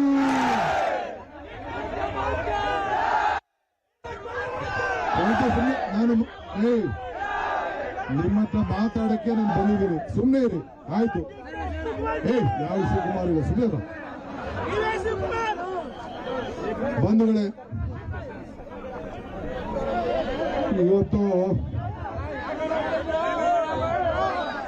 40 ವರ್ಷದ ರಾಜಕಾರಣದಲ್ಲಿ ಒಂದು ಐತಿಹಾಸಿಕವಾದಂಥ ದಿನ. ನಾನು ಈ ದಿನನ ಮತ್ತು ನೀವು ಕೊಟ್ಟಂತ ಪ್ರೀತಿ ಅಭಿಮಾನನ ನಾವ್ಯಾರು ಮರೀಲಿಕ್ಕೆ ಸಾಧ್ಯ ಇಲ್ಲ. ಈ ಜಯ ನನ್ನ ಜಯ ಅಲ್ಲ, ಈ ಜಯ ರಾಮನಗರ ಜಿಲ್ಲೆಯ ಮತದಾರರ ಜಯ. ನನಗೆ ಈ ರಾಮನಗರ ಜಿಲ್ಲೆ ಕೊಟ್ಟಂತ ಪ್ರೀತಿಗೆ, ಆ ಎಲ್ಲ ನನ್ನ ತಾಯಂದಿರಿಗೆ, ಯುವಕರಿಗೆ, ಹಿರಿಯರಿಗೆ ಎಲ್ಲ ಕೂಡ ಈ ಸಂದರ್ಭದಲ್ಲಿ ಅವರ ಪಾದಗಳಿಗೆ ನನ್ನ ಸಾಷ್ಟಾಂಗ ನಮಸ್ಕಾರಗಳನ್ನು ಅರ್ಪಿಸಲಿಕ್ಕೆ ನಾನು ಬಯಸ್ತಾ ಇದ್ದೇನೆ. ನನ್ನನ್ನ ಇಡೀ ರಾಜ್ಯದಲ್ಲಿ ಅತಿ ಹೆಚ್ಚು ಅಂತರದಿಂದ 1,22,392 ಅಂತರದಿಂದ ಗೆಲ್ಲಿಸಿದ್ದಾರೆ. ಆದರೆ ಇನ್ನ 600 ಓಟು ಲೆಕ್ಕ ಹಾಕಬೇಕು. ಯಾವುದೋ ಒಂದು ಟೆಕ್ನಿಕಲ್ ಗೋಲ್ನಿಂದ ಒಂದು ಬೂತ್ ತಂದಿಟ್ಟಿದ್ದಾರೆ. ಅದಕ್ಕೆ ನಾನು ಒಂದು ಅರ್ಜಿಯನ್ನು ಬಿಟ್ಬಿಟ್ಟು ಬಂದಿದ್ದೀನಿ. ನನ್ನ ಜೊತೆಗೆ This is a victory of people here. I have won with a huge margin.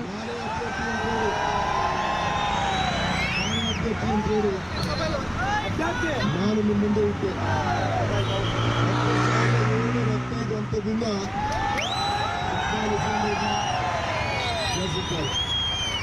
ಅದೆಂದರೆ ನಮ್ಮ ಬಾಲಕೃಷ್ಣ ಅವ್ರನ್ನ 12,000 ಹಂತದಿಂದ ಅವರು ಕೂಡ ನೀವೆಲ್ಲ ಗೆಲ್ಸಿದ್ದೀರಿ. ನೀವು ಕೊಟ್ಟದ್ದು ರಾಜ್ಯಕ್ಕೆಲ್ಲ ಸಂದೇಶ.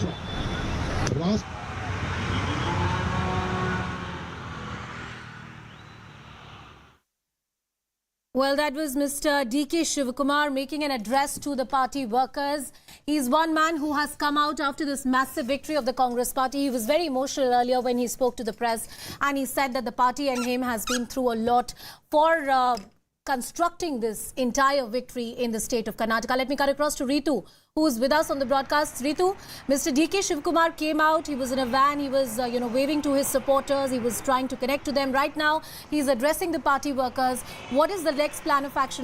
Has the Congress party called in for some kind of meeting? Is there a schedule on table? Yes, no, what we are given to understand is that there's a meeting that is actually being called by the Congress's High Command by around 5 p.m.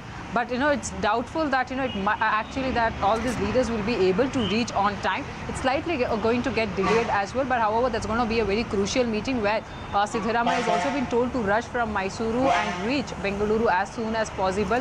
But still, he is in Siddharamaiah Hundi, Varuna constituency from where he has won. So, he's gone there to meet one of the family members and also trying to speak to the people as well to thank them there. But on the other hand, you see D.K. Shivakumar there. And Ritu, as you get us all the updates, stay with us on the broadcast, Mr. Shivakumar again. ಮಾತಾಡೋದಿಲ್ಲ, ಮುಂದಕ್ಕೆ ಮಾತಾಡ್ತೀನಿ. ನೀವೆಲ್ಲ ಬೆಂಗಳೂರಿಗೆ ಯಾವಾಗ ಬರಬೇಕು ಅಂತ ನಾನು ತಿಳಿಸ್ತೀನಿ. ಆಮೇಲೆ ನೀವೆಲ್ಲ ಬೆಂಗಳೂರು ಬರೋದು ಆಗ್ಬೋದಲ್ಲ? ನಮಸ್ಕಾರ.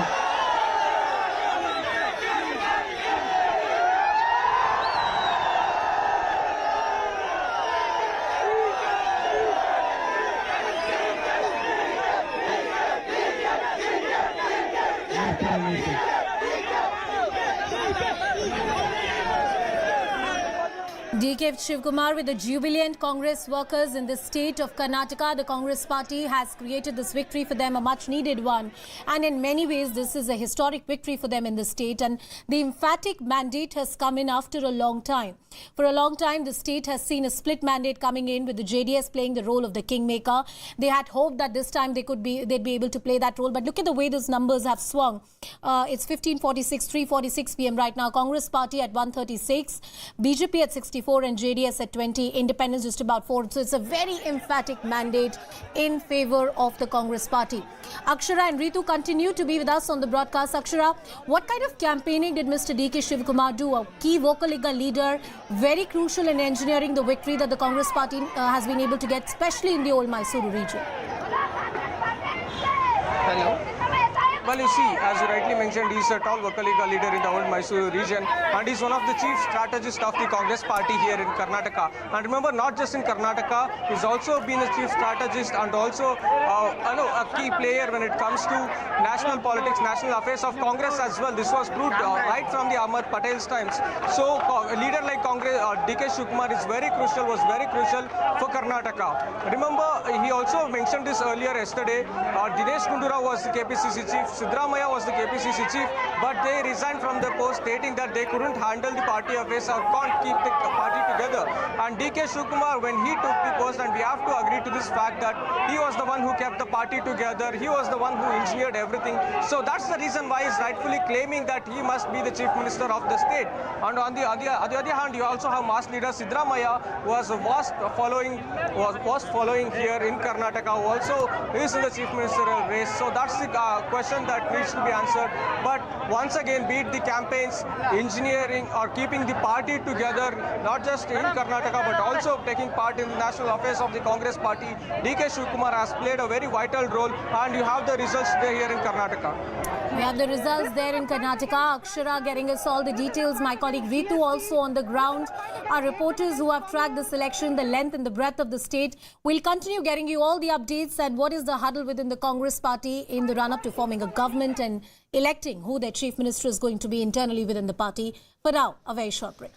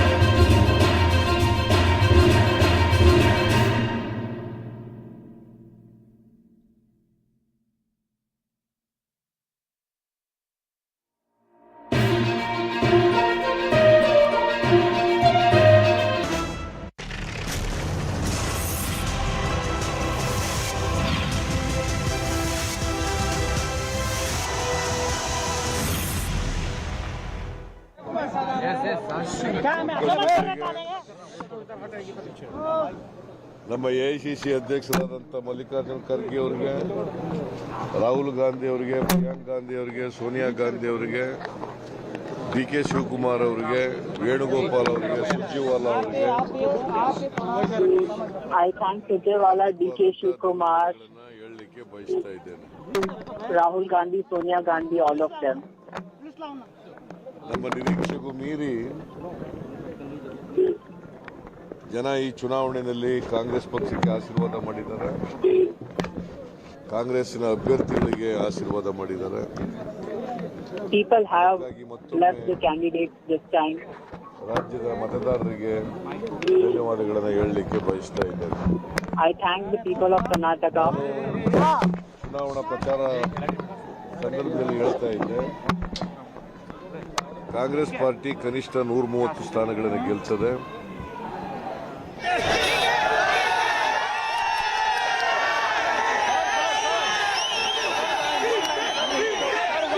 ಗಿಂತ ಜಾಸ್ತಿ ಗೆದ್ದಿದ್ದೀವಿ. 135 ಎಷ್ಟು ಕೊನೆ 136 36 ಗೆದ್ದಿದ್ದೀವಿ. So it's a big victory for the Congress party. ಜನರು ಬದಲಾವಣೆಯನ್ನು ಬಯಸಿ ಕಾಂಗ್ರೆಸ್ಸಿಗೆ ಮತ ಕೊಟ್ಟಿದ್ದಾರೆ. People have voted to Congress. ನಾವು ಕಾಂಗ್ರೆಸ್ ಜನರ ನಿರೀಕ್ಷೆಯಂತೆ ನಡೀಲಿಕ್ಕೆ ಪ್ರಾಮಾಣಿಕ ಪ್ರಯತ್ನವನ್ನು ಮಾಡುತ್ತೇವೆ. ಮತ್ತೆ ನಾವೇನು ಮ್ಯಾನಿಫೆಸ್ಟೋನಲ್ಲಿ ಪ್ರಾಮಿಸಸ್ ಮಾಡಿದ್ದೀವಿ, Now whatever we have promised in the manifesto, that will be ಭರವಸೆಗಳನ್ನು implemented. ಈಡೇರಿಸತಕ್ಕಂಥ ಪ್ರಯತ್ನವನ್ನು ಪ್ರಾಮಾಣಿಕವಾಗಿ ಮಾಡಿದ್ದೀವಿ. ವಿಶೇಷವಾಗಿ 5 ಗ್ಯಾರಂಟಿಗಳನ್ನು ಕೊಟ್ಟಿದ್ದೀವಿ. 5 ಗ್ಯಾರಂಟಿಗಳನ್ನು ಮೊದಲನೇ ಕ್ಯಾಬಿನೆಟ್ನಲ್ಲೇ, ಸರ್ಕಾರ ರಚನೆ ಆದಮೇಲೆ ಮೊದಲನೇ ಕ್ಯಾಬಿನೆಟ್ನಲ್ಲೇ ಅವುಗಳ ಬಗ್ಗೆ ತೀರ್ಮಾನ ಮಾಡಿ ಆದೇಶನೂ ಕೂಡ ಹೊರಡಿಸ್ತೀವಿ ಅಂತಕ್ಕಂಥ ಮಾತನ್ನು ಈ ರಾಜ್ಯದ ಜನರಿಗೆ ಹೇಳಲಿಕ್ಕೆ ಬಯಸ್ತಾರೆ.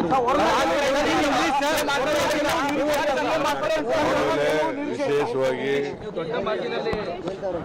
ವರ್ಣಾ ಕ್ಷೇತ್ರದ ಪ್ರಚಾರ ಯತೀಂದ್ರ ನಾಯಕತ್ವದಲ್ಲಿ ನಡೆದಿತ್ತು.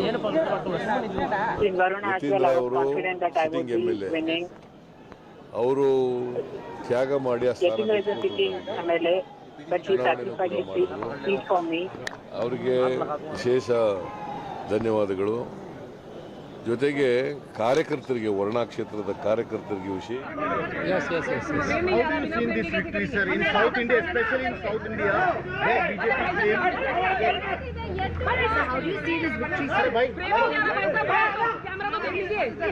This is a clear message of the people from the people of Karnataka. Every time the type of divisive politics which BJP doing is not going to be successful. This is a clear message. We stood for poor people of Karnataka. They stood for rich people. Finally, poor people won this election. This is the clear narrative of this election. It is the message to 2024 election. No, this is one of the milestone of the 2024 election. Sir, and also, so who will be the CM candidate, sir? By when will that decision be made, sir? Congress president is doing a PC at 6. At 6 o'clock there will be more clarity, sir. We'll see. Yes, sir. Sir. Come. Sir, just 1 minute. Yeah. I'm joined by the Sir, how do you see this victory by? He's already spoken. How do you look at what is happening? Voices coming in from the Congress party. You have Mr. Randeep Surjewala, you had Rahul Gandhi speaking in earlier, Mr. Siddaramaiah, Mr. DK Shivkumar since morning have made multiple address to the press and media. I believe there's also a presser which is happening by the Congress party right now. Let's try and cut across to that. Well, now the $1 million question in the state of Karnataka is that who will be the next chief minister? That was Mr. Siddaramaiah talking to the press. He was saying that, with consensus, the name of the next CM is going to be decided. That's the official line that the Congress party has kept so far. Ritu is with us on the broadcast. Ritu, let's talk about the contenders. Let's talk about the stalwarts like Mr. Siddaramaiah. Let's talk about the troubleshooter, Mr. D.K. Shivkumar. He's been very, very crucial and critical in cementing the victory of the Congress party in the state. Even earlier, the kind of instability the state of Karnataka has seen, Operation Kamala, when it was talked about and when it was about keeping the house together within the grand old party, Mr. D.K. Shivkumar was one of the key faces that held it all together for the Congress party. He has expressed his faith in the Congress party high command. So has Mr. Siddaramaiah. Interesting bit is that both leaders are equally close to the Gandhi family. The Congress high command, Mr. Kharge, of course, is going to be a very important leader, multiple-time MP from Gulbarga, one of the most experienced politician in the country. I believe my colleague Purnima is joining us live, getting us more details on the story. Purnima, the question here is going to be about the leadership for the Congress party. They continue to maintain the line that it will be decided by a consensus within the party. But would getting a consensus be that easy?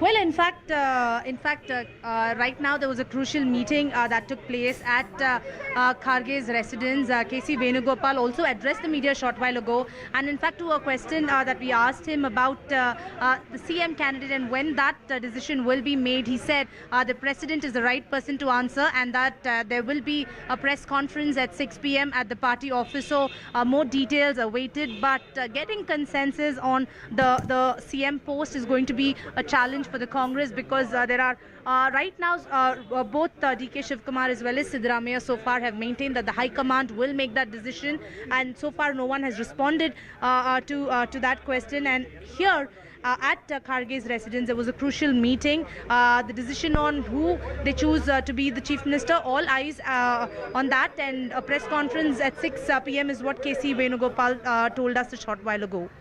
A press conference at 6 p.m. That's what KC Venugopal, that's the statement that he's made so far. What is the internal thought in churning? I mean, of course, today is the day for them to celebrate. There's a lot of jubilation, happiness. Mr. D.K. Shivkumar has also come out. He's addressed the party workers, the tall Vokaliga leader. The Lingayat votes, Purnima, have gone in favor of the Congress party. That was one critical vote bank that all the parties were eyeing for. Let's talk about the story for the JDS. It's not a great story. Many talk about their decimation, relatively speaking, compared to the last elections. What is the voice, if at all, that you've heard from them? Because they are not in the position of being a kingmaker this time, like they would have wanted to be.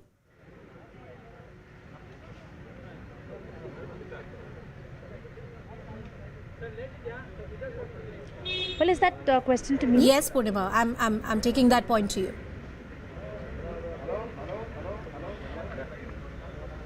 Well, in fact, JDS thought that they would play the kingmaker, and they didn't believe in all the exit poll results. In the morning, the reason why Kumaraswamy went to the hotel Taj West End Hotel is only to ensure that he plays the kingmaker role like in 2018. But this time, people of Karnataka decided that there shouldn't be a fractured mandate and that there should be a clear mandate. There have been many issues, and the son, Nikhil, had in fact lost in the constituency. So clearly not well for the JDS. JDS hoped that they would play kingmaker and that they would negotiate with the parties to ensure that they be seen. But this time around, the numbers are not in their favor. This time probably Congress had done well, especially in the old Mysore region. And the other reason is that the Lingayat votes, in fact, that was Yediyurappa's stronghold. And this time around, after he decided to not contest in electoral politics, the support that he got from the Lingayat community, that in fact did not happen this time around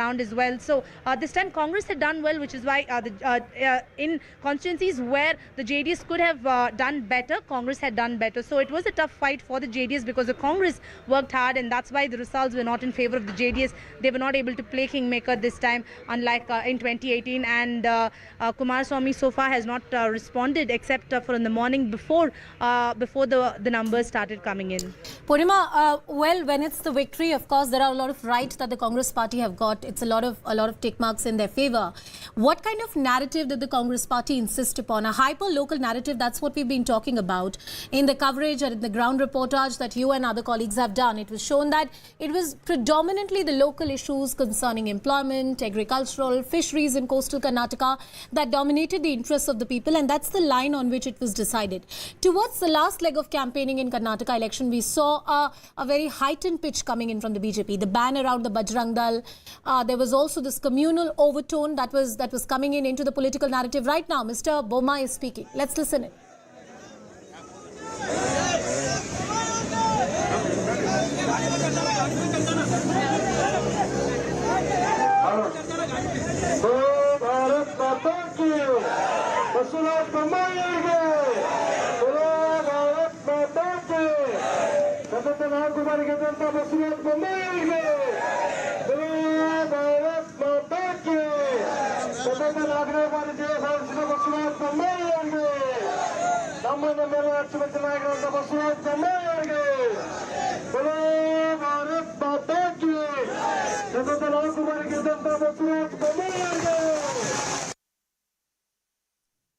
Well, Mr. Bommai, his convoy some time ago was stuck because there were party workers, the Congress party workers who were celebrating, so his car got stuck despite the fact that he's still the chief minister of the state and there continues to be a security protocol around it.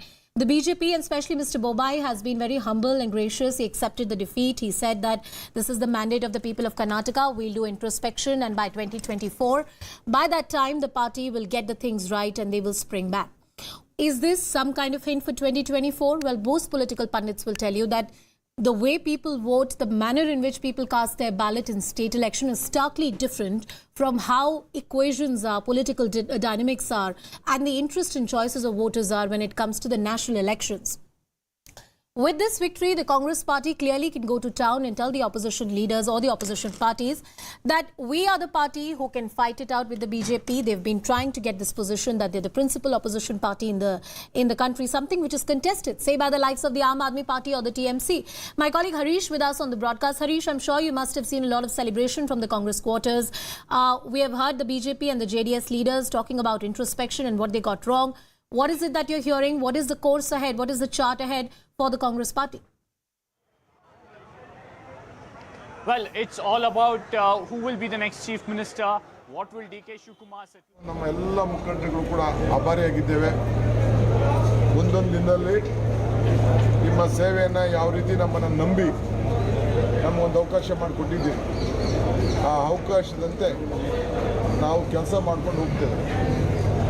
ಕಾಂಗ್ರೆಸ್ದು ಜಯ ನಿಮ್ಮೆಲ್ಲರ ಜಯ. ಇದನ್ನು ತಾವೆಲ್ಲ ಗಮನದಲ್ಲಿ ಇಟ್ಕೊಳ್ಬೇಕು. ಈ ರಾಜ್ಯದಲ್ಲಿದ್ದಂಥ ಅನೇಕ ವಿಚಾರಗಳು ನಾನು ಆಮೇಲೆ ಮಾತಾಡ್ತೀನಿ, ಈಗ ಮಾತಾಡೋದು ಬೇಡ. ನಿಮ್ಮೆಲ್ಲರೂ ಕೂಡ ಮತ್ತೊಮ್ಮೆ ನನ್ನ ಸಾಷ್ಟಾಂಗ ನಮಸ್ಕಾರಗಳು. ಸರ್ಕಾರದಲ್ಲಿ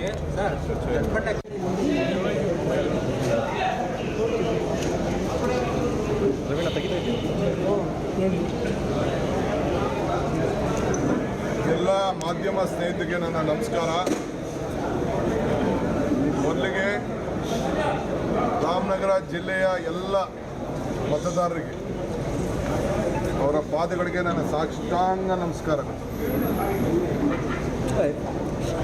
ನನ್ನ ಮೇಲೆ, ನನ್ನ ಅಭ್ಯರ್ಥಿಗಳ ಮೇಲೆ, ನಮ್ಮ ಕಾರ್ಯಕರ್ತರ ಮೇಲೆ, ಮುಖಂಡರ ಮೇಲೆ ತಾವೆಲ್ಲ ಇಷ್ಟು ದೊಡ್ಡ ನಂಬಿಕೆಯನ್ನು ಇಟ್ಟು 3 ಕ್ಷೇತ್ರದಲ್ಲೂ ಕೂಡ ಗೆಲ್ಲಿಸಿದ್ದೀವಿ. ಇದು ನಮ್ಗೆ ಅಧಿಕಾರ ಅಲ್ಲ,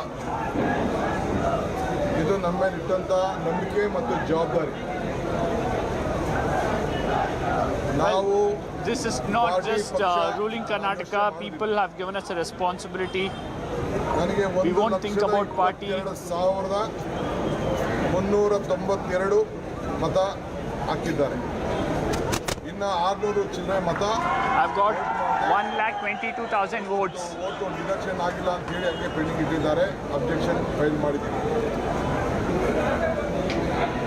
ಮತ್ತು ನಮ್ಮ ರಾಮನಗರ ಕ್ಷೇತ್ರದ ಅಭ್ಯರ್ಥಿಗೆ 10,715 ಮತಗಳಿಂದ ಇಕ್ಬಾಲ್ ಹುಸೇನ್ ಸಾಹೇಬ್ರನ್ನ ಗೆಲ್ಲಿಸಿದ್ದಾರೆ.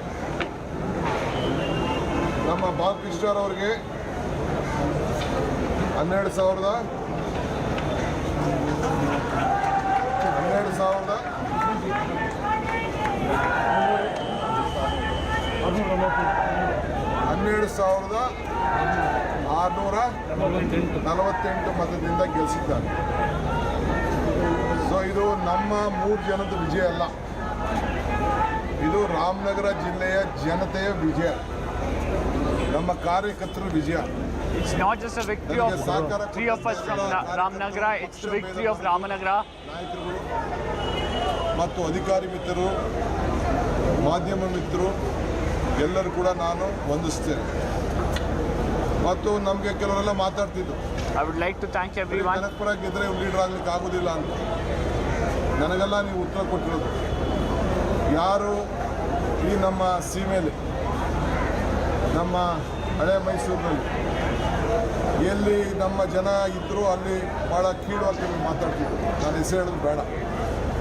ಅವ್ರಿಗೆಲ್ಲ ತಕ್ಕಂಥ ಉತ್ತರವನ್ನು ನಮ್ಮ ಜನತೆ ಕೊಟ್ಟಿದ್ದಾರೆ. ಸೊ ಇವತ್ತು ನಾನು ನಮ್ಮ ರಿಟರ್ನಿಂಗ್ ಆಫೀಸರ್ನೇ ನಮ್ಮ ಅಲ್ಲಿ ಬೆಂಗಳೂರಿನಲ್ಲಿ ನಾನು ಮೀಟಿಂಗ್ ಮಾಡಬೇಕು.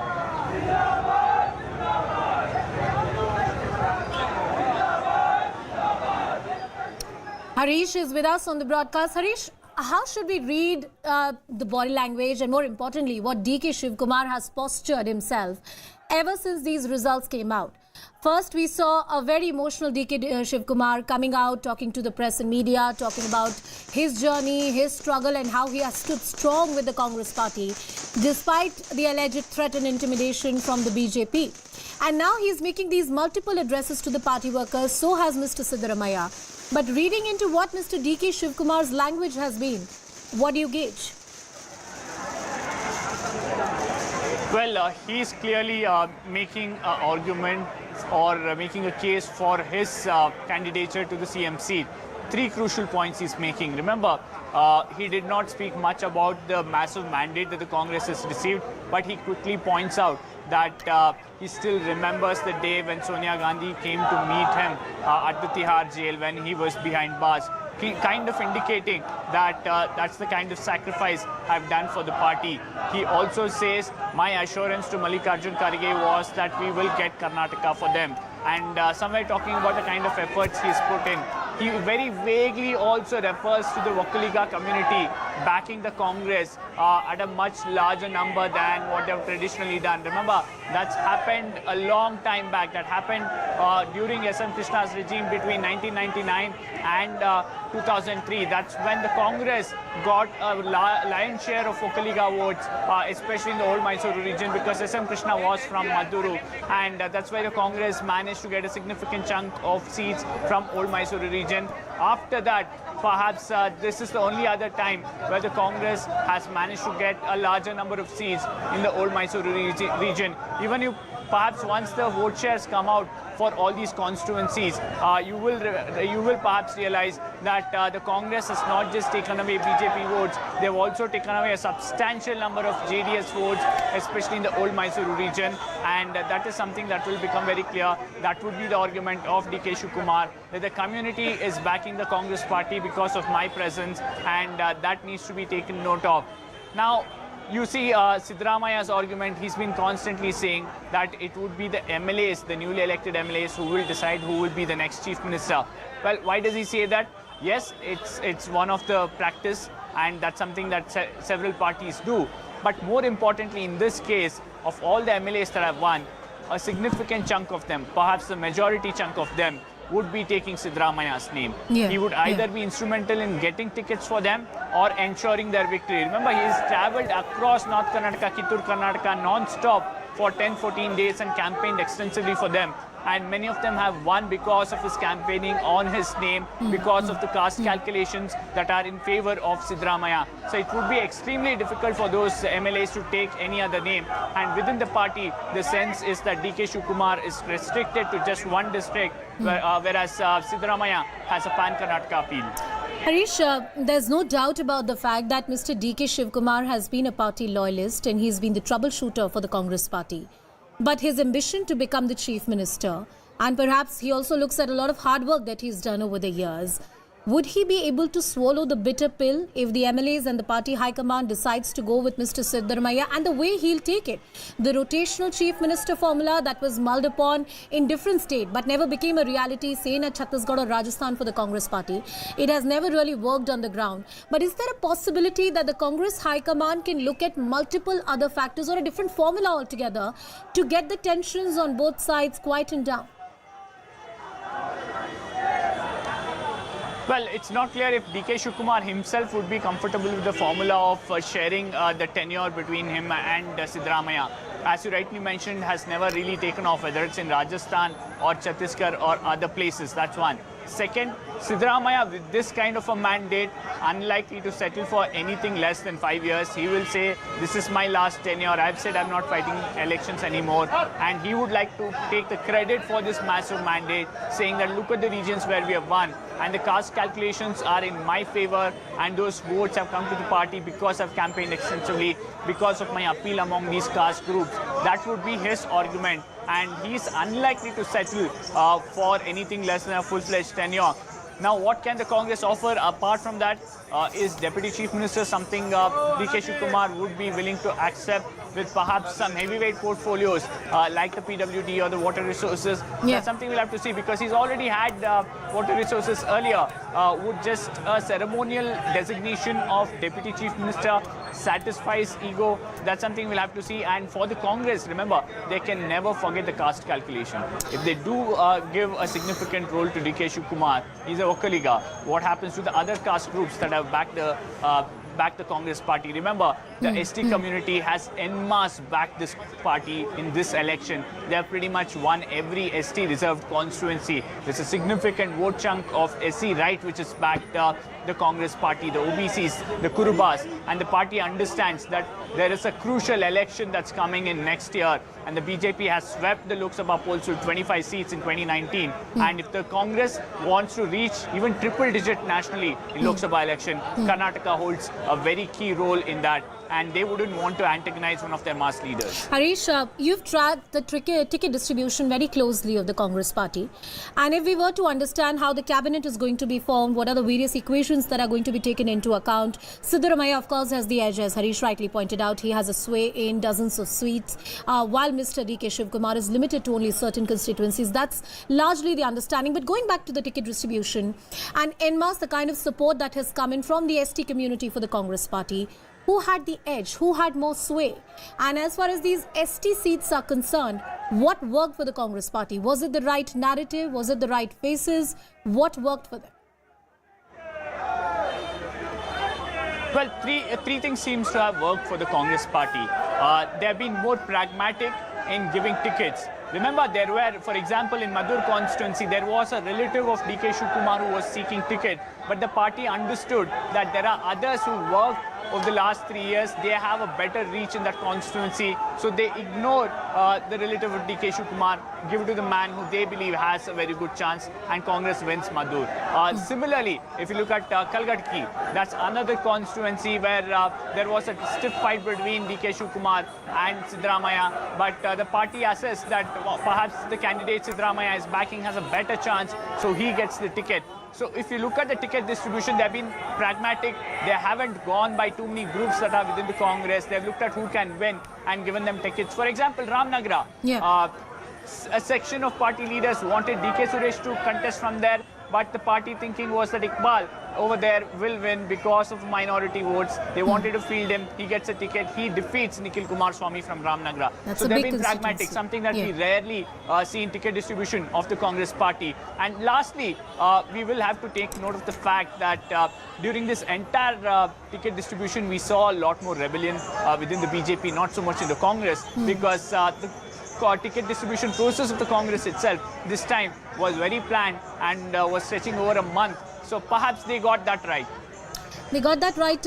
It's fascinating, Harish, when you talk about, say, the Ramnagara constituency, how the Congress party got that calculation right. And it's also a story how perhaps JDS and their, shrinking voter base is also reflecting in some of the big faces that have lost, like Nikhil Kumaraswamy that you mentioned. The Gowda family and their sway over the Vokaliga dominated seats or in the old Mysuru region does it seem to be shrinking? Is it correct to reach that conclusion at this point in time? Well, perhaps that process has started. You look at the kind of vote share that has transferred to the Congress. That should be a worry for the JDS. Because remember, like several states, like perhaps Kerala, the old Mysuru voter base is the loyal one. Very rarely do we see people switching parties there. People perhaps support one party for a long time, like in areas like JDS. It's seen as a prestige factor. You can identify someone in a village and everyone in the village know if he's a Congress supporter or a JDS supporter. Yeah. For that vote share to swing takes a lot of push by the party. You're changing a person's conviction, which means you've done some work and he has accepted your party, unlikely to go away within 5 years. That should be a worry for the JDS. It's not the end of the road for the JDS in the old Mysuru region, but perhaps they're sending a message that you can't just field your family members and believe that we will continue to support the Devegowda family. Yes, the masses respect him, but perhaps they're asking more than that. Old Mysuru region, Harish, was one of the region where even the BJP was trying to make inroads. I remember all these yatras and rallies that you have tracked of all the big leaders who made sure that they hit the ground and they were trying to make sure that the BJP makes some kind of inroads in the state. The anti-JDS sentiment, I'm sure the BJP sensed it, that it was there and there was a space to make that inroad. But the Congress party was beneficiary of this anti-JDS sentiment. Well, that's precisely, that's primarily because of lack of leadership for the BJP. Yep. You name one tall Vakaliga leader in the BJP. Well, there's nobody. You're talking about C.T. Ravi. He's not even from the old Mysuru region. You're talking about Shobha Karanlaje, not from old Mysuru. Both are Vakaligas. Ashwath Narayan, the party made him the deputy chief minister, but he's from Bangalore. For a large amount of number of years, in fact, people in Malleshwaram thought he was a Brahmin. And he never played his Vakaliga caste card that actively. It's only in the later half, perhaps when the central leadership told him that you should try and become the Vakaliga face, he was trying to visit Ramnagara, Mandya and become the Vakaliga face. But people there realized that he's not from the region. In fact, somebody that I spoke to in Mandya said he's too sophisticated to be a Vakaliga for us. He's not from Mandya. Just putting up a dialect doesn't work. So that's been a problem for the BJP of not having a strong Vakaliga leader. Yeah. Whereas for the Congress, they could have DK Shivkumar and DK Suresh and a few other leaders. And given the fact that they have a strong base in the old Mysuru region, perhaps work for the Congress party. Harish Upadhyay getting us all the details from the ground. What worked for the Congress party, what did not work for the BJP or the JDS, and in what way will the Congress party decide for the next chief minister? Mr. Siddaramaiah clearly has the edge, but will he really make the cut, and would that be the call of the Congress High Command and the party MLAs? All eyes on those big developments for now. Slipping into a very short break.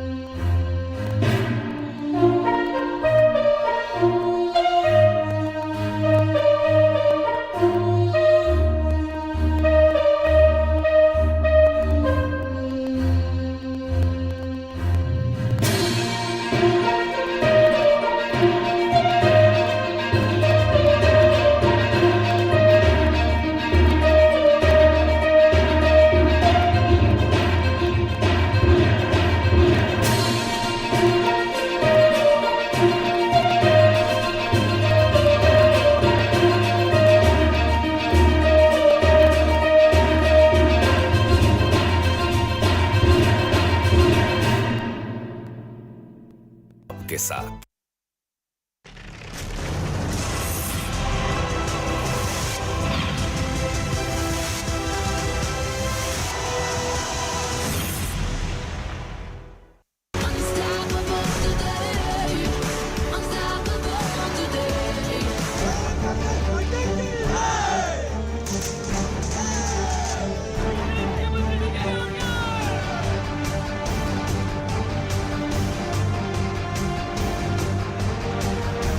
not only analyze and we'll see that what are the gaps, and we'll go ahead and reorganize the party and come back during Lok Sabha election.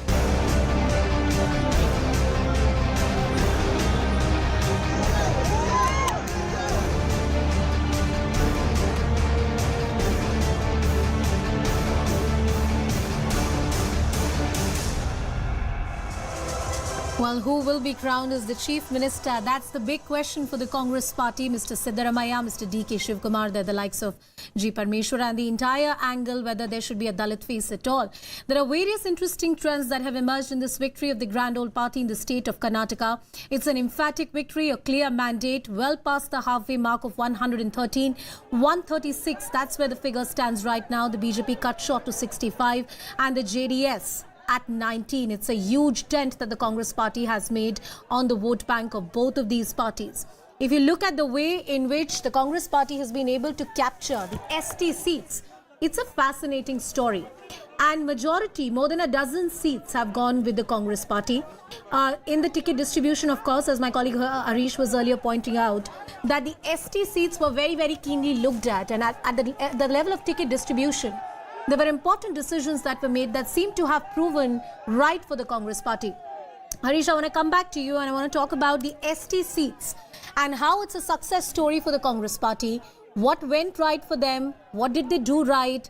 And when it comes to the representation of this community in the cabinet, that's a factor they'll have to consider. Absolutely, yeah. If I get my numbers right, I think the Congress has won 14 out of the 15 reserved ST seats. Perhaps one of them went to the JDS. With that kind of a clean sweep of the reserved seats, two things are very clear. The reservation change that the BJP went in at the fag end of its tenure, just before elections were announced, or increasing the reservation for SCs and STs, perhaps that did not go well with the SC/ST community. And also the internal reservation, remember, had backfired badly for the BJP. We had seen massive protests. Perhaps that's something that has worked for the Congress party. Imagine somebody like Sri Ramulu losing from his bastion of Bellary Rural. That's a seat that he's won several times. He was at one point in time considered to be a deputy chief minister candidate for the BJP. In fact, several senior leaders of the BJP went on record saying that we want to promote him to the deputy chief minister post and in a way ensure that we grow a base among the ST community. That was the thinking within the party. But remember, he lost. Several other senior ST leaders of the BJP have lost, which means that that community en masse back to Congress and voted against the BJP. As you rightly mentioned, when the party gets this kind of a support from a community, the onus is on the party to ensure that they get equal representation within the cabinet. The grouse has been that the community doesn't get the due that it deserves. One. Second, some of those seats coming in from northern Kittur Karnataka region and even Kalyan Karnataka region do not get enough regional representation or even good funding, and that will be another aspect that the Congress has to be mindful during its 5-year tenure here. The 5-year tenure for the Congress party. Harish, let's go back to the earlier elections that we have seen and how JDS has played the role of the kingmaker. They won't play that role again. We spoke about how the bastion, how the family factor and the dominance of the Gowda family. It's a beginning of, in many ways, the decimation which is happening of the sway and the power. What didn't work for the JDS? Was it too much reliance on the family factor? Or was it the internal infighting that we were witnessing within the Gowda family, within the two sons? Well, not so much about infighting, because remember, the infighting is between Kumaraswamy and Revanna. Yeah. And Revanna tries to stick to only Hassan. And he has managed to retain that seat. Remember, Swaroop, who's Kumaraswamy's candidate, has won from Hassan. What really is not working for the JDS is that there is a feeling that the party doesn't do enough for the workers when it comes to power. For example, in 2018, they get into a coalition with the Congress party, they form a government. That government lasts till end of 2019. And a majority of those important cabinet Harish, as you get us all the actually details, went I'm told that Jagdish Shettar is holding a press conference right now. Let's cut across and listen in. ಅನ್ನೋದು ಬಹುಶಃ ಈ ಒಂದು ಮುಂಬೈ ಕರ್ನಾಟಕ, ಈ ಕಿತ್ತೂರು ಕರ್ನಾಟಕದಲ್ಲಿ ನೀವು ನೋಡಬಹುದು. ಅದೇ ರೀತಿ ಹೈದರಾಬಾದ್ ಕರ್ನಾಟಕದಲ್ಲಿ, ಅಲ್ಲಿನ ಕಲ್ಯಾಣ ಕರ್ನಾಟಕ ಇದೆ, ಅಲ್ಲಿಯೂ ಸಹಿತ ಪರಿಣಾಮ ನೋಡಬಹುದು. ಇಲ್ಲಿ ಕಿತ್ತೂರು ಕರ್ನಾಟಕದಲ್ಲಿ 30ಕ್ಕೂ ಹೆಚ್ಚು ಸೀಟ್ಗಳನ್ನು ಕಾಂಗ್ರೆಸ್ ಗೆದ್ರೆ ಭಾರತೀಯ ಜನತಾ ಪಾರ್ಟಿ ಒಂದು 10-12 ಸೀಟ್ಗಳನ್ನು ಕಡಿಮೆ ಮಾಡಿಕೊಂಡು 11-12 ಸೀಟಿಗೆ ಬರ್ತಾ ಇದೆ. ಇದು ಪರಿಣಾಮ ಏನಾಗಿದೆ ಅಂದ್ರೆ ಒಬ್ಬರಿಗೆ ಪೆಟ್ಟು ಕೊಡ್ಲಿಕ್ಕೆ ಹೋಗಿ ಇಡೀ ಭಾರತೀಯ ಜನತಾ ಪಾರ್ಟಿಗೆ ಪೆಟ್ಟು ಕೊಡುವಂತ ಕೆಲಸವನ್ನ ಆ ವ್ಯಕ್ತಿ ಯಾರು ಷಡ್ಯಂತ್ರ ಹೂಡಿದ್ರು ಆ ವ್ಯಕ್ತಿಗಳು ಮಾಡಿದ್ದಾರೆ. ಹೀಗಾಗಿ ವಾಟರ್ ಬಿಬಿ ಇದನ್ನ ಜನರ ಒಂದು ತೀರ್ಪನ್ನು ನಾವು ಸ್ವೀಕಾರ ಮಾಡ್ತೀನಿ, ಗೌರವದಿಂದ ನೋಡ್ತೀನಿ. ಮತ್ತು ಬರುವಂತ ದಿವಸಗಳಲ್ಲಿ ಕ್ರಿಯಾಶೀಲ ರಾಜಕೀಯದಲ್ಲಿದ್ದು ಮತ್ತು ಕಾಂಗ್ರೆಸ್ ಪಾರ್ಟಿ ಇವತ್ತು ಸೇರ್ಪಡೆಯಾಗಿದೆ. ಕಾಂಗ್ರೆಸ್ಸಿನ ಶಕ್ತಿಯನ್ನು ವೃದ್ಧಿಗೊಳಿಸಲಿಕ್ಕೆ ಮತ್ತು ಅದಕ್ಕೆ ಇನ್ನೂ ಹೆಚ್ಚಿನ ರೀತಿಯಂತ ನನ್ನ ಕಾಂಟ್ರಿಬ್ಯೂಷನ್ ಸೇವ್ ಮಾಡಲಿಕ್ಕೆ ನಾನು ಬದ್ಧರಾಗಿ ಬರುವಂತ ದಿವಸಗಳು ಇನ್ನೂ ಹೆಚ್ಚು ಕ್ರಿಯಾಶೀಲವಾಗಿ Congress party I'll be active in politics and I will work for the Congress party. ನಾ ಬಂದು ಹೋಯಿತು 70 ವರ್ಷ ಆದಮೇಲೆ ನಾನು ಇದರಲ್ಲಿ ಇರಲ್ಲ, ಇಲೆಕ್ಟ್ರಿಕ್ ಪೊಲಿಟಿಕ್ಸ್ ಇರೋಲ್ಲ ಅಂತ ಹೇಳಿದ್ದೇನೆ. ನನಗಿನ್ನೂ 67 ಅದ. ಅದಕ್ಕೆ ಮುಂದಿನ ಏನೇನಾಗ್ತದೆ ನೋಡೋಣಂತೆ. ಆ ಹಿನ್ನೆಲೆಯಲ್ಲಿ ಇವತ್ತೇನೋ ಒಂದು ಹೆಜ್ಜೆ ಮುಂದಿಟ್ಟು ಒಂದು ಫೈಟ್ ಮಾಡಬೇಕಾಯಿತು. ಆ ಫೈಟ್ ಮಾಡಿದ್ದೇನೆ. ನನಗೆ ಅಭಿಮಾನ ಇದೆ ನಾ ಫೈಟ್ ಮಾಡಿದ್ದಕ್ಕೆ.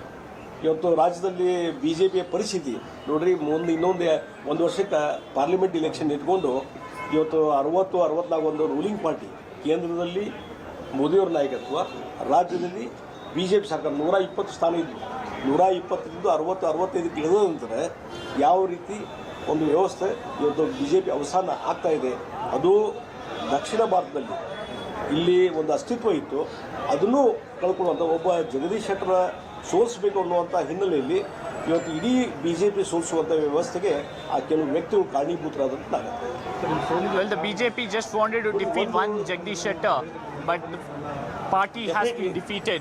ಬಹುಶಃ ನಾವೇ ಬೆಳೆಸಿದಂಥದ್ದು ಬಿಜೆಪಿ ಅಂತ ನಾವು ಬೆಳೆಸಿದ್ವಲ್ಲ, ಅದನ್ನ ಬಹುಶಃ ಮೈಂಡ್ ಸೆಟ್ಟನ್ನು ಟರ್ನ್ ಮಾಡಲಿಕ್ಕೆ ಎಲ್ಲೋ ಒಂದು ಕಡೆ ಆಗಲಿಲ್ಲ ಅನ್ನುವಂಥದ್ದು, ಎಷ್ಟೋ ಕನ್ವಿನ್ಸ್ ಮಾಡಿದ್ವಿ, ಆಗಲಿಲ್ಲ ಅನ್ನುವಂಥದ್ದು ಒಂದು ಎಲ್ಲೋ ಇರಬಹುದು ಅಂತ ಆಗ್ತದೆ. The BJP that we developed, we couldn't turn it around. ಎಲ್ಲಿ ಅಲ್ಲ, ಅದಕ್ಕೆ ನಾನು ಹೇಳ್ತೀನಿ ಅದು ಈಗ ನಾನು ಬೂತ್ ವೈಸ್ ಇನ್ನೊಮ್ಮೆ ಚೆಕ್ ಮಾಡಬೇಕು. ಇನ್ನೂ ಒಂದು 4-5 ರೋಡ್ ಇದ್ದಾವೆ, ಅದು ಬೂತ್ ವೈಸ್ ನಾವು ಚೆಕ್ ಮಾಡಿದಾಗ ಅದ್ರ ಬಗ್ಗೆ ಡೀಟೇಲ್ ಆದ್ರೂ ಮತ್ತೊಂದು ನಾನು ಚರ್ಚೆಗೆ ಬರ್ತೇನೆ. ಅಲ್ಲ ಮತ್ತೆ ಅದೇ ಆಗ್ತಲ್ಲ, ಈಗ ಒಟ್ಟೆ ಯಾಕಂದರೆ ಗುಜರಾತ್ನಲ್ಲಿ ಏನು ಪ್ರಯೋಗ ಮಾಡಿದ್ರು ಅಲ್ಲಿ 2/3 ಮೆಜಾರಿಟಿ ಎಲ್ಲ ಬಂತಲ್ಲ, ಇಲ್ಲಿ ಯಾಕೆ ಬರಲಿಲ್ಲ ಹಂಗಾದ್ರೆ? ಆ ಪ್ರಯೋಗ ಇಲ್ಲಿನೂ ಮಾಡಿದ್ರು.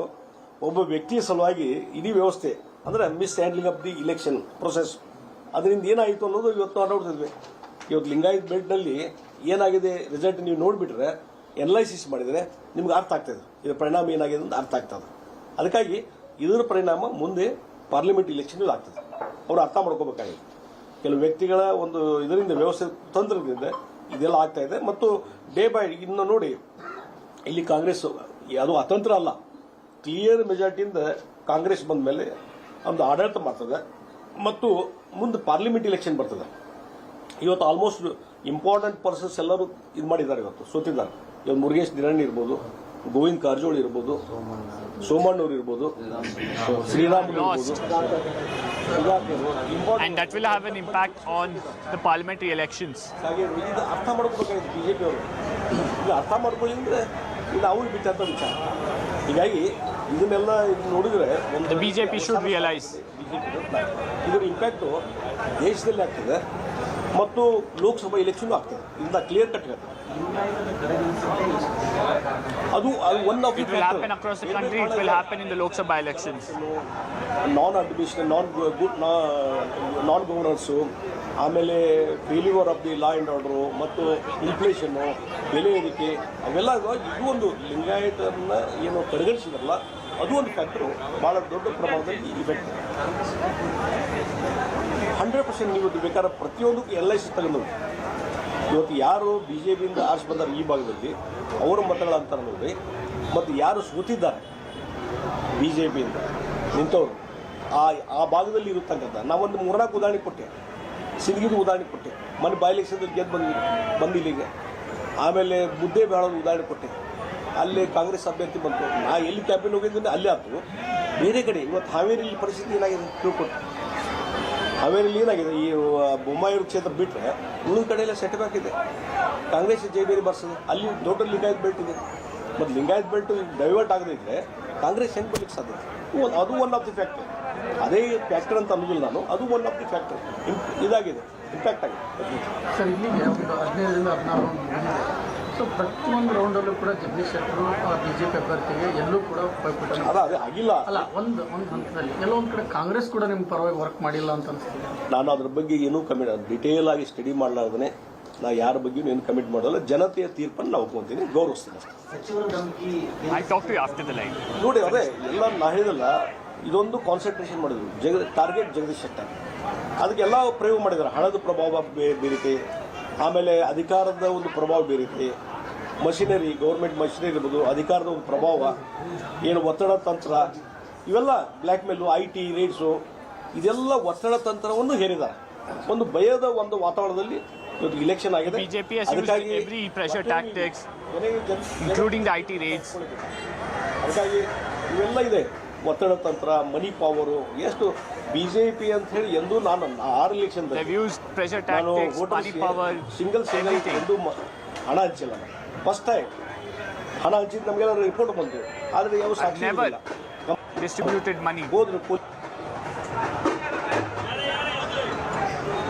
ಆಗಿದೆ.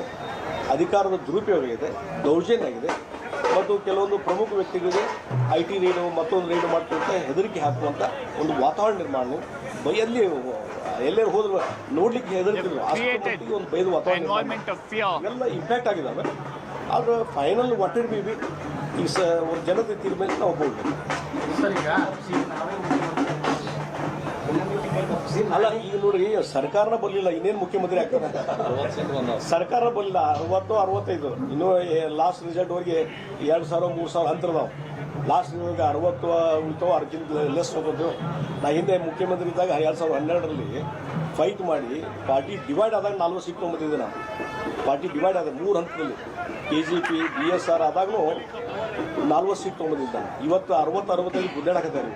ಯಾವ ಪರಿಸ್ಥಿತಿ ಬಂತು? ಅಲ್ಲಿ ಮೋದಿಯವರ ನಾಯಕತ್ವ, ಇಲ್ಲಿ BJP ಸರ್ಕಾರ ಯಾವ ಪರಿಸ್ಥಿತಿ ಬಂತು ಅದನ್ನು ಇವತ್ತು BJP ನಂದು ವೈಯಕ್ತಿಕ ಬಿಟ್ಬಿಟ್ಟು ಜಗದೀಶ್ ಶೆಟ್ಟರು. ನಾನು ಮೊದಲಿಂದ ಹೇಳ್ಕೊತಿದ್ದೆ, ಜಗದೀಶ್ ಶೆಟ್ಟರು ಒಂದು ವೈಯಕ್ತಿಕ ಪ್ರಶ್ನೆ ಅಲ್ಲ.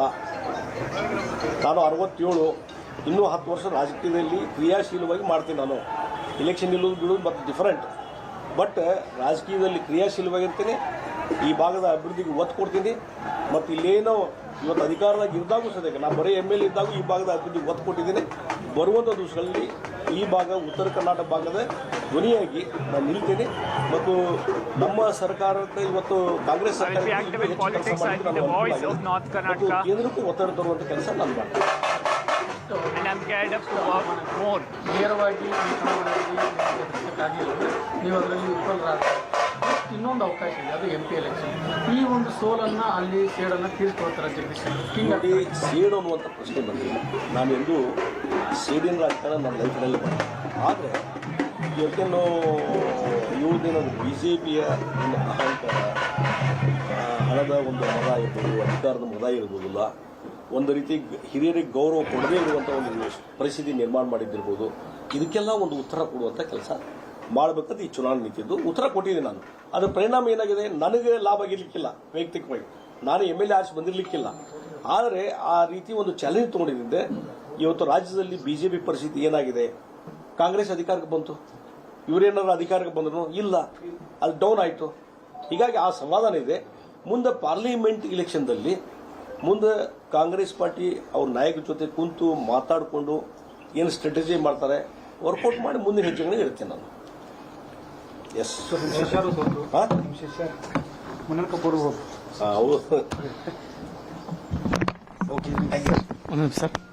Jagdish Shettar, he lost the election from Hubli Dharwad Central, a big face from the BJP.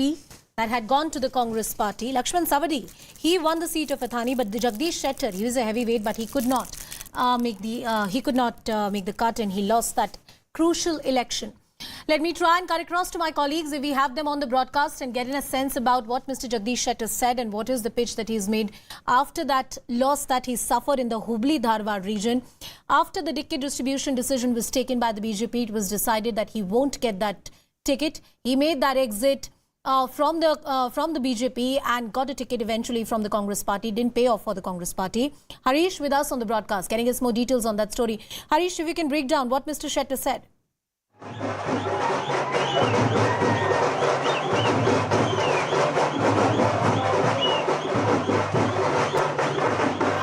Harish, am I audible to you? I can hear a lot of drums in the background. If you can hear me, take us through where you are. What's happening? I can barely hear you. I'm at the KPCC office. I can barely hear you. But DK Shivakumar is about to reach the KPCC office, and that's why you see celebrations breaking out here.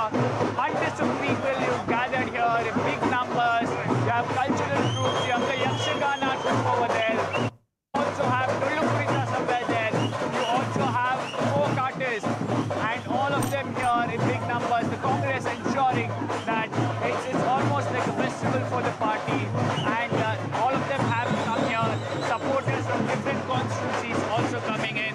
DK Shivakumar expected at the KPCC office around 5 o'clock. Remember, Siddaramaiah too will leave from Mysuru in a short while from now. The Congress gearing up towards its big moment in the recent times of forming a government in a big state, getting Karnataka back after losing badly in 2018 and getting it back in style with a massive mandate. That's something we haven't seen in a very long time, not something in the last 2 decades or so. And just to get back to what Jagdish Shettar was saying, he is saying that I'll be active in politics. I might have lost. BJP had used money, power, IT and several central agencies, created a sense of fear, an environment of fear, and they have won. Perhaps the party that had developed here, grown here, talking about BJP, I couldn't turn that in people's mind in the last month or so. That's what he's saying. But big day for the Congress party. Let's look at what is in store for them. One, there's a huge election coming in next year, which means that they are in power in a big state, which will also mean that they have the chance of improving their tally at the national level. I was talking to somebody close to DK Shivakumar, and they said that our prospects in Rajasthan are not looking great. So getting Karnataka was crucial, keeping in mind 2024 Lok Sabha elections. Remember, these elections have to be funded as well. And the Congress understands that getting a big state like Karnataka, a state that has good revenue collection, means that the party can also fund election in other states. The political reality of the country today. And apart from that, they're also saying it is a signal being sent to the Congress High Command and other parties that ensuring strong regional leadership will also mean that you can effectively take on Modi and counter the BJP by fighting elections at local level on local issues. Well, Harish, there's a lot of celebration and color around you. I believe that dhols are the ultimate uniter in this country. Across the country, whether it's the north or the south, after a massive victory, the dhols are heard at the office where the party has cut the edge, has made the edge. What is happening at the headquarters? Will there be a big celebration? Are you expecting all the leaders to come together in the evening and have some kind of a ceremony with the workers or some kind of address at the headquarters? Yes, this is visuals that we are playing to you from the Congress Party office, the KPCC headquarters here in Bengaluru. And this is in anticipation of some of its big leaders coming to the party office in a short while from now. DK Shivakumar likely to reach KPCC office around 5 o'clock. Perhaps late in the evening, you might have Siddaramaiah coming to Bengaluru and then coming to KPCC office. It's not clear if Mallikarjun Kharge too will be making his way to the KPCC office. Remember, he's also in Bengaluru. Already there has been a round of meeting between Surjewala and Mallikarjun Kharge and other leaders. We do understand that several Congress MLAs, newly elected MLAs, have been told to reach Bengaluru. They've been told to make their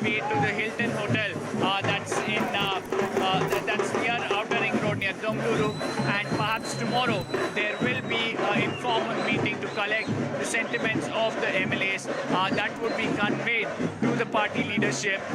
The process of electing the chief ministerial candidate then begins for the Congress party. Talking to us a while ago, you had Veerappa Moily saying that with this kind of a mandate, it would be extremely difficult for the Congress party to go against the sentiments of the newly elected MLAs. And with that, it's a clear sign that the party wants to ensure that the MLAs, what they're saying and their sentiments are respected, because he said it would be difficult to impose a candidate as the CM candidate and do well in governance. So that's the Congress party's idea, likely to play out over the next 24 hours. Harish Upadhyay getting us all the details with the dole and the colour at the Congress party office in Bengaluru. We'll continue tracking all the development, all the voices coming in. And what will the Congress party do? Who will be the chief minister for the state of Karnataka? With that, we are slipping into a very short break. Stay tuned.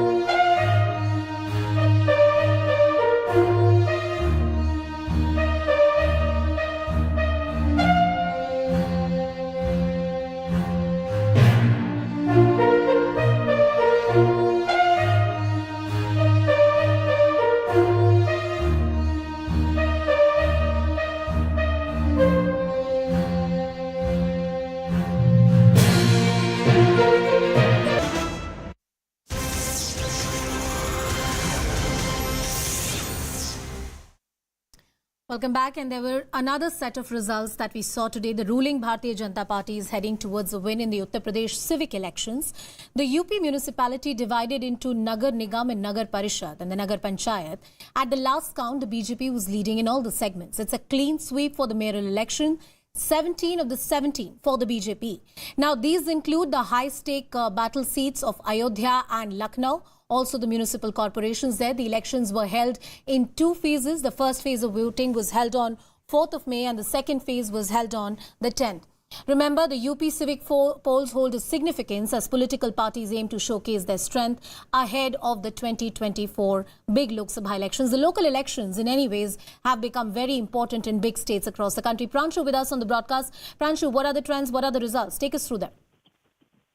Well, clearly, the BJP, led by Yogi Adityanath, has done a spectacular performance as far as the urban local body polls is concerned. In fact, it seems that the opposition has not been able to give any challenge to the BJP, at least in the urban centers. Out of 17 municipal corporations, barring one, that the result is out on most of the seats, and the BJP had been leading in 16 seats. Only Agra was the constituency where BSP has been leading, and it is a neck-to-neck fight with the BJP. Yeah. So it clearly seems that as far as the urban centers are concerned, cities Lucknow, Ayodhya, Gorakhpur, Varanasi, Kanpur, Meerut, Saharanpur, all have gone to the BJP's favor. Opposition, of course, has shown some resistance in the semi-urban areas, in the Nagar Palikas and the Nagar Panchayats.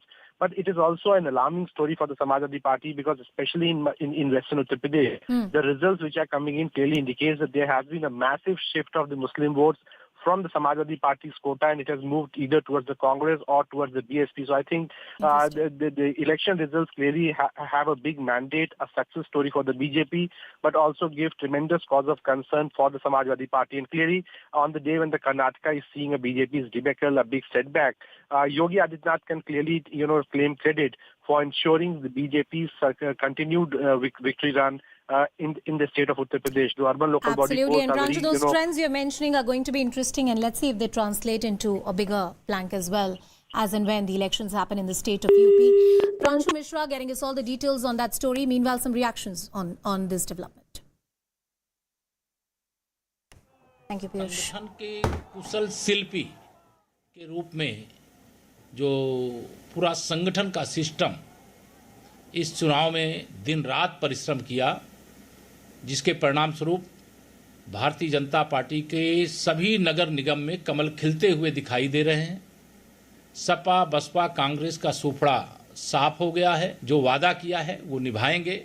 जनता के जीवन में परिवर्तन लाने के लिए जो भी बड़े से बड़े कदम उठाने होंगे वह उठाएंगे और नगर क्षेत्रों का विकास भी सभी प्रकार से अच्छा हो, इसका प्रयास करेंगे। अयोध्या की जनता को बहुत आभार, राष्ट्रीय नेतृत्व को, आदरणीय मुख्यमंत्री योगी आदित्यनाथ जी को, आदरणीय प्रधानमंत्री नरेंद्र मोदी जी को, अयोध्या की जनता को, भारतीय जनता पार्टी के देवतुल्य कार्यकर्ताओं को, विचार परिवार के कार्यकर्ताओं को, सबको बहुत आभार, बहुत धन्यवाद। पूरा जीवन समर्पित है उनके लिए, उनकी सेवा करने का अवसर मिल रहा है, मेरे लिए बड़े सौभाग्य की बात है और पूरे प्राण से उनकी सेवा करने का। मैं बहुत खुश हूँ और जनता ने मुझे जिताया है। जनता के लिए बहुत बहुत धन्यवाद कहती हूँ। जनता के जो भी काम है वो मैं सारे काम करूँगी और कहीं पीछे ना हटूँगी काम करने से।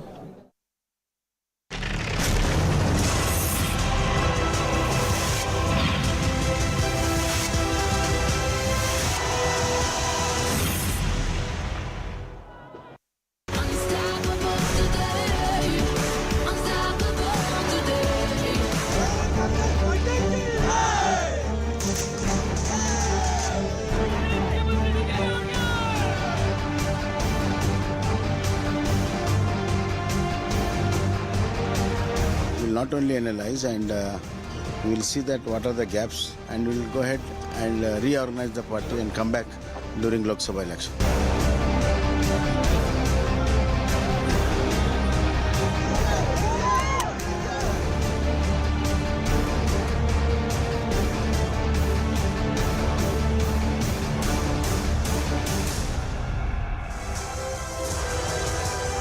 Good evening, everyone. Thanks a lot for continuing to be with us. Your election headquarters, CNN News 18. I'm Shivani Gupta. The people of Karnataka have voted the Congress party to power keeping with the state's trend of revolving door every 5 years for a government. But the grand old party has emerged victorious, and how? Crossing the halfway mark of 113 with a comfortable majority, the state is in Congress's kitty, even as final continuing counting is ongoing. But well above 130, the Congress would lap up these results with both hands. Now the big question is exactly who will be the next Chief Minister. State Congress Chief D.K. Shivkumar, he teared up when he spoke to the media earlier, thanking everybody in the party, the Gandhis and even Siddaramaiah. And Siddaramaiah was also looking supremely confident when he spoke to the media. He thanked everyone as well, especially the party workers. No doubt both of these leaders have worked very hard. But exactly which of them the Congress party will choose remains a question now, because both of them can claim this victory is because of them. Even as we look into that question, I want to go across to Prithviraj Chavan, Senior Congress leader, joining us, ex-Maharashtra Chief Minister. Mr. Chavan, first up, many congratulations to the Congress party. This is a massive boost to the party. Thank you. Yes, it is a decisive and a massive mandate in favor of the Congress party. And it's a decisive defeat of the BJP's policies, BJP's horse trading, the way they brought down the government in 2019, that they did in Maharashtra, Madhya Pradesh. People have rejected those kind of policies. And of course, people have rejected corruption. The 40% commission charge stuck very clearly, and Modi ji's magic apparently did not work. Okay. There were a lot of errors that BJP did, and Congress party went back to the fundamentals. Yeah. No, that's exactly the next question I was going to ask you. This was always going to be your election to lose. Given the nature of the state, the verdicts we had seen in the past, the fact that this is one of those states where the Congress party is still very strong as a unit, you've got ground leaders, you let them lead the campaign. The infighting was kept to a minimum. You kept focus on the issues which were local. You gave guarantees which were very attractive. You made JDS a little bit redundant, didn't talk about them, and a lot of their vote has come to your kitty, even though the BJP has managed to retain its vote share. So you played it very smart. Yes, I think this is a template for next elections. Right. We have to empower the local leaders. You cannot suddenly change leadership. You cannot suddenly impose an outsider in the party like we did in Punjab or in Assam for that matter, or UP. I think we have to let the local leaders fight election. But of course, we have to give them all the logistical support that we can give from Delhi. The Delhi leaders can come. Of course, Khargeji's being the national president helped quite a lot. But it was a election which was led by the local leaders. Nobody interfered with them directly. They were given all the support that we could give, the outside state leaders and the national leaders. But it was all in all Siddaramaiah and Shivkumar show. But Mr. Chavan, can I ask you, the Congress party is often criticized. When they do well, they put all the credit into the Gandhis' kitty. Do you think this win is also a lesson to not do that? To give credit where it's due to the local leaders? No, I think each election is different. Each situation is different. For example, I'm not very happy the way we fought Gujarat elections. I mean, nobody really went there. We didn't fight it aggressively. But I hope that we don't do the same thing in Karnataka. But we did not, thankfully. And thankfully, we did everything correctly. The local issues were emphasized. We capitalized on the errors of the BJP. Their divisions in the Lingayat community vote there. Their corruption charges stuck to them clearly, the 40% commission charge.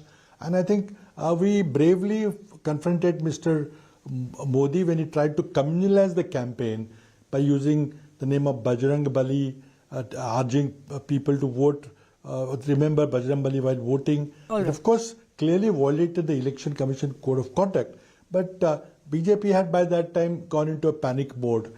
And all that Padayatra and massive campaign by Mr. Modi did not work because for 4 years, BJP had completely misruled the state. And people realized it, and we were able to focus on the 40% commission charge. And of course, our guarantees also worked, and they were credible guarantees. It was not that you give some promise during the election time in the manifesto. They were all credible guarantees which will be delivered, which can be delivered. All right, that's going to be the Congress's next challenge, whether they fulfill those guarantees. Upcoming is the 2024 elections, and they would want to prove that the voters have done the right thing. Mr. Chavan, I thank you for joining us. Many congratulations once again. The other big story that we're also tracking is, of course, how the BJP has continued to reinforce itself as far as Uttar Pradesh politics is concerned. Yogi Adityanath is speaking now in Lucknow. Let's listen. स्वागत करता हूं team UP की ओर से, जिसमें हमारे प्रदेश के प्रभारी माननीय राधा मोहन सिंह जी हैं, मेरे दोनों वरिष्ठ सहयोगी उप मुख्यमंत्री श्री केशव प्रसाद मौर्य जी, श्री ब्रजेश पाठक जी, प्रदेश के पूर्व अध्यक्ष और प्रदेश के सरकार के जल शक्ति मंत्री श्री स्वतंत्र देव सिंह जी, प्रदेश संगठन के शिल्पी, संगठन महामंत्री सम्मान्य श्री धर्मपाल जी, मंत्रिमंडल के मेरे अन्य सहयोगी और संगठन के हमारे सभी पदाधिकारियों के साथ ही सहयोगी दल श्री निषाद पार्टी के श्री डॉक्टर संजय निषाद जी और अपना दल एसके श्री आशीष पटेल जी समेत पार्टी के सभी पदाधिकारी और कार्यकर्ताओं की ओर से मैं आपका हृदय से अभिनंदन करता हूं। मित्रों, उत्तर प्रदेश में भारतीय जनता पार्टी के कार्यकर्ताओं की मेहनत, सरकार और संगठन के बेहतर समन्वय, आदरणीय प्रधानमंत्री जी के सुयोग्य और यशस्वी नेतृत्व और उनके मार्गदर्शन में उत्तर प्रदेश नगर निकाय के चुनाव में भारतीय जनता पार्टी ने अब तक की सबसे बड़ी विजय प्राप्त की है। 17 नगर निगमों में पहली बार भारतीय जनता पार्टी सभी नगर निगमों में एक साथ पूर्ण बहुमत के साथ विजय प्राप्त करने में सफल हुई है। इसके साथ ही जो 17 नगर निगम हैं, इनमें से 3 नगर निगम नए गठित हुए थे, जिनमें अयोध्या, मथुरा वृंदावन और शाहजहांपुर। मथुरा वृंदावन और अयोध्या में विगत वर्ष चुनाव संपन्न हुए थे और शाहजहांपुर में पहली बार चुनाव हुआ है। 17 के 17 नगर निगमों में, जिनमें से हर एक नगर निगम 5 लाख से लेकर के 50 लाख मतदाताओं या आबादी के बीच का होता है और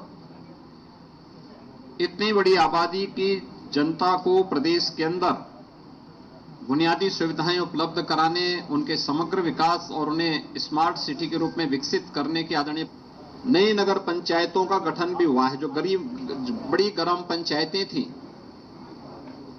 और 20,000 की आबादी से अधिक की आबादी के जो ग्राम पंचायतें थी, उन्हें नगर पंचायत के रूप में विकसित करके नगरीय सुविधाओं से आच्छादित करने का जो अभियान था, उसी क्रम में लगभग 112 से अधिक नए नगर निकाय गठित हुए थे।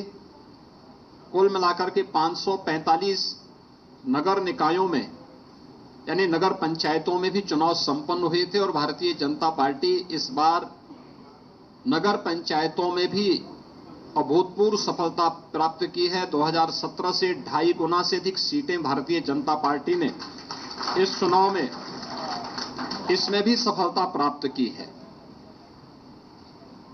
इसके अलावा नगर निगम में 1420 वार्ड हैं, जिनमें पार्षदों का चयन होना था, चुनाव होना था। भारतीय जनता पार्टी ने इससे पहले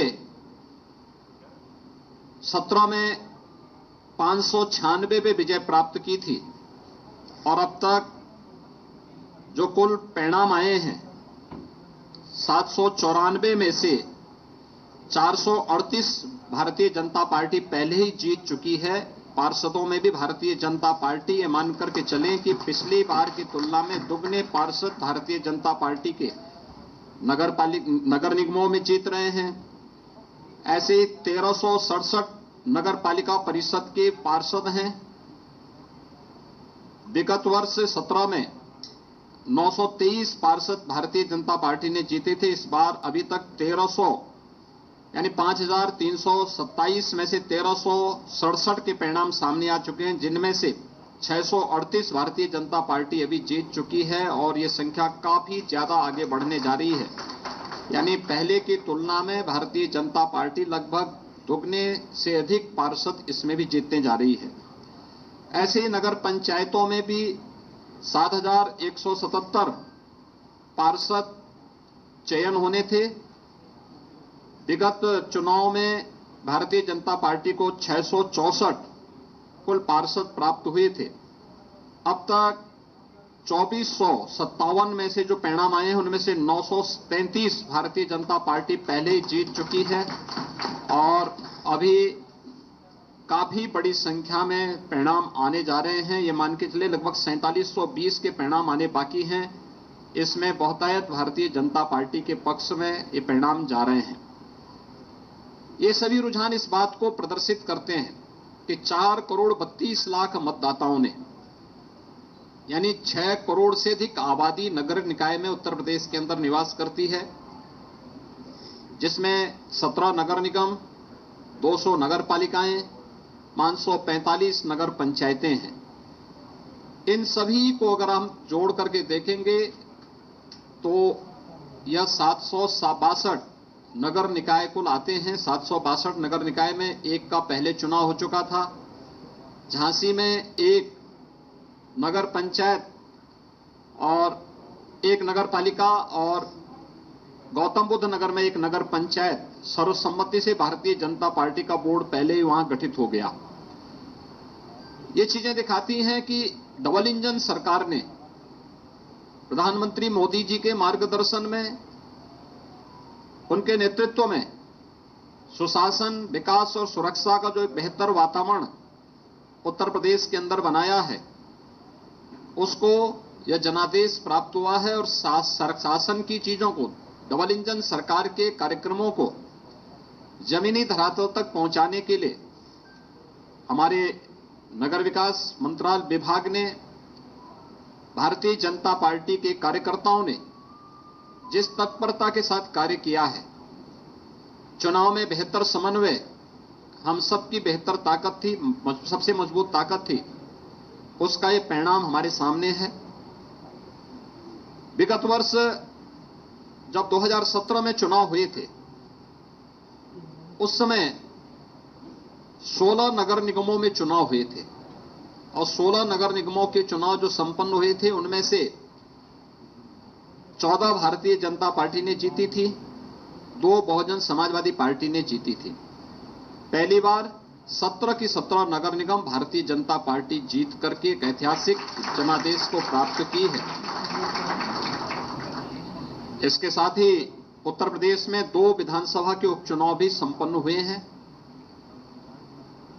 एक 96 जो विधानसभा थी वह हमारे सहयोगी दल अपना दल एस के विधायक से राहुल प्रकाश के दिवंगत होने के कारण खाली हुई थी।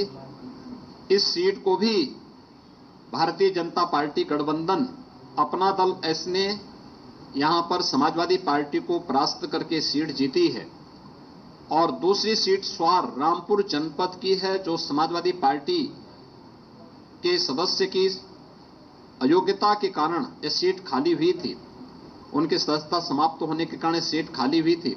इसे भी हमारे सहयोगी दल भारतीय जनता पार्टी के सहयोगी दल, गठबंधन के सहयोगी दल अपना दल एस के प्रत्याशी ने भारी बहुमत से यह सीट भी जीत करके दोनों उपचुनावों में भी वहां पर झंडा गाड़ने का काम किया है।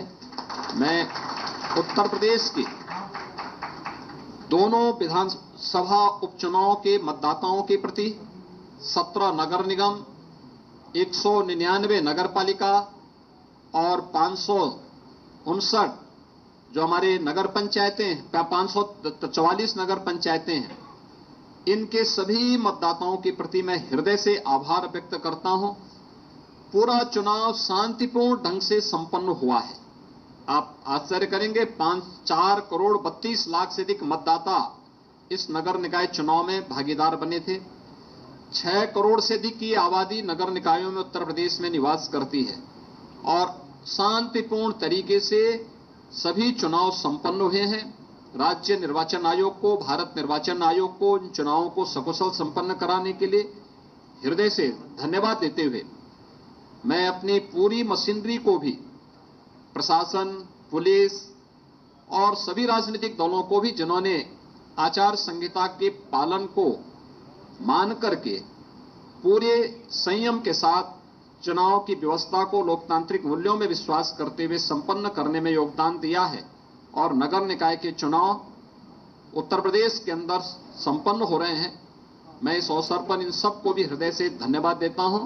एक बार फिर से आदरणीय प्रधानमंत्री जी के मार्गदर्शन में भारतीय जनता पार्टी के कार्यकर्ताओं के परिश्रम, मंत्रिमंडल के मेरे सभी सहयोगियों के द्वारा किए गए प्रयास, संगठन के द्वारा बनाई गई व्यूहरचना का परिणाम है कि प्रदेश के मतदाताओं ने भारतीय जनता पार्टी को यह जनादेश दिया है। मैं इस जनादेश के लिए उत्तर प्रदेश के नगर निकाय में निवास करने वाले सभी मतदाताओं का, दोनों उपचुनावों के सभी मतदाताओं के प्रति भी हृदय से आभार व्यक्त करता हूं और विश्वास दिलाता हूं कि उत्तर प्रदेश सरकार विकास, सुरक्षा और सुशासन के लिए जो उनकी मंशा है उसके अनुरूप परिणाम देने के लिए पूरी तत्परता के साथ कार्य करेगी।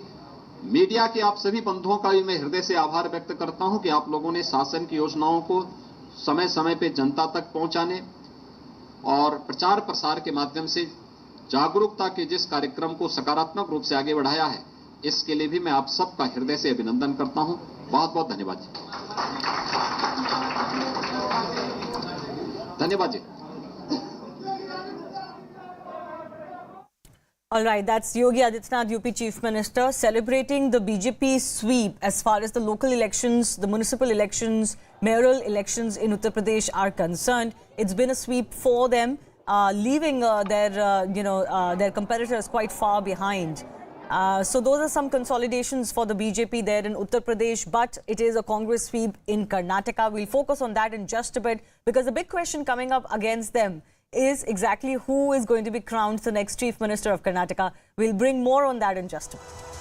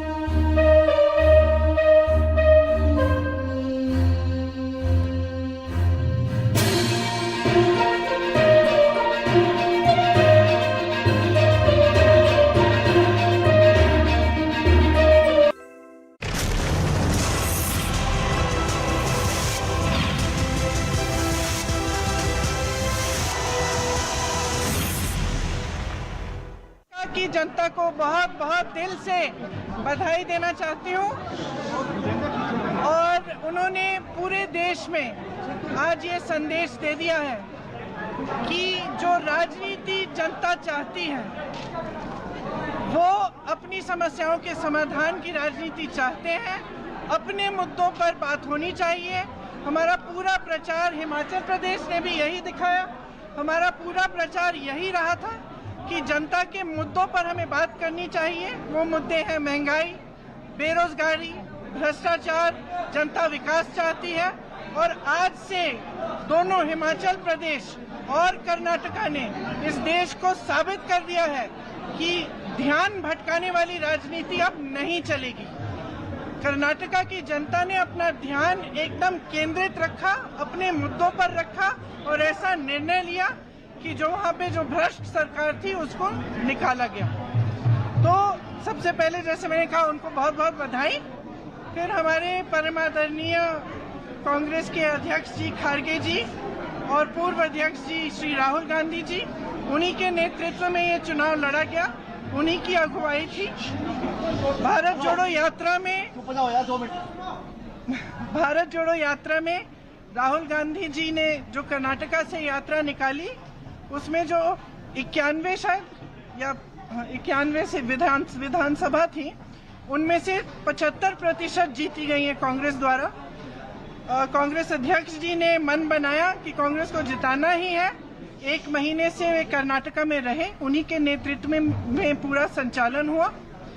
श्री सिद्धरामैया जी और श्री DK शिव कुमार जी को भी बहुत बहुत बधाई। सारे जितने भी कर्नाटका में कांग्रेस के कार्यकर्ता हैं उन सब ने अथक परिश्रम किया। उन्हीं के परिश्रम की वजह से आज ये जीत हासिल हुई है। तो अब हम सबके दिल में यही बात होनी चाहिए कि एक बहुत बड़ी जिम्मेदारी है। हमने कुछ वादे किए हैं, कुछ गारंटीज दिए हैं जनता को, इनको पूरा करने के लिए हमें काम करना है और पूरी निष्ठा से जनता को ये दिखाना है कि एक अलग तरह की एक नई राजनीति इस देश में उभर सकती है, जो विकास की बात करे, जो जनता के मुद्दों पर आधारित हो। बहुत धन्यवाद। देश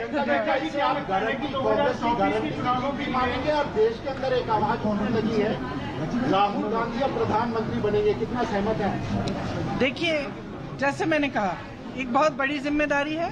हम जनता के सामने गए कुछ गारंटीज लेकर, हमें उन्हें पूरा करना है। जनता के लिए हमें काम करना है और आगे जनता ही बताएगी क्या होगा।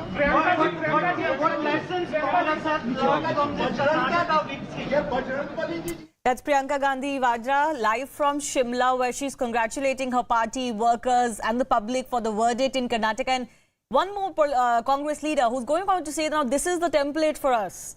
Let's fight local elections, state elections on local issues, on the issues of the public, and not let the BJP make it a national election, which becomes about Mr. Modi versus the others then, and that's a losing proposition for most opposition parties. I've also got B.S. Arun who's with me in the studio, but before that I want to go across to my colleagues joining us live. Purnima is outside Mallikarjun Kharge's residence, and Rohini Swami is also keeping a track of developments in Bengaluru. Purnima, I want to come to you first. Exactly what's happening at Mr. Kharge's house?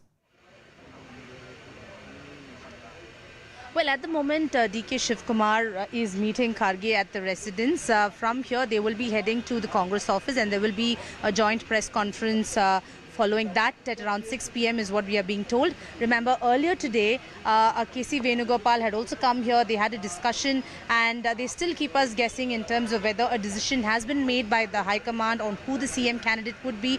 But at the moment, they remain tight-lipped. They say Kharge is only one who will speak on that. And there is a press conference at 6 p.m. As we speak here at Kharge's residence, DK Shiv Kumar has arrived and he arrived 10-15 minutes ago and the meeting is still going on. Anytime now, they will be leaving for the Congress party office from here. Okay.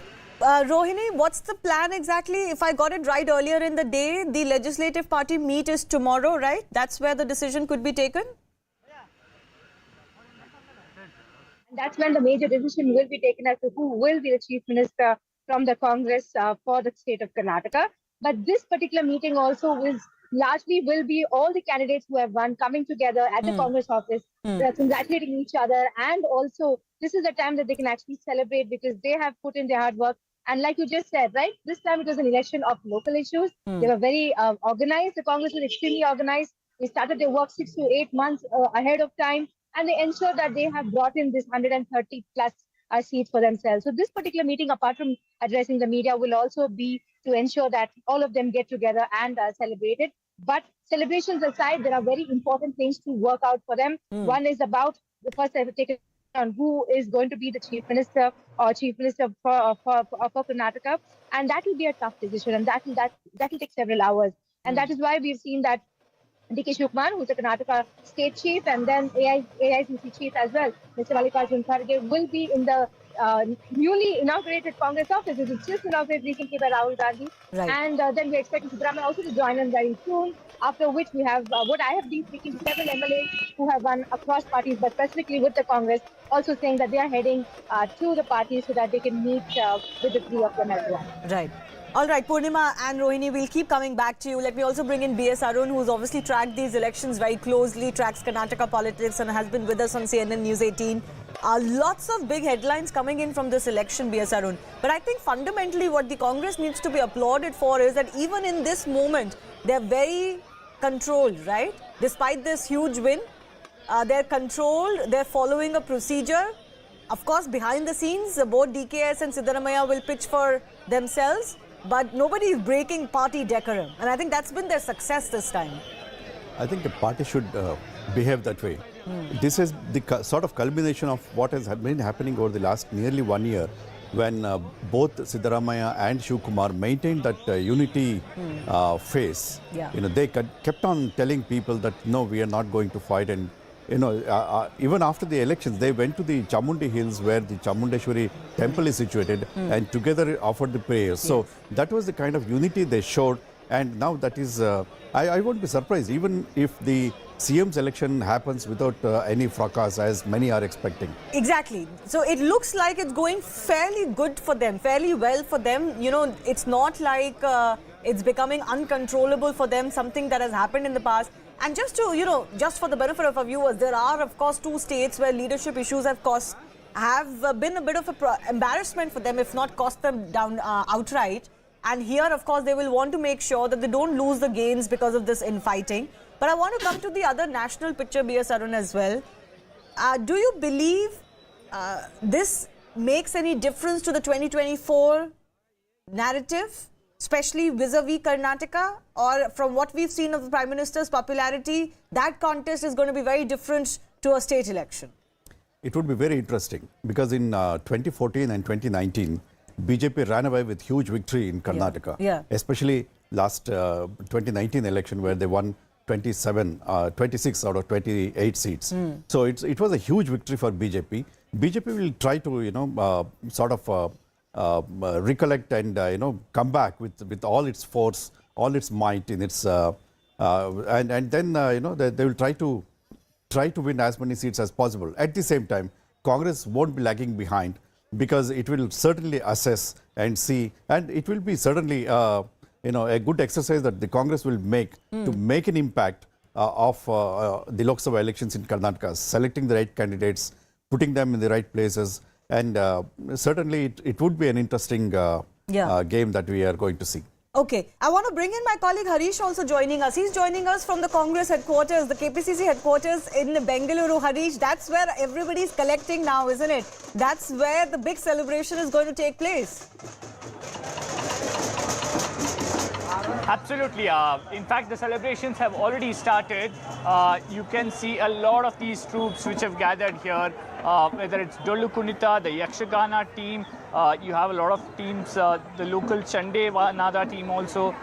You have the Kilu Kuzures here. So a lot of folk teams here. Till a while ago, you had a lot of song and dance here. But now, everyone is in anticipation of DK Shivkumar making his way towards the Congress office. And that's precisely one of the reasons why you have a lot of supporters who have gathered here. You already have chants going on calling for DK Shivkumar to be the next chief ministerial candidate. Some are saying DK Nama next Mukhyamantri. Others saying DK for CM. So all this tactics out here, outside the Congress office, but it all boils down to what the Congress believes would be the best bet for them. Remember, they have an election to face in the next 1 year, and with a mandate like this, it will be extremely difficult for the Congress party to decline Sidramaya a shot at the CM chair. Absolutely. We'll stay with those visuals. B.S. Arun, I want to also take your opinion on, the big setbacks for the BJP. Out of the 30 sitting ministers, on last count, 12 of them had lost. You've got big names like B.C. Nagesh, C.T. Ravi, Sri Ramalu, R. Ashoka, who have lost. How do you read this for the BJP? Clearly anti-incumbency against them. This shows the enormity of defeat for the BJP. Not only their numbers have reduced to a low level of 65 as of now, but the ministers, many of them, who are the very senior ministers in the government, and some of them who have defected from the Congress and Janata Dal, they got defeated. People like Sudhakar, he was one of those turncoats. Yes. So they got defeated, and this shows the message. This also conveys the message that the party, the people don't like this kind of turncoats. That is number one. And number two, this was also very significant because this is the biggest margin of victory, both in terms of vote share and the seat share since 1989. Yeah, absolutely.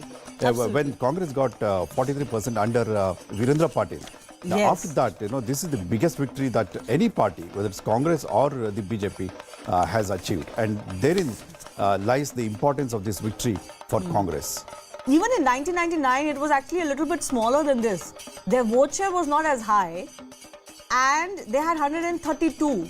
Today, they're continuing to hover about 136. Their vote share is 43%, which is massive. Before that, the only time there was a bigger victory for the Congress party was 10 years before that in 1989 when they had 178. But certainly since 1999, we haven't seen parties crossing the majority mark so comfortably, B.S. Arun, barring, of course, I think 2013, which was obviously a different kind of an election because of the local factors, Yediyurappa factor being different.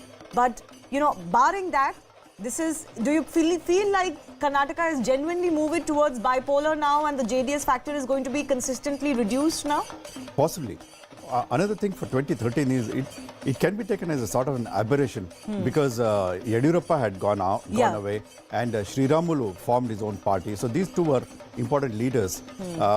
So that Congress took advantage of those splits within the BJP and romped home. So the natural comparison should be with 1999 actually, right, where they had 102. They've actually bettered that. And before that, as I said, in 1989, they had 178. Very quickly, where does the BJP go from here? What about their state leadership? Do they have to go for an overhaul? They didn't quite go for an overhaul this time around. BJP is known to actually change their sitting MLAs even more by a higher percentage than they did in Karnataka. Do you believe their state leadership needs a rejig now? I think they do need, and I think BJP in all, it should be given to them that they tried. Yeah. But then the outpour of protest when action was taken, when these two were denied tickets, Sawadhi and Shettar, and then perhaps the BJP went slow on this. That was the reason why Arvind Limbauli's wife was given ticket, and in Koppal, the sitting MP's daughter-in-law was given ticket. So there BJP stopped its experimentation and went back to the got a little scared because of the defections. Yes. Yeah. Now, Lakshman Sawadi won from Athani, but Mr. Shettar has lost. So, not every big leader who went away from the BJP managed to, win. Rashid Kidwai is also joining us. Rashid, the other big number that I want to talk to you about is that now there are 9 state assemblies where the BJP is in power on their own. And I think with some few other coalitions, 15. So that's 15 out of 30 assemblies in India, including 2 UTs. That's the stage that has been set 1 year before 2024. Do you think that matters, or are state elections still largely different to a national election when Narendra Modi is the biggest face? Well, I think as far as the BJP is concerned, if you look at map of India, it continues to be very impressive and having a presence in Uttar Pradesh, state like Uttar Pradesh. But it's a psychological barrier. The fact that Prime Minister campaigned extensively, the fact that the Congress won, the fact that Congress was dubbed as one who's helping the terror groups and all kind of charges were leveled, and the narrative was religiously polarized. Also, in spite of that, if Congress is winning, then the BJP will always be wary of it. Let me tell you why. Because the next election is in Madhya Pradesh, where Congress has, good ground support. They have a leader in Mr. Kamal Nath. Then Chhattisgarh, again, Bhupesh Baghel is there. At the ground level, Congress is very strong. So if these kind of victories, if Congress gets, then 2024 is going to be really What about open Rajasthan? battle. I mean, You conveniently forgot Rajasthan. yeah, you can say that in Rajasthan also the Congress is in power, but the house is not in order. So I will not say that the Congress is going to win in Rajasthan. As today elections are end, Congress is going to lose and perform badly. But what I'm saying is, every state election has a kind of a psychological thing on the both sides. The Congress has won, so today, the Congress is telling itself they've regained some confidence that Mr. Modi and the BJP can be beaten, even if there is a majoritarianism, if there is a muscular nationalism. But that's where I keep emphasizing, Rashid, national elections and state elections are different, no? In national elections, how do you fight Narendra Modi? Who fights? I'll tell you, Shivani, a very simple thing, Shivani. I'm not talking about all the other states. You look at Bihar, you look at Maharashtra, you look at Bengal, and you look at Karnataka now. All these places, you see the BJP will face challenge. And if they lose, 50, 40 odd Lok Sabha seats, then there's going to be a lot of problem of finding a, simple majority. Okay, but one thing can be said. I think this victory does prove that if there has to be a national coalition and if there has to be a national party to lead any coalition against the BJP in 2024, that has to be the Congress party, which is what the Congress party has been reiterating. Rashid? Yeah, so now the Congress would be tempted to take a leadership role, and this is something Mr. Nitish Kumar, Mamata Banerjee, Arvind Kejriwal, and all resent. So I think what's going to happen next from now till December, when there's another round of elections, is going to be very interesting. How the opposition leaders and characters behave. I think in this Mr. Mallikarjun Kharge is very well equipped, because he's a seasoned politician. He's seen it all. He comes from weaker sections. He has access to everybody by the virtue of being leader of opposition in the Rajya Sabha. But you are right. I mean, there can be temptation. I would say not just temptation. We'll try and get that link back. B.S. Arun, not just temptation. I think Congress can rightfully claim it has to be the umbrella under which other parties have to come together. Yes, and just before making that point, I just want to refer to one interesting fact, was that in 2018, there was an anti-BJP coalition government in Karnataka, and it was followed by formation of three non-BJP or the Congress governments in the north, Rajasthan, Madhya Pradesh and Chhattisgarh. Now, will there be a repeat of 2018 now that the Congress has formed the government? But remember what happened in 2019. Of course. That's what I keep saying. That is there. Despite what happened in 2018, 2019 happened, right? So would it be fair to get ahead of yourself and say that, okay, nationally we are an opponent to Narendra Modi? Yes, but then this gives a flip to Congress to claim its, claim its leadership of the opposition. Of the opposition. No, absolutely, and I think it's been the Congress's claim that we are the only national party that fights the BJP on so many states alone, one-to-one. They haven't had a great strike record, but that doesn't mean that strike record is not going to improve eventually. All right, before we go ahead, let me also bring in my colleague Purnima back. Purnima is not with us. Let's see exactly what else the BJP can do as far as this defeat is concerned. We're yet to hear from some of their national faces. But for the BJP, a lot of learnings. Rashid Kidwai is back with us. Yes, Rashid, I was talking to you earlier about the Congress's rightful claim. And do you also sense, I'm speaking to a lot of the Congress leaders and listening to a lot of their bites, they're now realizing there is a template and there is a formula. Once you start winning, you start believing in that formula, and keeping the flock together becomes easier. Getting people to behave and be disciplined becomes easier, as we are seeing in Karnataka, because the results are coming. So now they will employ that template in other state elections at least. I don't know about the national picture. Yes, absolutely. Victory has many parents, and suddenly the Congress would gain its confidence that it has lost, and the fact that it can take on Prime Minister Modi on that kind of narrative that is, as again I said, about majoritarianism, about muscular nationalism, etc. So that is, but I think I'm not sure about Congress taking a leadership role. Let's be very clear, whether it's Nitish Kumar, Kejriwal, Mamata Banerjee, KCR and all, nobody wants to play second fiddle to the Congress. And the Congress today, Shivani, is not in a position to get 100 plus Lok Sabha seats unless the Congress gets half of half, that is 272, so they get 150 But seats. the Congress is not going to play second fiddle to them either, Rashid. So what do we have? We have Congress fighting and maybe some regional parties fighting together? Is that what's going to happen?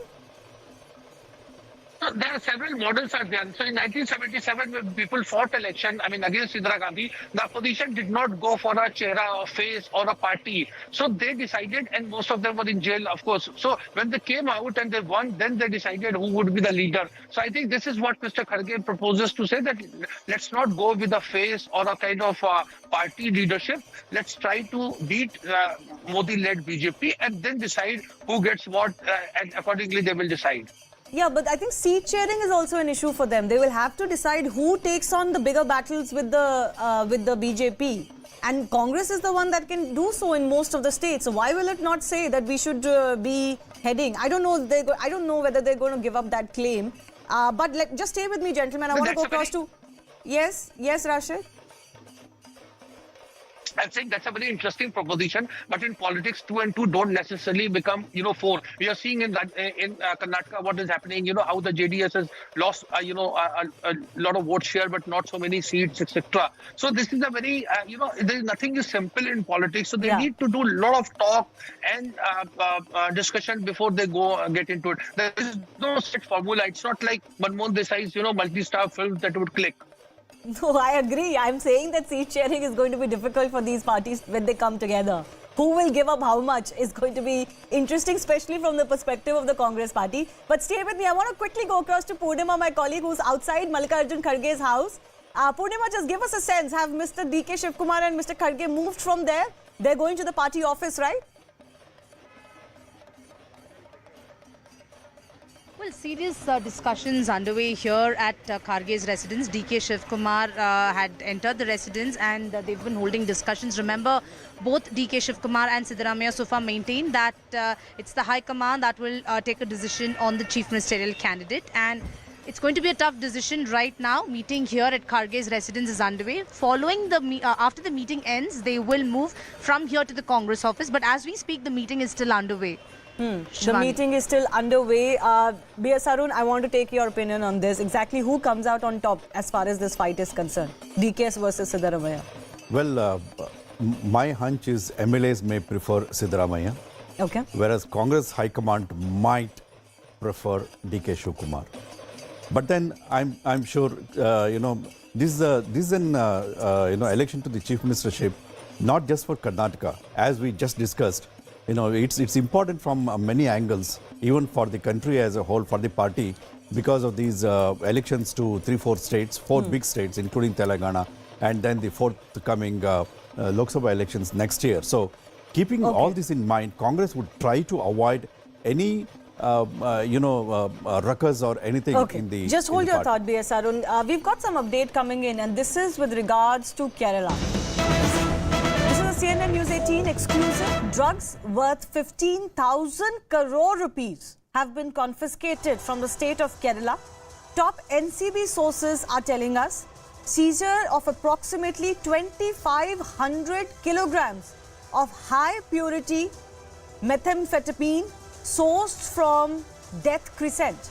Sanjay Singh is DDG of the NCB joining us. Mr. Singh, can you tell us more about what has been seized and the significance of the seizure today? Let me first correct you. This seizure has not been made from the state of Kerala.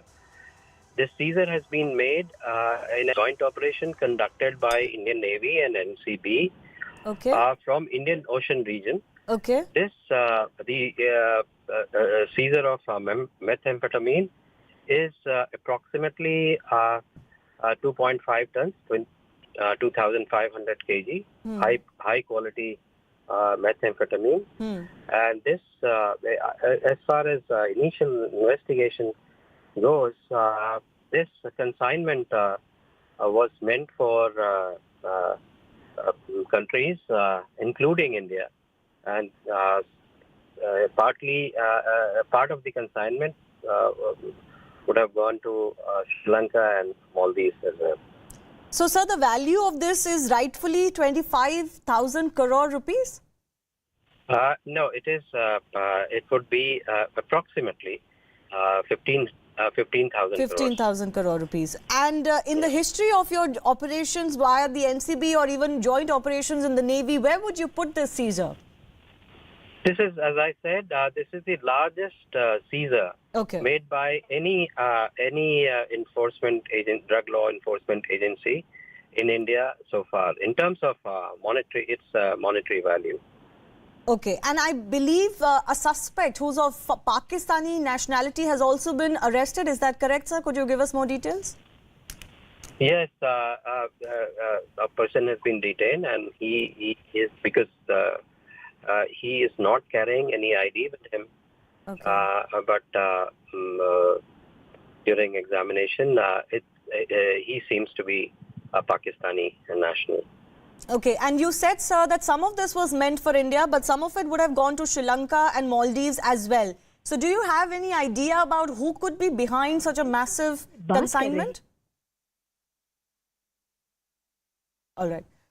Looks like we've lost the DDG of NCB, but thanks to him, Sanjay Singh, for joining us. He's saying a joint operation by Indian Navy and the NCB in the Indian Ocean region, 2,500 kilograms of methamphetamine, high purity, value of about 15,000 crores. My colleague Neetu is also joining us. Neetu, as the DDG was saying, this is the largest ever seizure in terms of value that has ever been made by Indian agencies. Yes, that's correct. That is what the DG has been saying, and he said that it was not seized from Kerala but the ocean, and it was a joint operation between the Navy and the NCB. More details are awaited. What we are understanding is that they will be meeting the media also in some time in Kochi is what we are understanding. So only then we will have more details, but he's also confirmed that one person has been detained and the person does not have any ID card on him. Yes. Well, we'll wait to get a confirmation on the person's nationality, but he did suggest that it seems like it's a Pakistani. But I want to understand, Neetu, what's the history like as far as drug seizures in the Indian Ocean region is concerned? And who are the large groups or the players that are suspected to be behind such massive consignments?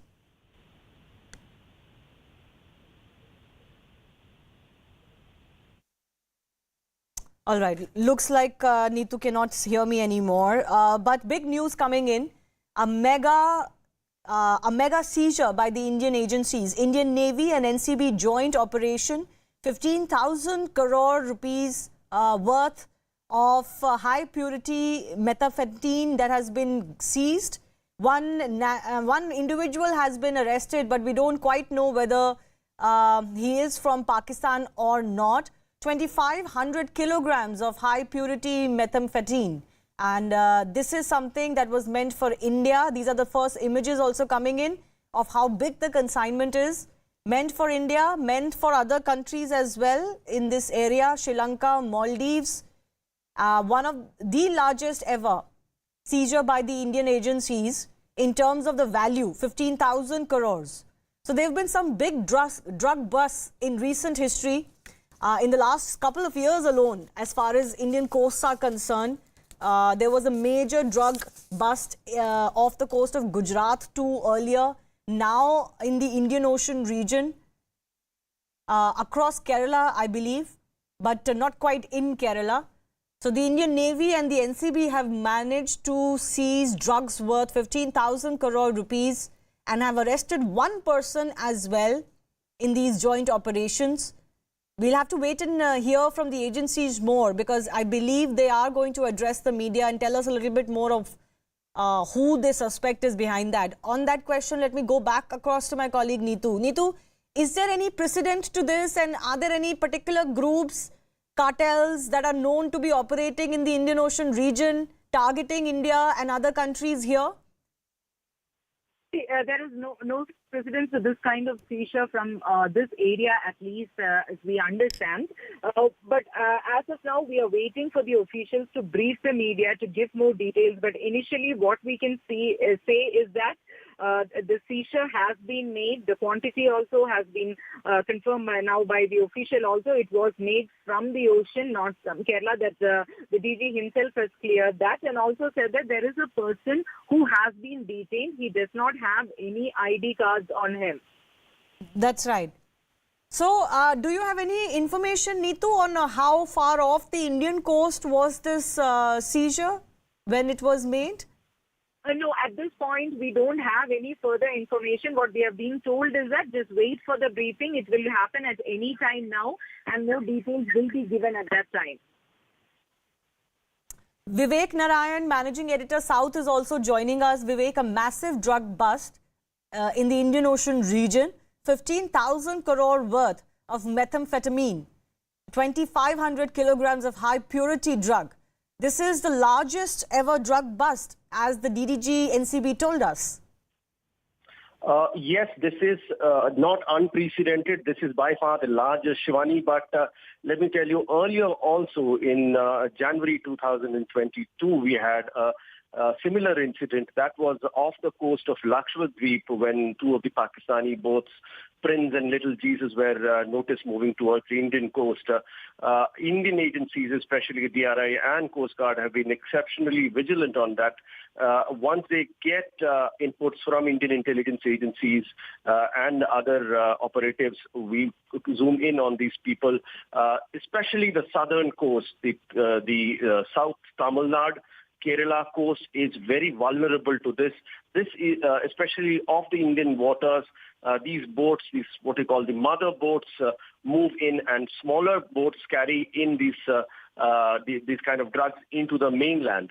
Earlier, also, Indian naval ship Suvarna had intercepted a suspicious movement and conducted searches on other ships, and we had received and got somewhere near Toothukudi in south of Tamil Nadu.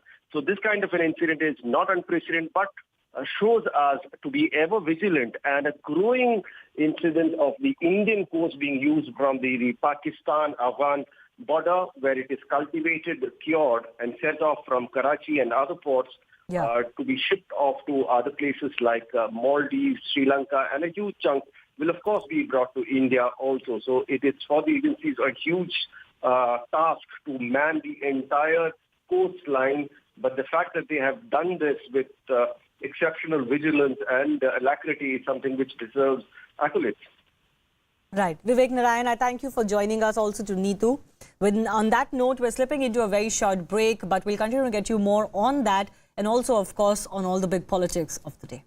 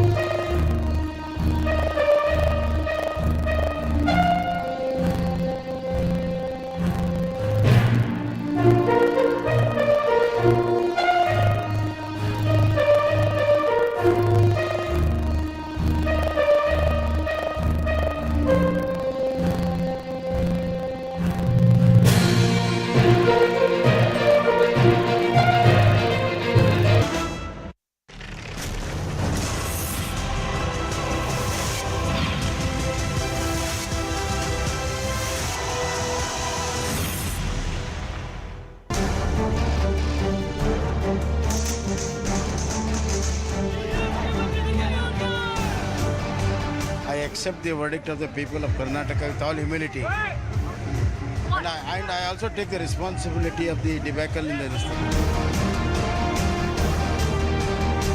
हमने नफरत से, गलत शब्दों से ये लड़ाई नहीं लड़ी।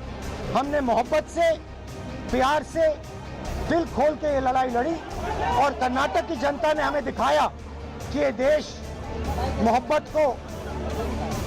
मोहब्बत इस देश को अच्छी लगती है।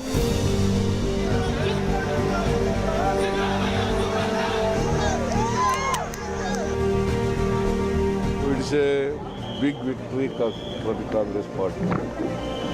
The people of Varuna constituency, particularly the voters of Varuna constituency, has given a befitting reply. I can't forget Srimati Sonia Gandhi coming to meet me in jail when all these BJP people put me under jail.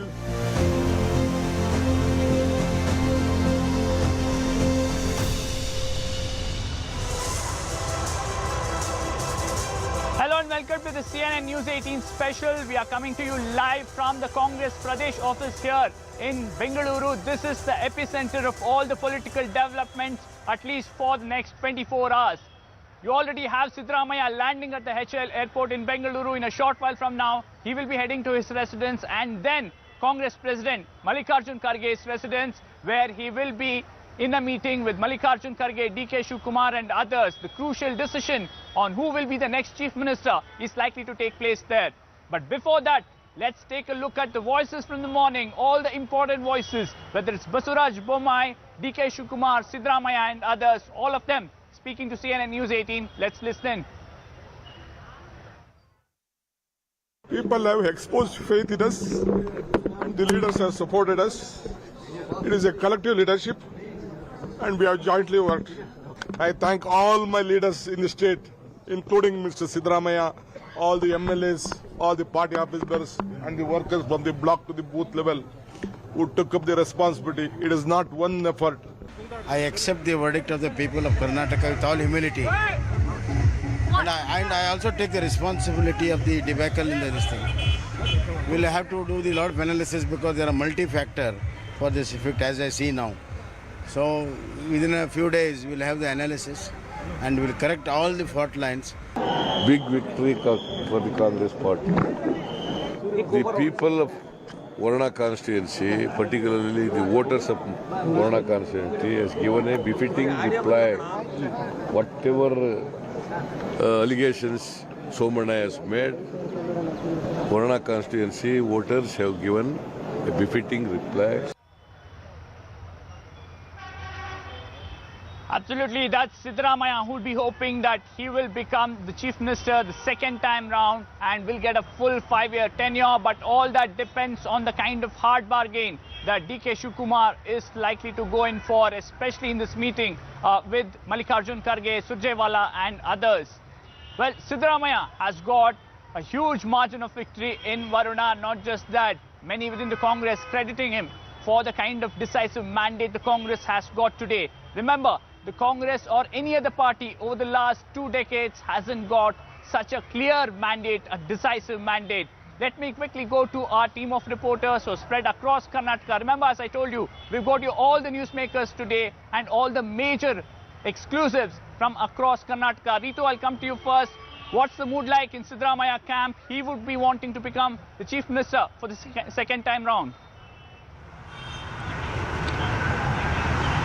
Very true. So Siddaramaiah here in the Mysuru, you see, after getting to know that the Congress is in a winning position and then, with a huge margin that is winning from Varuna, and moreover, defeating Somana, the Lingayat strongman that whom the BJP had fielded against him, he was quite happy about it. In fact, he also went on to wave hands towards his supporters who were all there right outside his residence waiting to just get the glimpses of Siddaramaiah. So he came down all the way, even though he had a pain in his hand, he came down, he met the supporters and he thanked them all personally as well. So he had planned to go visit Varuna and thank the supporters there in the Varuna and people of Varuna, but he couldn't go because Mallikarjun Kharge there had called him for a press conference that he had to rush back from, he was supposed to rush from the Mysuru at the earliest. So yes, he left from Mysuru. Now that we know that he has landed in Bengaluru, and shortly that he will also be visiting his house first and then go meet Mallikarjun Kharge, where the crucial meeting will take place about the Chief Minister's post. But you see, when we tried speaking to him about the CM post,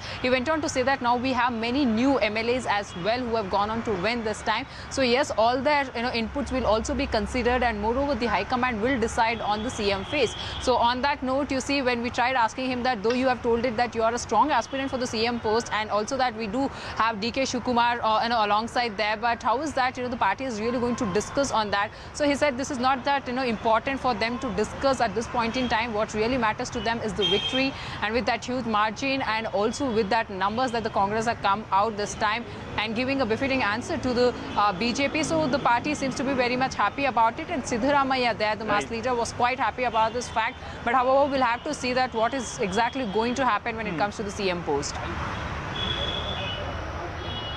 Well, all is well is what both the leaders say, but perhaps there will be a heated argument or at least a heated discussion at Kharge's residence in a short while from now. That's where Purnima is right now. Purnima, this kind of a massive, decisive mandate for the Congress party, Siddharamaiah would like to take credit for it, but let's not forget that the Congress party also has got a substantial chunk of Vokkaliga votes, which DK Shivakumar would like to say is because of him. What is the scene like at Kharge's house?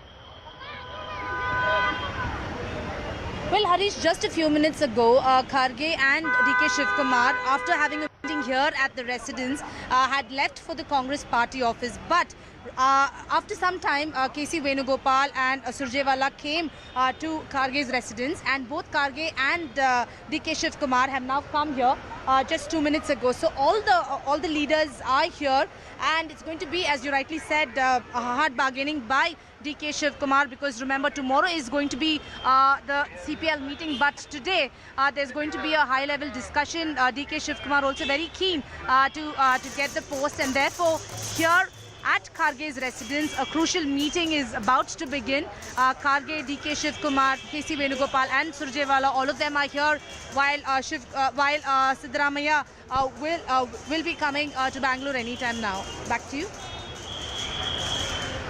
Well, in fact, he's already landed. He'll be there where you are, Purnima. We have Akshara. Akshara has been tracking the Congress party from the morning. Akshara, you look at the press conference that DK Shivakumar does after the decisive mandate. He gets emotional.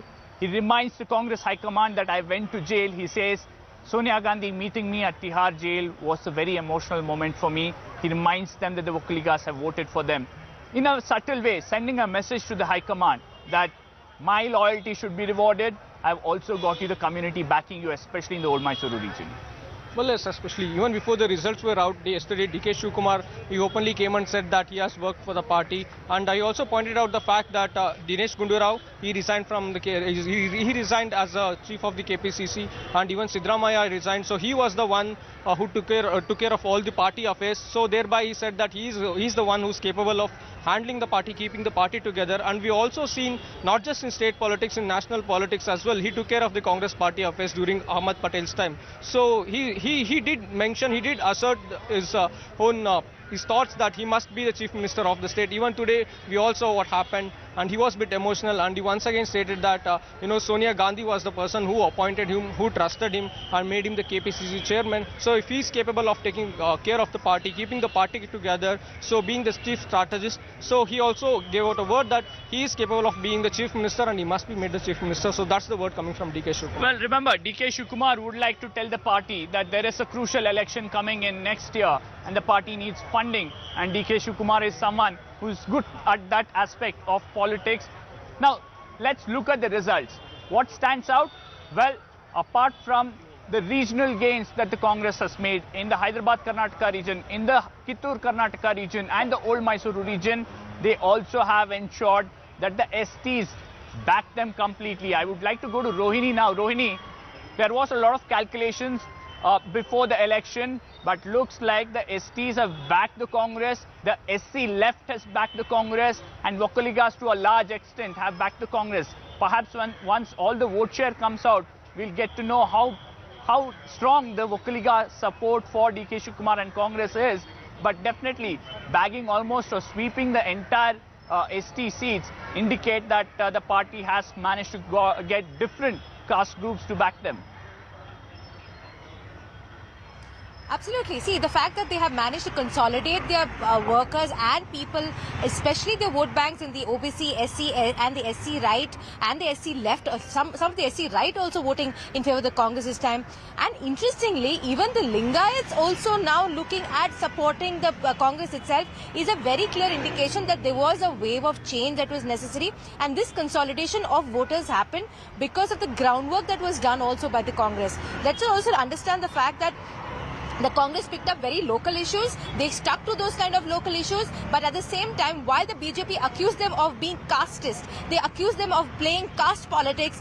This is the same, the kind of calculation that they made in terms of caste, which actually helped the Congress this time to consolidate their support and their votes in their favor. So Harish, even if you see, even when you traveled across Karnataka, if you notice, and you've been also saying that the caste breakdown that was taken by, that was done by the Congress across the various regions, be it the Old Mysore region, be it the Central Karnataka region, Coastal Karnataka or Kittur Karnataka or Kalyana Karnataka, they have analyzed and broken it down in such a way that they have ensured that at every point up to the last booth, they know who's voting and how. And let me tell you, I've been speaking to a few of the strategists of the Congress also, asking them how they managed to turn this around, especially when most of the surveys, exit polls said that, they were somewhere on the edge, it may be a hung assembly, but some of them were very, very clear that it's 120 plus.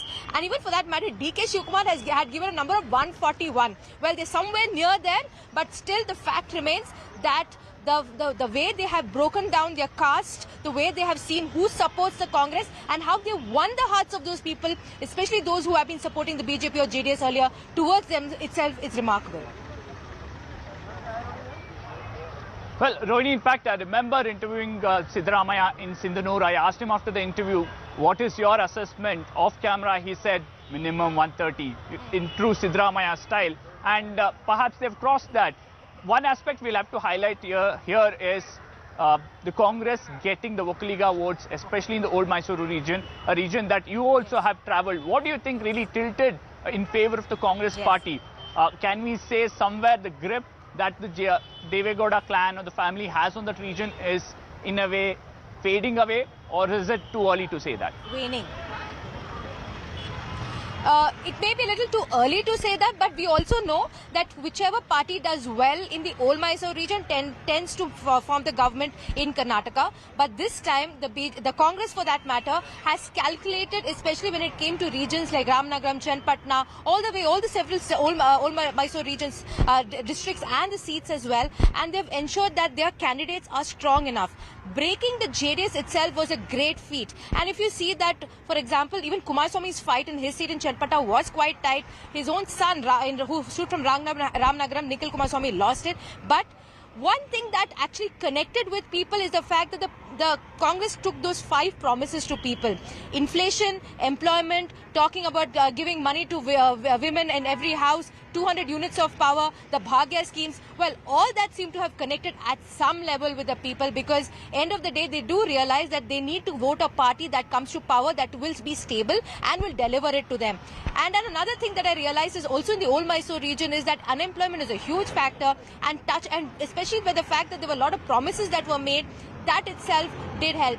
If you remember, the Bharat Jodo Yatra also, when it passed through this particular region, did have a lot more resounding effect for the Congress as well. That itself, I had leaders who were telling me that this is going to have a good impact on the 2023 assembly election. So clearly we have seen that. I think there were multiple factors, but end of the day, people also voted for stability. Absolutely, they voted for stability. They didn't want to see any visuals of resorts on their screens, and unlikely that we'll see any of it, except perhaps for Congress MLAs huddling up at a resort just for their CLP meeting, which will happen tomorrow. Let me quickly go across to Swastika. Remember, the Chief Minister, the caretaker Chief Minister rather now, Basuraj Bommai, has now taken responsibility for this defeat. He did not come in 2019. He came in only after Yediyurappa was asked to leave. But Swastika, huge hit to Basuraj Bommai. Many within the party were saying that perhaps he should have been changed 6 months back, but now losing the entire state, losing so badly, perhaps would irk the party or probably make them rethink on the kind of aspects they considered before making him the chief minister. Let's also not forget, Jagdish Shettar has lost, but he has said, I've got you crucial Lingayat votes in Mumbai, Karnataka. Well, for Basavaraj Bommai, in fact, things have not been easy because I have been tracking him since the last 1 week, and I have noticed that as a leader, he's somebody who has great connect on the ground as far as Shigao is concerned, and his development pitch, that is exactly what he told me is going to be something that is going to make him come back for a 4th term, and he did that. He won with a margin of 35,000 votes. So in Shigao specifically, the Kurubas as well as the Dalits have also voted for him. The Muslims, which are numerically strong, have voted for him, and so have the Lingayats there, which is the dominant community. But besides that, his victory is just relegated to Shigao, because if you talk about the rest of the Haveri constituency, BJP has not been able to perform well. It's only Bommai, and in fact even his people have not been able to perform well contrary to what they were in 2018. So overall, for Mr. Basavaraj Bommai, when I interviewed him, he did put up a strong face, and he also admitted that this was a debacle that he is taking complete responsibility of, while also underlining that the Congress had planned well, they had strategized well, and they had started way early. Whereas as far as the BJP is concerned, there was a communication issue which he stressed on between the higher command perhaps, and between the changes that undertook way in the middle of the campaign. You had Yedurappa coming into the picture. So he said that the highlighting part was the lack of communication could have been one of the many factors why the BJP could not perform well in Karnataka. Well, absolutely. The BJP couldn't perform well. A lot of things going against the BJP. Perhaps there will be a brainstorming. There's a crucial breaking news coming in. Let's take a look. Crucial meeting to begin at Kharge's residence shortly. Remember, Siddaramaiah has landed at the HLL airport. He will be heading to Kharge's residence shortly, and that crucial meeting with Mallikarjun Kharge, DK Shivkumar, and also Surjewala and Siddaramaiah, all of them getting into a meeting. This would be on the next chief ministerial phase. That word has to go to the Congress High Command, whatever the consensus that grows here. The other crucial development that's happening is you have DK Suresh, who's pushing for DK Shivkumar as the next chief minister of Karnataka. As we told, the DK camp is saying that the significant chunk of Okaliga votes have come to the Congress party because of DK Shivkumar, and he should be given due.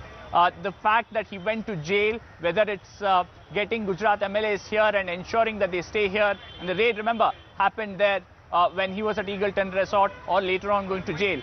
He says, my loyalty should be recognized and rewarded. Perhaps Chief Minister Chair is what he's asking for. Let's go across to Purnima. Purnima, this would be a very crucial meeting. The Congress can say we go by what the majority of the MLAs say, but we do know that there is an indicator that comes in from the High Command and senior leaders, and the MLAs usually okay it and say we leave it to the High Command. So how crucial is this meeting now? Well, it is crucial because DK Shivkumar is trying hard to bargain, because remember, DK Shivkumar, while he's maintained that it's the High Command that will take a decision, he's also trying to put in a word that yes, because of him, the Congress swept this time, and that's something that he's trying to convey to the top brass. And remember here, Kharge, KC Venugopal, Surjewala and DK Shivkumar are inside the residence, and we can see Siddaramaiah here. Harish, if I can show you some visuals here, Siddaramaiah also arriving. So as you said, crucial meeting is going to take place. Siddaramaiah also now going in. So two CM contenders here to have a meeting with the High Command. Inside are top leaders of the Congress. Visuals on your screen. Siddaramaiah has arrived at Kharge's residence and entering Kharge's residence. Crucial meeting will begin. Both of them do not want to let go of this opportunity, but who is able to convince the top brass of the Congress? Back to you. Well, Purnima, it's almost a deja vu of sorts, because remember in 2019, I remember it was at this very same place, KPCC office. There is a CLP meeting. Kharge and Siddaramaiah were the contenders then, and finally all the MLAs backed Siddaramaiah and he went on to become the Chief Minister in 2013. Now it's Kharge who's the man who's deciding. Siddaramaiah is still once again the claimant for the CM chair, and competing with him is DK Shivakumar. Let's quickly listen in to what DK Suresh said about DK Shivakumar's chances of becoming the next Chief Minister. The next process for that process and all they will discuss, they will explain by another half an hour in PCC office, Karnataka Pradesh Committee office. The AICC General Secretary and PCC and CLP, including our AICC chief, they will address the media, they will tell you the process and everything. Sir, Prime Minister also congratulate Congress party for the victory. Thank you for wishing him. Sir, CM, next CM. As a brother, definitely I will be happy if he becomes CM. I don't know all these things. As a common man, as a brother of DK Shivakumar, I will be the most happiest person if he becomes Chief Minister. Thank you. Sir, well, that's DK Suresh saying I'll be the most happiest person if DK Shivakumar becomes the Chief Minister. That will become clear in the next 24 hours. That crucial meeting about to begin at Mallikarjun Kharge's residence, where Siddaramaiah has just now arrived. Let's quickly go to Neetu. Neetu has been covering the JDS. Remember, the JDS is also a story of this election season. They've lost vote share, they've lost seats. Once again, Nikhil Kumaraswamy losing from a family bastion the second time. 2019, he lost Mandya, losing Ramnagara this time. A huge hit for the JDS. Where does the party go from here? Neetu, you've not just covered JDS, you were also in Ramnagara. What really went wrong for the JDS and what's the road ahead? Many are wondering if this will now begin the downward slide for the JDS in the state.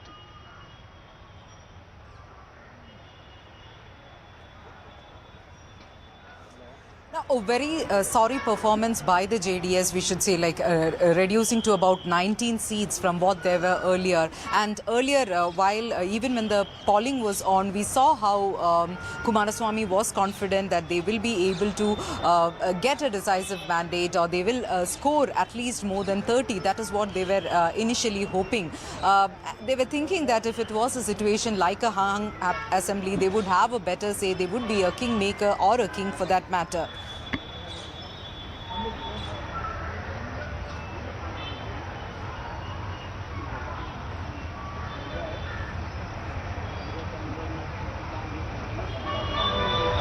Well, we'll go back to Neetu in a short while from now. We'll also discuss other aspects. Remember, one of the crucial developments that has happened is the kind of anti-incumbency that the BJP has seen. Rohini, coming back to you, a lot of people spoke about the Bajrang Dal ban. A lot of people said that the personal attacks on Prime Minister Modi will cost the Congress, will make sure that the BJP gains the roadshow of Prime Minister. Perhaps at the end of the day, many would argue that none of it really worked. I'll go across to Rohini in a bit. Let's listen to what Rahul Gandhi said, and then we'll take this debate forward.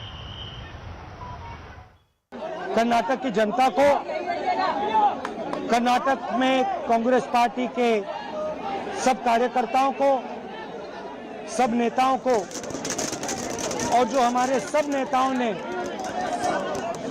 Karnataka में काम किया, उनको बधाई और धन्यवाद देता हूं। कर्नाटक के चुनाव में एक तरफ क्रोनी कैपिटलिस्ट की ताकत थी, दूसरी तरफ गरीब जनता की शक्ति थी, और शक्ति ने ताकत को हरा दिया। और यही हर स्टेट में होगा।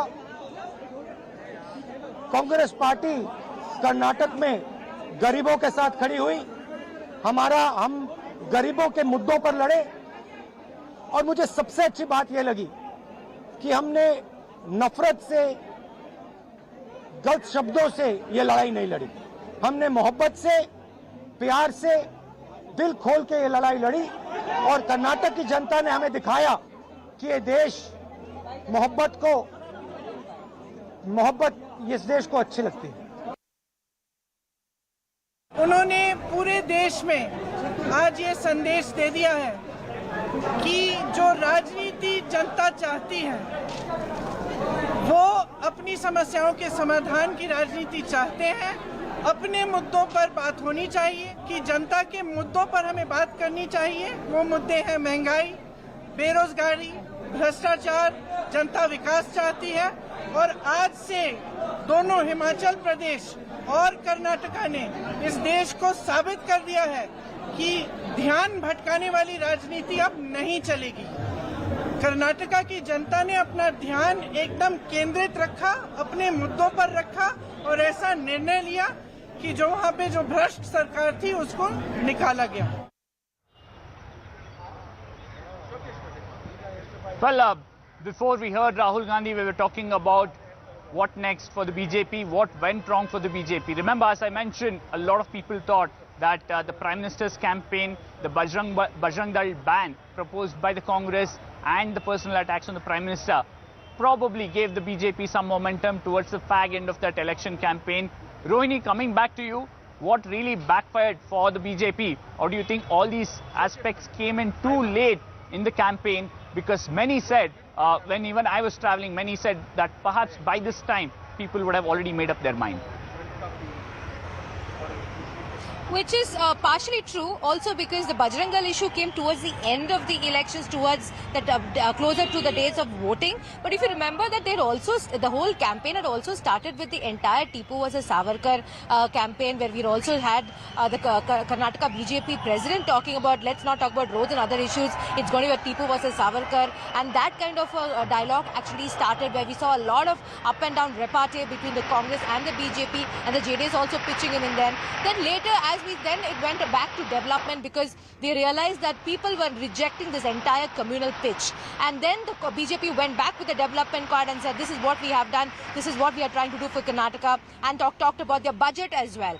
But coming back to the Bajrang Dal, which when the Congress released its manifesto, it was picked up and said that this is going to hurt every single Hindu, and Hindus are going to consolidate in favor of the BJP. Clearly, the people of the voters of Karnataka have now realize that this kind of a communal kind of a tone is not registering well with them, because they realize that that is not going to fill their stomachs, that is not going to give them roads and water. That is just political, the way the whole political dialogue takes place. And they realize also, the voters also realize that need to vote in an MLA or a legislator who can actually give them what they have been promised. Let me quickly, Harish, because there's a person here who's been patiently waiting with me. I stand here in front of that regal, beautiful, majestic Vedant Sauda, and he has moved his vote from Delhi to Bangalore. And I want to know exactly why, because end of the day, it's people like him who have voted the Congress into power. So let me ask you, what were the issues in your mind when you cast your vote this time? Were issues like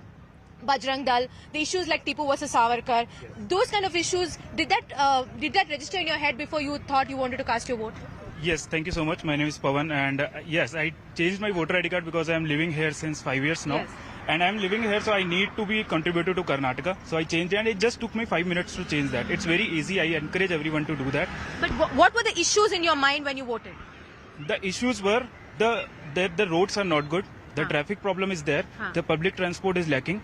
And I feel every day that people and legislative assembly elections are for that. We appoint the MLA. But do you think, Pawan, that when the whole pitch was about the saying that Bajrang Dal is an issue, yes, that the Prime Minister was insulted several times when the Prime Minister came and said, yes, did that affect you as a voter? Not at all, not at all. See, I think BJP and the Modi ji also should be stop whining over the Congress. See, they are in power since 10 years in the center, and here also in the past 5 years. They should focus on the work done and what is in their manifesto. While on the other hand, we have seen that in Congress they are pushing their manifesto. You will get bus free rides. That's the Delhi model. That's Aam Aadmi Party model of giving free rides to the women's. But it works really well. They pitched it. People have listened. But if we ask that how many farmers have done suicide, there is a zero data. But PM Modi ji is remembering that 91 times Galiyan unko di. People don't want to listen that. People want to what work you have done. Bangalore-Mysore Expressway, they launched it. What happened after the first train? It all flooded. Kempegowda International Terminal 2 launched. What happened? It's whole water inside. Because they launched it in hurry.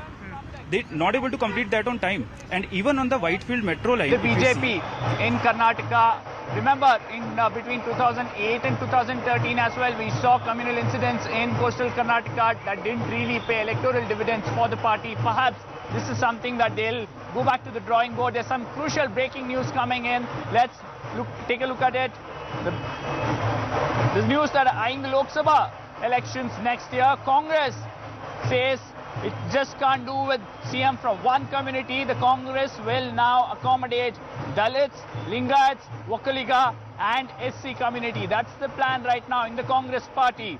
Congress is working on a formula of Chief Minister from one major community and Deputy Chief Minister from 3 other communities. Sources also indicate that the High Command is considering a Lingayat leader as Deputy Chief Minister. As per the updated results, Congress has won almost 37 Lingayat MLAs and 23 Vokkaliga MLAs, 2 crucial communities that the Congress has been moving for some time, and 1/3 of the MLAs, 1 out of 136 are Lingayat MLAs. That's a crucial development. Right now, CLP leader Siddaramaiah is the top contender for the CM race. The CM race, you also have others. But remember, this is the new development. The BJP tried this in 2019. They had Deputy Chief Minister in a Vokkaliga, in a Lingayat and a backward OBC in terms of having representation for these 3 crucial groups. Maria joining us right now. Maria, something that the BJP tried in 2019. Now the Congress believes that it can't have just one CM from one particular community. They need to give representations to other dominant communities who back them this time. That's right. That's what sources are indicating to us, Harish, that yes, Siddaramaiah remains the front runner, the top contender for the top job, that is the Chief Minister's job, because of his acceptability across the state of Karnataka. But because the Congress has broad-based its, caste combination, it has broad-based its social equations, there is a Lingayat shift which is also visible, and hence Mr. M.B. Patil could be considered for that. So the Congress is possibly considering a formula of Chief Minister plus 3, who all could come from 3 constituencies or 3 dominant communities, 1 a Lingayat, 1 Vokkaligas, because Vokkaliga shift is again visible in old Mysuru region from JDS to the Congress, and an SC representation as well, because SCs have also again voted very, substantively for the Congress. The Congress concern is that this should not just remain what their victory has been, should also translate into substantive gain in the parliament elections which are scheduled for next year, and hence they are of the opinion that a proper representation in power, a proper share in the power pie would ensure that all the communities which have moved to the Congress are seen to have got a representation in the power pie. But Maria, then what happens to DK Shivakumar? Would he be okay being one of the Deputy Chief Minister? If Siddaramaiah does go on to become the Chief Minister, would he be okay being one of the Deputy Chief Minister, being on par with, say, someone like M.B. Patil, the Lingayat face of the party here? That's right, but let's not forget that Mr. Patil is also claiming, he would be also a claimant because he was the chairman of the campaign committee and was seen very aggressively campaigning and ensuring that the Lingayats look at them favorably. Lingayats shift towards the Congress party, and that shift is also visible, just as Vokkaliga shift is visible in the old Mysuru region from the JDS to the Congress. Yes, that's the big question. DK Shivakumar is Karnataka Pradesh Congress Committee Chief. He's seen as establishing the party in many ways, ensuring that the key strategies are in place in the last 2 years. So the question is that whether it will be about distribution of some meaty portfolios. That is certainly under consideration, but the Congress High Command is doing a tightrope walk, some kind of fine balancing in the power share. That is the reason why they are saying that whatever will be decided right now will have ramifications going ahead. In a year's time, they have an important election, which is the Lok Sabha election. They cannot overlook that, because if they give a proper representation to all communities who have voted for them, they will ensure that also in 2021, the same victory is reflected in some way. Absolutely. Yes, Lingayats have voted for them in a substantial manner. They have to ensure that the community gets representation. Speaking about Lingayats, BJP's Lingayat strongman, B.S. Yediyurappa too, had his thoughts on what went wrong. He said we'll get back to the drawing board and we'll see where we actually made a mistake. Let's listen in. प्रचार स्थानीय मुद्दों पर था, राज्यों के मुद्दों पर था। ये नेशनल इलेक्शन हमने नहीं बनाया, ये विधानसभा के लिए चुनाव हमने बनाया। मैं समझता हूँ कांग्रेस की जीत आज जो निर्णायक जीत है वो प्रधानमंत्री की निर्णायक हार है। अक्टूबर के महीने में 23 दिन के लिए भारत जोड़ो यात्रा कर्नाटक से निकला, 7 जिलों से निकला और तब से ये साफ हो गया था कि चुनाव के समय बदलाव होगा। हमारे पार्टी के लिए, संगठन के लिए एक संजीवनी मिली, एकजुटता आई, एकता आई और तब से हम गारंटी की कार्ड बात कर रहे हैं, तब से। Started with only 2 seats. BJP has grown to form the government in the state on its own strength. Party workers need not to be panicked by these results. We'll introspect about the party's setback. We'll give all cooperation for the development of the state. I respectfully accept this verdict of the people of the state. I want to thank the voters of the Karnataka state. Well, talking about the Lingayat support for the Congress party, Neetu Raghukumar was covering the crucial regions of Mumbai, Karnataka, what is known as Kittur, Karnataka, and there she perhaps also sensed that there was a feeling among people there that some of them can back the Congress party. Neetu, what did you sense there?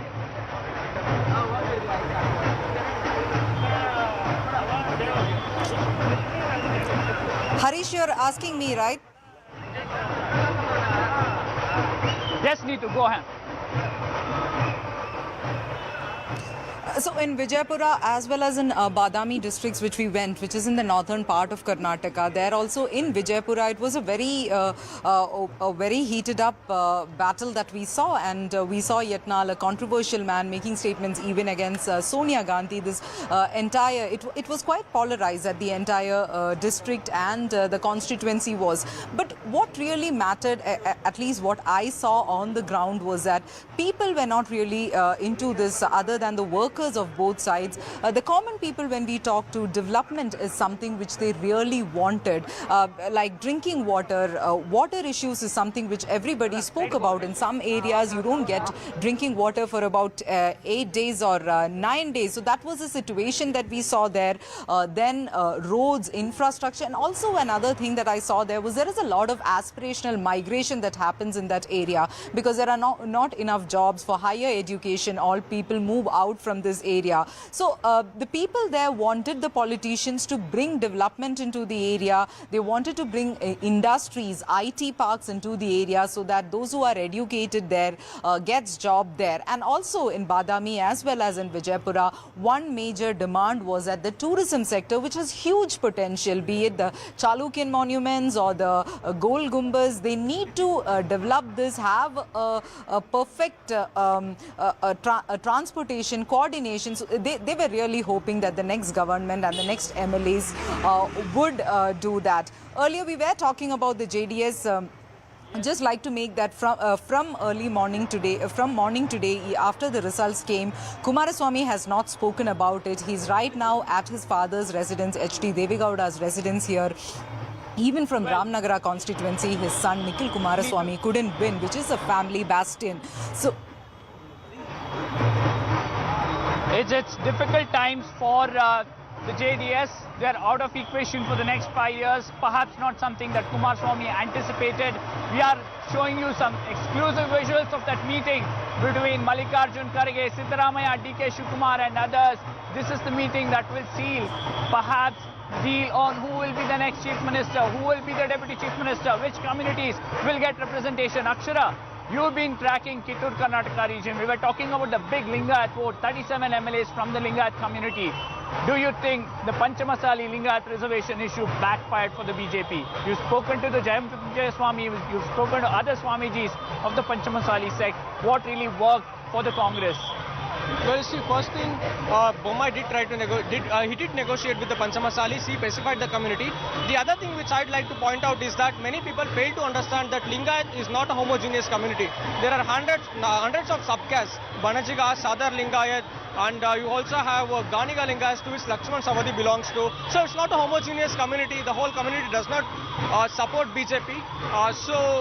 When it comes to Lakshman Savadi, as I pointed out yesterday also, he belongs to Ganiga community. So obviously Ganiga will vote for Lakshman Savadi, not Baswangowda Patil Etnal, who belongs to Panchamasali community. So vice versa. That's the scenario. And that's the thing which many of the journalists or any other people who are analyzing the Lingayat community, how they vote for BJP, they fail to understand this. So this time I think Savadi made an impact there, and even Panchamasalis, a section of community leaders who were upset with the fact that they were not given the required reservation 2A status, it would have made a minimal impact there. So all these reasons summed up, along with the lack of leadership in the Kittur Karnataka region, especially in Belagavi, all these reasons summed up, you had the results now. Akshara, that's a very valid point. Perhaps the BJP saw the entire Lingayat community as one, but as Akshara is pointing out, there are several subsects and there are subplots. There are leaders for each of these leaders. We have some great development happening at Mallikarjun Kharge's residence, fast-paced development. Let's go across to Purnima. Purnima, perhaps a very, very crucial meeting which decides the fate of the next Congress government. Can the Congress ensure there's a peaceful deal on the power sharing? Will it be Siddaramaiah for the full 5-year tenure? Will D.K. Shivakumar settle for the Deputy Chief Minister post? What are you picking up there at Mallikarjun Kharge's residence? Well, I think the meeting has ended because the police security, they've gathered outside the residence. So we'll have to see if all of them are leaving for the Congress party headquarters. But discussions still underway, whether they've come to a consensus, whether they've worked out on the formula, whether both sides, both camps are happy, all that remains to be seen. But right now, police personnel have gathered outside the residence. We'll have to see if all of them are now leaving for the party headquarters. Both Siddaramaiah, D.K. Shivakumar inside, and senior leaders also present at the meeting. So far, no consensus has been reached. They still have time till tomorrow to see if both camps are happy. But at the moment, hard bargaining from D.K. Shivakumar's camp is what we are hearing. Well, Purnima, we'll come back to you, but let's just get a quick glance of what's happening outside the Congress party office. You can perhaps hear all the drums going on. The chandes are there, the tamtes are there. You have hundreds of people gathered here, all of them from different camps, whether it's D.K. Shivakumar camp or the Siddaramaiah camp, all of them hoping that their favorite leader goes on to become the next Chief Minister of Karnataka. Some great visuals from outside Congress office, something that the Congress party hasn't seen in a very long time. Perhaps 2013 is when we last saw such a huge celebration outside Congress party office.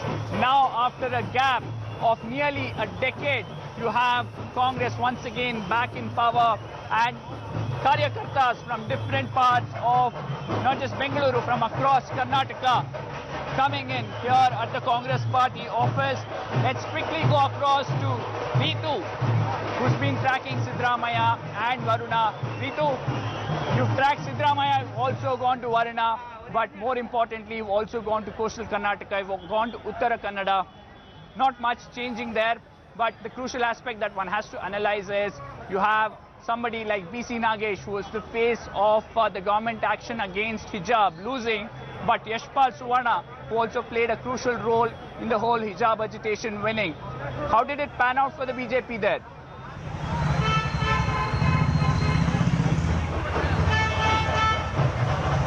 Well, was that to me? Ritu Rajpurohit, I'm asking you, you've covered Uttara Kannada, you've covered coastal Karnataka, you've also covered the hijab issue.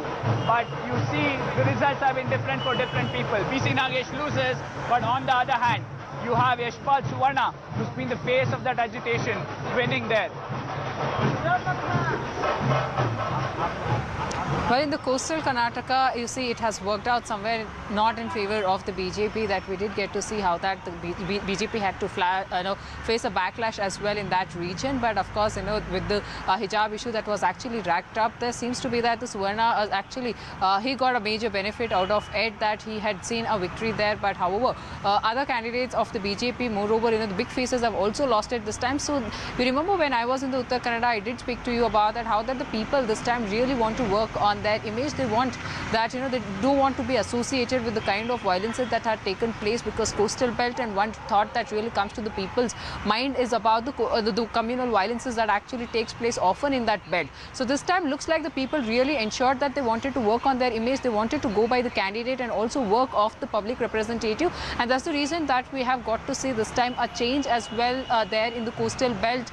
But however, that is a big thing, that what the kind of verdict that has come out from the coastal belt. So that is something not good to the BJP, but needs to be seen now that how is Yediyurappa going to ensure how the things for the BJP will work in the future.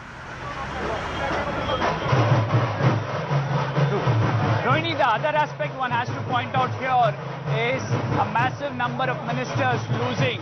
Rohini, if you can hear me, nearly a dozen ministers losing. On the other hand, you have some of the bigwigs. When we talk about ministers, someone like Sudhakar, who many believed was pumping in a lot of money into Chikbalapura, someone who was seen everywhere, high decibel campaign, he too loses. You also have people like BC Nagesh, who were really catering to the ideology of the BJP. They also lost. Was it purely anti-incumbency, or do you think people really thought that all these ministers didn't really work, although they were always on media and spoke about some of the most contentious issues? Well, if you notice that the Congress had accused the BJP of 40% commission, the BJP government have lost 40% of their ministers this time, and they lost quite badly in their constituencies. Also, if you notice that some of these ministers who are there were accommodated because they were the ones who had jumped from the Congress and JDS to the BJP. And most of them seem to have lost it because of anti-incumbency in those seats. And if you go to those seats as well, you can see it very clearly that there is a sense that people felt, one, that they felt that there was not much development done, even though they moved to the BJP, which was in power, and they kept talking about the double engine government, but they did not see the double engine actually working on the ground. And also, if you see that most of them have been actually TV superstars or social media superstars, tweeting and being there on media and discussions. But at the end of the day, clearly on the ground, they don't seem to have had that connect, and that is why people voted them out of power. Now, for example, if you take the health minister, Dr. Sudhakar, he was in the forefront of the COVID fight that we saw in Karnataka. He was all over the place, and he was also known to be very closely working with the Chief Minister, Mr. Basavaraj Bommai. Despite the fact that in spite of being working so-called so hard, we did see that how he has fared in his own seat where he lost it. And we have seen some major losses that have happened for the BJP here. And that is why the BJP is saying they want to go back to the drawing board and see where they went wrong. But clearly, there is a sense of anti-incumbency because they felt that those MLAs who actually shifted for their own personal gain did it for themselves and not for the people of Karnataka. Absolutely, perhaps anti-incumbency was a huge factor that the BJP underestimated. Remember, there have been several big faces. One of them was Lakshman Sawadee. The party said he is not a candidate who would win. He's lost earlier. We won't give him a ticket. He goes to the Congress, wins with a massive majority. Akshara, you covered Athani, went to Belagavi. It's almost a redemption of sorts for Lakshman Sawadee. Lost, became a deputy chief minister, became a MLC. The BJP thought he's of no use for the party, but comes back with a massive lead and defeat Mahesh Kuntali there. Well, you see, two reasons which I'd like to put forth is that Lakshman Sawadee first, when I went there, what I learned is that he speaks Kannada and Marathi very fluently. And that's a plus point for the bordering region of Maharashtra. And BJP used him very extensively in order to campaign for the bordering region, in order to woo those Marathi-speaking population. So that was a plus point for the Congress when he joined the Congress party. Second, as I pointed out, he belongs to Ganika community, and Ganika community are the oil puller community, and they reside wherever groundnut is grown. And groundnut is grown in almost Bagalkot, Bidar and neighboring districts. So